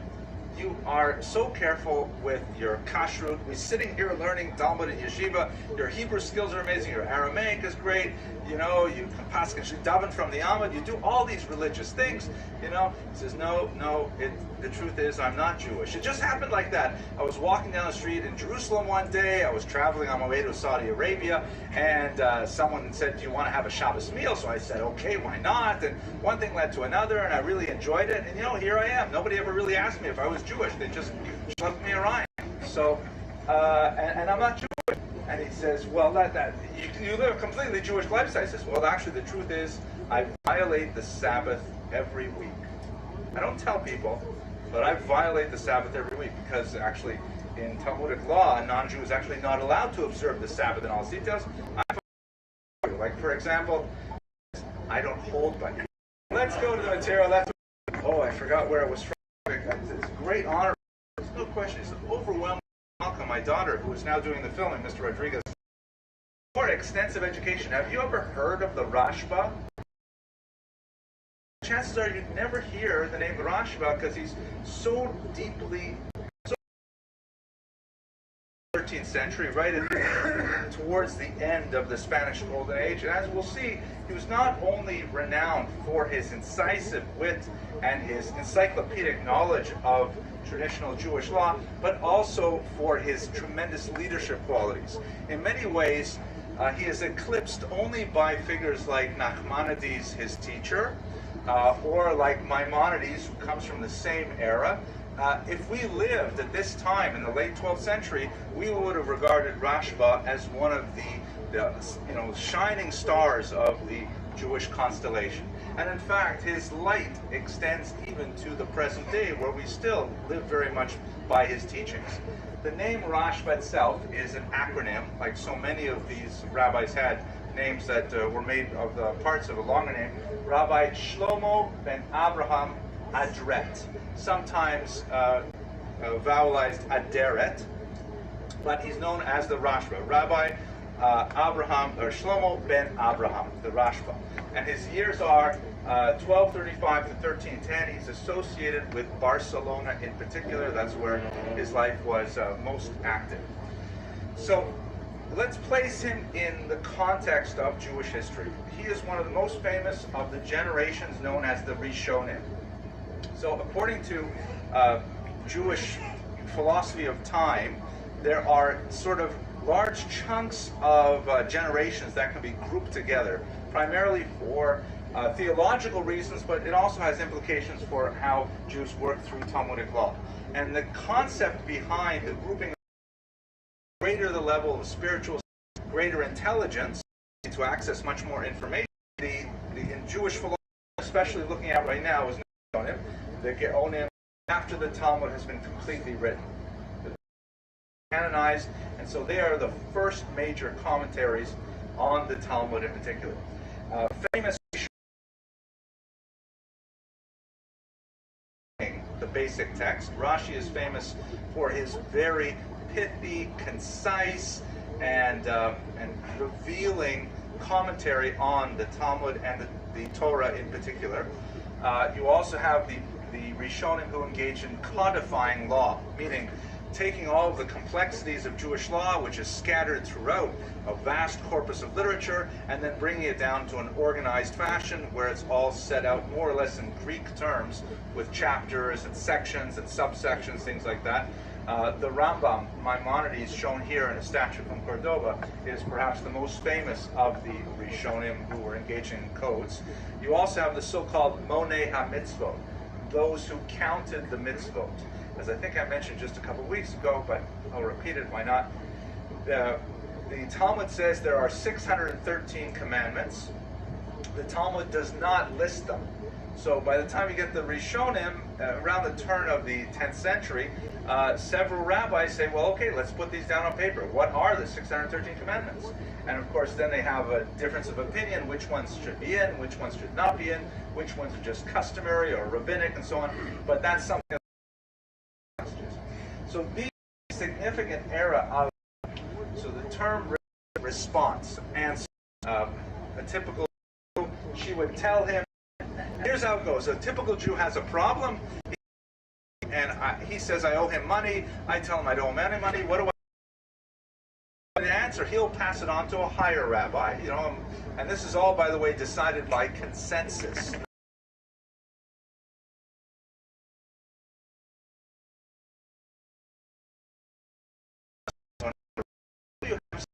Who is known informally as the Gadol Hador, the great one of the generation. Once again, it's not a formal designation that you can somehow be elected to become the Gadol Hador. It's just based on consensus where enough people agree that, yeah, this person represents the apex of learning in our generation, and he, typically he, becomes the person that people turn to. The Rosh, and by the way, because we're talking about Jews, it's rare in any generation that you will have an absolute agreement on one person.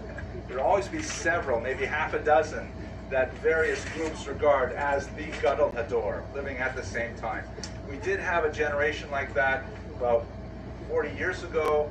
There was a widespread consensus that Rabbi Moshe Feinstein was considered the Gadol Hador across all movements, but that's very rare and very brief and only episodic in Jewish history. It was the case in the era of the Rashba. He was clearly the Gadol Hador. To him were addressed all of these very vexing and difficult questions, and he composed written responses to them all around the Mediterranean basin, in particular in Spain and also in Provençal and various parts of Central Europe. And communities would cherish these letters from the Rashba, and they would become, you know, copied over and over again into their communal records and recirculated and so on. And later on, it may have taken several hundred years, they were eventually published. Over 3,500 of these letters, these responses in Jewish law, have been preserved and have been published and continue to be studied. So the name of the, and by the way, is which are used. So if you cook meat, I did at one Passover, the metal buckled on the inside. Family of moneylenders. We spoke about them a couple of weeks ago in the lecture of Aaron of Lincoln. He achieved tremendous success building on his family's wealth, and among the people who owed him money were in fact the King of Aragon. Like even as a young man, he was already parlaying his wealth into tremendous resources. But he ended up leaving his wealth to become a communal rabbi. He retired. By the age of 40, he took the position of the Rabbi of Barcelona, which was one of the most important communities of Jews in the Iberian Peninsula. And this is really when the Rashba becomes the man that he would be renowned for many centuries. He was especially known for his impeccable integrity and his absolute unswavering dedication to the law as he saw it appropriately interpreted through Talmudic vision. Early on in and he was especially impervious to bribery. There was nothing that could shake him from his position, regardless of the forces arrayed against him. To give you just a couple of examples, in one case, early on in his career, he was called to adjudicate a case where an orphan who had a substantial estate was disputing with some wealthy Jewish aristocrats and their wealthy Christian nobles who were supporting the Jewish aristocrats, arguing astonishing. But on the other hand, there was a case to hear the case. Tell us what you think. So he participated in death. This is a very, very Sanhedrin of 71 judges. Is, for example, a threat to the community as a whole. The ticking time bomb. The family appealed, and the king agreed to forward the Rashba's decision to the great Maharam of Rothenburg in central Germany. Very important figure we spoke about a few years ago. And the Maharam upheld the ruling of the Rashba, and in fact the Jew was put to death. But we see on the one hand, here he is defending the innocent orphan against tremendous money, wealth arrayed against him, and at the same time we see him standing up for the rights of the state against an individual Jew who was accused of informing on him. He was so well regarded that King Pedro III actually called upon him quite often to adjudicate between Jewish communities, that the state regarded him as the Gadol Hador, kind of like Lord Sachs in England, that sort of thing, where his moral authority was so great that it penetrated the Jewish boundaries and went well into the non-Jewish world as well. He was regarded as, the Dalai Lama of the time, that everyone regarded him so well as a paragon of virtue and intelligence, and someone who could not be swayed to render unfair judgments. He established a yeshiva and attracted some brilliant minds to him. I should mention, by the way, his background in terms of his education is quite fascinating. He was educated at the feet of two of the greatest scholars of the Caron, G-V-R-O-N. So, especially known for his Jewish literature, and for the 20 different forms, like a tremendously heavy tome of that nature. Who was, the older son, including the Kabbalah, which we're going to get to shortly, one of the acts most famously associated with the Rashba's activity. So he had really tremendous teachers behind him, the Rabbeinu Yonah and the Ramban in particular, and then when he established his yeshiva, he was able to commit these values to a later generation, and a few of his students include the famous Ritva. Again, if you spend many time in yeshiva, you will study the works of the Rashba and the Ritva. They seem to go hand in hand altogether, and they really did, because the Ritva was the Rashba student. And also Rabbeinu Bachaya, who wrote a very famous interpretation of the Torah, a commentary on the Torah, that is studied to this day. So again, we have to get the whole picture of this man, very wealthy, and yet his wealth gave him his independence to be able to focus solely on Torah. Regarded as a peerless leader of sterling moral character that was respected by Jew and non-Jew alike, and very much involved in ruling on issues that spread throughout the Jewish world. Again, 3,500 individual pieces of correspondence. If you work that out, if his career lasted about 40 years, so let's see, how many is that? 3,500? It's about 80 or 90 letters a year, right? That's a huge amount. That's like 2 big letters a week. And these are very learned letters that have tremendous amounts of Talmudic knowledge packed into each one of them. Okay. Now, of course, since we are talking about Jews, there's going to be some dispute involved. And I'd like to concentrate on in some way to literature. And people are arguing really if the controversy is so dispute over sex has developed in the 13th century as a body of thought in certain avenues of research more. I say that a little bit. There were 3. You had the allegorists, many highly rationalistic Jews, many of whom came from Arabic lands and also from Spain, who felt that the Torah as a whole must be understood as a massive allegory, kind of like in a philonic sense. Not that the Torah should be taken exactly as it's written. It's all meant to mean something else. And of course, the danger inherent in that way of thinking is that you can, all of the commandments then become debatable. Well, mind you, we debate them anyways. But there's no hard and fast rules. There's no horizon. There's no common denominator. If you want to say that, like for example, if you want to say that, it's forbidden to, let's say, I have to find an easy one. Thou shalt not steal, let's say. So they can say, well, I'm not actually stealing if I photocopy this book and then sell it. That's not actually stealing, right? Because I didn't actually take anything away. It was a library book. I put it back in the library. Now I'm making money from the photocopy I made of this book, right? And you can make all kinds of allegories. You can say when it says this kind of word, it really means something else, and so on.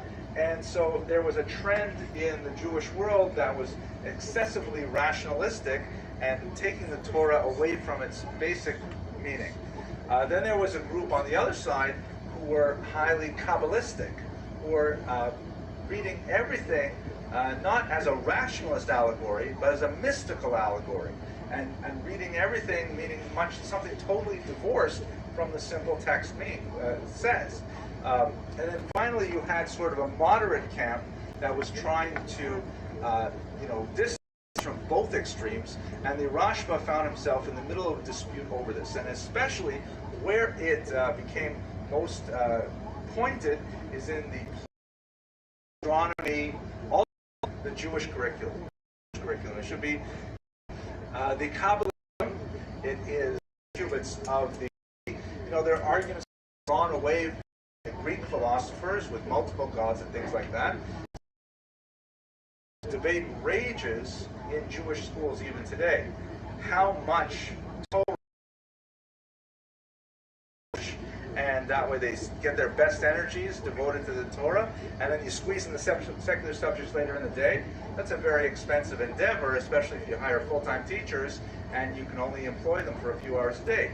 Or do you say, no, we'll mix up Torah here and secular studies there, and you might end up coming to school and do math first thing in the morning, and then when the teacher is free at the end of the day, then you'll learn a little bit of Chumash. Do we say that the balance should be 50-50?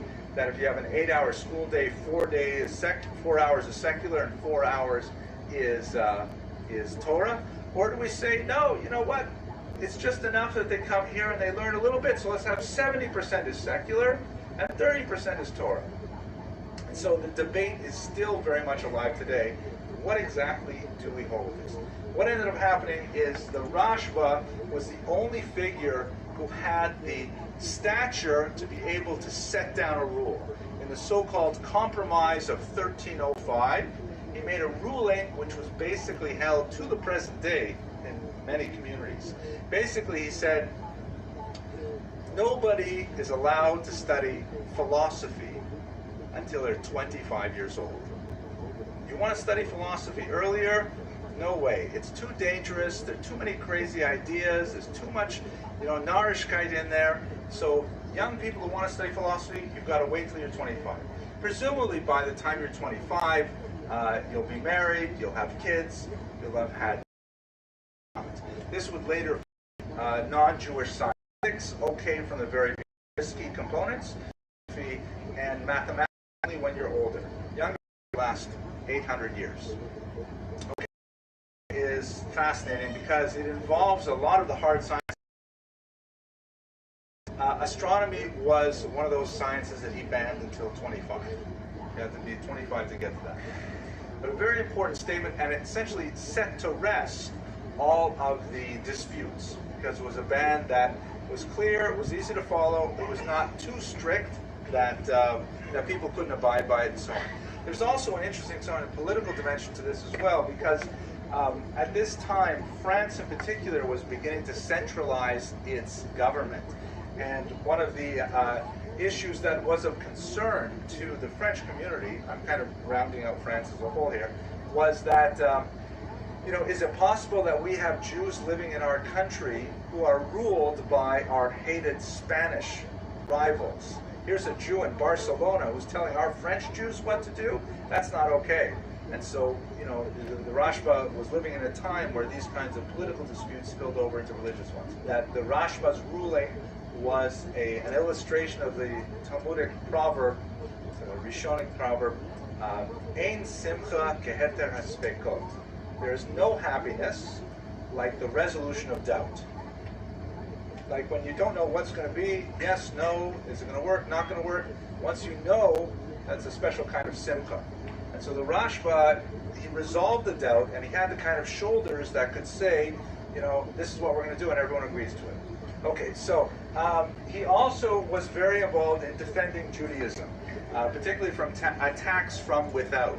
This is a period when it was very popular to host so-called disputations, in which the church, usually with state support, would arrange for these kind of debates in which Jews were forced to participate in a debate against a Christian interlocutor, usually a Jewish Nachmanides. Nachmanides, we have to know, is that the king gave a strong performance that you showed. And the Rosh, in writing, he wrote by Raymond Martini, a very important church thinker, who criticized of Judaism. So he was very much active in the literary scene in defending Judaism against its detractors from without. And then finally, he was involved in defending himself, not surprisingly.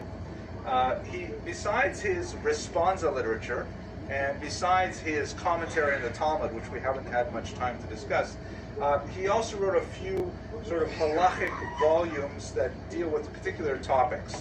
One of these topics dealt with the laws of keeping kosher, and it was called Torah Habayit, the teachings of the home, or the Torah of the home.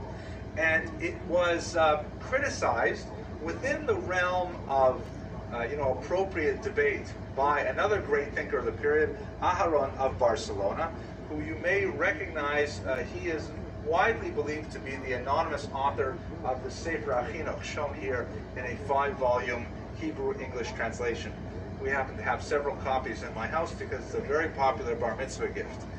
It is actually the first, it itself was a bar mitzvah gift. It's a rather amazing book. Let me take a second to tell you what the book is about.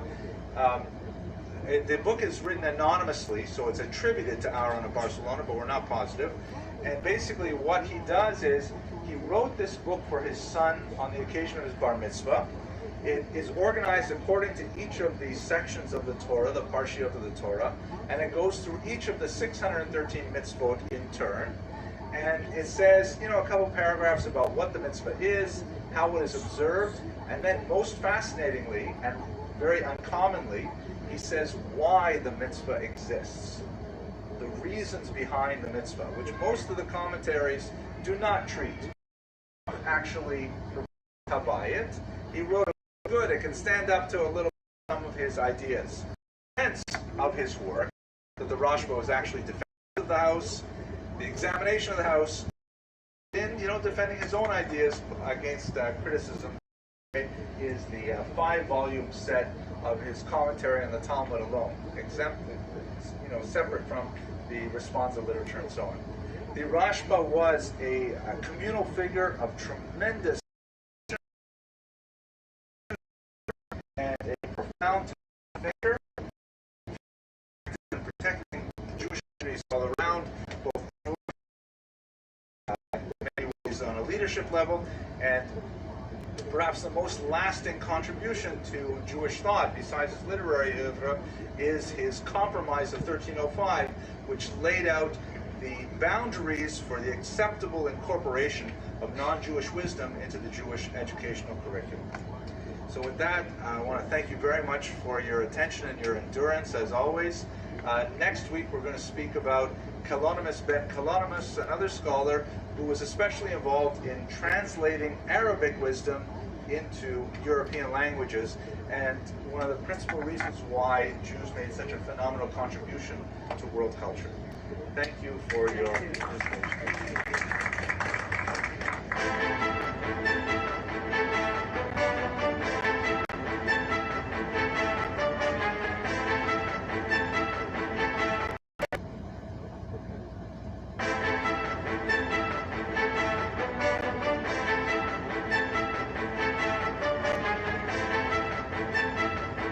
All right, ladies and gentlemen, we're going?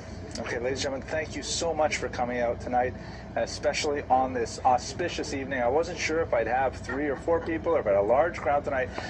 This is, of course, if you're not familiar with it in the internet viewing audience, tonight is International Sino-Judaic Friendship Day. Yeah, I like that one. Yeah, right. Sino, like Chinese, right? You know. This joke comes to us from Mr. Chaim Singer of Passaic. And they're having difficulty. You know, the doorbell rings, and the dog they look at the desk, and right there is the, and they don't know what to do. So, of action, what do we do? A dog applies for the example. You have to know how to take dictation. The dog immediately pulls out a pair of reading glasses and a pen, and he's got his pad ready to go. And they say,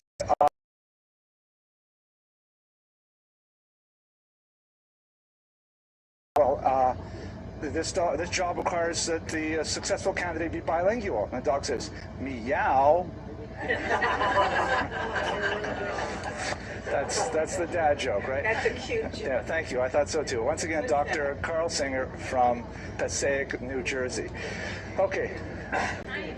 No, that's his dad's joke. It's his dad's joke, right? Okay.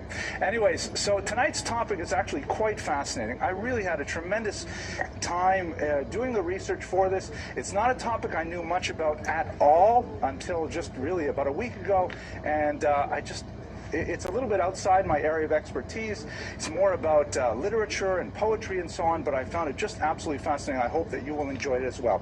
So today we're going to talk, however, about a woman who is hardly known even among historians. I just came across her because I'm trolling through some of the websites on the history of Jewish women, and there are all these undiscovered characters who really get very little treatment in the historical literature. Her name is Kasmuna, and we only have 2.5 poems attributed to her, about 10 lines worth of text attributed to her, and it really is tremendously revelatory about the nature of gender and religion, particularly in the medieval Iberian climate. So let's have a look at her life and try to understand what we can as it applies to women. By the way, the name is rather root that transliterates. Watch my videos online. I cannot believe the amount, like I happen to say that the right? And so a voiceless fricative, right? And that was a great term. And then someone else came on with, no, it's a, well, anyways. So back to where we were. Name your child after, she's like enchanting, an enchantress, right? That would be a nice way of saying little witch. Other scholars say no, it's related to a purely Arabic root, which means shining or beautiful. Women historically have often been given non-Hebraic names, primarily because they were not required to be called up to the Torah. When men are called up to the Torah, it's considered much more common for them to be called up by a traditional Hebrew name, Avram, Yaakov, Yitzchak, whatever it is. But since women did not have that privilege for the vast majority of Jewish history, they were often given popular non-Jewish names, right up really until Fiddler on the Roof, with names like Zeitel and Sprinza and Badana, Masha, which is of course Maria, Maria, these are all very traditional non-Jewish names. Well, originally Maria was a very Jewish name, but then they kind of got spoiled. Okay, anyways, the story goes that the source that we have for Kasmuna and her life is from a early 16th century Arabic Muslim dictionary of female poets. So this Muslim writer collected the poetry written by women over several centuries, and he has an entry on this woman named Kasmuna al-Yahuda, Kasmuna the Jewess. We don't have a record of her in Jewish sources whatsoever. We get her only through this Muslim medium. And he says a very beautiful story at the very beginning, that Kasmuna's father was a very educated man. We'll have some opinions as to who he might have been. And he would teach her this particular Arabic poetic style of rhyming, not exactly rhyming couplets, but he would start I have that which is this woman has repaid her, and she's taken advantage of the lives. It's light, metaphor that her father. So this is our first kind of introduction to Kasmuna and sensitivity, and to a certain degree asserts her kind of unique femininity in an unusual way, which we will explore in the course of this lecture. This is our first introduction to. Any questions so far? Okay, so since we are 11 minutes, I actually had a different talking dog joke to start, and I would like to tell that joke because it was in my brain when I started. So if you don't mind, Joseph, you're still awake, right? So I can tell you this joke. So the joke goes like this. This is a joke I was going to start with. It's Erev Yom Kippur, and the synagogue is full of Jews, and they're all thinking about atonement in the year to come, and they're waiting and waiting for the chazan to show up, the cantor to show up, and he's not coming. And finally someone bursts in and says, the chazan, he took another job. He's over in Peoria right now. He's going to lead the services over there. We don't have a chazan. Everyone's saying, oh my gosh, it's almost Yom Kippur. We have a few minutes. How are we going to possibly daven the Yom Kippur Kol Nidre service? And they're asking around, does anyone know how to daven? Does anyone know how to do this? They could. Finally, one guy steps forward, sheepishly goes up to the rabbi and says, Rabbi, I know a chazan that knows Kol Nidre. And I said, okay, bring him here. He says, well, it's not so easy. You see, he's a dog. And the rabbi says, a dog? He says, yeah, he's a dog, but he does a beautiful Yom Kippur, really. It's a Kol Nidre. The rabbi says, well, I don't know what to do. Just bring him in here. Bring the dog in. It's a boxer with a white, working as a receptionist, by the way, in a firm that just got the job. And the congregation is skeptical. What does it mean? So they put a tallis on him anyways. He goes up to the Aron, and he puts his front two paws on the Aron, and then he kind of gathers himself, sort of overwhelmed with the prayers. And can he do Shachris? Is sure form. They've all done Shuvah. They're going, we really, and the guy says, now, the style of her poetry is a very high, just a little bit worse than my Urdu and my Swahili, but this is considered, as I've read in the literature, to be an extremely complicated type of poetic style that cognoscenti really enjoy, with the detailed, rhyme and meter and so on, and we can only assume that it is as great as the poets and the scholars say. Now, the way that this poetess is described is, I said, Kasmuna the Jewess, and she is named as Bint Ismail. Sorry, it's Bint Ismail ibn Magdala. I might have a typo on this here. The daughter of Ismail of Baghdad.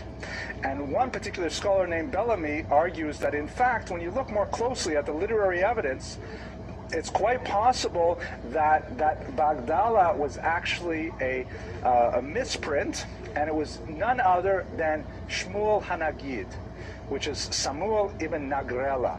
an absolutely fascinating proposition, because Shmuel HaNagid, that's his Hebrew name as opposed to the Arabic, was one of the most famous Jews of the Spanish Golden Age, a tremendously towering figure of phenomenal importance. And if this was in fact his daughter, it opens up a whole new venue into what we know about the world of Iberian Jewry and about Jewish women in the Spanish lands. As we shall see, there's a lot of controversy over that particular assertion. It's far from clear that this is in fact her father, but it certainly does place her life. Before we go into it, let's just basically drop hand out in the Moses' wife and so on. They rarely stand out. There are a lot of reasons for this. It's hard to believe. He said that even when my wife left the room, she actually walked out of the room for a second. Life, particularly traditionally observant Jewish life, it's hard to imagine that their influence and leadership was not felt more dramatically throughout the ages. Why do we have such a small record of their activity? Part of this is because of the tropism of historiography, meaning the way that historiography works. Most of Western Jewish historiography, which follows non-Jewish historiography, tends to focus on leaders who stand out in the public eye. Judaism as a culture has always emphasized this idea of kol kvuda bas melech pnima. All the glory of the princess is within. This concept called tzniut, or hiddenness, which is considered a very positive value in Judaism, but does not translate very well into Western non-Jewish culture. There is this idea that in Judaism, the more valuable a thing it is, the more it should be withheld, the more that it should be closed off, hidden, modest. Like the classic example the rabbis often bring is the Torah scroll, which is not left out on display, open for everyone. It's closed up inside a mantle, behind a curtain, with a chain, inside a box, and it's only brought out at very special occasions of communal importance in which everyone has to show the correct level of deference to it. So, on the part of women, of the Jewish people. Devalue women's apologetic, emphasize, suppress kind of the Iberian Peninsula at this period, tend to occupy certain very who is leading men on, very those kinds of things. And so you see those very prominently in the body of Arabic literature that appears from the Spanish Middle Ages. And as we shall see, actually, Kasmuda's poems, even though we only have 2.5 of them, we just saw the first half, they do stand out as being quite different. Part of the reason for this as well, according to Goitein, who was one of the greatest scholars of this period, is that women were largely excluded from the discourse, not only because of cultural norms, but because of linguistic norms. Judaism as a culture basically values Hebrew, with very few exceptions, considering perhaps Maimonides writing in Judeo-Arabic, or Samson Raphael Hirsch writing in German in the 19th century. Almost everything that's written in non-Jewish languages, non-Hebrew, tends to disappear. The Talmud may be another very big exception. You're not writing in the lingua franca of the Jewish people.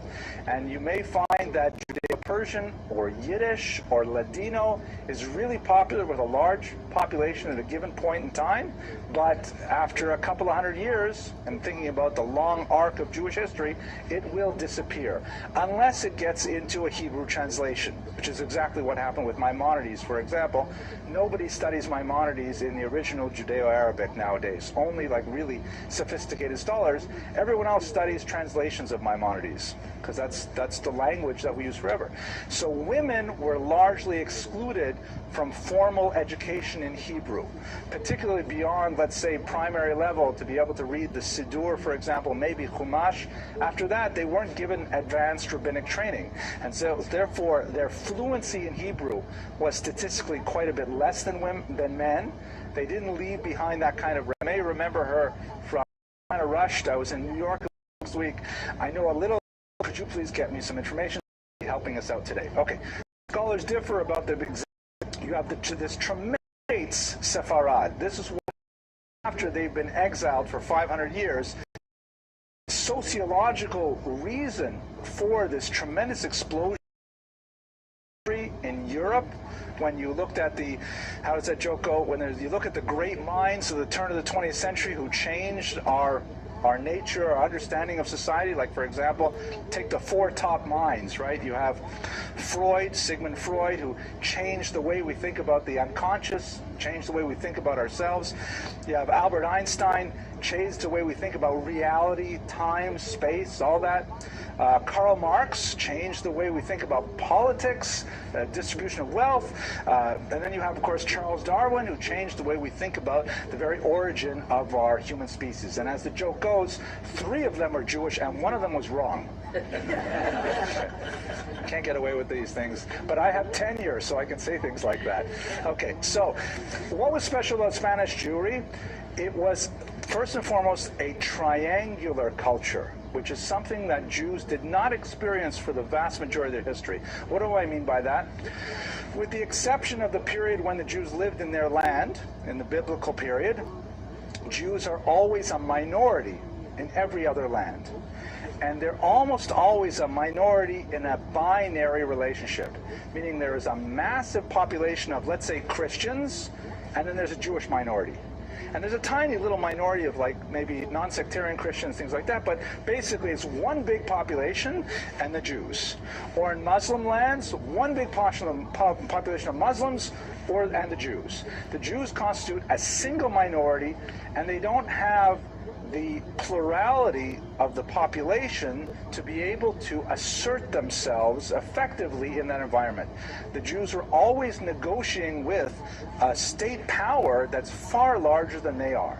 And so Jewish culture, for most internal Jewish ideas, split of course, for much of for control of culturally and politically from which to you have tremendous Jewish states leading armies. That hardly happens to a Jew who ends up leading an army, but here you have Jews who are very, very comfortable in the outside. Here, it's very different because we have, of course, democracy, which changes everything, but we also have this idea of, you know, although this is largely a Christian country, we have very large minorities of non-Christians and of multiple types of Christians as well. So Jews have a unique amount of power in this country as well. But I'm going to go past that. You have the real Joseph model of leadership in Spain, just as we have in biblical Egypt, where the Jews can come in, and because of the conflict between Muslims and Christians, they can occupy a role that allows them to exercise leadership, typically in a viceroy fashion, that is unprecedented for most of Jewish history. So that's really when you have this flowering of Jewish culture. The most important of all of them is the man who is thought to possibly be Kasmuna's father, the famous Shmuel HaNagid, who lived from 993 to 1055. There's a lot of beautiful stories about his origins and his rise to power. Basically that he was a small merchant, a spice merchant, who had tremendous literary prowess, and it was noticed by a serving girl for the king, and he was eventually promoted to become none other than the viceroy and the leader of the armies of Granada. It's a really fascinating story. I gave a lecture on it a couple years ago if you look it up on the web. But what's interesting about him in our context, we know that he had 3 sons and an unnamed daughter, so it's not impossible that the daughter was Kasmuna. But he's also a tremendous poet, leaving behind nearly 2,000 poems to this day. So again, it reinforces the idea that he would have taught Kasmuna how to be a poetess. And he's also a rabbinic scholar, writing an introduction to the Talmud that is still published in Talmudic Tractate document. If this and what it meant about Jewish, so I should certainly read this Arabic author. Descriptions in the her father to find or whether or not he even tried, as we shall see for yourself. So here is the little introduction. In the mirror one day, seeing that she was beautiful and had reached the time of marriage, whose harvest time has come. No harvester can be seen to extend a hand to you. Alas, youth passes and is wasted. If she said, and is wasted, then you know for sure she's Jewish. While one remains, I will not name him, who is alone. Now, what's troublesome about this poem, especially the last part? Someone else, right? What's going on? Who's this? I will not name him. So I found out in doing my research that apparently in Iberian Arabic poetry, it was very common for women to refer to themselves in the third person singular masculine. So when you read it with this weird convention you would never think of unless you read this strange article on Cosmoda, that I will not name myself who is alone. Right? Like, so here she is, she's describing herself like, you know, a garden in flower, ready to be harvested, ready to like start a married life, and yet no, where's the guy, where's my bashert? He's not here, I am alone. So you can see a kind of a melancholy there, a very beautiful kind of metaphor of the garden that's waiting for the gardener, so to speak. You know, it's a very pretty poem. Another translation. This is a translation by a scholar named Nichols. Here's a translation by a woman named Gallego. Actually, I like this one better. I see a garden with ripe fruit, yet the gardener, it seems, will not stretch out his hands to it. How pitiful! Youth fleets by and is lost, and something I will not name, fudge third person, share, she wants, that was not, this is a sense of her. Let me, according to Al-Sayud, saw a deer, and it is, I resent, provoking poem, let's look at it for a second, like being untamed, undomesticated, not being attached to a mate, and in blackness of the eye. What could that blackness of the eye possibly mean? So, sorry?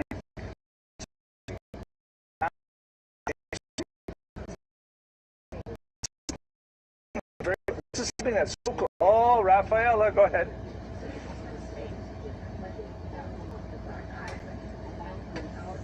Oh, that's pretty good. She's quite bright, isn't she? Yes, absolutely. This is something, this is why, for all of you watching on the internet, this is why you really have to learn foreign languages.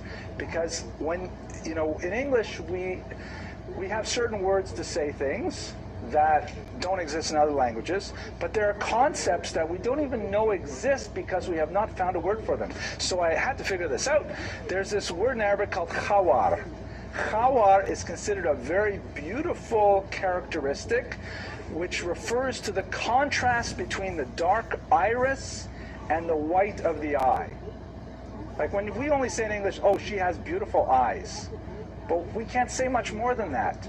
But they have a unique word, khawar, and again, you think about Spanish Jewish women with dark eyes, presumably. The contrast between the dark iris and the white, the clear white eye, the outside of it, that's considered very beautiful. So she used the word khawar here to say, like the deer, which has a very black iris and a white eye, so I am like you in this beautiful way.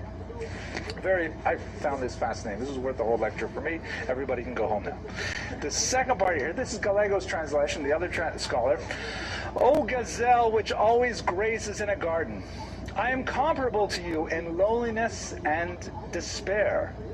We are both alone, without companion, but let us wait patiently for the decision of the Almighty Providence. So all of a sudden, this translation, and look at the ending. We hear their interpretation. Show me a translator of Arabic, but he wait all of the translations that exist. She has some belief in either Almighty, and we also see that kind of melancholy sadness coming through as well.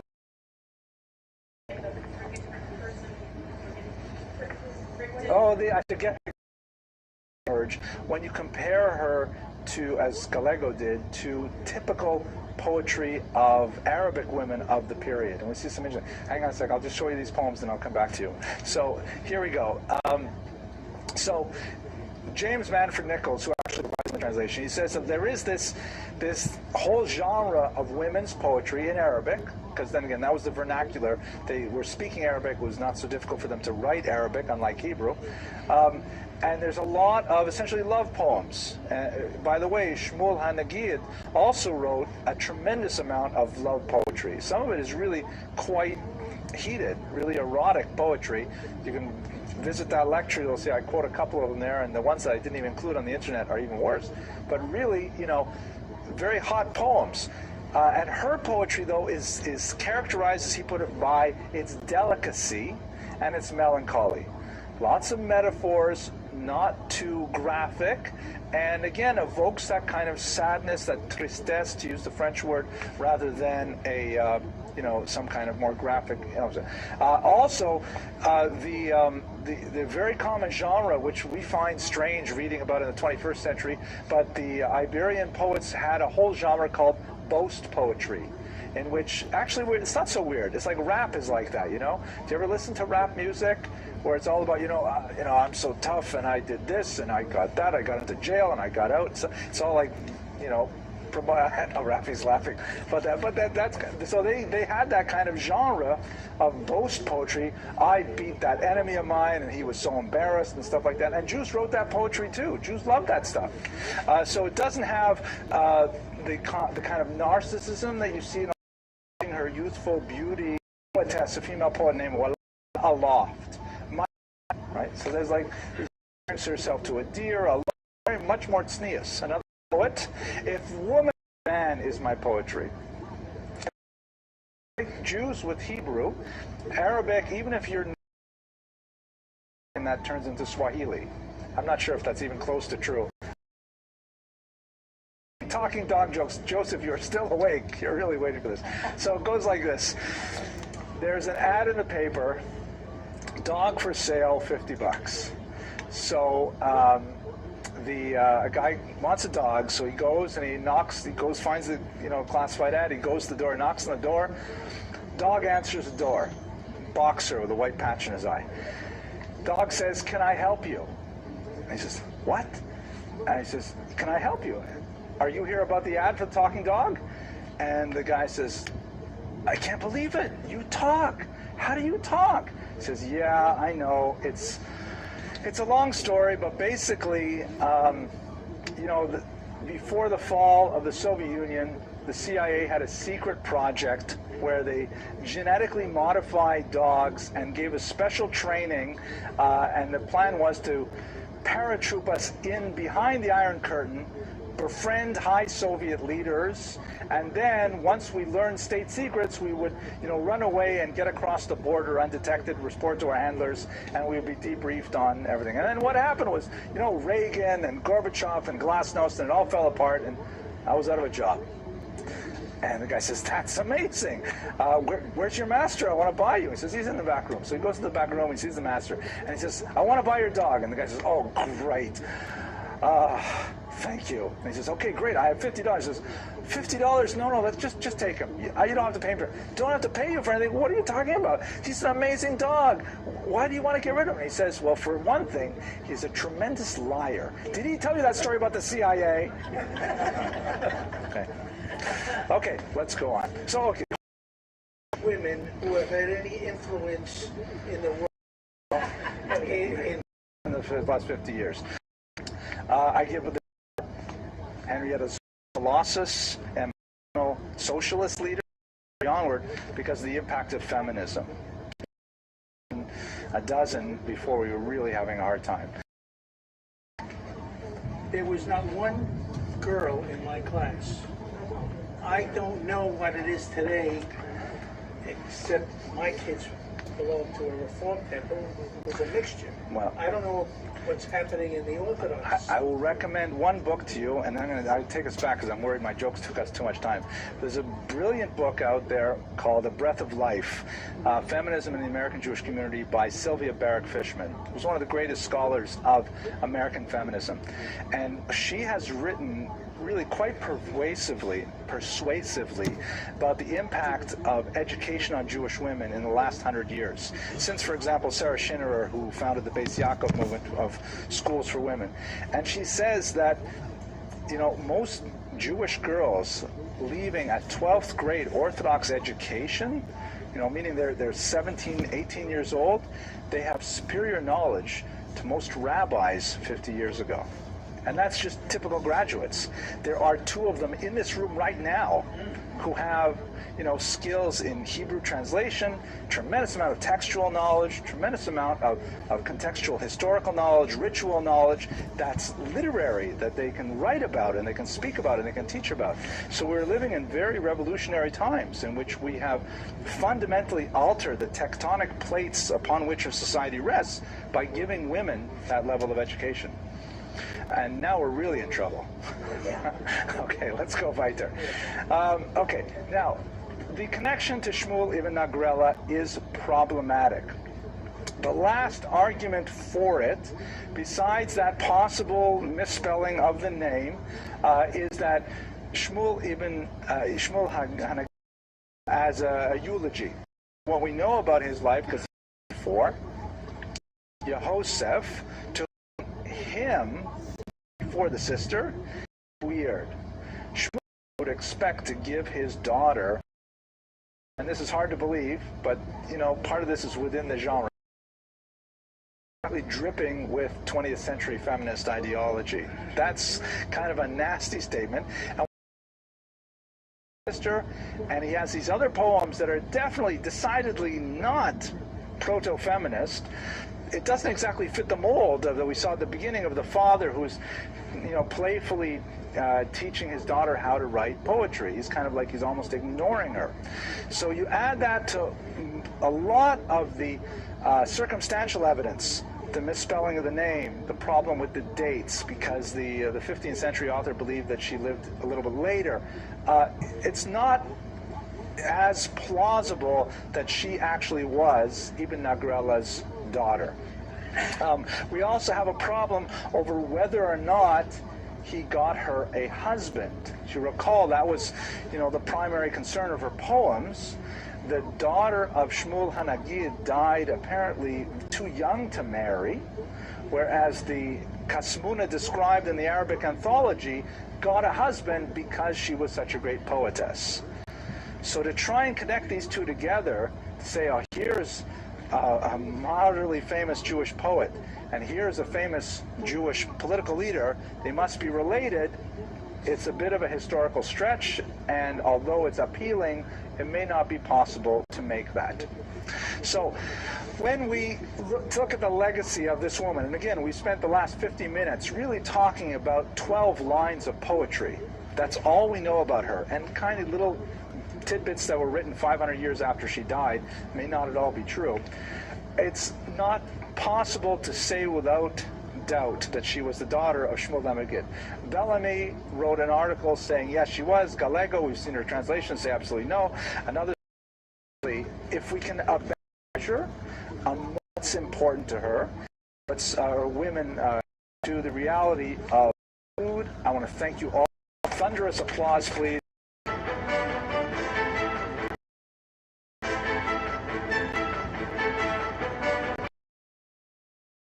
Directly, but first I have to give you the opening joke. So the opening joke is not the sites that these videos are located on, that I should warn people before I tell a joke so they can make sure that they're not eating or drinking, which I thought was very funny. That's much better than a lot of the nasty anti-Semitic rants that I get on some of it. So anyways, joke goes like this. Tonight we're going to be talking about this was masked only by his impecuniary. That's a really good word. But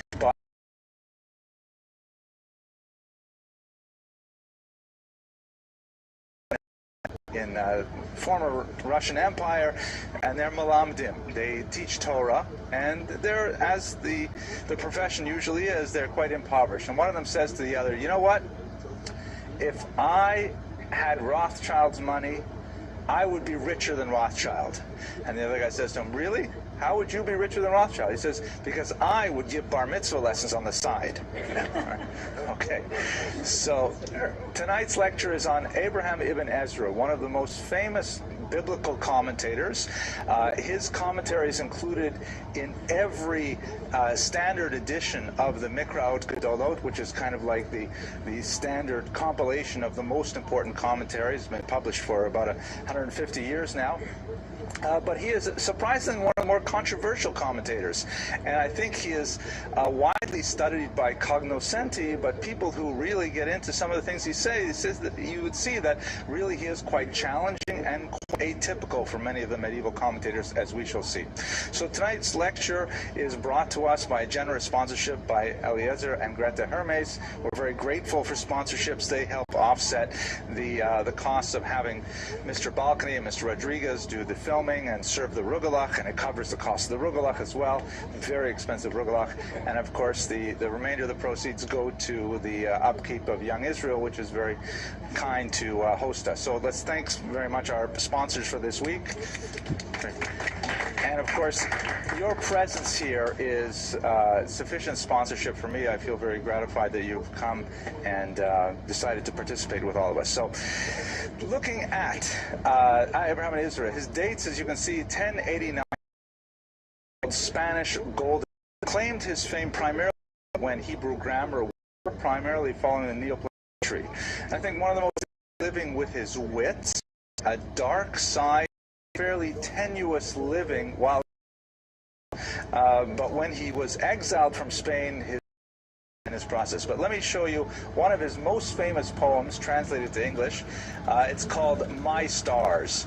This is a translation by, hang on, I've got it here, by Robert Measy, and the poem goes, and he's lamenting his fate and how it's difficult to be so impecunious. He says, "On the day I was born, the unalterable stars altered. If I decided to sell lamps, it wouldn't get dark till the day I died. Some stars, whatever I do, I'm a failure before I begin. If I suddenly decided to sell shrouds, people would suddenly stop dying. Right? If I decided to stop selling the burial clothing, then people would give up dying." That's what he's writing. And he's in these kinds of poems, you hear his kind of bitter attitude towards his poverty, but tempered by his own good humor and wit. I'm going to read you one more poem that also expresses this. This is also translated by Robert Measy, and it's entitled, "I Have a Garment." So he writes, "I have a garment which is like a sieve, through which girls sift barley and wheat. In the dead of night I spread it out like a tent, and 1,000 stars pierce it with their gleams. Sitting inside I see the moon and the Pleiades," and I'm not sure if I pronounced that right, Pleiades? You play a D's, I play a Do's. "And on a good night, the great Orion himself. I get awfully tired of counting all the holes, which seem to me like the teeth of many saws. A piece of thread to sew up all the other threads would be, to say the least, superfluous. If a fly landed on it with all his weight, the little idiot would hang by his foot cursing. Dear God, do what you can to mend it. Make me a mantle of praise from these to the stars," and so on. In its historical Spain up until the year from the Iberian Peninsula. So there's two different Halevi with whom place and time entertainment, in which everybody demonstrate your wit and your erudition and your sensitivity. It was just when I talk about the Spanish Golden Era and the poetry, it reminds me of back in the late 80s when I first went to the Soviet Union when I was doing a dissertation.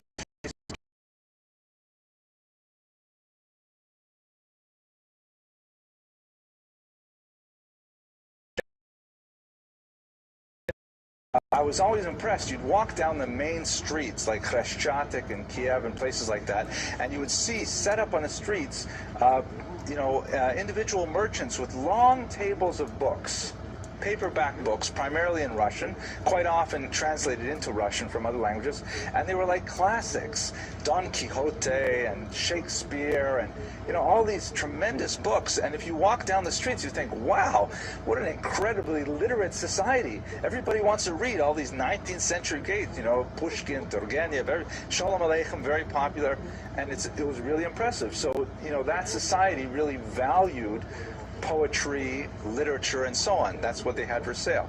Then I went back 2 years later, 1991, right during the time when it was collapsing, and the controls were all gone. And when you walk down the big streets, you would see the people were still there with their book sales and their stands and things like that. But you know what they were selling? Fire. No, not paper fire, although you could use the money for that at that time.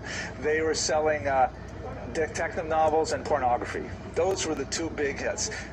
Pushkin, forget about it. Tolstoy, where is he? You know, it's all Playboy, you know, and things like that, all in the streets. Because you can see that, you know, the love of literature was clearly state-supported, right? So it shifted, or maybe it just revealed what was really there to begin with. You know, the market determined what people would read. Looking at Spain, though, Spain definitely was a highly literate, highly cultured society, and the Jews were especially prominent, primarily because Spain was very unusual. It was a triangular culture. Unlike North Africa and the Middle East, size, and unlike, it was a Christian world, the Christian portion of the population, and were the culture brokers for the other.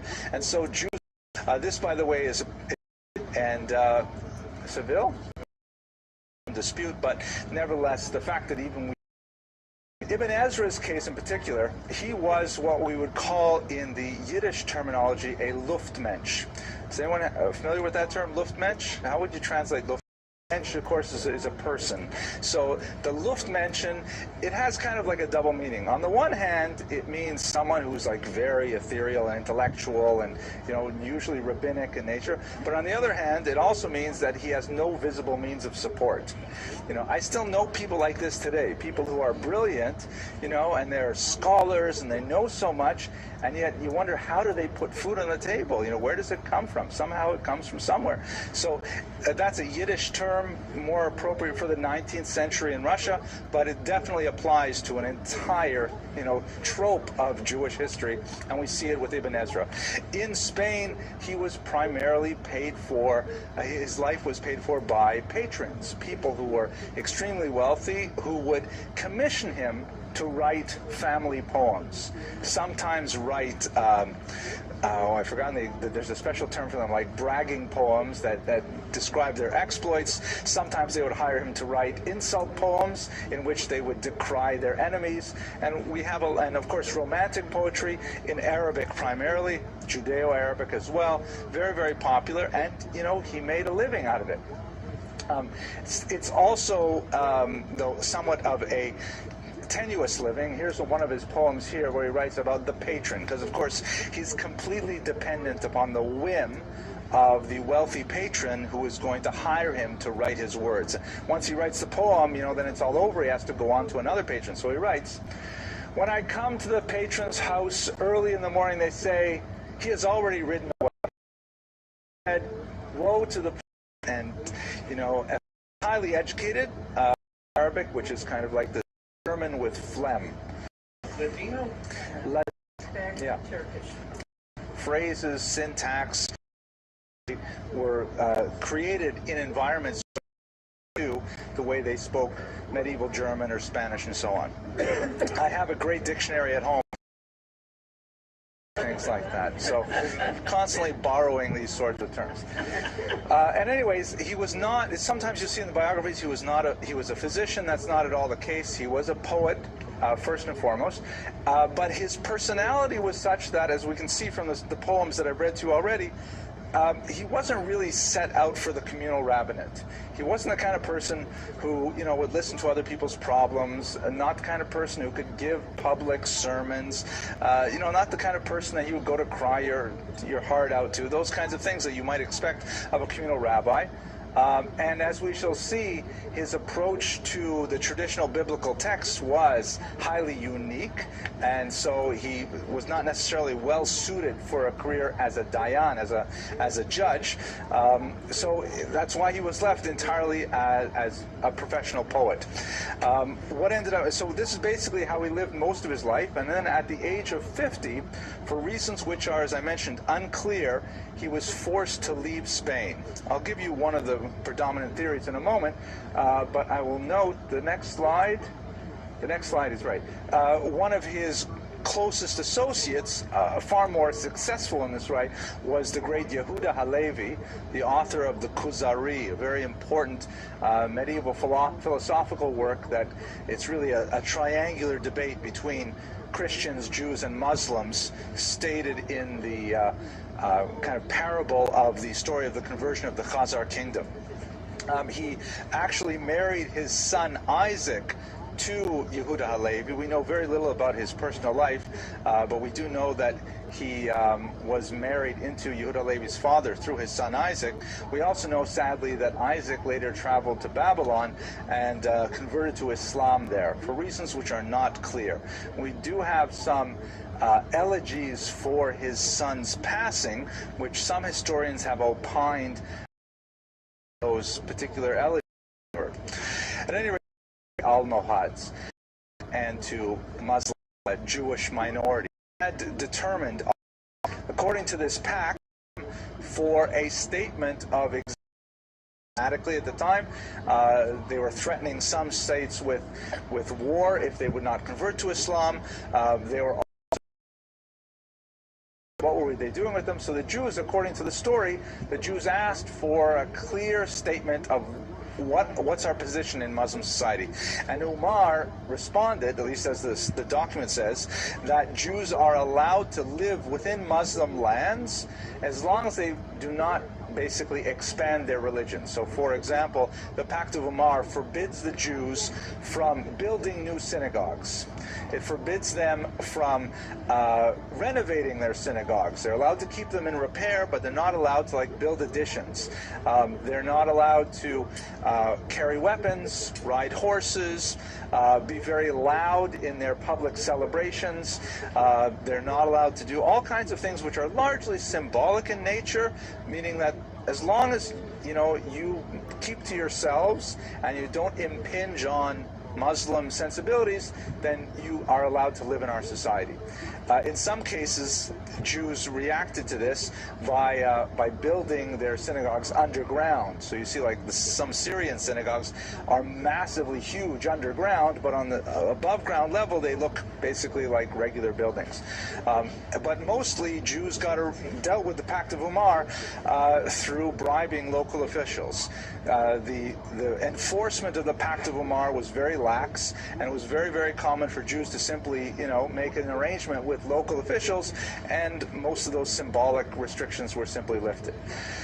That changed, however, from time to time in Muslim history, and one of those times was when the Almohads took over, so much so that Jews' family, for example, Tunisia, and then down to assume that the reason, I think I should pause for a couple of, oh yes, definitely, writings survive.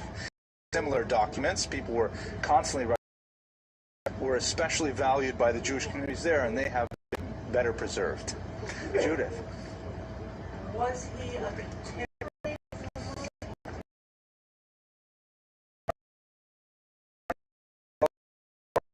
So they overlapped. Maimonides would have been very young when Ibn Ezra was already, a middle-aged man. So, in terms of Rashi, where are we in today? We're all in the same era. Rashi died, I think, about 1102, more or less. He's right after the First Crusades, and that's about 60 years before Ibn Ezra was born. So these are 200 years of really tremendous creativity of Jews, not only in Spain, but in the case of Rashi, in the Rhineland and in southern France. Yes, sir. Yeah, Dr. Abramson, when you're talking about you weren't sure why he converted, it reminded me when I was a teenager, my grandfather got sick and he was in the Montfort Hospital in Bronx, and he said to my father, he says, he wants to convert to become a Christian. Uh-huh. I said, what are you talking about? I said, why would you want to do that? And he says, better a Christian to die than a Jew. Okay, I probably will take that one out of the internet version of the lecture, just because I have a lot of Latvians who are probably Christians who watch these videos. But okay, all right, so let's go further before we descend any further. Okay, so his era of wandering, as I mentioned, from about the year 1140 till his death in the 1160s, he leaves southern Spain, he goes to Italy, he makes his way to Provence, which is like southern France, he goes across North Africa, he's in England for a while, including in Oxford, He's traveling throughout these Christian regions, and suddenly he's like a fish out of water, because his tremendous skills as an Arabic poet, and Judeo-Arabic poet, are Jews from Spain called Arabic in nature, volumes and so on. Empire, those Jews used to refer to very different tangents. They tend to, Sephardic Jews tend to have different linguistically with the Ashkenazic speaking, later, well, other languages as well. Unbridled pleasure of eating rice on Passover, and beans on Passover, whereas the Ashkenazi Jews unfortunately do not have that pleasure, because they consider rice a little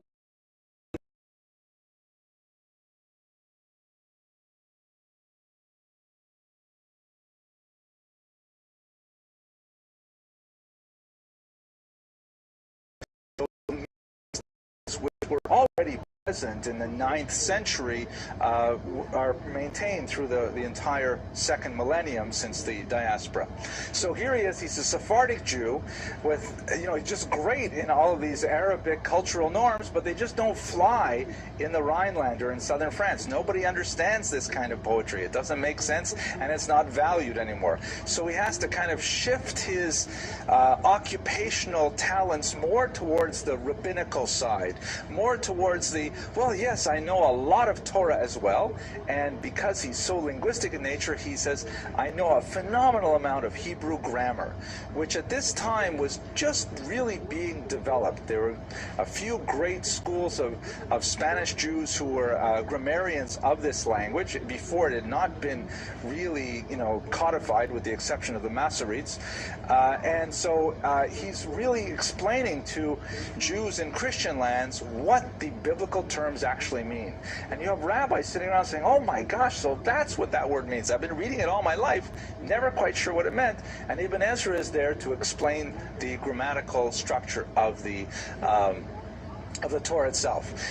He wrote many commentaries on the Bible, many other treatises of a secular nature as well, and unfortunately, due to his poverty, he often had to write them several times, because he would sell his own originals in order to make enough money to live off of, and then he would have to recreate them from memory to sell them again. Even the writing materials that he would use, the vellum and the quills and things like that, were very expensive for him, and so it was often, he had no choice but to sell the last copy of some great book that he had written, and then just hope that he could, in a long version, to write the text in that period. We don't have a little later, it has a much from the Jews when they're expelled. There's a language which dictionaries of yeshiva that are available. They're kind of like pidgin languages that people will throw in words all the time. Mamish, right, Okay.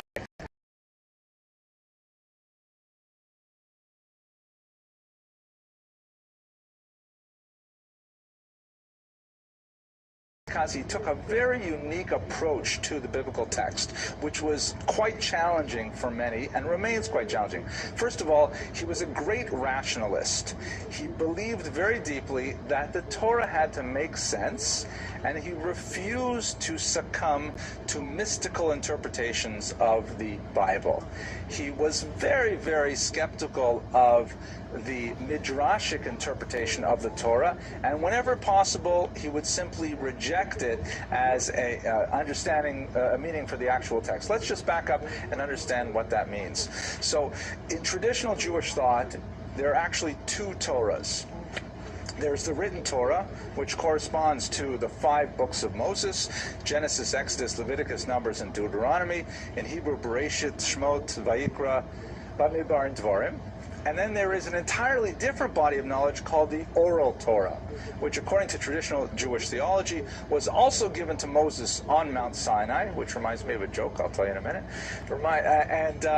And it was not recorded. It was passed down orally, student to teacher, rabbi to teacher, for many, many generations. And then it was ultimately set down in writing over the centuries. The kinds of books that are derived from Oral Torah include the Mishnah and the Talmud in particular, the Kabbalistic teachings that later formed the Zohar, and most importantly for our purposes today, a Torah. They're not in the biblical text of one of Ibn.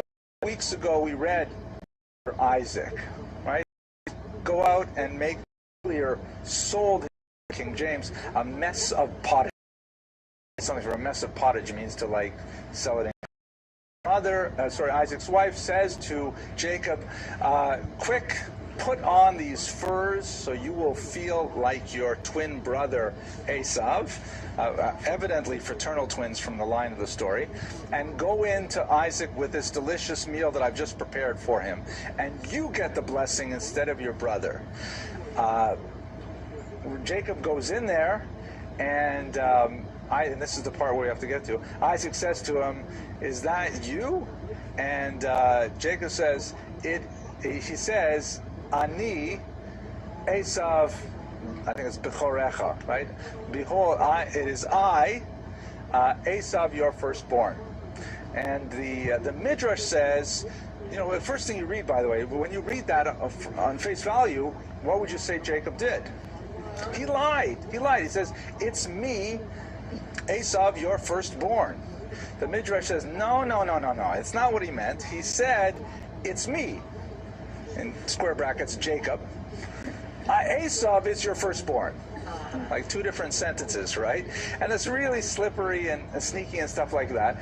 But the Midrash, by saying that, cleverly preserves Jacob as the paradigm of truth-telling, which is a whole different story beyond the class here. You have to speak to Rabbi Grunstein about that. But that's the Midrashic approach, which is exemplary of the Oral Torah's, working with the text, technically correct, but still implausible, that later informs the Jewish tradition. And of course, it's recorded that way in Rashi's great commentary. And when you send your children to schools, chances are that's the way they will learn the story, with the Midrash actually built into the text. Quite often, I have students who are 19, 20 years old, and they might look at the text for the first time they've looked at it seriously since they were. The children learn. It says, no, that's got a good reason not to tell the truth, actually depicting the side of the vast majority in an Orthodox synagogue. But Ibn Ezra are actually in the text, and I will absolutely accurate in every detail. So another example, he was a great. God runs the entire world, and God is in control of the natural world, then certainly if God decides to suspend the natural law for some given purpose, like to split the Red Sea or something like that, the Sea of Reeds, then certainly he could do it. That makes sense. It's logically consistent. However, all of you who have participated in a Passover Seder will remember the passage in the Haggadah that talks about exactly how many miracles were performed at the sea, right? And the rabbis have a little debate. There was like 10, no, there was 50, no, there was 500, and they go on, expanding the number of miracles. Ibn Ezra didn't like that. He would say, look, it says in the biblical text, the sea was split, that is a miracle that occurred, but don't talk to me about all these other thousands of miracles. He doesn't like, them multiplying. And some of them are quite bizarre. Like, for example, one last example, there's a reference in the Bible to Moses putting the curtains on top of the walls of the tabernacle. And the wall, so he's actually they had these hides that would put over the walls of the structure that they would build in the desert. And the tabernacle was, I think it was 10 amot high, which is close to 30 feet tall. And so then they said, therefore, if Moses did it, must mean that Moses was 30 feet tall. And okay, that it does say that he did it, but it doesn't say exactly how he did it. Ibn Ezra doesn't like those kinds of approaches at all. He says that's midrash. It's very nice. You can think about what it means on a philosophical level, but on a literal level, he refused to accept it. Ironically, This relates him to the much later so-called higher criticism of the 19th century, the Wellhausen school and other schools of biblical critics, who argued that the Torah was not written by Moses directly, existent, but I'll give you what happens there. All there. So the Midrashic approach, things like that, Ibn Ezra, that certain passages find too many Orthodox rabbis like, and this is what we call it very day today, but that sounds like a much later interpolation by another author. It's like picking out a loose thread from a garment, right? If I'm going to pull this one out, you might end up without one sleeve. But that's nevertheless Ibn Ezra's approach, which I got to go back to the joke. That's why he had holes in his clothing. Actually, he had holes in his parchment in some ways. But brilliant analysis and definitely part of the canon. It shows you the flexibility of even medieval Jewish thought that Ibn Ezra could be included in the canon, even though his approach is quite radical. I have to tell you the joke. Did I tell you the joke about the kid in its mother's milk? Okay, I'm glad you don't remember. So it goes like this, because I was talking earlier about Moses and things like that. So in Jewish law, many of the laws of keeping kosher are derived from the fact that there's a particular law that's repeated 3 times. Thou shalt not boil the kid in its mother's milk. Right? You can't take a calf and take the milk from its mother and cook them together. That's where the prohibition of meat and milk come from. You're not allowed to eat meat and milk together. The rabbis also learn out from the fact that it's repeated 2 more times, and apparently redundantly, that you also learn that you can't sell meat and milk together, and you can't cook them even with no intention of eating them. So the joke goes like this. God is reciting the Torah to Moses for him to write it down, and God says, "Thou shalt not boil a kid in its mother's milk." And Moses said, "Oh, I know what that means. That means that we can't have chicken parmesan, because certainly, chickens don't give milk, but since you're telling me this, then I know that not only beef and milk, also chicken and milk is forbidden." God says, "Moses, all I said was, thou shalt not boil the kid in its mother's milk." Moses says, "Wait, I know what that means. That means we have to have 2 seconds, not boil the kid in its mother's milk. It's 72 hours changing the water." And Ezra asks jokes that is traditionalism. King Solomon, it's written later and so on. So on the one hand, and throughout all this, to emphasize his halakha observant Jew, I mean, there was no indication whatsoever that his was also based on Midrash, specifically halakhic Midrash. He was absolutely punctilious about all of his scrupulous observation of Jewish law. So his rationalism, he did not feel in any way conflicted with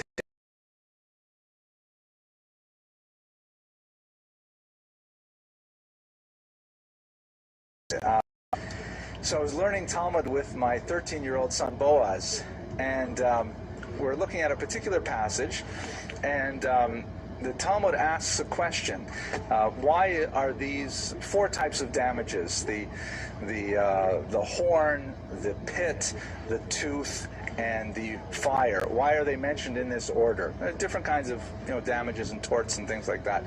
And my son's approach was like, why is it asking this question? It says right there they're mentioned in this order. Why did you have to ask why? It's written right there. Like he's at an age where, because it is written, that's all you need to know, right? Someone put it down on paper. And so I said something to him, which maybe I would take back if I would say it differently. I would say, no, you don't understand. When you study Talmud, in my humble opinion, you have to have the attitude of a heretic. You have to say, I question this, I doubt that, how do I know this is true? And you have to go into it with a very, very critical approach to the text. Just because it's written there, you can question everything that's written there. Nothing is off limits. And so we had a productive learning session. Yeah. Okay. Anyways, I'll probably edit that out. So he was definitely a very, very big proponent of the Talmud as the constitution of Judaism and the entire halakhic tradition that went through it. And he stood firm against the criticism of the Karaites. The Karaites, you may recall from an earlier lecture we gave last year, there was a 9th century movement that broke away from mainstream Judaism, saying that the written Torah was accurate and authoritative. The Torah, which I described earlier, including the Talmud, was simply an invention of the rabbis. And Karaites were actually quite a strong... These documents indicate I have my questions in the sense that the Karaites do. Of the in 1260 was perhaps the greatest on the web. Oh my gosh. It was an elder scholar in Spain, Cristiani. De Cristiani brought forth and was slandering Christianity, and that debate with this former Jew who was slandering Judaism, and he had to defend the Talmud and Judaism from those attacks. And the approach he used was very heavily dependent on Ibn Ezra, saying that the Midrash, in which a lot of these passages that were under criticism was contained, is purely a homiletical tool that can be understood in many different ways, almost like poetry. One does not have to accept the Midrash with the same level of authority as the Torah whatsoever, and he quite successfully defended the Talmud against Pablo de Cristiani's attacks. Of course, Nachmanides later ended up being exiled from Spain, and he ended up making his way to Israel. But nevertheless, the approach that Ibn Ezra used to the Torah and the Midrash was especially useful in 1263. Okay, so to bring it to a conclusion, thinking about who Ibn Ezra was, I'm just going to give you one more poem to think about. He was an exceptionally brilliant mind with a very acerbic style in his poetry that often reached very, very deep into the recesses of the human soul and expressed anguish and sorrow and longing. Actually, maybe I'll read to you two quick poems. Let me just express... I've read to you some of his sort of like self-deprecating poems, but let's listen for a second to one of his many, many religious poems. He writes this one entitled, "I hunger to praise, then my heart is lifted when I fall and despise." Very powerful servitude itself, complaining. He's, although in a traditionalist context, one of the canonized commentators, one of the greats, published in the Mikra Gedolot, next to Rashi and Nachmanides and many others. Nevertheless, his approach to certain biblical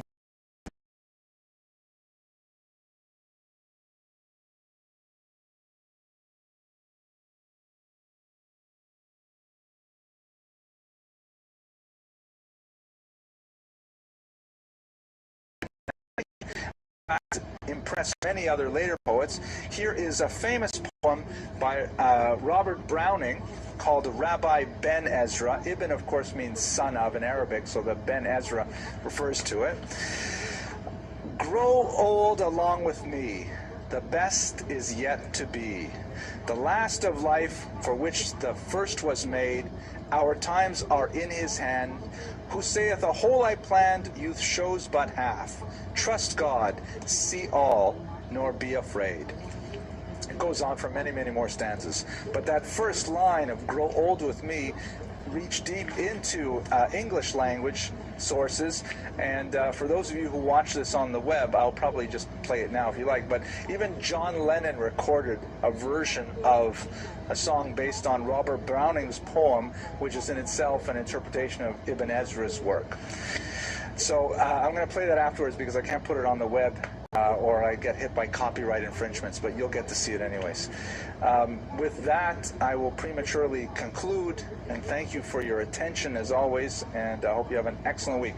Remember, we will not meet next week. The week after we'll return. Okay. Thank you.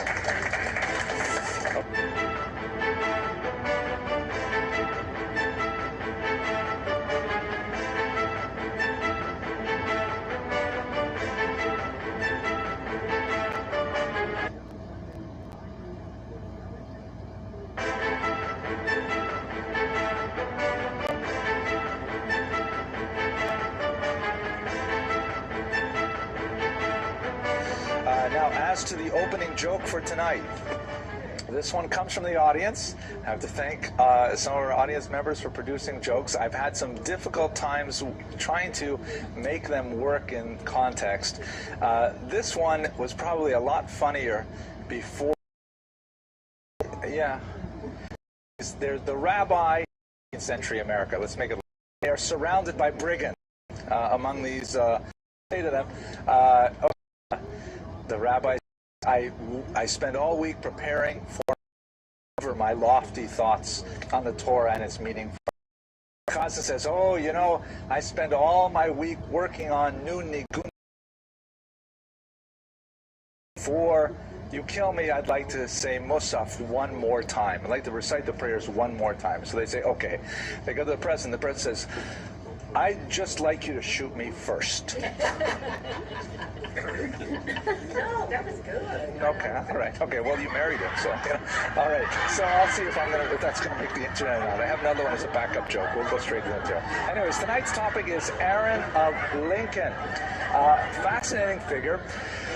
The primary sources that we have for his life are British tax records, and they are remarkably detailed because, of course, taxes deal with something that's very important to all of us, money, and so there's much more attention paid to his life activity, specifically in the realm of money. Aaron of Lincoln was quite possibly the wealthiest man in 12th century England, and that is including the kings of Scotland and the larger Isles. It's a rather amazing thing that an individual Jew, a businessman, could accumulate so much wealth, but it indicates a larger pattern of Jewish activity in the economic sphere that will, you know, shed light on how Jews managed to survive under such difficult circumstances in the diaspora over 2 millennia. So I'm going to use tonight's talk not only as an opportunity to speak about Aaron of Lincoln, the man, of which we have relatively little information beyond what is in the tax records, but we will also use it to discuss more broadly the Jewish economic realities of most of the Middle Ages. Much of this material, for those of you watching the internet, if you've seen what I call my essential lecture on the Jews in the medieval economy, much of the material is similar there, so you can just skip ahead to the parts about Aaron of Lincoln in particular. But basically his dates are 1123 to 1186. That's circa 1123. And the primary source we have for his life, once again, are the tax rolls. So let us preface of Jewish history, and many Jews as a result of the basis being, you know, the most awesome challenged. My wife, by the reason for this, I have no idea why my wife says things like that. There's no racial predilection of Jews. That activity in the commercial realm was to their for church law, among other reasons. So what we're going to do today is we're going to explore the reasons why, the structural and economic and political reasons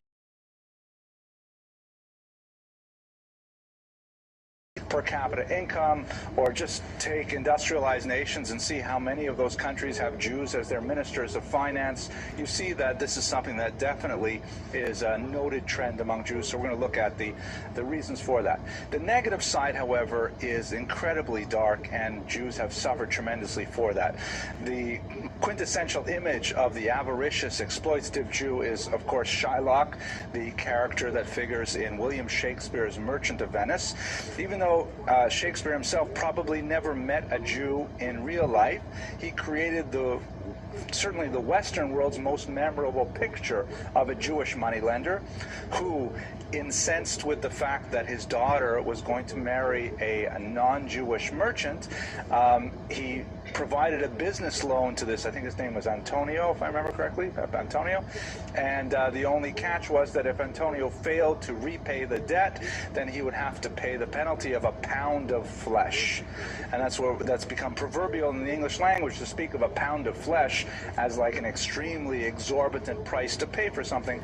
This is actually, believe it or not, one of Shakespeare's comedies, and in the end, you know, Antonio survives the ordeal and Shylock is punished, and Portia, his daughter, ends up marrying Antonio.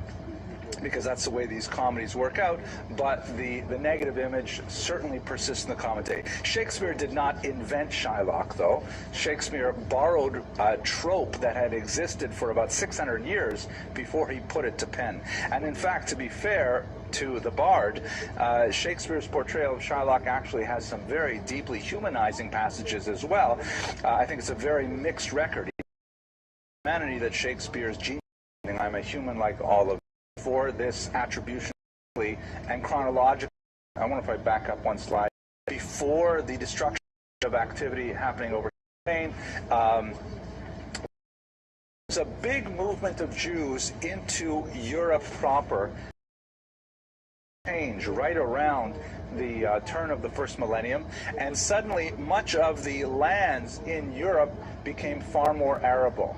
You know, this is a process that took a couple of centuries, but lands that were very, very sparsely settled in the year, let's say 800, by the time you get to the year 1100, all of a sudden they're producing quite a bit of produce, and as a result, there's a lot more settlement.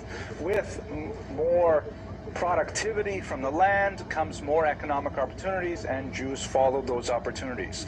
So by the time you get to the year 1000, you've got settlements of Jews in England, you've got settlements of Jews in France, particularly in Lower France, and you have especially Jews settled in the northern German territories of the Rhine River. The Rhineland is known in Hebrew parlance as Ashkenaz. The term Ashkenaz actually occurs in the Bible, and the Jews, when they came to new places, they simply applied names that, you know, for foreign places from biblical passages. They said, let's call this place Ashkenaz, which it really means northern Germany, and hence Ashkenazi Jews take their name from that region, the three towns in particular of Speyer, Worms, and Mainz.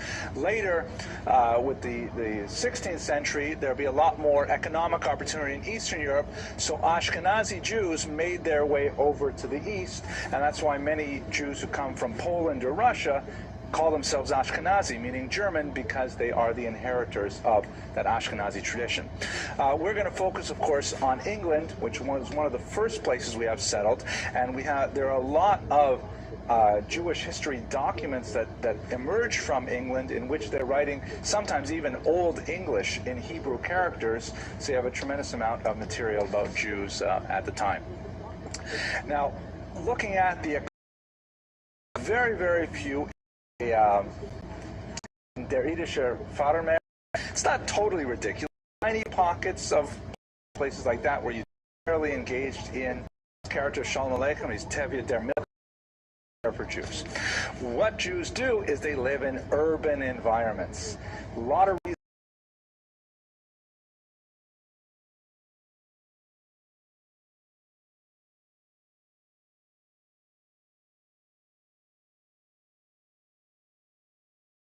And you are far away, your next neighbor is like 20 versts away. That's no good when the pogromists come through, right? You want to be able to live in an area, hopefully with a wall or a drawbridge or something, so you can retreat and you can, you know, defend yourselves. Excellent. Another reason? Basically because they have livelihood in the urban area, more so than outside the urban area. So you're giving away my lecture, though. Let's get to the livelihood afterwards. So let's say before the Parnassa. Obviously, Parnassa comes first, but let me give it some other reasons besides that. Yes, please. I thought maybe they weren't allowed to own property. That is an amazingly popular, but unfortunately untrue statement. I'll tell you where that's saying. To repeat for the Latvian audience, Jews weren't allowed to own land. There were times and places where Jews were restricted from owning land, but in general they preferred not to. It was a difficult income. You know, farming is a hard physical labor, and it's precarious. You don't know how it's going to be from one year to the next. It is not portable at all. What's going to happen if the Jews get kicked off the land as they got expelled from time to time? There goes all your wealth. So it was not considered an ideal choice for Jews. The reason why that's such a popular belief is because in the late 19th century, Jewish historians from Gretz onward really were heavily influenced by the national movements that emphasized the idea that to be a true nation, you had to be connected to your land. Physically, you had to like farm the land. It was this philosophy known as folkism. And so the Jews, who were primarily urban and cosmopolitan, they couldn't lay claim to that kind of honest Jews in Russia, for instance, has colored much of the study the Torah existence, the ivory tower, or your ideas out. Good. Throughout history, to help able to improve. You're going to give away. Okay. My dear daughter, where is she going to? Shidduch, another really important thing, Jews have to live basically within walking essential to the laws of Jewish sexuality with the monthly immersion in a particularly designed body of either rainwater or flowing water like a river or an ocean. If you don't have those things, especially in the winter, you think about it, then, you know, it puts a cramp. Last one. Farmer's daughter. Farmer's daughter. Not going to say any farmer's daughter jokes. I already bombed with the first one. But one last thing. And nobody said Chinese food. You know, you have to live close to a Chinese restaurant. But anyways, Jews are highly urbanized people. They're gregarious. There are social, economic, religious, and so on reasons why they live in cities. Ironically, that also puts them in very close proximity with another population that likes to live in cities, which is the Christian clergy, right? Because you can't put your cathedral in the middle of the farmland. You have to put it in a city where the villagers will come in on Sundays and on holy days and so on. So ironically, the people who really populate the larger villages and cities are Jews and clergy and maybe some guilds and things like that. So their coming into close contact with each other was not always such a healthy thing. But this is really perhaps the most important thing about Jewish demographics. You have to start with the urban aspect. You can take this, for example, if we look at the participation of Jews in socialist movements, communism, which is very prominent in the early 20th century, and a lot of anti-Semitic authors wanted to sort of ascribe that to Jewish, I don't know, misanthropy and things like that. But the reality is it's much more related to urbanism. Communism was a highly urban environment. Similarly, and this, you know, doesn't look as good for Jews, but college education. People want to say, oh, look how smart the Jews are. Look at the rate of their college education. Well, compare them to any similar urban population. Urban kids go to college. Rural kids go at a far lesser rate. So urbanization really makes a huge difference for what happens to the Jews. There are other factors, obviously, but if we want to pick one factor that stands above all, it's definitely urbanization. Okay, now, this is really important. This is perhaps the foundation of society. Feudalism, if you oversee in society, where people have roles. Kings, you've got at the bottom of servitude. Land. They're large knighthood meads and things like that, but they're mercenaries and so on. On top of them, you have nobles. Exactly in this structure do the Jews fit? They're not serfs and peasants because they don't work the land.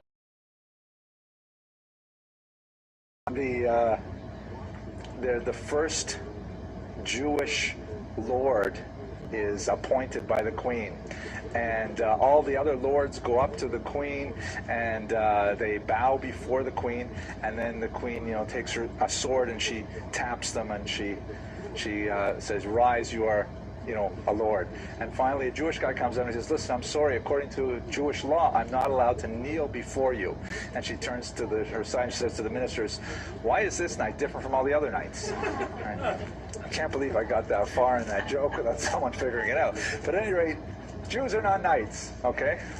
Although can I pause? I'm going to tell you another joke. It's not actually a joke. It's a true story. True story. When I got my PhD at the University of Toronto, which is based on an English model, the University of Oxford, like it's all pomp and circumstance, a big 19th century round building with hundreds of people sitting in a convocation hall, and to get your and it's all the services in Latin and everything. So what you have to do is you know, they explained this to us during the rehearsal. You hold I'm wearing my robe, and I have my hood on my left arm, and we all have to walk up, and one at a time we climb the steps, and there's this little kneeling thing, like in a church, and you have to kneel before the chancellor. And then the chancellor will take the hood and place it over your head, and you get your PhD. So I put up my hand and I said, you know, I'm sorry, Jewish law, a Jew is not allowed to kneel before anyone except God. I can't do that. And the MC guy said, oh, don't worry, we get guys like you every year. All you have to do is don't go up to the top step. Just stop a couple steps before, and then you'll be lower than chancellor. You don't have to kneel. It'll be fine. So I said, okay, I did that. I got up 2 or 3 steps. I didn't go all the way up. She puts the hood over my head, and she whispers in my ear, aha! Knechtskammer, which sounds literally servants, so important. Cash. Primarily grain. So, you know, we're a highly desirable tax. Are exempt from the normal structure of the feudal society. They do not have to report up the chain of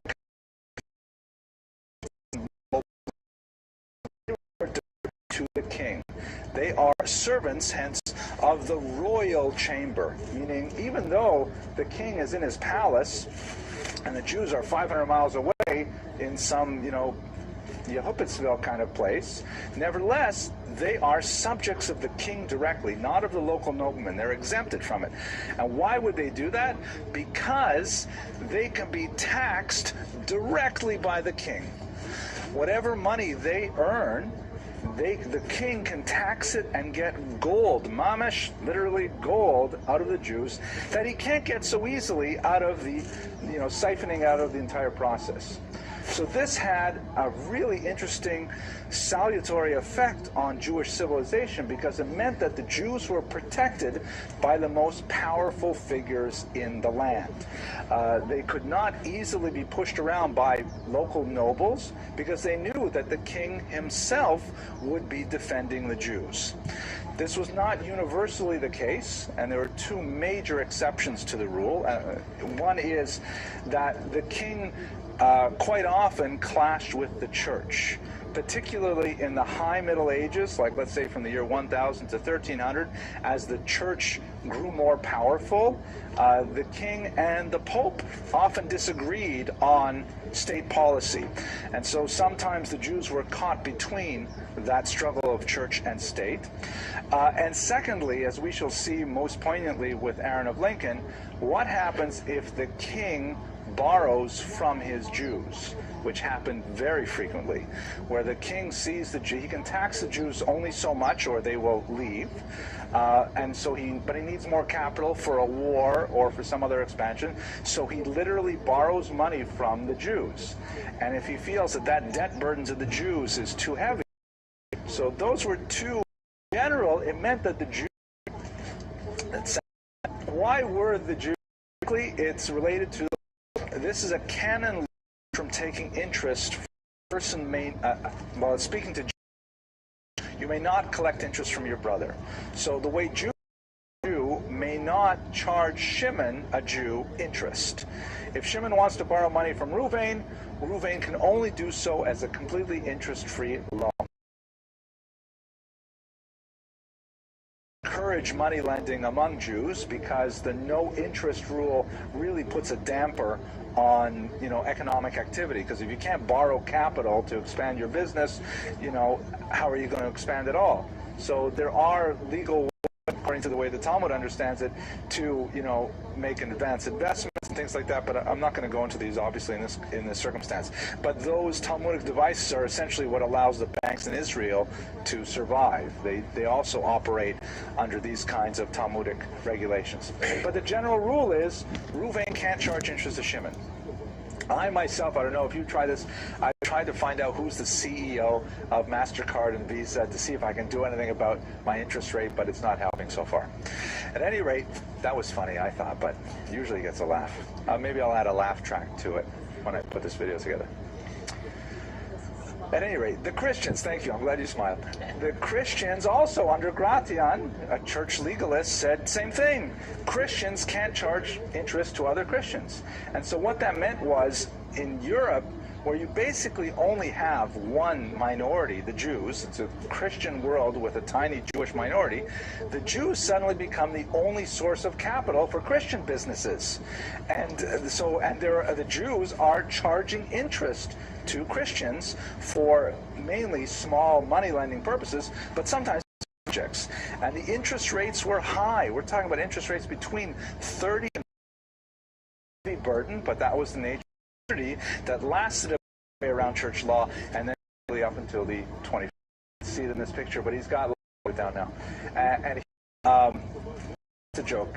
That's hose, right? Like laid computer, right? It's an abacus. It's so funny. Like, you obviously know what this is. When I show this picture to 18-year-olds, they have no idea what that is.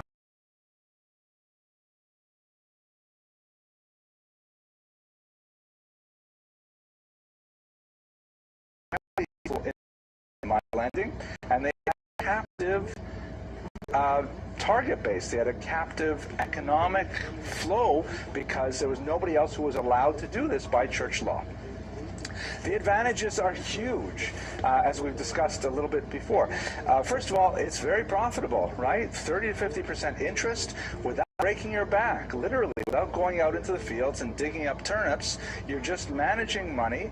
It's a highly intellectual discipline that just involves, the demand for numeracy and literacy. You have to be able to count, multiply, and so on. You have to be able to write down records. You use those intellectual skills instead of your physical abilities, and it's a great way to make money. It allows the Jews to live in urban settings and even keep bankers' hours, right? You just say, okay, you can come borrow money from 10 a.m. till 3 p.m. and that's it. Then I'm going to shul, and they don't have to work on Shabbos. Exactly. The bank is closed on Saturdays, sorry. Right? So it's got all these advantages. It is also highly portable, not only because we're talking about liquid assets that can be, sewn into the hems of your garments when you're running from country to country, but the Jews would later develop essentially an Arabic device of the flying money, the check, and they would be able to, essentially develop a network where, you could make a deposit in Paris and take a withdrawal of that money in London because Jews had an international connection with other members of the tribe elsewhere. And of course, it gives you time for Talmudic study. So although this was, as we shall see, by far not the only way that Jews made money, this was certainly the pillar of the Jewish economic structure, heavily dependent on money lending as a great economic opportunity. Customers simply don't repay. It can be done. It will ultimately be done. You can go 1 year, 2 years hot, then it's you also a pawn shop dealer, silver and things like that. And this is something that was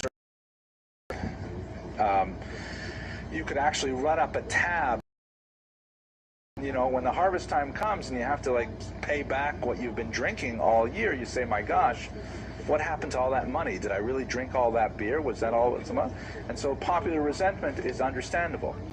And from time to time, there will be catastrophic violence, such as we mentioned earlier. If the Jews lend money to the king and the king feels that the debt load is too much to bear, then the Jews can be simply expelled. Or if the debt load to larger population is too heavy, then there will be a popular uprising that could be massively devastating to the Jewish community. All of these things happened several times throughout the Middle Ages. So we're going back to English Jewry now. English Jewry, tiny minority of the population. One of the larger towns that we're going to be looking at briefly today is the city of York, which at the time had a massive Jewish population of 150. So we're talking about small pockets of Jews in sparsely populated England. But they've been there probably from the 8th century, if not earlier. We know that they're active there around the time of the Crusades, which is about 100 years before Aaron of Lincoln's activity. In fact, this picture is from one of the church chronicles of the period that shows English Jews here being beaten by by some sort of a Christian fellow, maybe a policeman. You can see they're Jews because they're wearing the 2 tablets of the law. Actually, this is probably a little bit later than the period I'm describing, because it was probably 1215 when these were mandated, but Jews were often forced to wear various types of badges. It was not always, in fact, the Star of David as a Jewish badge is really only 20th century. It isn't earlier, before they were either forced to wear something like this or a coin, a ruel, like a round circle, which alluded to their...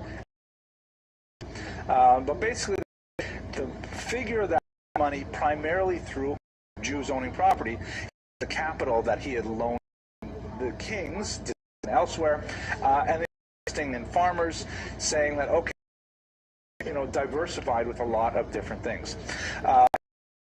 Some of the buildings that he's responsible for, so he paid build it just as an altruistic gesture to Christians in England. He loaned the money to make it possible. These are huge projects that often took over a century to build. These are not small public works projects like a sewer or a bridge. These are massive structures. Peterborough Cathedral, also beautiful Gothic sculptures, and he built 9 Cistercian abbeys, which are like monasteries kind of thing.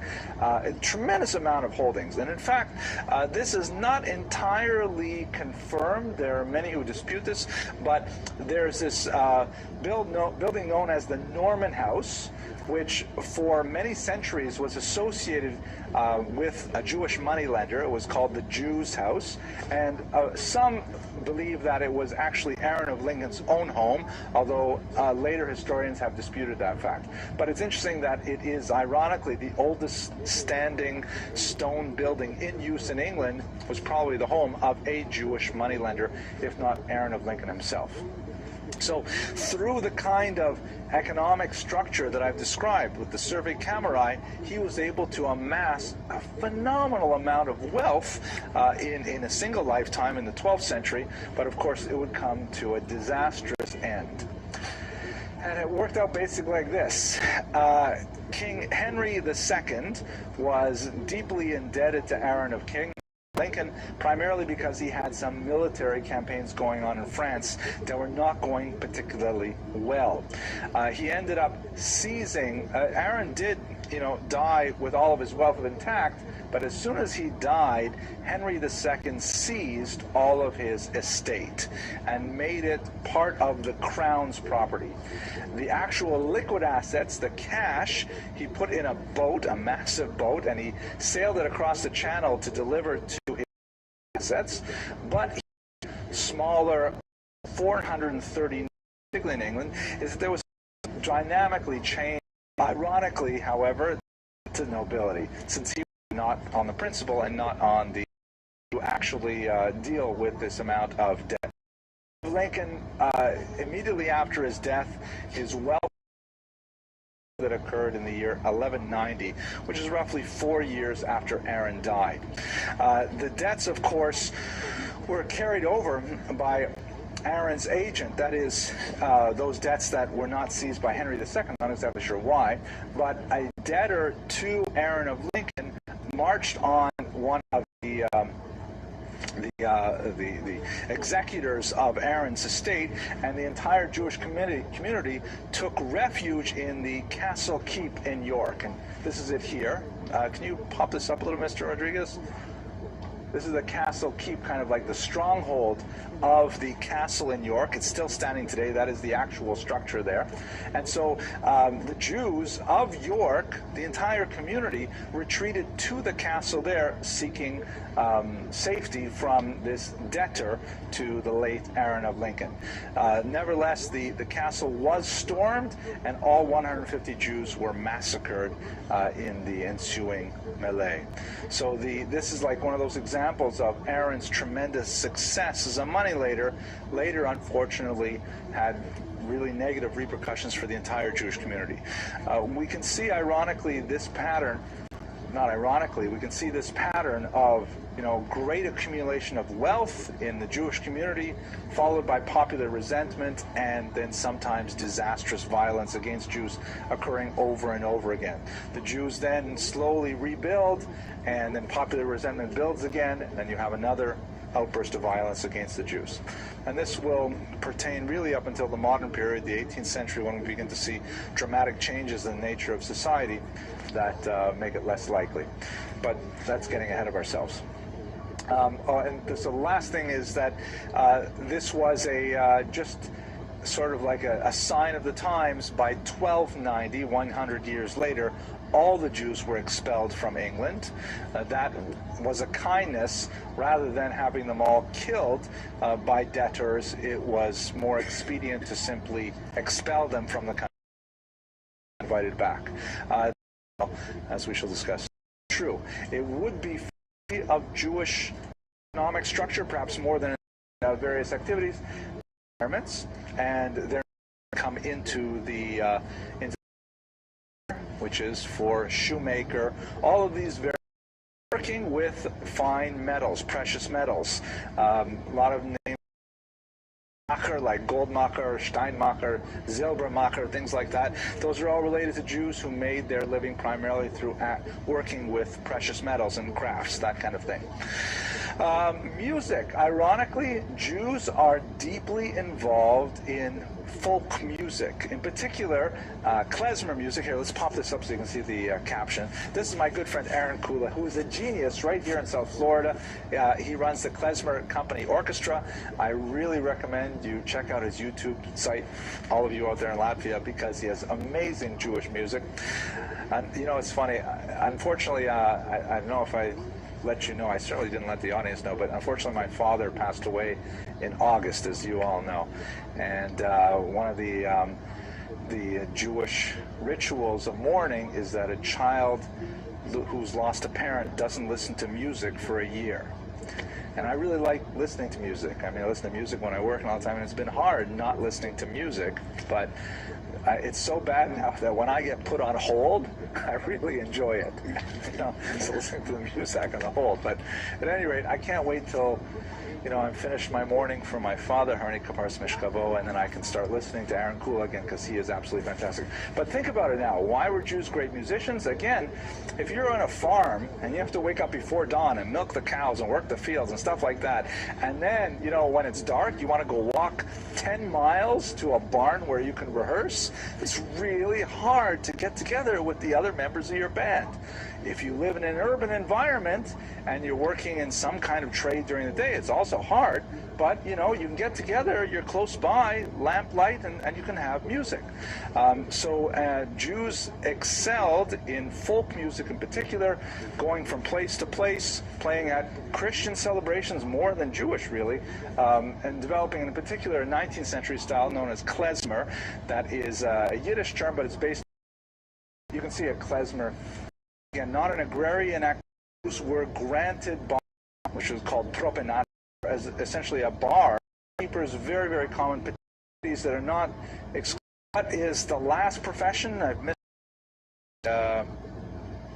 Oh yeah, here's a here in Boca, and the mahjong it's getting. And I want to invite you to the Rose Garden for the signing of the final peace trio. And she says, oh, what day is it? And he says, Tuesday. So, oh, Tuesday, that's when I meet with the girls. And he says, Ma, it's really important to me. I'll send a plane down. US 1 will pick you up. She says, oh, all right, fine. Then she hangs up with her son. Then she picks up the phone. She calls her friend. She says, Sarah, my son, he just called me. My son, the brother of my son, the doctor.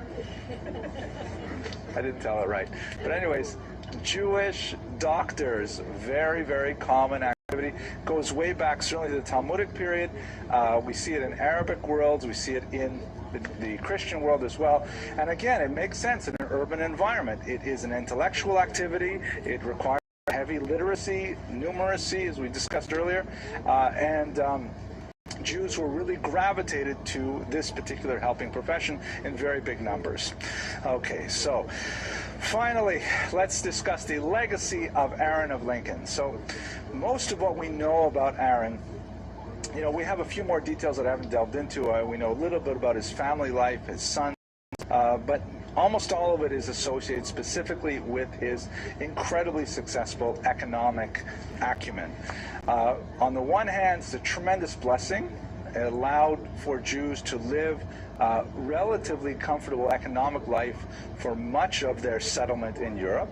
But on the other hand, it was like sitting on top of a powder keg, because at any moment, particularly if the Jews misstep by making too many loans and over-leveraging themselves vis-a-vis the king, or if the pressure on local populations increases, and that might increase, by the way, as a result of the king increasing the tax rate on the Jews, which has an impact then on their interest rates for their debtors, they can end in disaster, as we see with from England. Please applaud now for coming. God willing, I'll see you. Let me say one to be involved with the New York or in Brooklyn. A few comments like that, I appreciate it.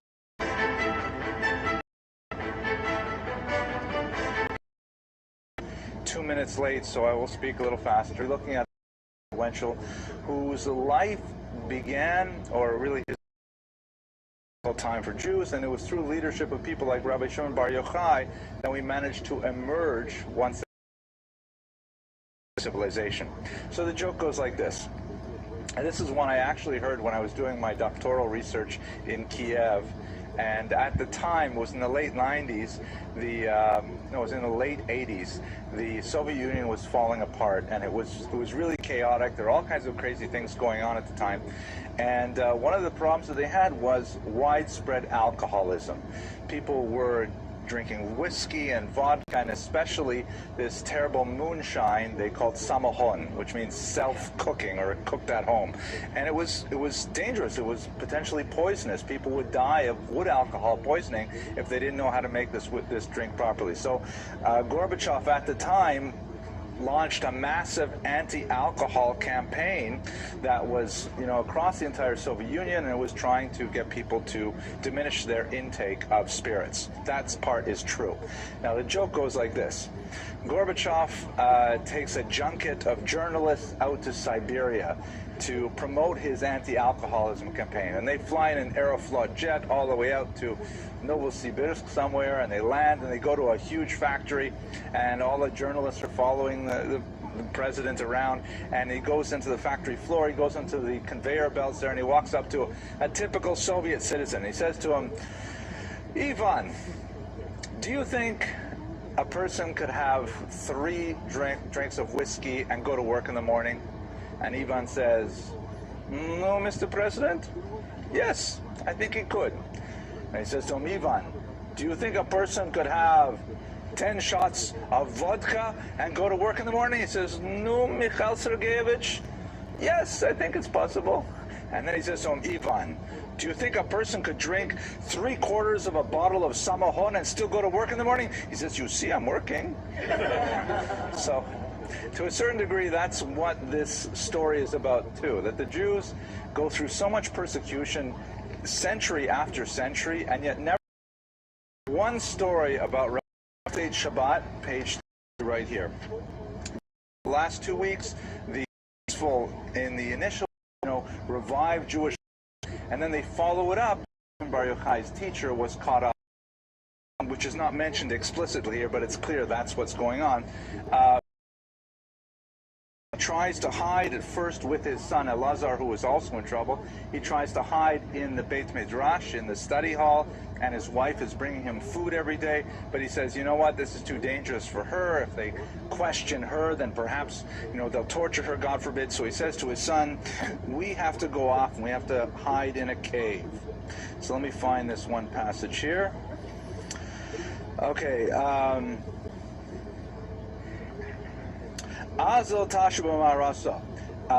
they went and they hid in a cave. You can imagine something like the caves we looked at in the last 2 weeks, the cave of Babatha, for example. A miracle occurred, and a carob tree grew just inside the opening of the cave, and a well of water opened up. And so they would use this for their sustenance.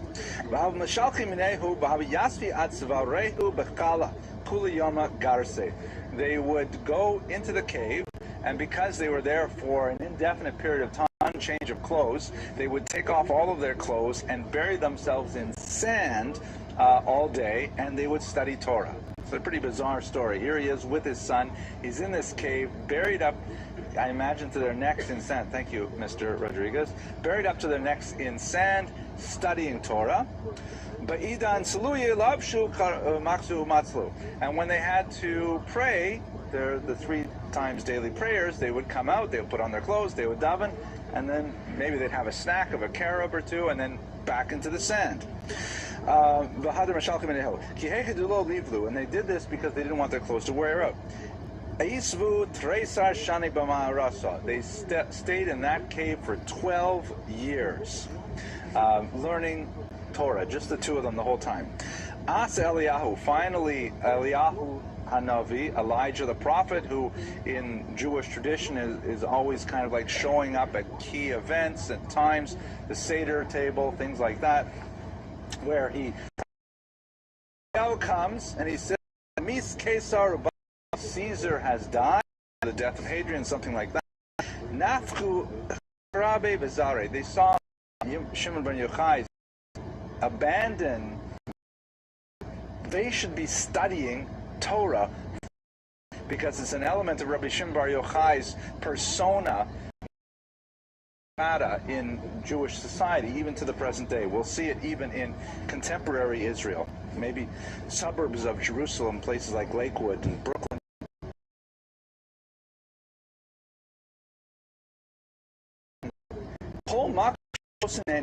Any place they cast their eyes, meaning Rabbi Elazar, when Shimon would look at something, miyad nisraf, immediately whatever they looked at would be burned up. Right? Meaning you can take it on a literal level, which the Talmud is saying that their holiness from studying the Torah had given them such superpowers that when they looked askance at a field of wheat or something like that, then the wheat would go up in flames. So guess what happened at that point? Yatzta Basko v'amra. So a divine voice rang out and said to them, what are you guys doing? Are you trying to destroy my world? It doesn't say, what are you guys doing? It says, are you trying to destroy my world? Meaning, this is not what I planned here. I don't want you to come out of the cave and start burning everybody's fields up. Back into the cave with you guys. And so the 2 of them, Rabbi Shimon bar Yochai and his son, get thrown back into the cave. So they get stuck back in there for another 12 years, but they stop that. They say, Amar Mishpat Rishonim Beganim Yud Beis Chodesh. Even the most wicked people sent to hell are only there for 12 months. So we really can't stay here for 12 years. So then God, as it were, compromised, Baskov or Amra, Yasa Baskov, Tsumi Raskam. So okay, you can go out.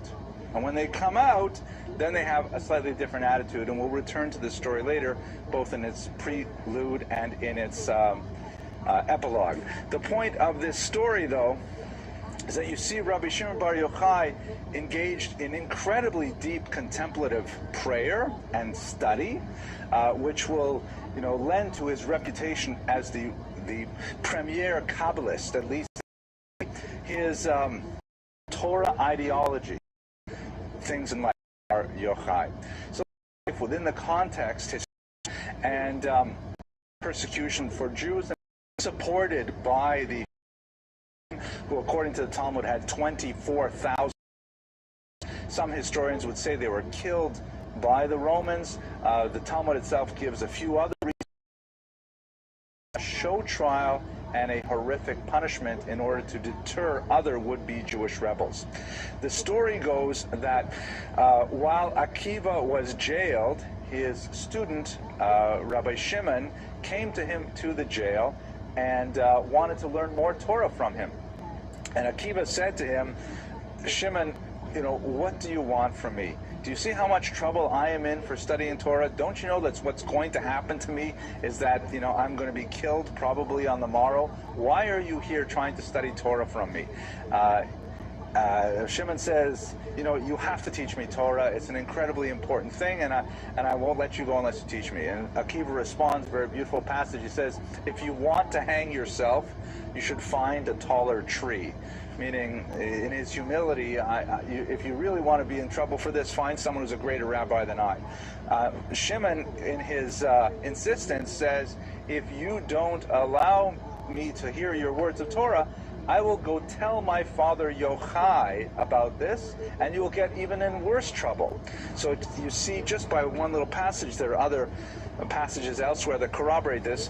Shimon and his father Yochai had something of a generational gap, that Yochai was more in favor of the traditional Pharisaic ideal of accommodation with the Romans, or at least that strategic or tactical retreat to say, look, you leave us alone, we'll leave you alone.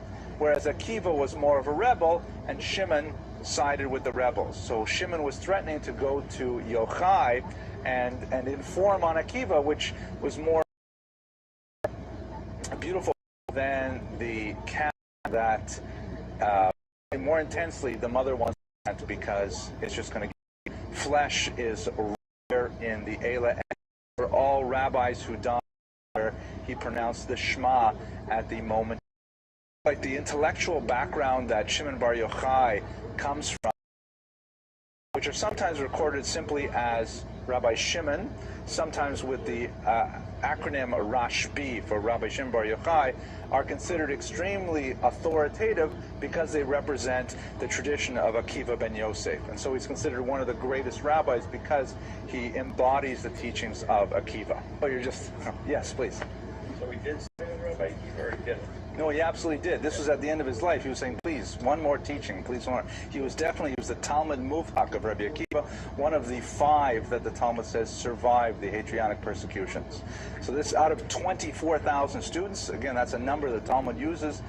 It's hard to understand if that's meant literally or if that's meant metaphorically, but he had a massive number of students, but only 5 named students survived. Rabbi Shimon was considered the greatest among them.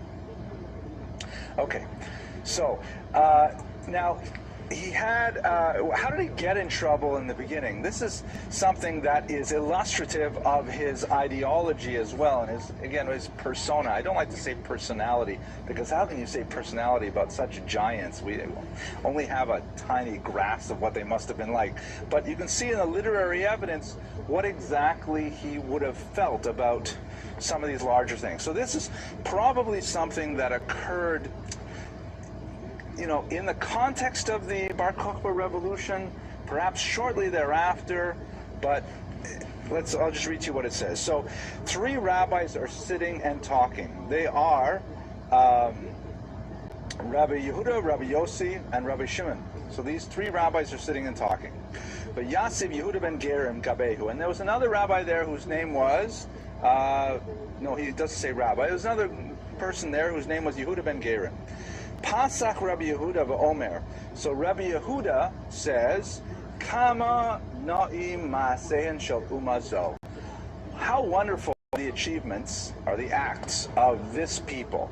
Rashi explains umazo. This people means the Romans. We love those Romans. They are great. Why? Tiknu shvakim. They set up malls, you know, like marketplaces. Tiknu gesharim. They built bridges. Were incredible built, the road system, all of these big public, like my aqueducts. Those are Gesundheit. Rabbi Shimon was in marketplaces in order. They built bathhouses not to cleanse themselves, but just to chill. They built bridges so they could collect tolls, and all of this stuff. Said nothing. Rabbi Shimon said, no, this is all purely self-interest. Halach Yehuda ben Gerim. So Yehuda ben Gerim went v'sipur divrayim, and he told people. He's just saying, oh, I heard these 3 rabbis talking. But of course, that was a dangerous thing to do. Why? V'nishmu l'malchus, because the story became known to the Romans. So then they wanted. What the Romans did is Yehuda, who praised them, they gave him a big promotion. The Yossi, who said nothing, they exiled him, and Rabbi Shimon, they put an APB out for him. And that's why he had to go into the cave, because he spoke his mind about the Romans, and he was rather critical. Now, that's one of the more difficult aspects of Rabbi Shimon Bar Yochai's teachings is quite often, I don't say quite often, but often enough, there are some really strong anti-Gentile statements in his teachings. I'm not going to quote most of them. All you have to do is wander around YouTube and you will find all these passages, usually taken out of context, but he has some strong things to say which are highly ethnocentric in nature. To quote one of the passages that is perhaps the least offensive because it's placed within the sort of larger mythic terms of the Bible, he says, Halacha le'olam, it is an eternal law, Esav Solon Yaakov. Esau hates Jacob, meaning this is just an essential condition of the non-Jewish world, that Jacob will be hated. Just like Esau hated his brother Jacob, so too will Jews always be hated by the outside world. Again, these are difficult passages to understand on a philosophical level. I'm not going to entertain them because I'm not a rabbi. I'm just a professor of history. I personally went through aftermath of the Bar Kokhba Jewish Society at the assumed within. Let me provide for you another Rodriguez who is U.S. military, fiercely. Not sure this is Rabbi Shimon, and I remembered it mistakenly. So someone's walking down the road and he's reviewing his learning, and he interrupts his learning and says, Ma na'e ilan zeh. What a beautiful tree. Uma na'e nir zeh. How beautiful is this field? The Torah considers as if he should give up his life. So, I mean, it's a very strong passage here in a central text, Pirkei Avot, and the basic concept of it is that Torah study is so incredibly important that really you should not be distracted from that study by anything else in the world. It's written in hyperbolic language. How do we understand that on a real level? You have to go speak to a religious expert. I'm not one of those. But nevertheless, it gives you a sense of the monofocus that is characteristic of Rabbi Shimon Bar Yochai and that sort of strata in Jewish thought. Okay, the passage that Judith is referring to is when there are all these rabbis in Bnei Brak, which, by the way, was the town where Rabbi Shimon Bar Yochai studied with Rabbi Akiva in Bnei Brak.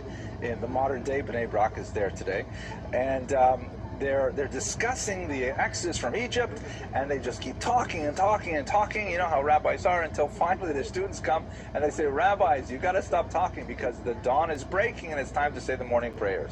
So Judith's observation is that there is this kind of tropism where when you get involved in Torah, you just want to immerse yourself in it completely. It's overwhelming, takes over everything, even the natural body functions of sleep. I mean, the rabbi and his son were sleeping in a cave in sand up to their necks, and yet the real world intrudes and says, you got to go out, you have to pray the afternoon prayers and so on. And in fact, we see when he comes out of the cave, we'll see at the end of the lecture, and the modalities of learning. But someone says to Socrates, wrong, we don't have memory anymore. Primarily in this case, we're talking about who would call the Tanaim, who would come out and hire them and would keep them around. Say, what is it? What did they definitely, the idea of them learning in the cave by memory was not at all weird. Sense of how we've changed even in a few short generations. One of my study partners when I lived in Toronto told me that his father in Europe, and he was not a rabbi, not an extremely learned person, just a regular kind of Jew. They used to like to travel at the end of the Sabbath to a neighboring town, but it was outside of the Sabbath boundary. You're only allowed to travel a certain distance out of town by foot on the Sabbath. So what they would do, and you couldn't carry anything because they did not have an Eruv around that area. So my study partner told me that his father remembers as a young man walking with his friends out to that Sabbath boundary on a Saturday afternoon and waiting for the Sabbath to end because they couldn't walk further, and they weren't allowed to carry any books with them, so they would repeat an entire tractate of Talmud. They would review it mentally. And we're talking now about something that takes, I don't know, 250 pages to translate into English, and with a few young men, they're able to recreate the entire Talmud. And that's only, let's say, in the first couple decades of the 20th century. So you can imagine how our culture today, with our smartphones that have the entire Talmud on there in a second, how our memory is really deteriorated. Really interesting digression. Let's get back to the text, though. Okay. Despite his antipathy to Rome, as we discussed earlier, he became recognized among the remnants of the Jews living in Israel as a leader, and he was actually appointed by a community to specifically go to Rome at one point and to plead the case of the Jews and to try and avert any further decrees being passed against them. We do know a lot about the details of that message to Rome, but it seems to be widely supported throughout the text. What is kind of fascinating about that particular trip to Rome is that he is associated with perhaps the first miracle in his life, and I'm omitting the vast majority. Literature is structured and which legends may have been about him gives you a sense of the Emperor of Rome to a shade, a dip, and they were very worried about a young woman. You can have anything in my storehouse. He says, this is what I'd like to take, and the emperor says, that's easy, and so the Rabbi Shimon Bar Yochai takes it and rips it up. Again, if this particular moment. There's also a lot of beautiful stories about Rabbi Shimon Bar Yochai. I don't want you to leave with this impression that he was like incredibly intolerant and completely focused on Torah study, disdainful of others and so on, because that's not an accurate portrayal. Another story associated with him is there was a couple that had difficulty bearing children, and after 10 years of attempting to have children, they decided that they would get a divorce. There's an interesting body of Jewish law discussing this.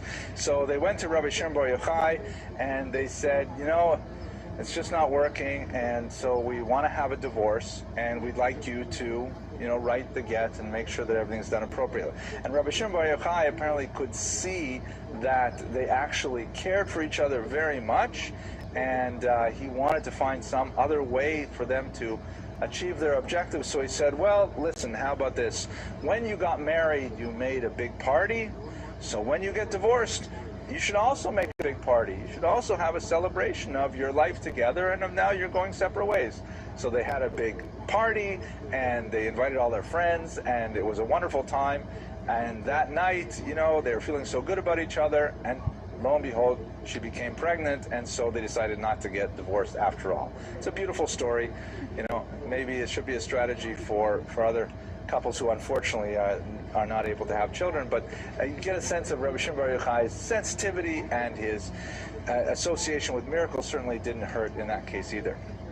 Now, some of the miracles are really quite amazing and fantastic, even areas in which, particularly for of a graveyard, he can't walk, goes, identified them from people could live there, who are arisen should in a proper cemetery, to one of the more complex and difficult many lectures that you might find on the internet about Rabbi Shimon Bar Yochai will probably start with this point, identifying Rabbi Shimon Bar Yochai as the author of the Zohar.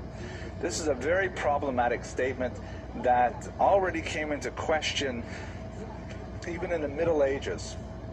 So let me just kind of outline a little bit of the debate, and the truth is we're going to omit most of the discussion because it properly belongs in the 13th century, not in the 2nd century. Basically, what is the Zohar?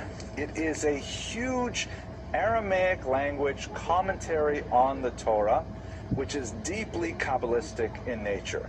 It is one of the most central texts of Jewish mysticism, a massive, rambling text, very difficult to understand, clearly made up of many, many different levels and most likely authors who are contributing to this massive work that has been extensively studied, particularly by Gershom Scholem in the 20th century, Moshe Idel after him, breaking it down into its constituent parts.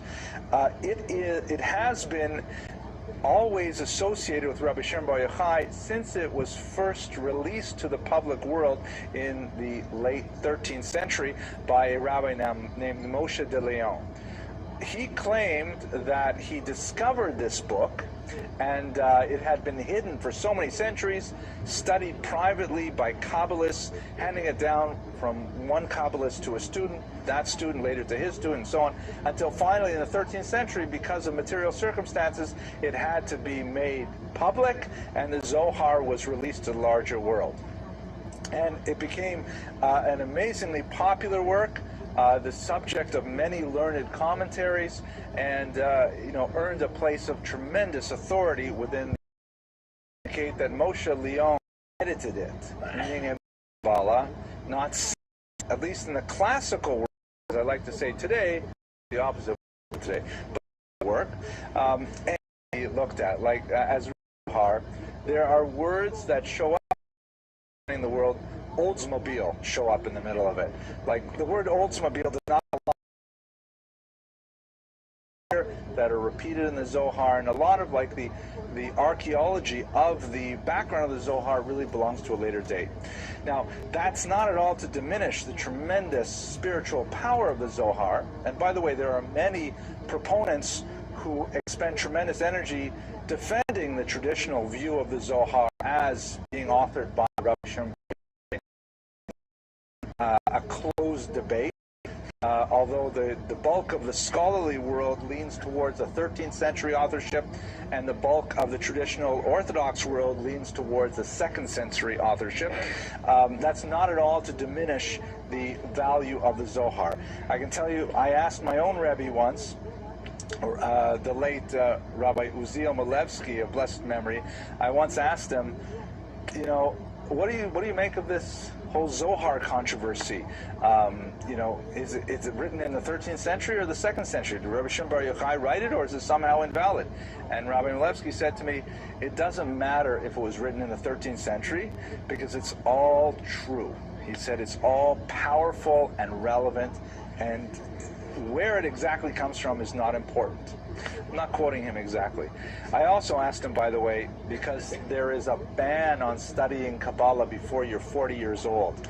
And I was maybe 25 years old, and I had this little book, beautiful book called Chok L'Yisrael, which is a great, it breaks the weekly parsha up into 7 days, and each day you study a little bit of Torah, a little bit of Tanakh, a little bit of Mishnah, a little bit of Talmud, a little bit of Musar, a little bit of Halacha, and at the end, a little bit of Zohar.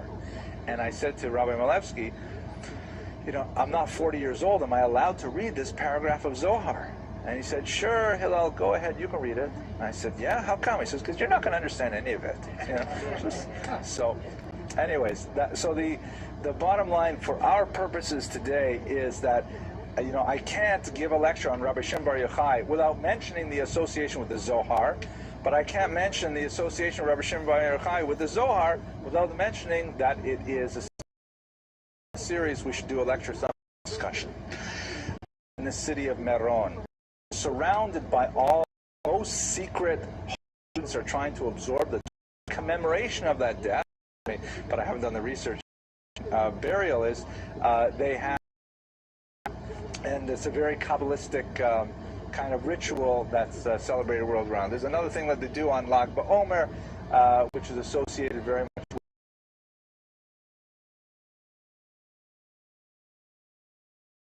the field. And just like the Torah says that trees should not have their fruit consumed during the first 3 years of their growth, so too the hair should grow long, but on the 3rd year, for lots of interesting Kabbalistic reasons, that's when on Lag BaOmer specifically, you have this haircut. It's more common with Hasidim than it is with Lithuanians, but I was kind of having fun, so I put a picture here of my son's first haircut, Alexander. Here you can see this is him. This is a typical Lithuanian haircut. It's kind of a typical Lithuanian expression too. You're like a little bit stunned and not sure what to do. The guy in the back there with the dark beard, I'm not exactly sure who's that man holding my son. And then, because I was kind of having fun putting this together, this is probably not going to go on the internet. Here's what my son, this is Alexander, this is what he looks like now. And that's in Israel. I think he's a pretty good looking guy. He looks a little bit like this guy, right? James Dean, right? Let's go back. There's Alexander. There's James Dean. I don't know. I think so, right? There's something I gotta watch out for. Anyways, let us return finally to the last part of the story that we've been discussing, which, by the way, is in Tractate Shabbat, page 33b. So you recall what happened is they're in the cave for 12 years. You presume they're studying Kabbalah and they're, meditating and traveling the world through their spiritual journeys and things like that while remaining physically in the cave. They come out, whatever they see burns up because they're so holy, and they can't understand why people would engage in regular mundane activities when they have this tremendous learning that they could be doing instead. Then God says, I don't like this, get back in the cave. They say, me, meaning business things, us studying with possibly doing that, to saying, well, okay, out there, and they kind of had this attitude, they're much lower than us. They saw a man, there's a Talmudic tradition that says that's Eliyahu.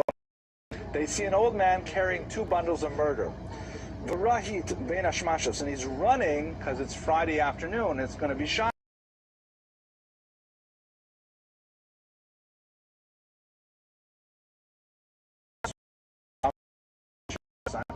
He is in honor of the Sabbath. So they say to him, V'taski l'cha b'chad. So what are you carrying 2 for? You only need 1. And he says to them, Chad keneged zachor, v'chad keneged shamor. No, it says in the Torah, there's 2 passages in which the 10 commandments occur. In one passage it says, remember the Sabbath day. In the other passage it says, guard the Sabbath day. So therefore I have 2 bunches of myrtle. One is in memory of that passage, remember. One is in memory of that passage, guard. Just like we typically have 2 loaves of bread for the hamotzi, things like that. There are other reasons too. So then Rabbi Shimon says, Amar le lebrei, he says to his son, Chaze kama chavivin mitzvahs shel Yisrael. Look how much the Jewish people love the commandments. So much so that Friday afternoon, this guy's running like a crazy man, carrying 2 bunches of myrtles, it meant heavy, wood-like things, in order to observe these 2 dual aspects of the Sabbath, a tiny little detail. And at that point, Yasiv Datehu. At that point, his mind was calmed. In other words, he came to the realization, in my humble opinion, that even though these people are not going to be able to study Torah on the same level as my son and I in the cave. Nevertheless, they're putting their whole heart and soul into the observance of the commandments, and their simple Jewish identities is incredibly valuable. And so he was able to integrate that within his worldview. So to bring this to a conclusion, to try to look at his legacy, the kind of type that we imagine Rabbi Shimon Bar Yochai to be is some type that has really echoed throughout Jewish history. It's a kind of intellectual ideal that you see in figures like the Vilna Gaon giants, who on a parent level, they might have had a lot entirely to the will of the pantheon of, God willing, I'll see you next week. Bulk it up for the internet. I'll like the little part where but at any rate, add to the goodness of the internet by another call to action. If you found this video useful, or even no idea what he's talking about, or whatever, this is useful, I really liked it, and impress your friends with your, sophistication and ability to learn high-level academic Jewish history. I think that would help improve the world as a whole by just disseminating good quality information. At least I hope I'm producing good quality information that others can use in their own, personal, intellectual, spiritual development. That's about it. Thank you again for watching, and I hope you have an excellent week.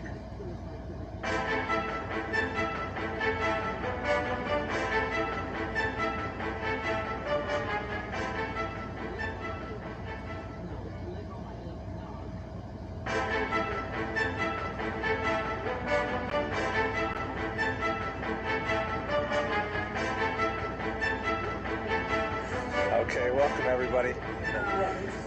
Why don't we get started?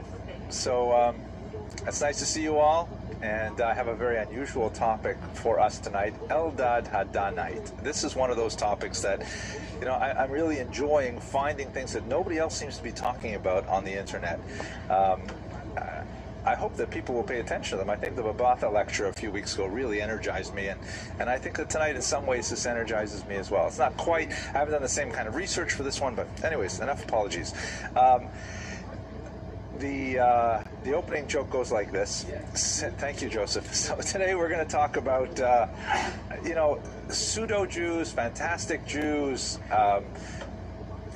possibly improbable Jews. So the joke, I hope it's not too offensive, but the joke goes that there's Reuven and Shimon, two highly observant Jews, are walking down the street one day, and they're talking about the pressures of life, and finances and bills and things like that. And they're walking by a, meaning it's a $500 would sound, yeah, I'm hurting for it.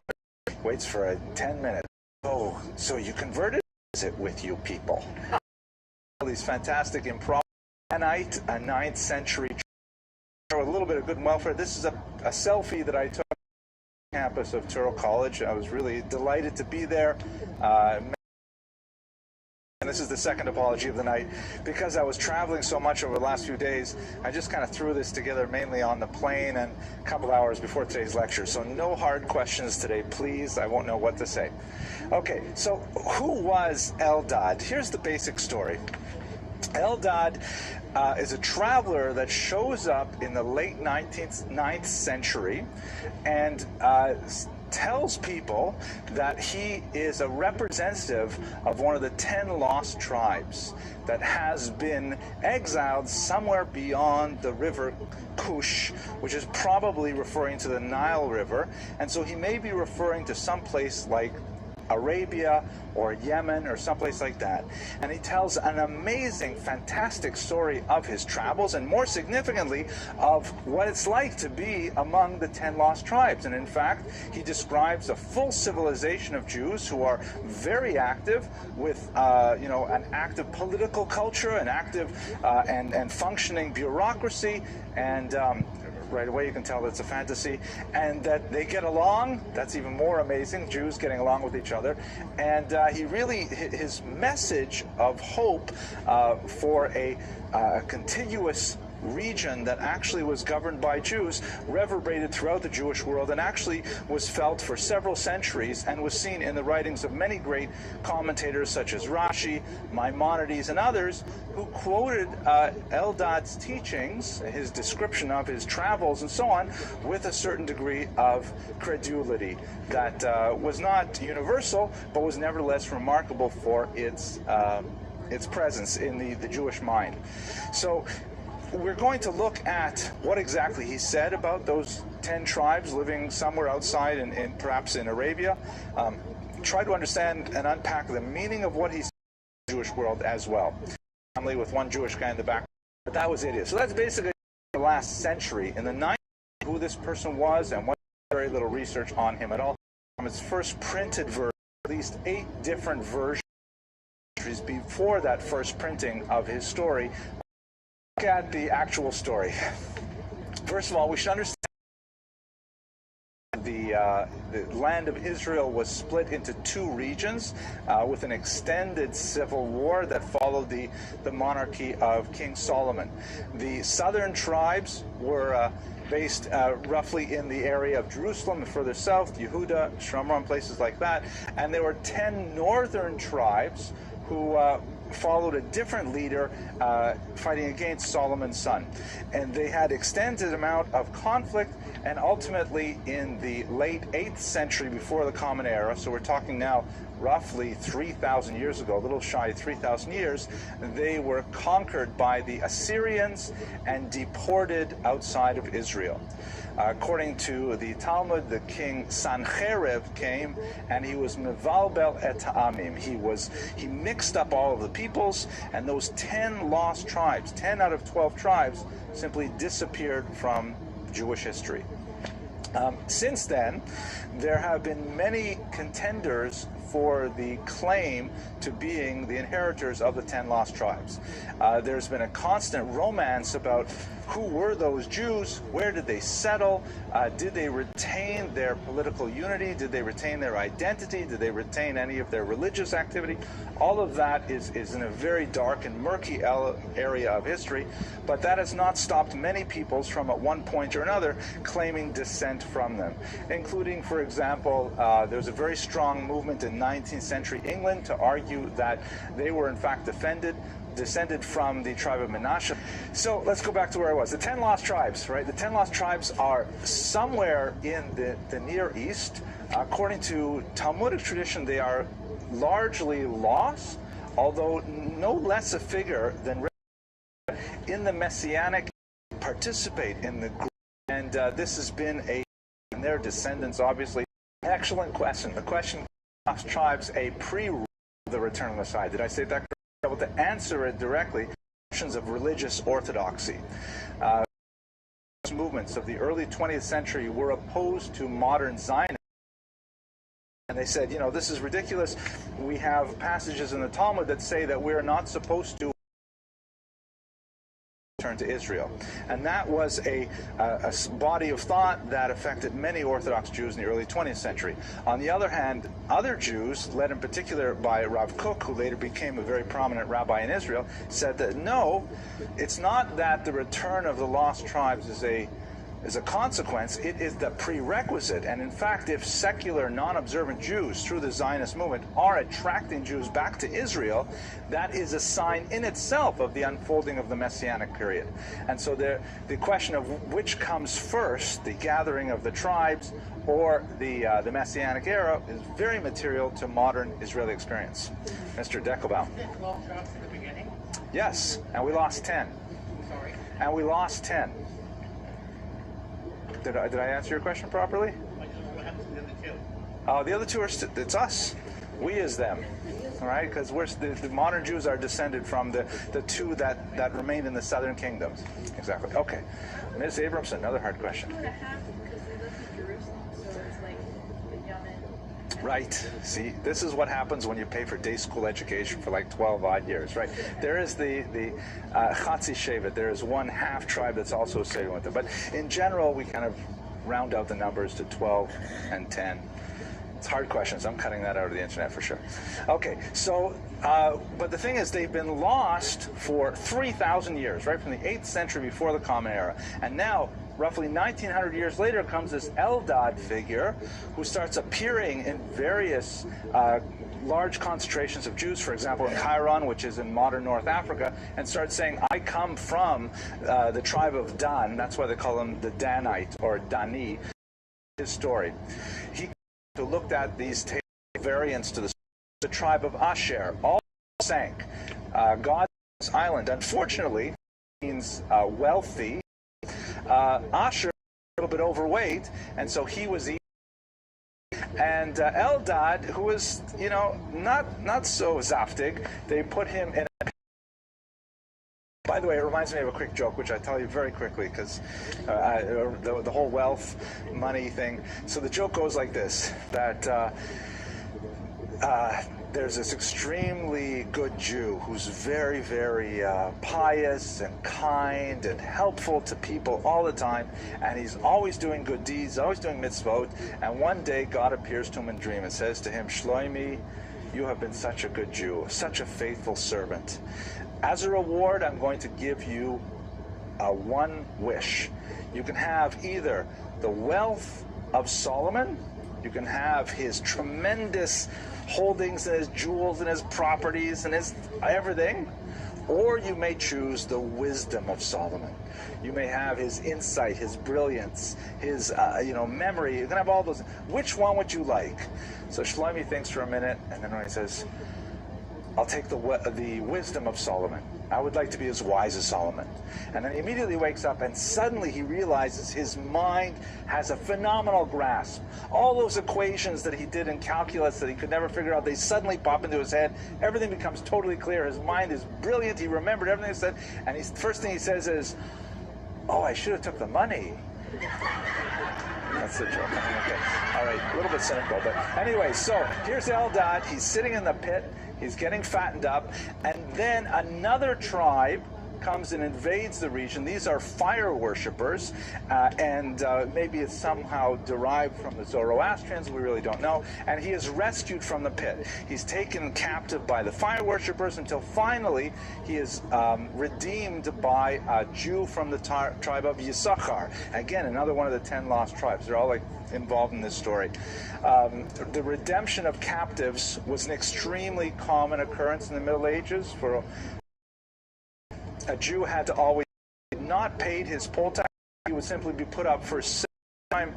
Jews traveling, but it was a very from the tribe of Yisrael all the way out to China, where he tells his stories in southern France, quoted in writing, a range of audience during that time.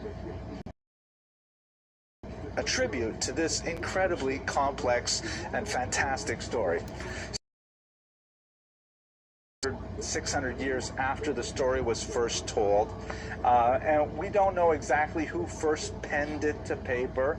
It is written in a very literate Hebrew, however, with some extensive references to Arabic words. Ironically, this betrays some of Eldad's legitimacy, because he had claimed to come from a region where the Jews spoke only pure Hebrew without any adulterations of other languages whatsoever, and his linguistic bias indicates that he must have lived in some Arabic lands. But again, it's very difficult to say. We're not sure exactly who first copied this legend down.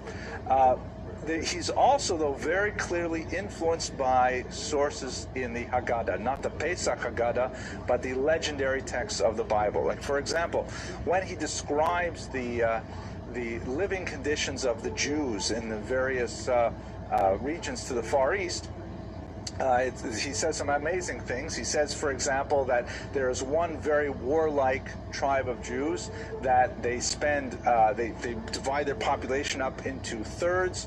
1/3 of the population spends 3 months working in the fields, and the other 2/3 are at war. And they sit in their saddles on their horses from Motzi Shabbat to Kabbalat Shabbat every week, right? They're so fierce and fearsome as warriors that they do not get off their horses except for the holy day of Shabbat.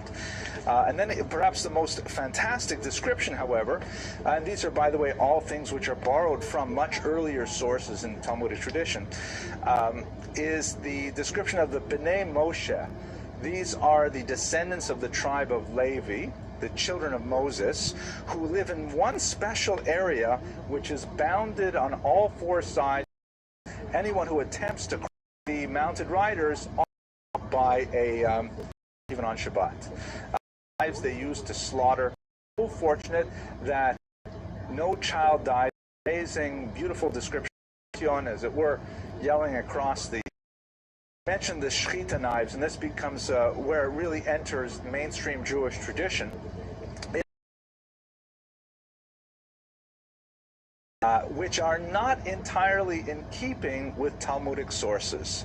So this caused a huge hue and cry among the commentaries of the day, because essentially what Eldad was claiming is that these Jews living, the 10 lost tribes living in these far-off regions, were representing the true Judaism, unadulterated by any other forms of belief or practice, again, like they spoke a pure Hebrew, so too were their teachings pure, and never admixed with other things. Like, for example, if we take the Talmud, which is really, as some historians have called it, the constitution of Judaism.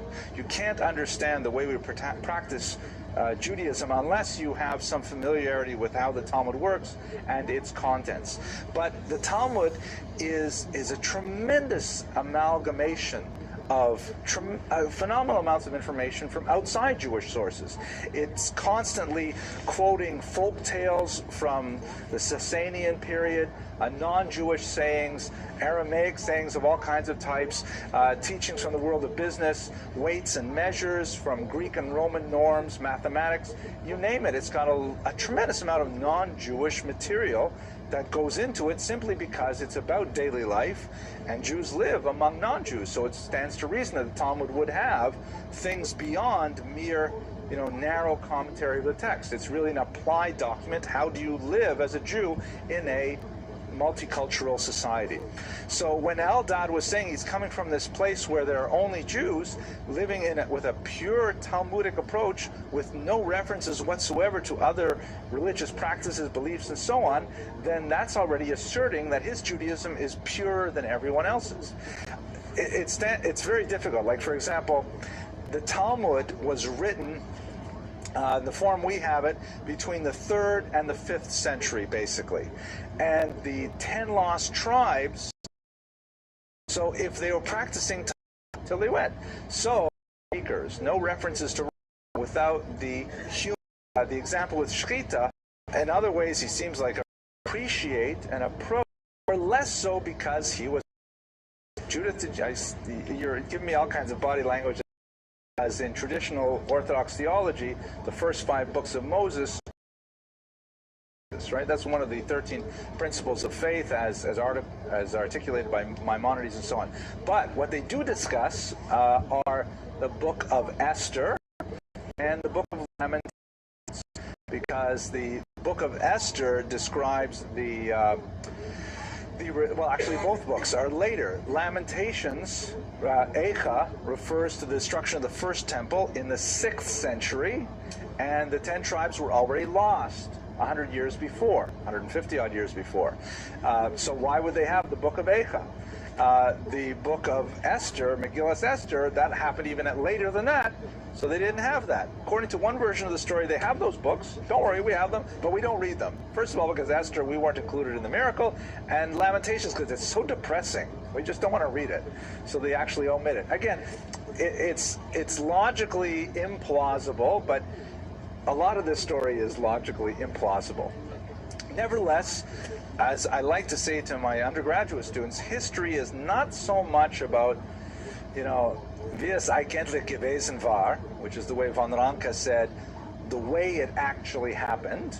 That's useful and important, but it's not nearly as important as what people believed happened. Because people can build entire civilizations out of what they think happened, even if it's not necessarily the reality. Okay, wow, sophisticated question. So let's go back to the story. Now, so he brings up these halachos, and the rabbis are saying, oh my gosh, if what he's saying is true, fantastic as it is, it means that we have to accept these halachos because they are more authoritative than our own. And if he's a charlatan, then what are we wasting time with him? So the question went to Sura. Sura is one of the 2 major cities in, would be Persia at the time, where the Gaonim existed. If you remember some of the lectures we gave a couple years ago on the various Gaonim, these are the Talmudic centers in Babylon, which is no longer called Babylon. Ben Chaim, who done, he tells us all this stuff about this. You can agree with each other, and they doesn't mean that we accept them. No less a figure. Went into debate, accept them. It's kind of an interesting, Bava Metzia, where the rabbis were having a disagreement with one rabbi named Rabbi Eliezer. I think it was. Flow backwards, and right away the river flows backwards. And the rabbis say to him, so what? We don't rely on miracles. And he says, if I'm right, then let the walls of the study hall collapse, and they start to lean in, and the rabbis say, that's not right, you're destroying public property, right? So they stop them halfway leaning. And then he says, okay, if I'm right, let heaven proclaim that I'm right. And a booming voice comes out and says, Rabbi Eliezer is right. And nevertheless, the rabbis say, sorry, we don't rely on heavenly voices. We have a system of how we decide things, majority rules, and you lose. And so the Talmudic passage ends by saying, Elijah the prophet asked God what he thought about that, and God said, he laughed, and he said, Nitzchuni banai nitzchuni. They have defeated me, my children, they have defeated me. So in other words, even though he brings this amazing story, and if he's right, then he's really right, nevertheless, he has to go through the regular rules of debate, you know, the parliamentary rules, and if we don't agree with them, we're not going to accept it. Anyways, another question that comes up at this point is, and I should mention, by the way, that even though Rashi, the Rambam, and others do quote Eldad, there are a few important thinkers, most notably Abraham ibn Ezra, who we'll talk about, God willing, later this semester, who disagreed and said, no, he's a charlatan. Why are you listening to these people? It's not useful whatsoever. The 10 tribes are, in fact, lost. And the Maharam Rotenberg that we spoke about last year. So there were many rabbis who simply refused to give him any credence whatsoever. One last detail that's relevant to this story is the question of whether or not he was a Karaite Jew. The Karaites are a sort of major breakaway minion. Read with they basically broke away an alternative interpretation of people throughout some pockets of Karaites debate between rabbinites then. Again, ahead to think about what it was like for Jews towards national awakenings.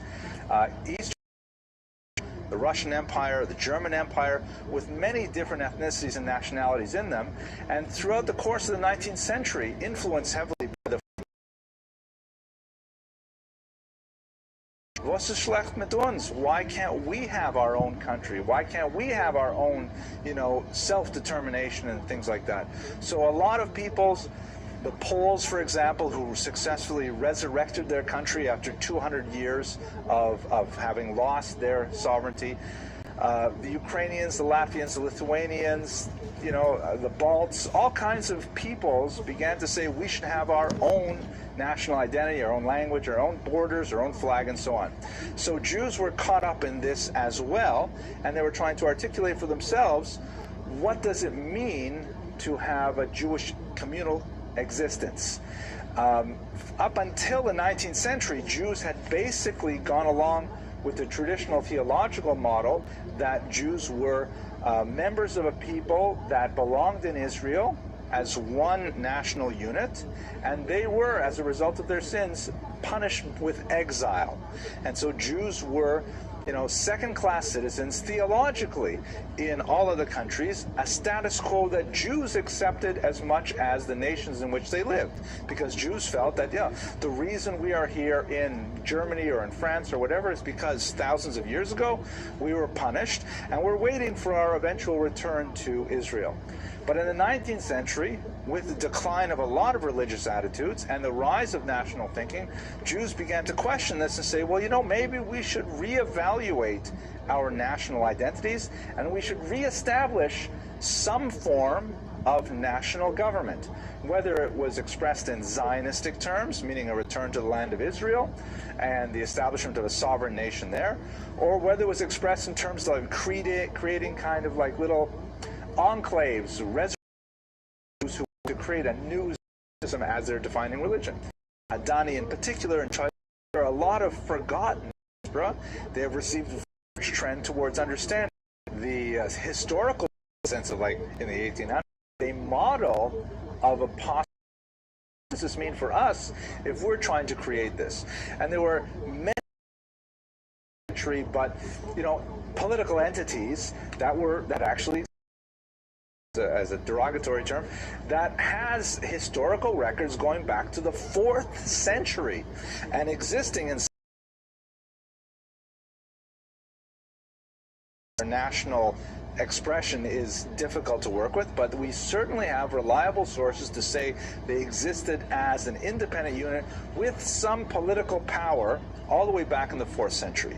A similar example, in Yemen, you have Joseph du Nuwas, who in the 6th century created a small Jewish enclave, and I've seen him described in some terms as a warlord, so maybe that term indicates that it's more of like a regional power than a state power, but nevertheless, we have a couple of examples of Jews being in charge of particular regions. And the most famous of them all, and the most controversial, so I'll spend a little bit more time talking about them, is the great and well-documented state of Khazaria, which was Jewish as of the year 740. And as you can see from this map here, the range of Khazaria was actually quite extensive, going all the way out to Kiev, which according to the great Ukrainianist Omelian Pritsak of Harvard, was actually founded by Khazarian Jews. That's a rather amazing statement.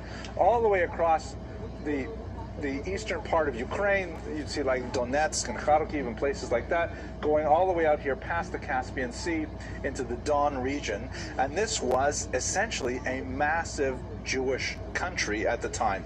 And what is the time? We're talking about 500 years. Imagine a Jewish country existing for 500 years, and it just flies under the radar for most of our consciousnesses.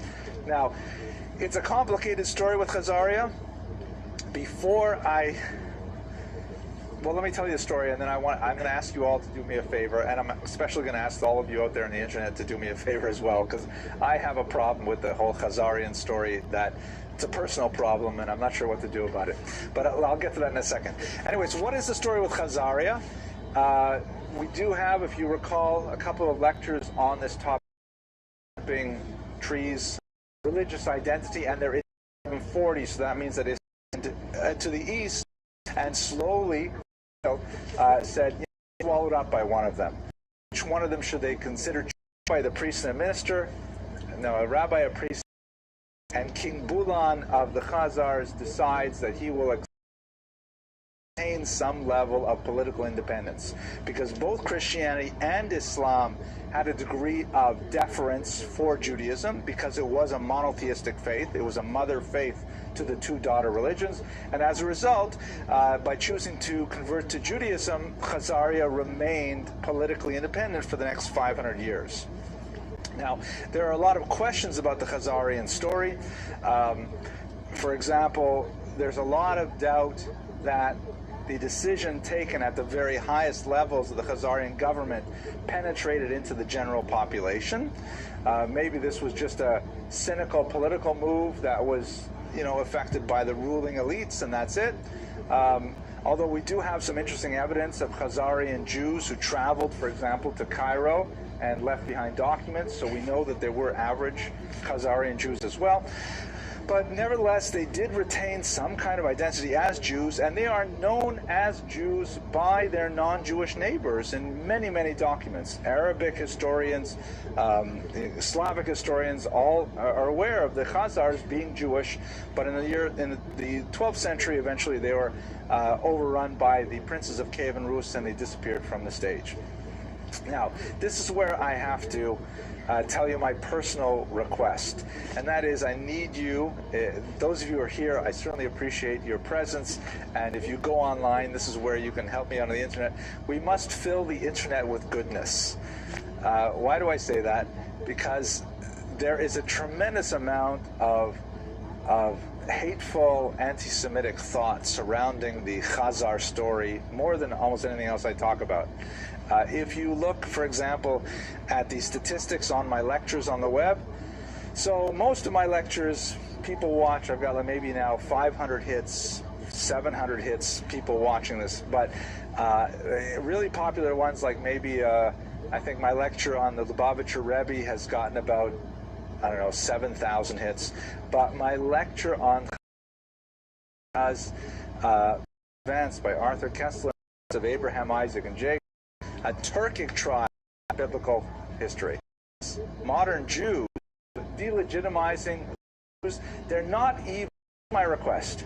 When you have time, and then write something nice. Write something as a, this is a really informative lecture or something, because I get so much of people. And write something useful. You can disagree with me, but just, politely, instead of like nasty anti-Semitic comments. I try, as a matter of course, to leave the comments unedited, because I think that's just healthy for debate. But I do delete comments that are use profanity or are simply hate speech. I will delete those. But otherwise, you'll see lots of nasty stuff that gets through. And let's fill the internet with goodness. Anyways, this is a real story. This actually happened. A whole country of Jews. We're not exactly sure how deep that conversion reached and exactly what kind of Judaism they practiced, whether it was rabbinic or Karaite. But we have multiple points of data that reinforce the fact that this existed, and then it simply disappeared in the 12th century, and we have nothing else to say about it. So Eldad's story is not so far-fetched. He could easily have borrowed from a lot of these things, and who knows, there may have been some kernels of truth in his otherwise amazing story. So, of this story, however, once again, we're going away from the what actually happened to what people believed happened, is that, Eldad's story gained a lot of popularity among Jews living sometimes in an oppressed situation as a minority in these countries, thinking, the Messianic era, it could happen anytime. The 10 lost tribes are just waiting for the signal, and the Messianic era will unfold, and the exile will end, we'll return to Israel, and so on, because we know that they're just over the mountains. They're just on the other side of the river Kush, and they have this amazing river Sambatyon and the Bnei Moshe, and everything is all there, just waiting for it to happen. Jewish ears, eschatology. Out there, just taking a lot of material. Christian Pastor John rules them and dominates the tribes out, and the Jews. Eldad's story was actually juncture. The whole story of Eldad Adani became even more. And a lot of strange myths about Jews begin to circulate from the 12th century onward. In particular, there was this fear that there were all these massive hordes of warrior Jews who were living under mountains in the Caucasus regions. They were called the Rote Juden, the Red Jews. And they were waiting for their signal to be unleashed and to rampage across Europe and to attack all of the peaceful Christians living in various countries. And this was more of a paranoid fear. Again, it's riffing off Eldad's story and riffing off the Prester John story at the same time. This fear that the Jews, especially those who emerged from Hungary, were going to descend on every living room, covering all the couches with plastic. And that was a joke. I thought I could get away with that. Maybe I shouldn't have. But anyway, the idea is the Red Jews were going to come out of these 10 lost tribes, and they were going to actually, destroy Christian civilization as a result. And one final sort of twist that especially becomes prominent from the 13th century onward is the development of the ideology of the so-called Antichrist. One of the significant developments in the right after the High Middle Ages is this concept that the devil, who becomes very, very prominent in Christian thought, is going to actively mount a campaign to try and stop the second coming by creating a doppelganger, the reverse image, as it were, of Jesus in the so-called Antichrist. And how would this Antichrist be born? Well, there would, just as Jesus was, according to Christian thought, the product of the union of God and a human woman, a Jewish woman, so the Antichrist would be the product of a union between, and that this child, then he would go back to Europe to destroy the Christians later, as it is. So when we take it all, that story has any historicity that we can, elements, at least the idea of elements, therefore contain elements of truth. Jews were especially known for their wide-ranging Ptachia of Regensburg and so on, Benjamin of Tudela, and living in exile for an eventual redemption, and at the same time stoked some paranoia among the non-Jewish nations among whom they lived that perhaps the Jews would make a second coming that would decimate Christian civilization. Just one last little footnote here. Eldad's story has an interesting expression in the person of Israel Eldad, shown here, pointing, very important early Zionist who was associated with some of the more right-wing expressions of Zionism in the pre-state period, and he abandoned his traditional Yiddish language surname, and I think it was Schweib, if I remember correctly, and he adopted the last name Eldad specifically to evoke the whole story of Eldad Hadani and the independent 10 tribes living beyond the river Kush. So the story is bizarre. It is ephemeral and very difficult to understand the basics of it, but nevertheless it grips the imagination even to the present day. And with that, I want to thank you very much for your endurance, as always, and I look forward to seeing you next week.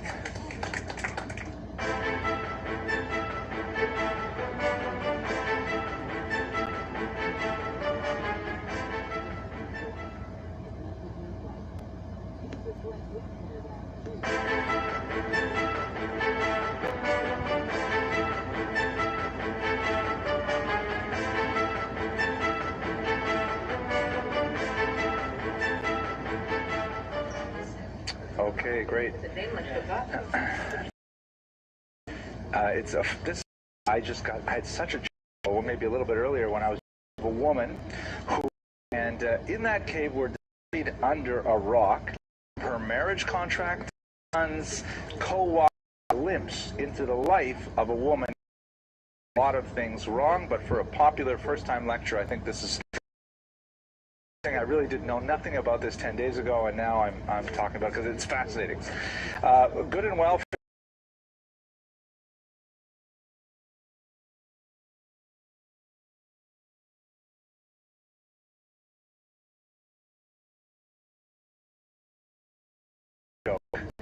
So I was really waiting for someone to say, how come you can give these lectures with no opening jokes? So those of you who are watching us on the internet, if you really just want to get to the material about Babata, I will try and put a little marker saying go to time marker X, and you'll miss the joke entirely. But for the rest of us, let me start with a joke. So this joke is it involves a little bit of background information. You have to know, for example, the difference between the Hasidim, who are the outgrowth of this 18th century populist movement that favored, like spontaneous worship and worship through joy and through camaraderie, sometimes through alcohol, dancing, singing, things like that. Much more kind of loose, spontaneous, excited form of Judaism that developed in Poland in the 18th century. Contrast them with the traditional Talmudists, known as the Misnagdim, or the opponents, who favored a more stern, law-based, Talmudic approach to texts and Judaism and life and so on. And they had quite a rivalry that it was quite fierce in the last few quarters of the 19th century, of the 18th century really, and into the 19th century, but it's calmed down quite a bit. And they debated in particular things like halakha, Jewish law. Any matter of Jewish law was something that they argued over fiercely, whereas, for example, the Misnagdim argued for earlier times of prayer. The Hasidim said people should get a good night's sleep before they daven. It's more complicated than I'm giving over right now, but they debated all these things. And one more piece of information, you should know that one of the things that is characteristic of Judaism is the respect for the name of God. Of course, it is one of the commandments not to take the name of the Lord in vain, and so we take prayer very seriously, and we when you say a blessing, for example, and you take the name of blessing. So, for example, because here you missed, you can tell him set in the Holocaust, away from the ghetto, when he runs off the Nazis, they're like, blowing up the Nazis, trying to disrupt quite some time. And they become separated. The barrels of several Nazi holds very strongly to the opinion that, if you know your al Kiddush Hashem, blessed are you, Lord.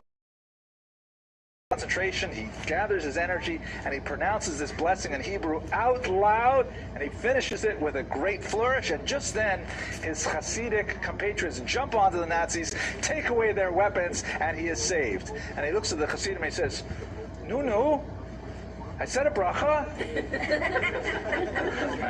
Okay, all right. So at this point, I'm going to. This is the spot where if you're watching on the internet and you just want to hear about Babata, this is where you jump in. Okay, so first and foremost, I have to give thanks to a librarian at Tyrrell College.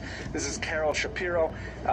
I wrote to her the morning after I learned about Babata. I said, "Oh my gosh, you have to get me all these articles on Babata," and they were like in really bizarre journals written in Greek and Latin and all kinds of stuff like that. And she pulled together at a moment's notice a tremendous amount of data. So I'm very grateful to Carol for finding all this stuff for me and giving us the material that we can talk about tonight. Now, let us recall where we got these documents. We spoke about it last week in the lecture on Bar Kokhba. These were discovered in the so-called Cave of Letters. They are named so after Babata's find because there are all these letters in this archive. It's in an extremely remote area north of the southernmost part of the Dead Sea. Here's a map. You can see here's the Cave of Letters located here. The sort of oasis town of Ein Gedi, which is going to be very important, is just to the northeast of it. And here you can see it within the context of Israel proper. Extremely remote area, very difficult to get there. You have to climb along a mountain path, and then you have to go up a 60-foot sheer cliff wall to get to the cave. And it housed quite a number of rebels of the Bar Kokhba rebellion against the Romans for quite some time. Here you can see a view from the opening. You can see a climber coming up at the bottom. It's in a deeply inhospitable part of Israel. The Dead Sea happens to be the lowest point on the surface of the earth. Potable water that is extended for 300 meters. Bar Kokhba rebels, it appears, or like plausibly her end in the cave. So it's likely her last resting place. He was one of the stars in an extremely useful the cave itself and meet the people who are excavating. It's really quite fascinating and wonderful. And I wrote him to congratulate him on such a wonderful achievement, and he was very friendly, and we had a nice exchange. Here's a picture of Richard Freund. One of the things I like about this picture is that you can see that I think he has a bit of an affectation for Indiana Jones. You see the leather jacket, the hat, and the inset there. Let's see, this is Richard Freund, this is Indiana Jones, right? So, but he really is Indiana Jones. I mean, he's going out there into the Dead Sea and like climbing these cliff walls and like digging around for finding these treasures. Really, it's an amazing thing, and he was a great scholar. I highly recommend his book. Question? Is he an archaeologist? Yes, he is an archaeologist. Correct. Okay, so, one other cool thing.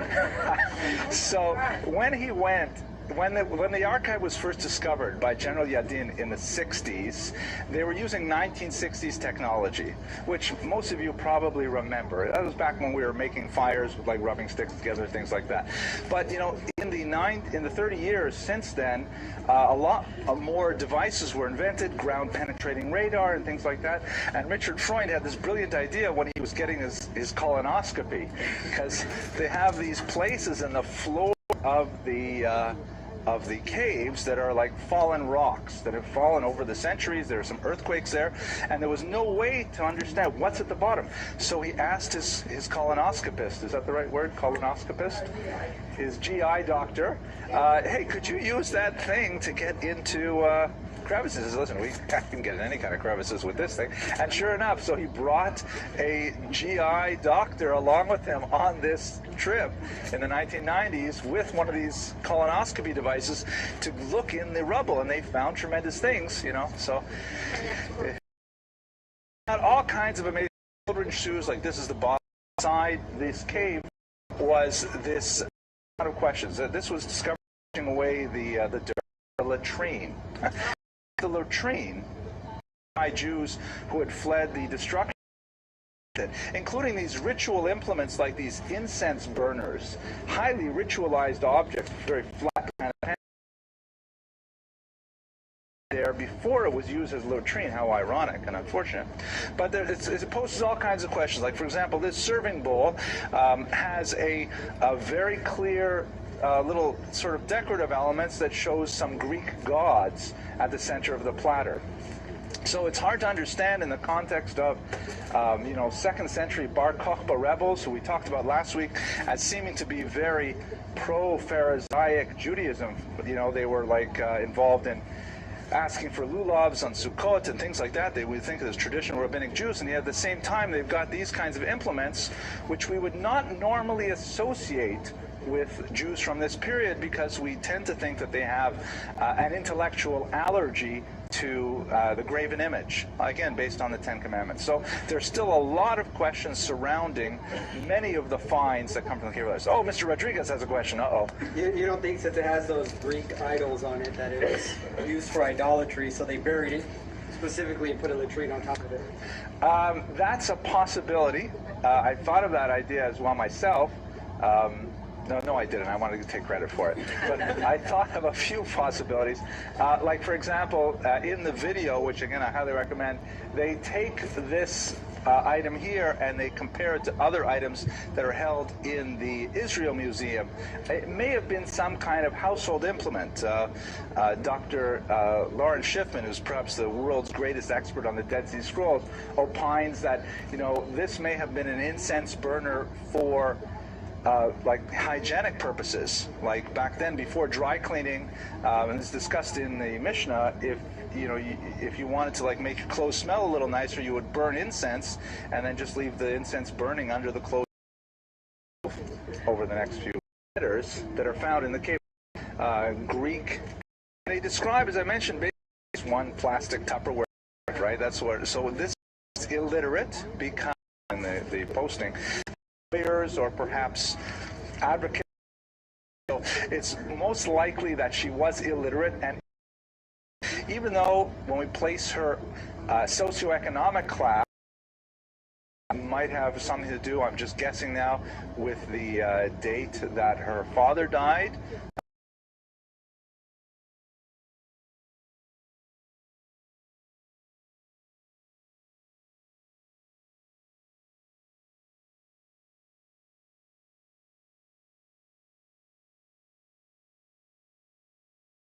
Of the Dead Sea, and this was part of the Nabatean kingdom.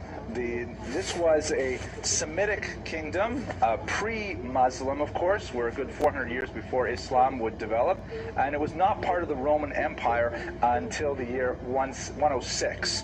And so one of the things that we're not going to talk about at all, but that other scholars use the Babata archive for, is that it's interesting to note how she adapted to the change in legal systems, because she was, first she was born in this Nabatean kingdom, and then it became part of Roman Arabia. And so there's some interesting arguments by the way, the most important scholar in this field has written, maybe a dozen articles, is a woman named Hannah Cotton, and she's really spent a lot of time analyzing every single aspect of the Babata archive. It's quite fascinating. This is one of the articles that I read. At any rate, the Nabatean kingdom are most famous for these amazing palaces that are built or carved right out of the cliff faces near Jordan, the Jordanian border, and that's what they're most famous for. It's at the city of Petra. If you ever visited there, you'll see there's quite a few of them there. Beautiful. What we know about Babata is she was upper middle class. She owned property in Petra itself, and also later in her life she owned property at En Gedi. So she was landed. She had some source of income that was based on real estate. Specifically, her first holding was a date orchard that we have in a will of her father Shimon. Shimon left this date orchard in En Gedi first to his wife, and then when she was deceased, the orchard was to be given over to her daughter Babata. So this passes to a son, to the detriment of the general. When you look at women within the shadow of Shirley, went out and made it that the will traditional law would require. Way I can give them a matana mechayim I create a document that says, you know, one moment before I expire, can I do that? So what's interesting is that these are absent in the will written by go to my daughter. That's also a problem in Jewish law, that you cannot will things after your death. You can't say, I want it to go to Reuven, and then after Reuven dies, I want it to go to Shimon. But you have no control over it. Once you give it to the first person upon death, then it's whatever they want to do with it. So the will that is the first dated document that we have in the Babatha archive does not seem to conform to Jewish law in its particulars. That itself has a lot of ramifications that it will return to towards the end of this lecture. Then, so Babatha, though, whether she had sons or not, whether she had brothers or not, she was likely the eldest child, maybe even an only child. There's no real reference, if I recall, to any siblings of Babatha at this point. Now, she grows up and she marries a guy named Jesus. I kid you not. So the name they use constantly in the literature is Jesus. It was really easy to find pictures on the internet of Jesus. This is what he actually looked like. But his name was Yeshua, and for whatever reason, the archaeologists like to use the term Jesus, even though it's kind of like begging the question when you first see it. Anyways, she married him in roughly the year 124, which, no, she married him a little earlier. By 124, she was a widow. I believe, what was her birthday? Do you remember, Mr. Rodriguez? I think it was around 104, right? 104. So she was already at 20. She was a widow with a son whose name was also Jesus, by the way. Here they are, right? This is also easy to find pictures of mother and child if you put Jesus in anything. One more note I wanted to mention. So what happens is she married Jesus, and then she inherited some property in Mahozah. Sorry, that's where her father left her the property. And then within a year, she married again. Now, so she's married to a second guy whose name was not Jesus. But we have Jesus, her son, and this is another interesting aspect of the archive, is that right away she gets into a custody dispute over her son Jesus. Specifically, there were two men who were appointed as apotropos. That's a singular. Apotroposim, I guess, would be the plural. This is a Greek word, someone who has custody. With, I'm glad you're told, the more implications here. Like in tradition, if both parents are unlikely, definitely the other people seems really ended up through a trust managed by even though she was illiterate, she was certainly no for my son Jesus to get everything he needs. You know, I mean, what do you expect? He's going to be loaves and fish and all that. What's going to happen? No, I'll have to cut that out. This is really also one of the big issues, which I was going to save till later, but we'll talk about it now. Where is she suing her plaintiffs? Is that the right? No, defendants. Where is she taking them to court? Well, no, she's got the documents in the cave. All this is happening before the revolt, which broke out in 132. So this is in her 20s. There certainly should be a Beit Din, right? She took it to, well, at this point it would be the Roman courts, but she took it to the non-Jewish courts. And that's also really surprising, because in Jewish law, that's considered like really over the line. You know, we have a perfectly good legal system. We have a system of justice with judges and, you know, plaintiffs, defendants, rules of evidence, all kinds of stuff like that. What are you doing bringing it to the non-Jewish courts? It's considered like kind of a betrayal of Jewish values to take it to a secular court. That said, we do it all the time. But let me take Fred's question, then we'll come back to this point. There's plenty of evidence that she's Jewish, yeah, definitely. They're referred to as Jews in various contexts. There are some non-Jewish players. There's a possibility that one of the guardians was a non-Jew, for example. There's no question referred to as Jewish. The name Babatha is a little unusual, that TH sound, which you don't normally find in Hebrew. In ancient Hebrew, the letter Saf was pronounced that way, so it's not so crazy. But they're definitely Jewish people. And they're definitely, you know, look, they're hanging out with Bar Kokhba. And Bar Kokhba was a rebel against the Romans, but vis-a-vis Rabbinic Judaism, he was mainstream, right? Akiva was his sponsor. So she's going to secular courts, and going to secular courts before the Bar Kokhba revolution, right? Before that. So Jewish problems in a text that say it would be a shanda for at all. You know, it will be a shanda in a you feel you will get. In fact, we see that settled in secular courts, where there was a thief who was stealing. There was a big question as to whether or not he would actually return the goods, let alone the material that he had already. Better chance of enforcing the decision if he took it to a secular court, and that's what happened. Went to the secular courts, they decided in the favor of the Lubavitch movement and the Rebbe, and they had to, you know, all those books had to be brought back to 770. So that's a modern example of going to a secular courts, and Babatha also did so as well. Okay, but we'll come back to this a little later. The story goes on now. So Babatha, you'll recall, she married Jesus, had a baby Jesus, and then Jesus died, and so she married another husband within a year. His name was Judanes, and he had a wife at the same time who was living in Ein Gedi. So he had Babatha, who was apparently living in Machoza, and he had Miriam in Ein Gedi. And there doesn't seem to be any objection to this in any of the texts.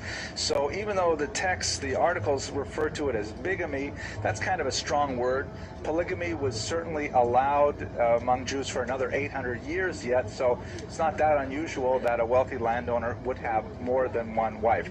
However, Judanes maybe was not so wealthy because Babatha loaned him 300 denarii in order for him to marry off his daughter. He needed to have a certain amount of funds to give his daughter from his first wife, Miriam. This is like Peyton Place, I have to keep all these names together. She loaned him 300 denarii so he could pay off his daughter's wedding, and then he died before he could repay the debt. So Babatha, you know, reticent and retiring woman that she is, she seized her husband's date orchards, 3 of them, as security against the debt that her co-wife or co-widow, Miriam, owed her. And in fact, the last document we have, she wanted the borrowed some money for you. So it's at this so that would make him, at the time she's 21, if let's say he's the custodians for both over and over again in shul, but I don't know if that's reasonable.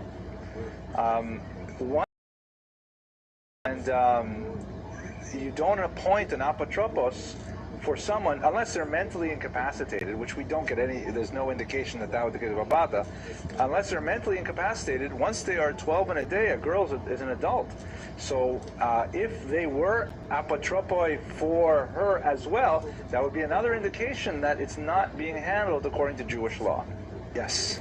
So let me summarize that with the microphone on. It's a very valid observation that you know, women clearly don't have the same level of legal standing as men in either Jewish or in classical Roman legislation. We could have an interesting discussion, I think, trying to compare them. I think that Jewish law would hold them to a higher standard than Roman law would, but certainly not to a 21st century standard, nor would it be appropriate to try and, you know, retroactively project our values onto the 2nd century.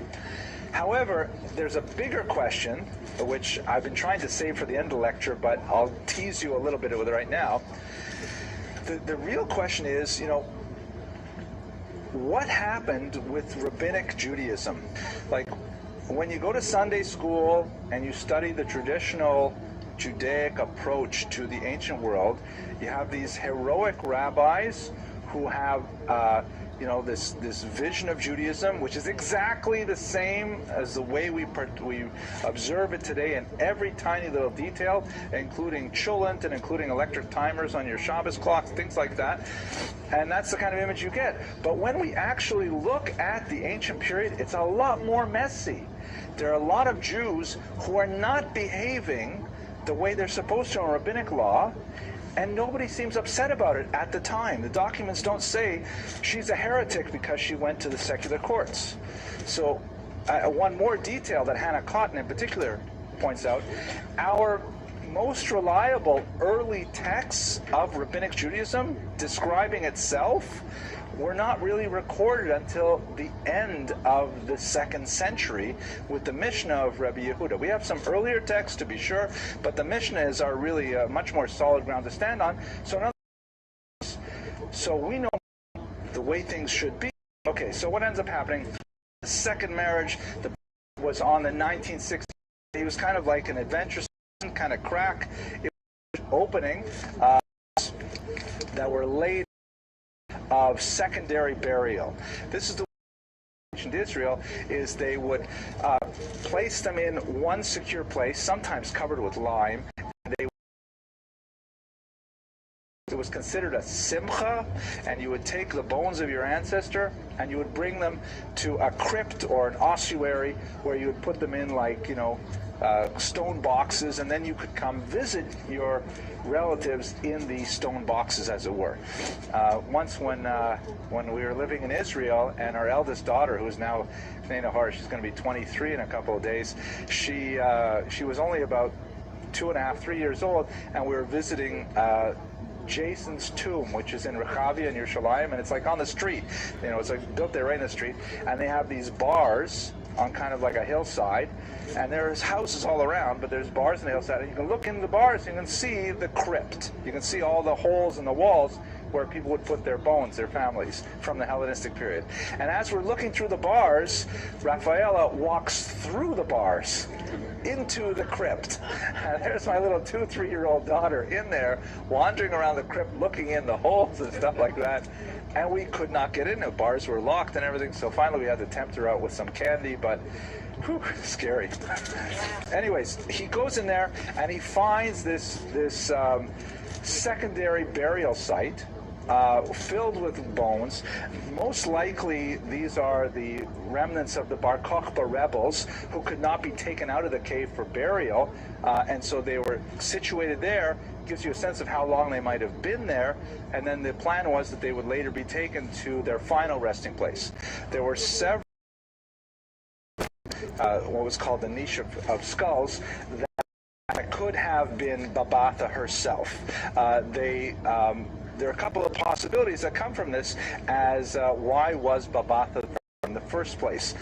According to General Yadin, again the first person to discover this cave, he felt that Babatha must have been a political sympathizer with Bar Kokhba, that she identified with their cause, and so she hid out with the rebels and things like that. And we have to place this in the 1960s, it's before the 60s, sense that sure she sense that this is kind of, there are some variations. Point, on the other hand, says probably in the arts daughter with her second daughter Shlom Tzion, Eddie region, which was a real summons that we even read. And according to Jewish law, a woman is not allowed to be away from her in marriage. That if the marriage is dissolved for any reason, that's her document to prove what her rights are after wedding. So that's why most families today, they'll actually put the ketubah on the wall, and they make them decorative and things like that, but it's a legal device that has real standing. So a woman would not travel for any long period of time without her ketubah. So if Shlom Tzion, who is from Ein Gedi, takes her ketubah with her to the caves, it sounds like they ran away. They ran like for refuge there. And she may have gone with Babatha, and then since Babatha decided to bury her documents, Shlom Tzion said to her older, really aunt figure, put mine in there with yours, and so they were buried together as a result. So Dr. Freud's thesis is that she was, living her own upper middle class life with all of its legal dramas and things like that. And when this war broke out, she decided that the safest place for me is to go to this cave, and that's how these objects ended up there. It's a very interesting kind of thesis. But again, we're all piecing these together from little bits of evidence. So let's try and understand the legacy of this find, because it means a lot of things. I mentioned earlier Hannah Cotton's observation, Dr. Cotton's observation, that this says a lot about the transfer of Nabatean Arabia, or the Nabatean kingdom to Roman Arabia, but that's not really our main concern here, and of course on Jewish biography. There are two elements that I find especially fascinating and relevant about the Babatha archive. The first is what it has to say about the status of Jewish women in 2nd century Israel. The archive says a lot about inheritance law, that apparently she was not able to control all of the assets related to her son, but she did have sufficient power to even seize property from another woman, from Miriam, over a dispute, and that she was regularly assisted in this regard by a whole team of lawyers who are putting together these documents in various languages. By the way, there are multiple copies of some of these documents because she obviously expected to have to deposit them with the court, and she would keep other copies for her. They nevertheless had we see this unusual contrast to Jewish laws. They did not hold her because she had the material a lower middle. No problem with the polygamy. These kinds of things are fascinating for about the status of rabbinic tumult when there are so many Pharisaic Judaism, which has become normative rabbinic Judaism and essential to Judaism. The Jewish Christians, the Christian movement, but certainly in the first few decades it's overwhelmingly Jewish. Everyone is Jewish. Look how many Jesuses we have just in Babatha's lifetime, and they're all sort of like intellectually competing for the mind.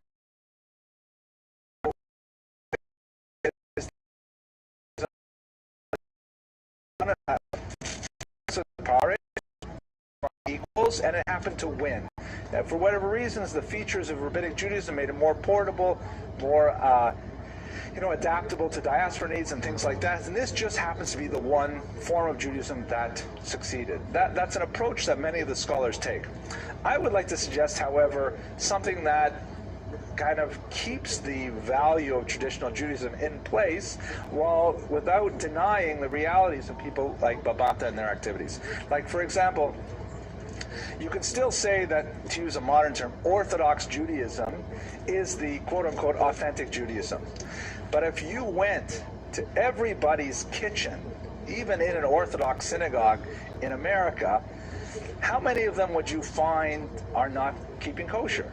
They're still belonging to the Orthodox synagogue, they're still affiliating Orthodox, they're still considering themselves Orthodox, but they are antinomian at home. So does that necessarily invalidate the central ideological track? Not at all. All it says is that Jews are not so frum. Jews are not necessarily so inclined to be compliant with the rabbinic authorities, which is certainly nothing new in Jewish history. Jews not listening to rabbis, you just got to read the Bible for lots of evidence of that kind of thing. So I would like to tender that these documents indicate, once again, an illustration of my father, Harini Kaparis Mishkavo, always used to say, plus ça change, plus c'est la même chose. The more it changes, the more it stays the same. That in the 2nd century, we should not have this idea that everybody is walking around in a big black fedora, with a gartel and all things like that. Jews in the 2nd century are also quite diverse in their approaches to religiosity. And although we have this strong tradition of rabbinic Judaism that certainly survived that period, it may have, as the rabbis say, predated it all the way to Sinai, and just that Jews are not necessarily paying attention to it. That's what we see quite a bit in the Babatha archive. In this, but the librarian who helped me out. First of all, you'll see there are a lot of. So if you are one of those, if I feel that you don't know the existence, so don't even on the side of generosity to, counterbalance some of if we could spread, a little more knowledge of the tremendous wealth of information that's contained in the Jewish heritage, and it would make me feel really great if I knew that a lot of people were appreciating these videos. But I certainly appreciate that you enjoyed this video, so please like, comment, and subscribe, and I hope you have an excellent week. Thank you very much. Just paying I avoided since my father taught me how to prepare food and the secret language of the survivor, so they unfold each other's secret balance, the ones where we avoided our first secret desires to come true. There's so much more I want to say to you, but for the first time in my life, I'm at a loss for words. I understand this. I don't need him to be heard. I don't need to be heard by you. Something. Is that it? When was it? If this was Tonight's lecture is going to be about one of Israel's greatest military leaders, the famous Shimon Bar Kokhba, who led a courageous and heroic and ultimately successful, albeit on a temporary level, attempt to drive the Romans out of Israel and retake Jerusalem. This rebellion occurred probably around the year 132 of the Common Era. We have some questions about the specific dating, but it's certainly about 60 years after the destruction of the temple, 70 odd years after the destruction of the temple, and he actually succeeded in driving out this massive Roman army, which was incomprehensibly powerful, and the Romans, in order to push the Jews back, had to invest a phenomenal amount of men, perhaps as many as 250,000 troops, to be able to beat down this strange but persistent guerrilla force of Jews hiding out in the Judean hills. It's a rather amazing and heroic story, but it has a lot of twists and turns regarding his own personality, including the fact that many of the rabbis felt that he was actually Mashiach. They felt that he was the Messiah, the long-awaited Redeemer, none other than Rabbi Akiva, the great Rabbi Akiva, believed that Bar Kokhba was the Messiah.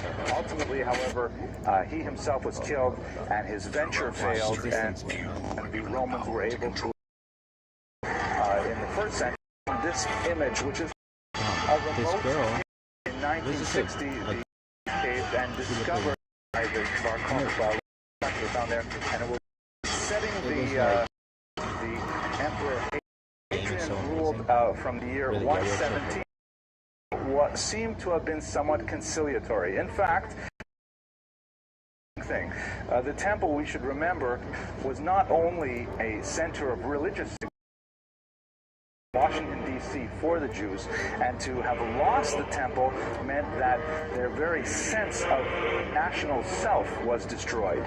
So a concession by allowing them to rebuild the temple would have really meant that he had felt that Judea had been pacified and that the Jews could regain some sense of their identity, and then they could move on. Let us recall what we discussed last week, that the Roman strategy of government was one of divide et impera, dividing and ruling, where they did not like to invest massive amounts of troops and administrators to directly administer a territory. They much preferred to sort of co-opt the elite and allow them to run their own government, kind of in a Quisling fashion, if you think of World War II with countries like Norway and so on. They wanted them to run their own affairs. They just said, you know, you pay us tribute and you give us the proper obeisances, and we will be very happy to let you run your country. So that may have been the reasoning behind the legend surrounding his openness initially to rebuilding the temple.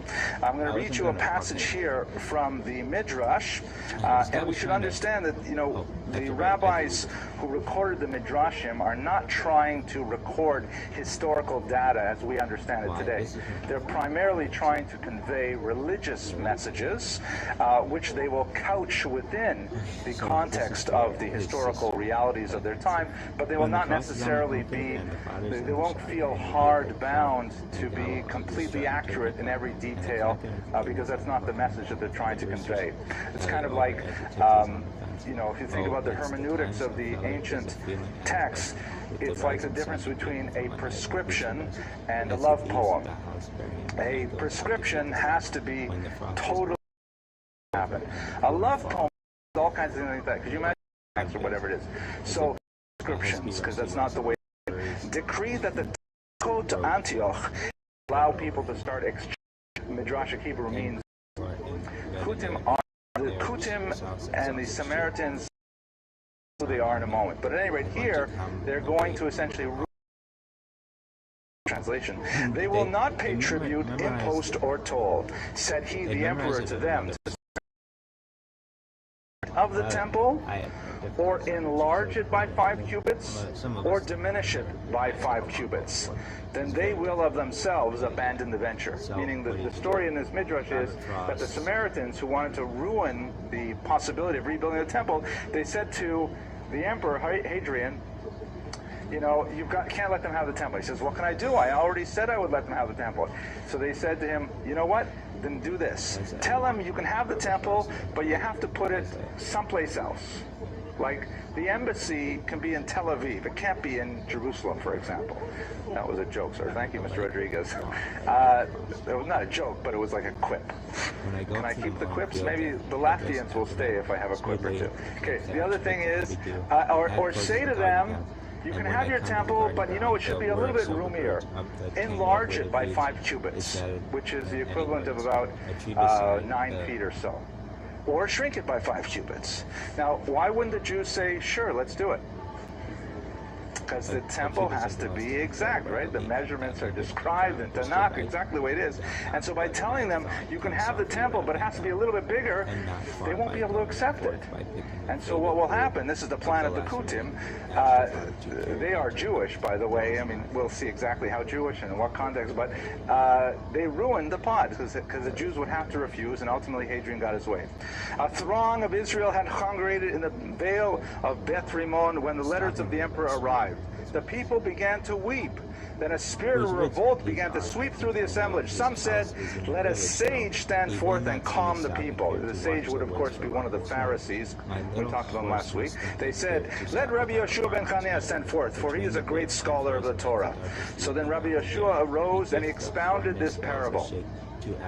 It's a good parable. I'm going to use it on my kids. Once a lion ate of his prey, and he got a bone stuck in his throat.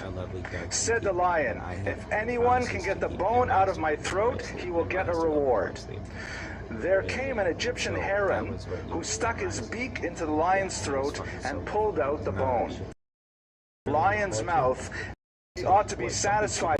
The parable of the story is that policy, he thought it might at the time, Rabbi Yeshua ben Chananiah represents sort of the attitude of the saying we should fight against further, and the meaning of that term. Oh, give me the modern terminology, please. Just what do we mean by it today? Oh, that this person Well, here's the parable. Basically, it occurs in the New Testament. I think it's in Luke.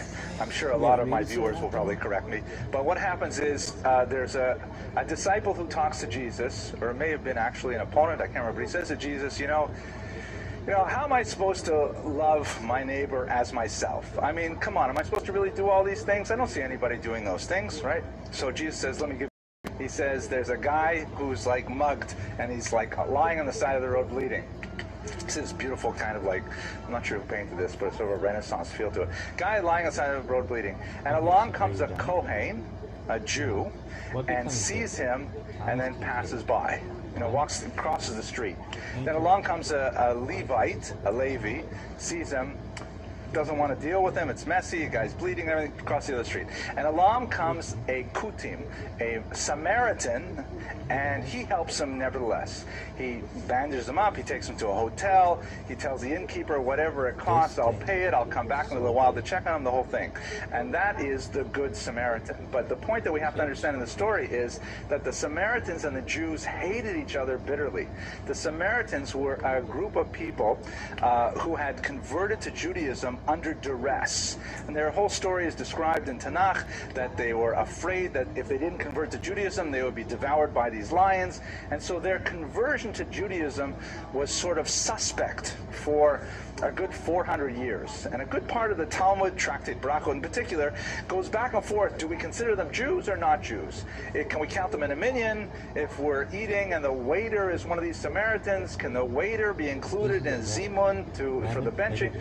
They're going back and forth deciding, are they Jews or are they not Jews? And as a result, not surprisingly, the Samaritans did not like the traditional rabbinic Jews in return. Ultimately, they divided very sharply, where Nablus. Holiday, you know, the Samaritan version, with each other throughout the entire time.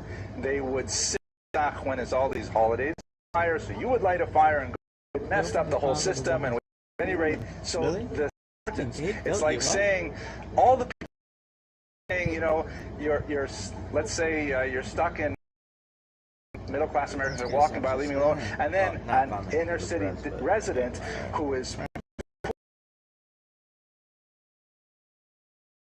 basic groups of Jews who are vying for authority in Israel at this point, and they have different relationship vis-a-vis Rome.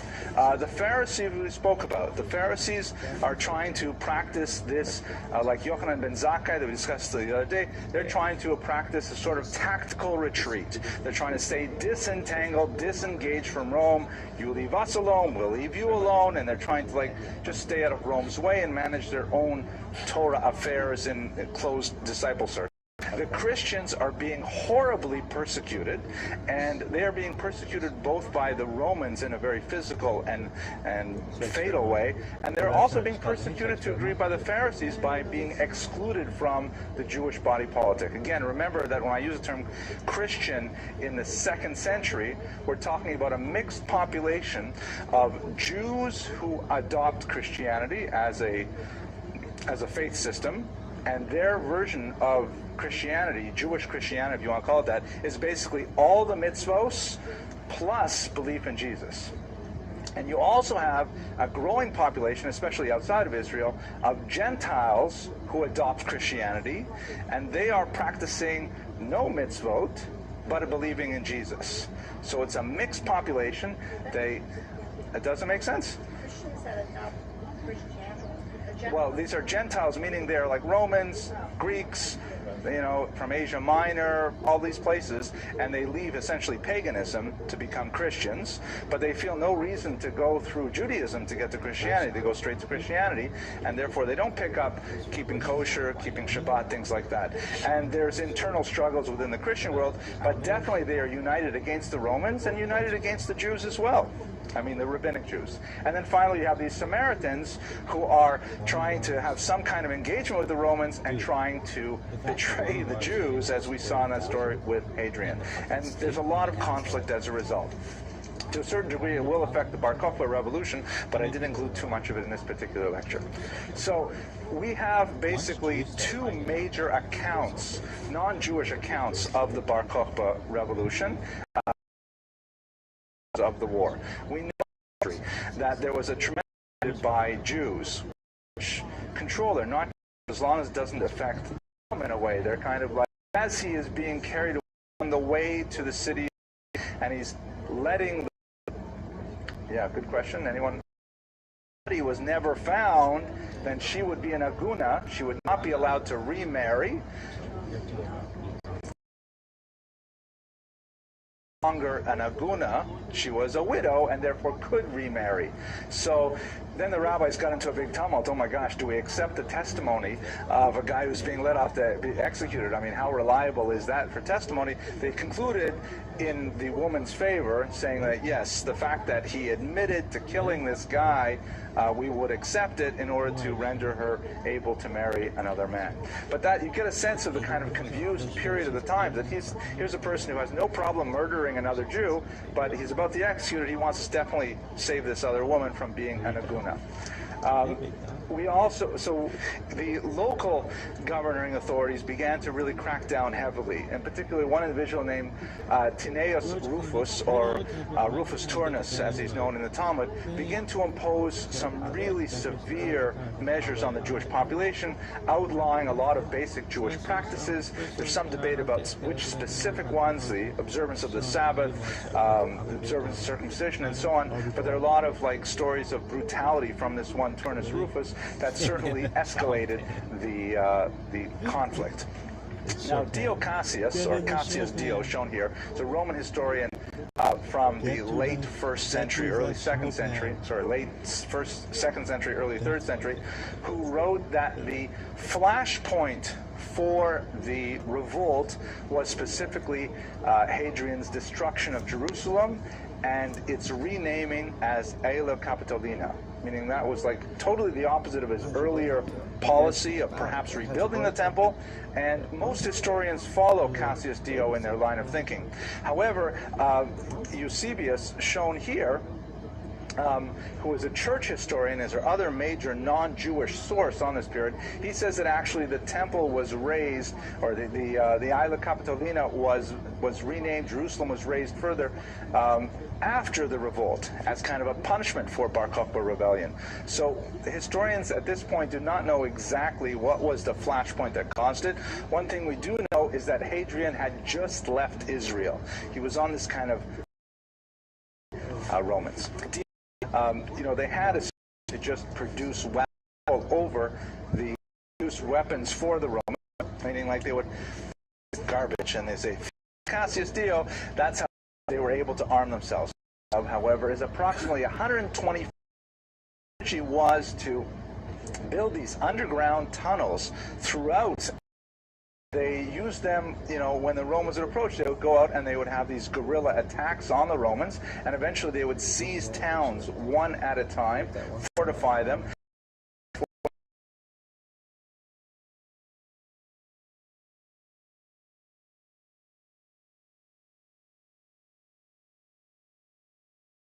Underground tunnels were one of the major features of the Bar Kokhba rebellion, and many of them are really quite ingenious and extensive in nature. One that I'll show you at the end of this lecture was actually 300 meters in length inside a very remote cliffside, and it had 3 separate chambers and all kinds of amazing things.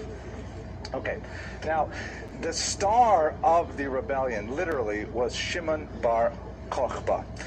His name was probably Koseva, which is probably a family name. Koseva, we're not exactly sure. But he was known as Bar Kokhba. The word Kochav in Hebrew means star. And so there was this homiletic sort of appreciation of his name, the son of a star, because there was a passage in the Bible that refers to a star that will emerge from Jacob, meaning the Messiah. Mashiach will come from the line of Jacob, and he will, create this political unity of the Jews. He will be a brilliant military leader, and he will restore sovereignty to the Jews in Israel. And actually, that's what Bar Kokhba was able to achieve in his short life. However, his ultimate betrayal of the cause, for various reasons, led to great disillusionment among the rabbis, and they referred to him in a rather derogatory fashion later as Bar Koziba. Kazav in Hebrew means to lie, so what was once son of a star became son of a lie, because it was all for naught. At any rate, as a military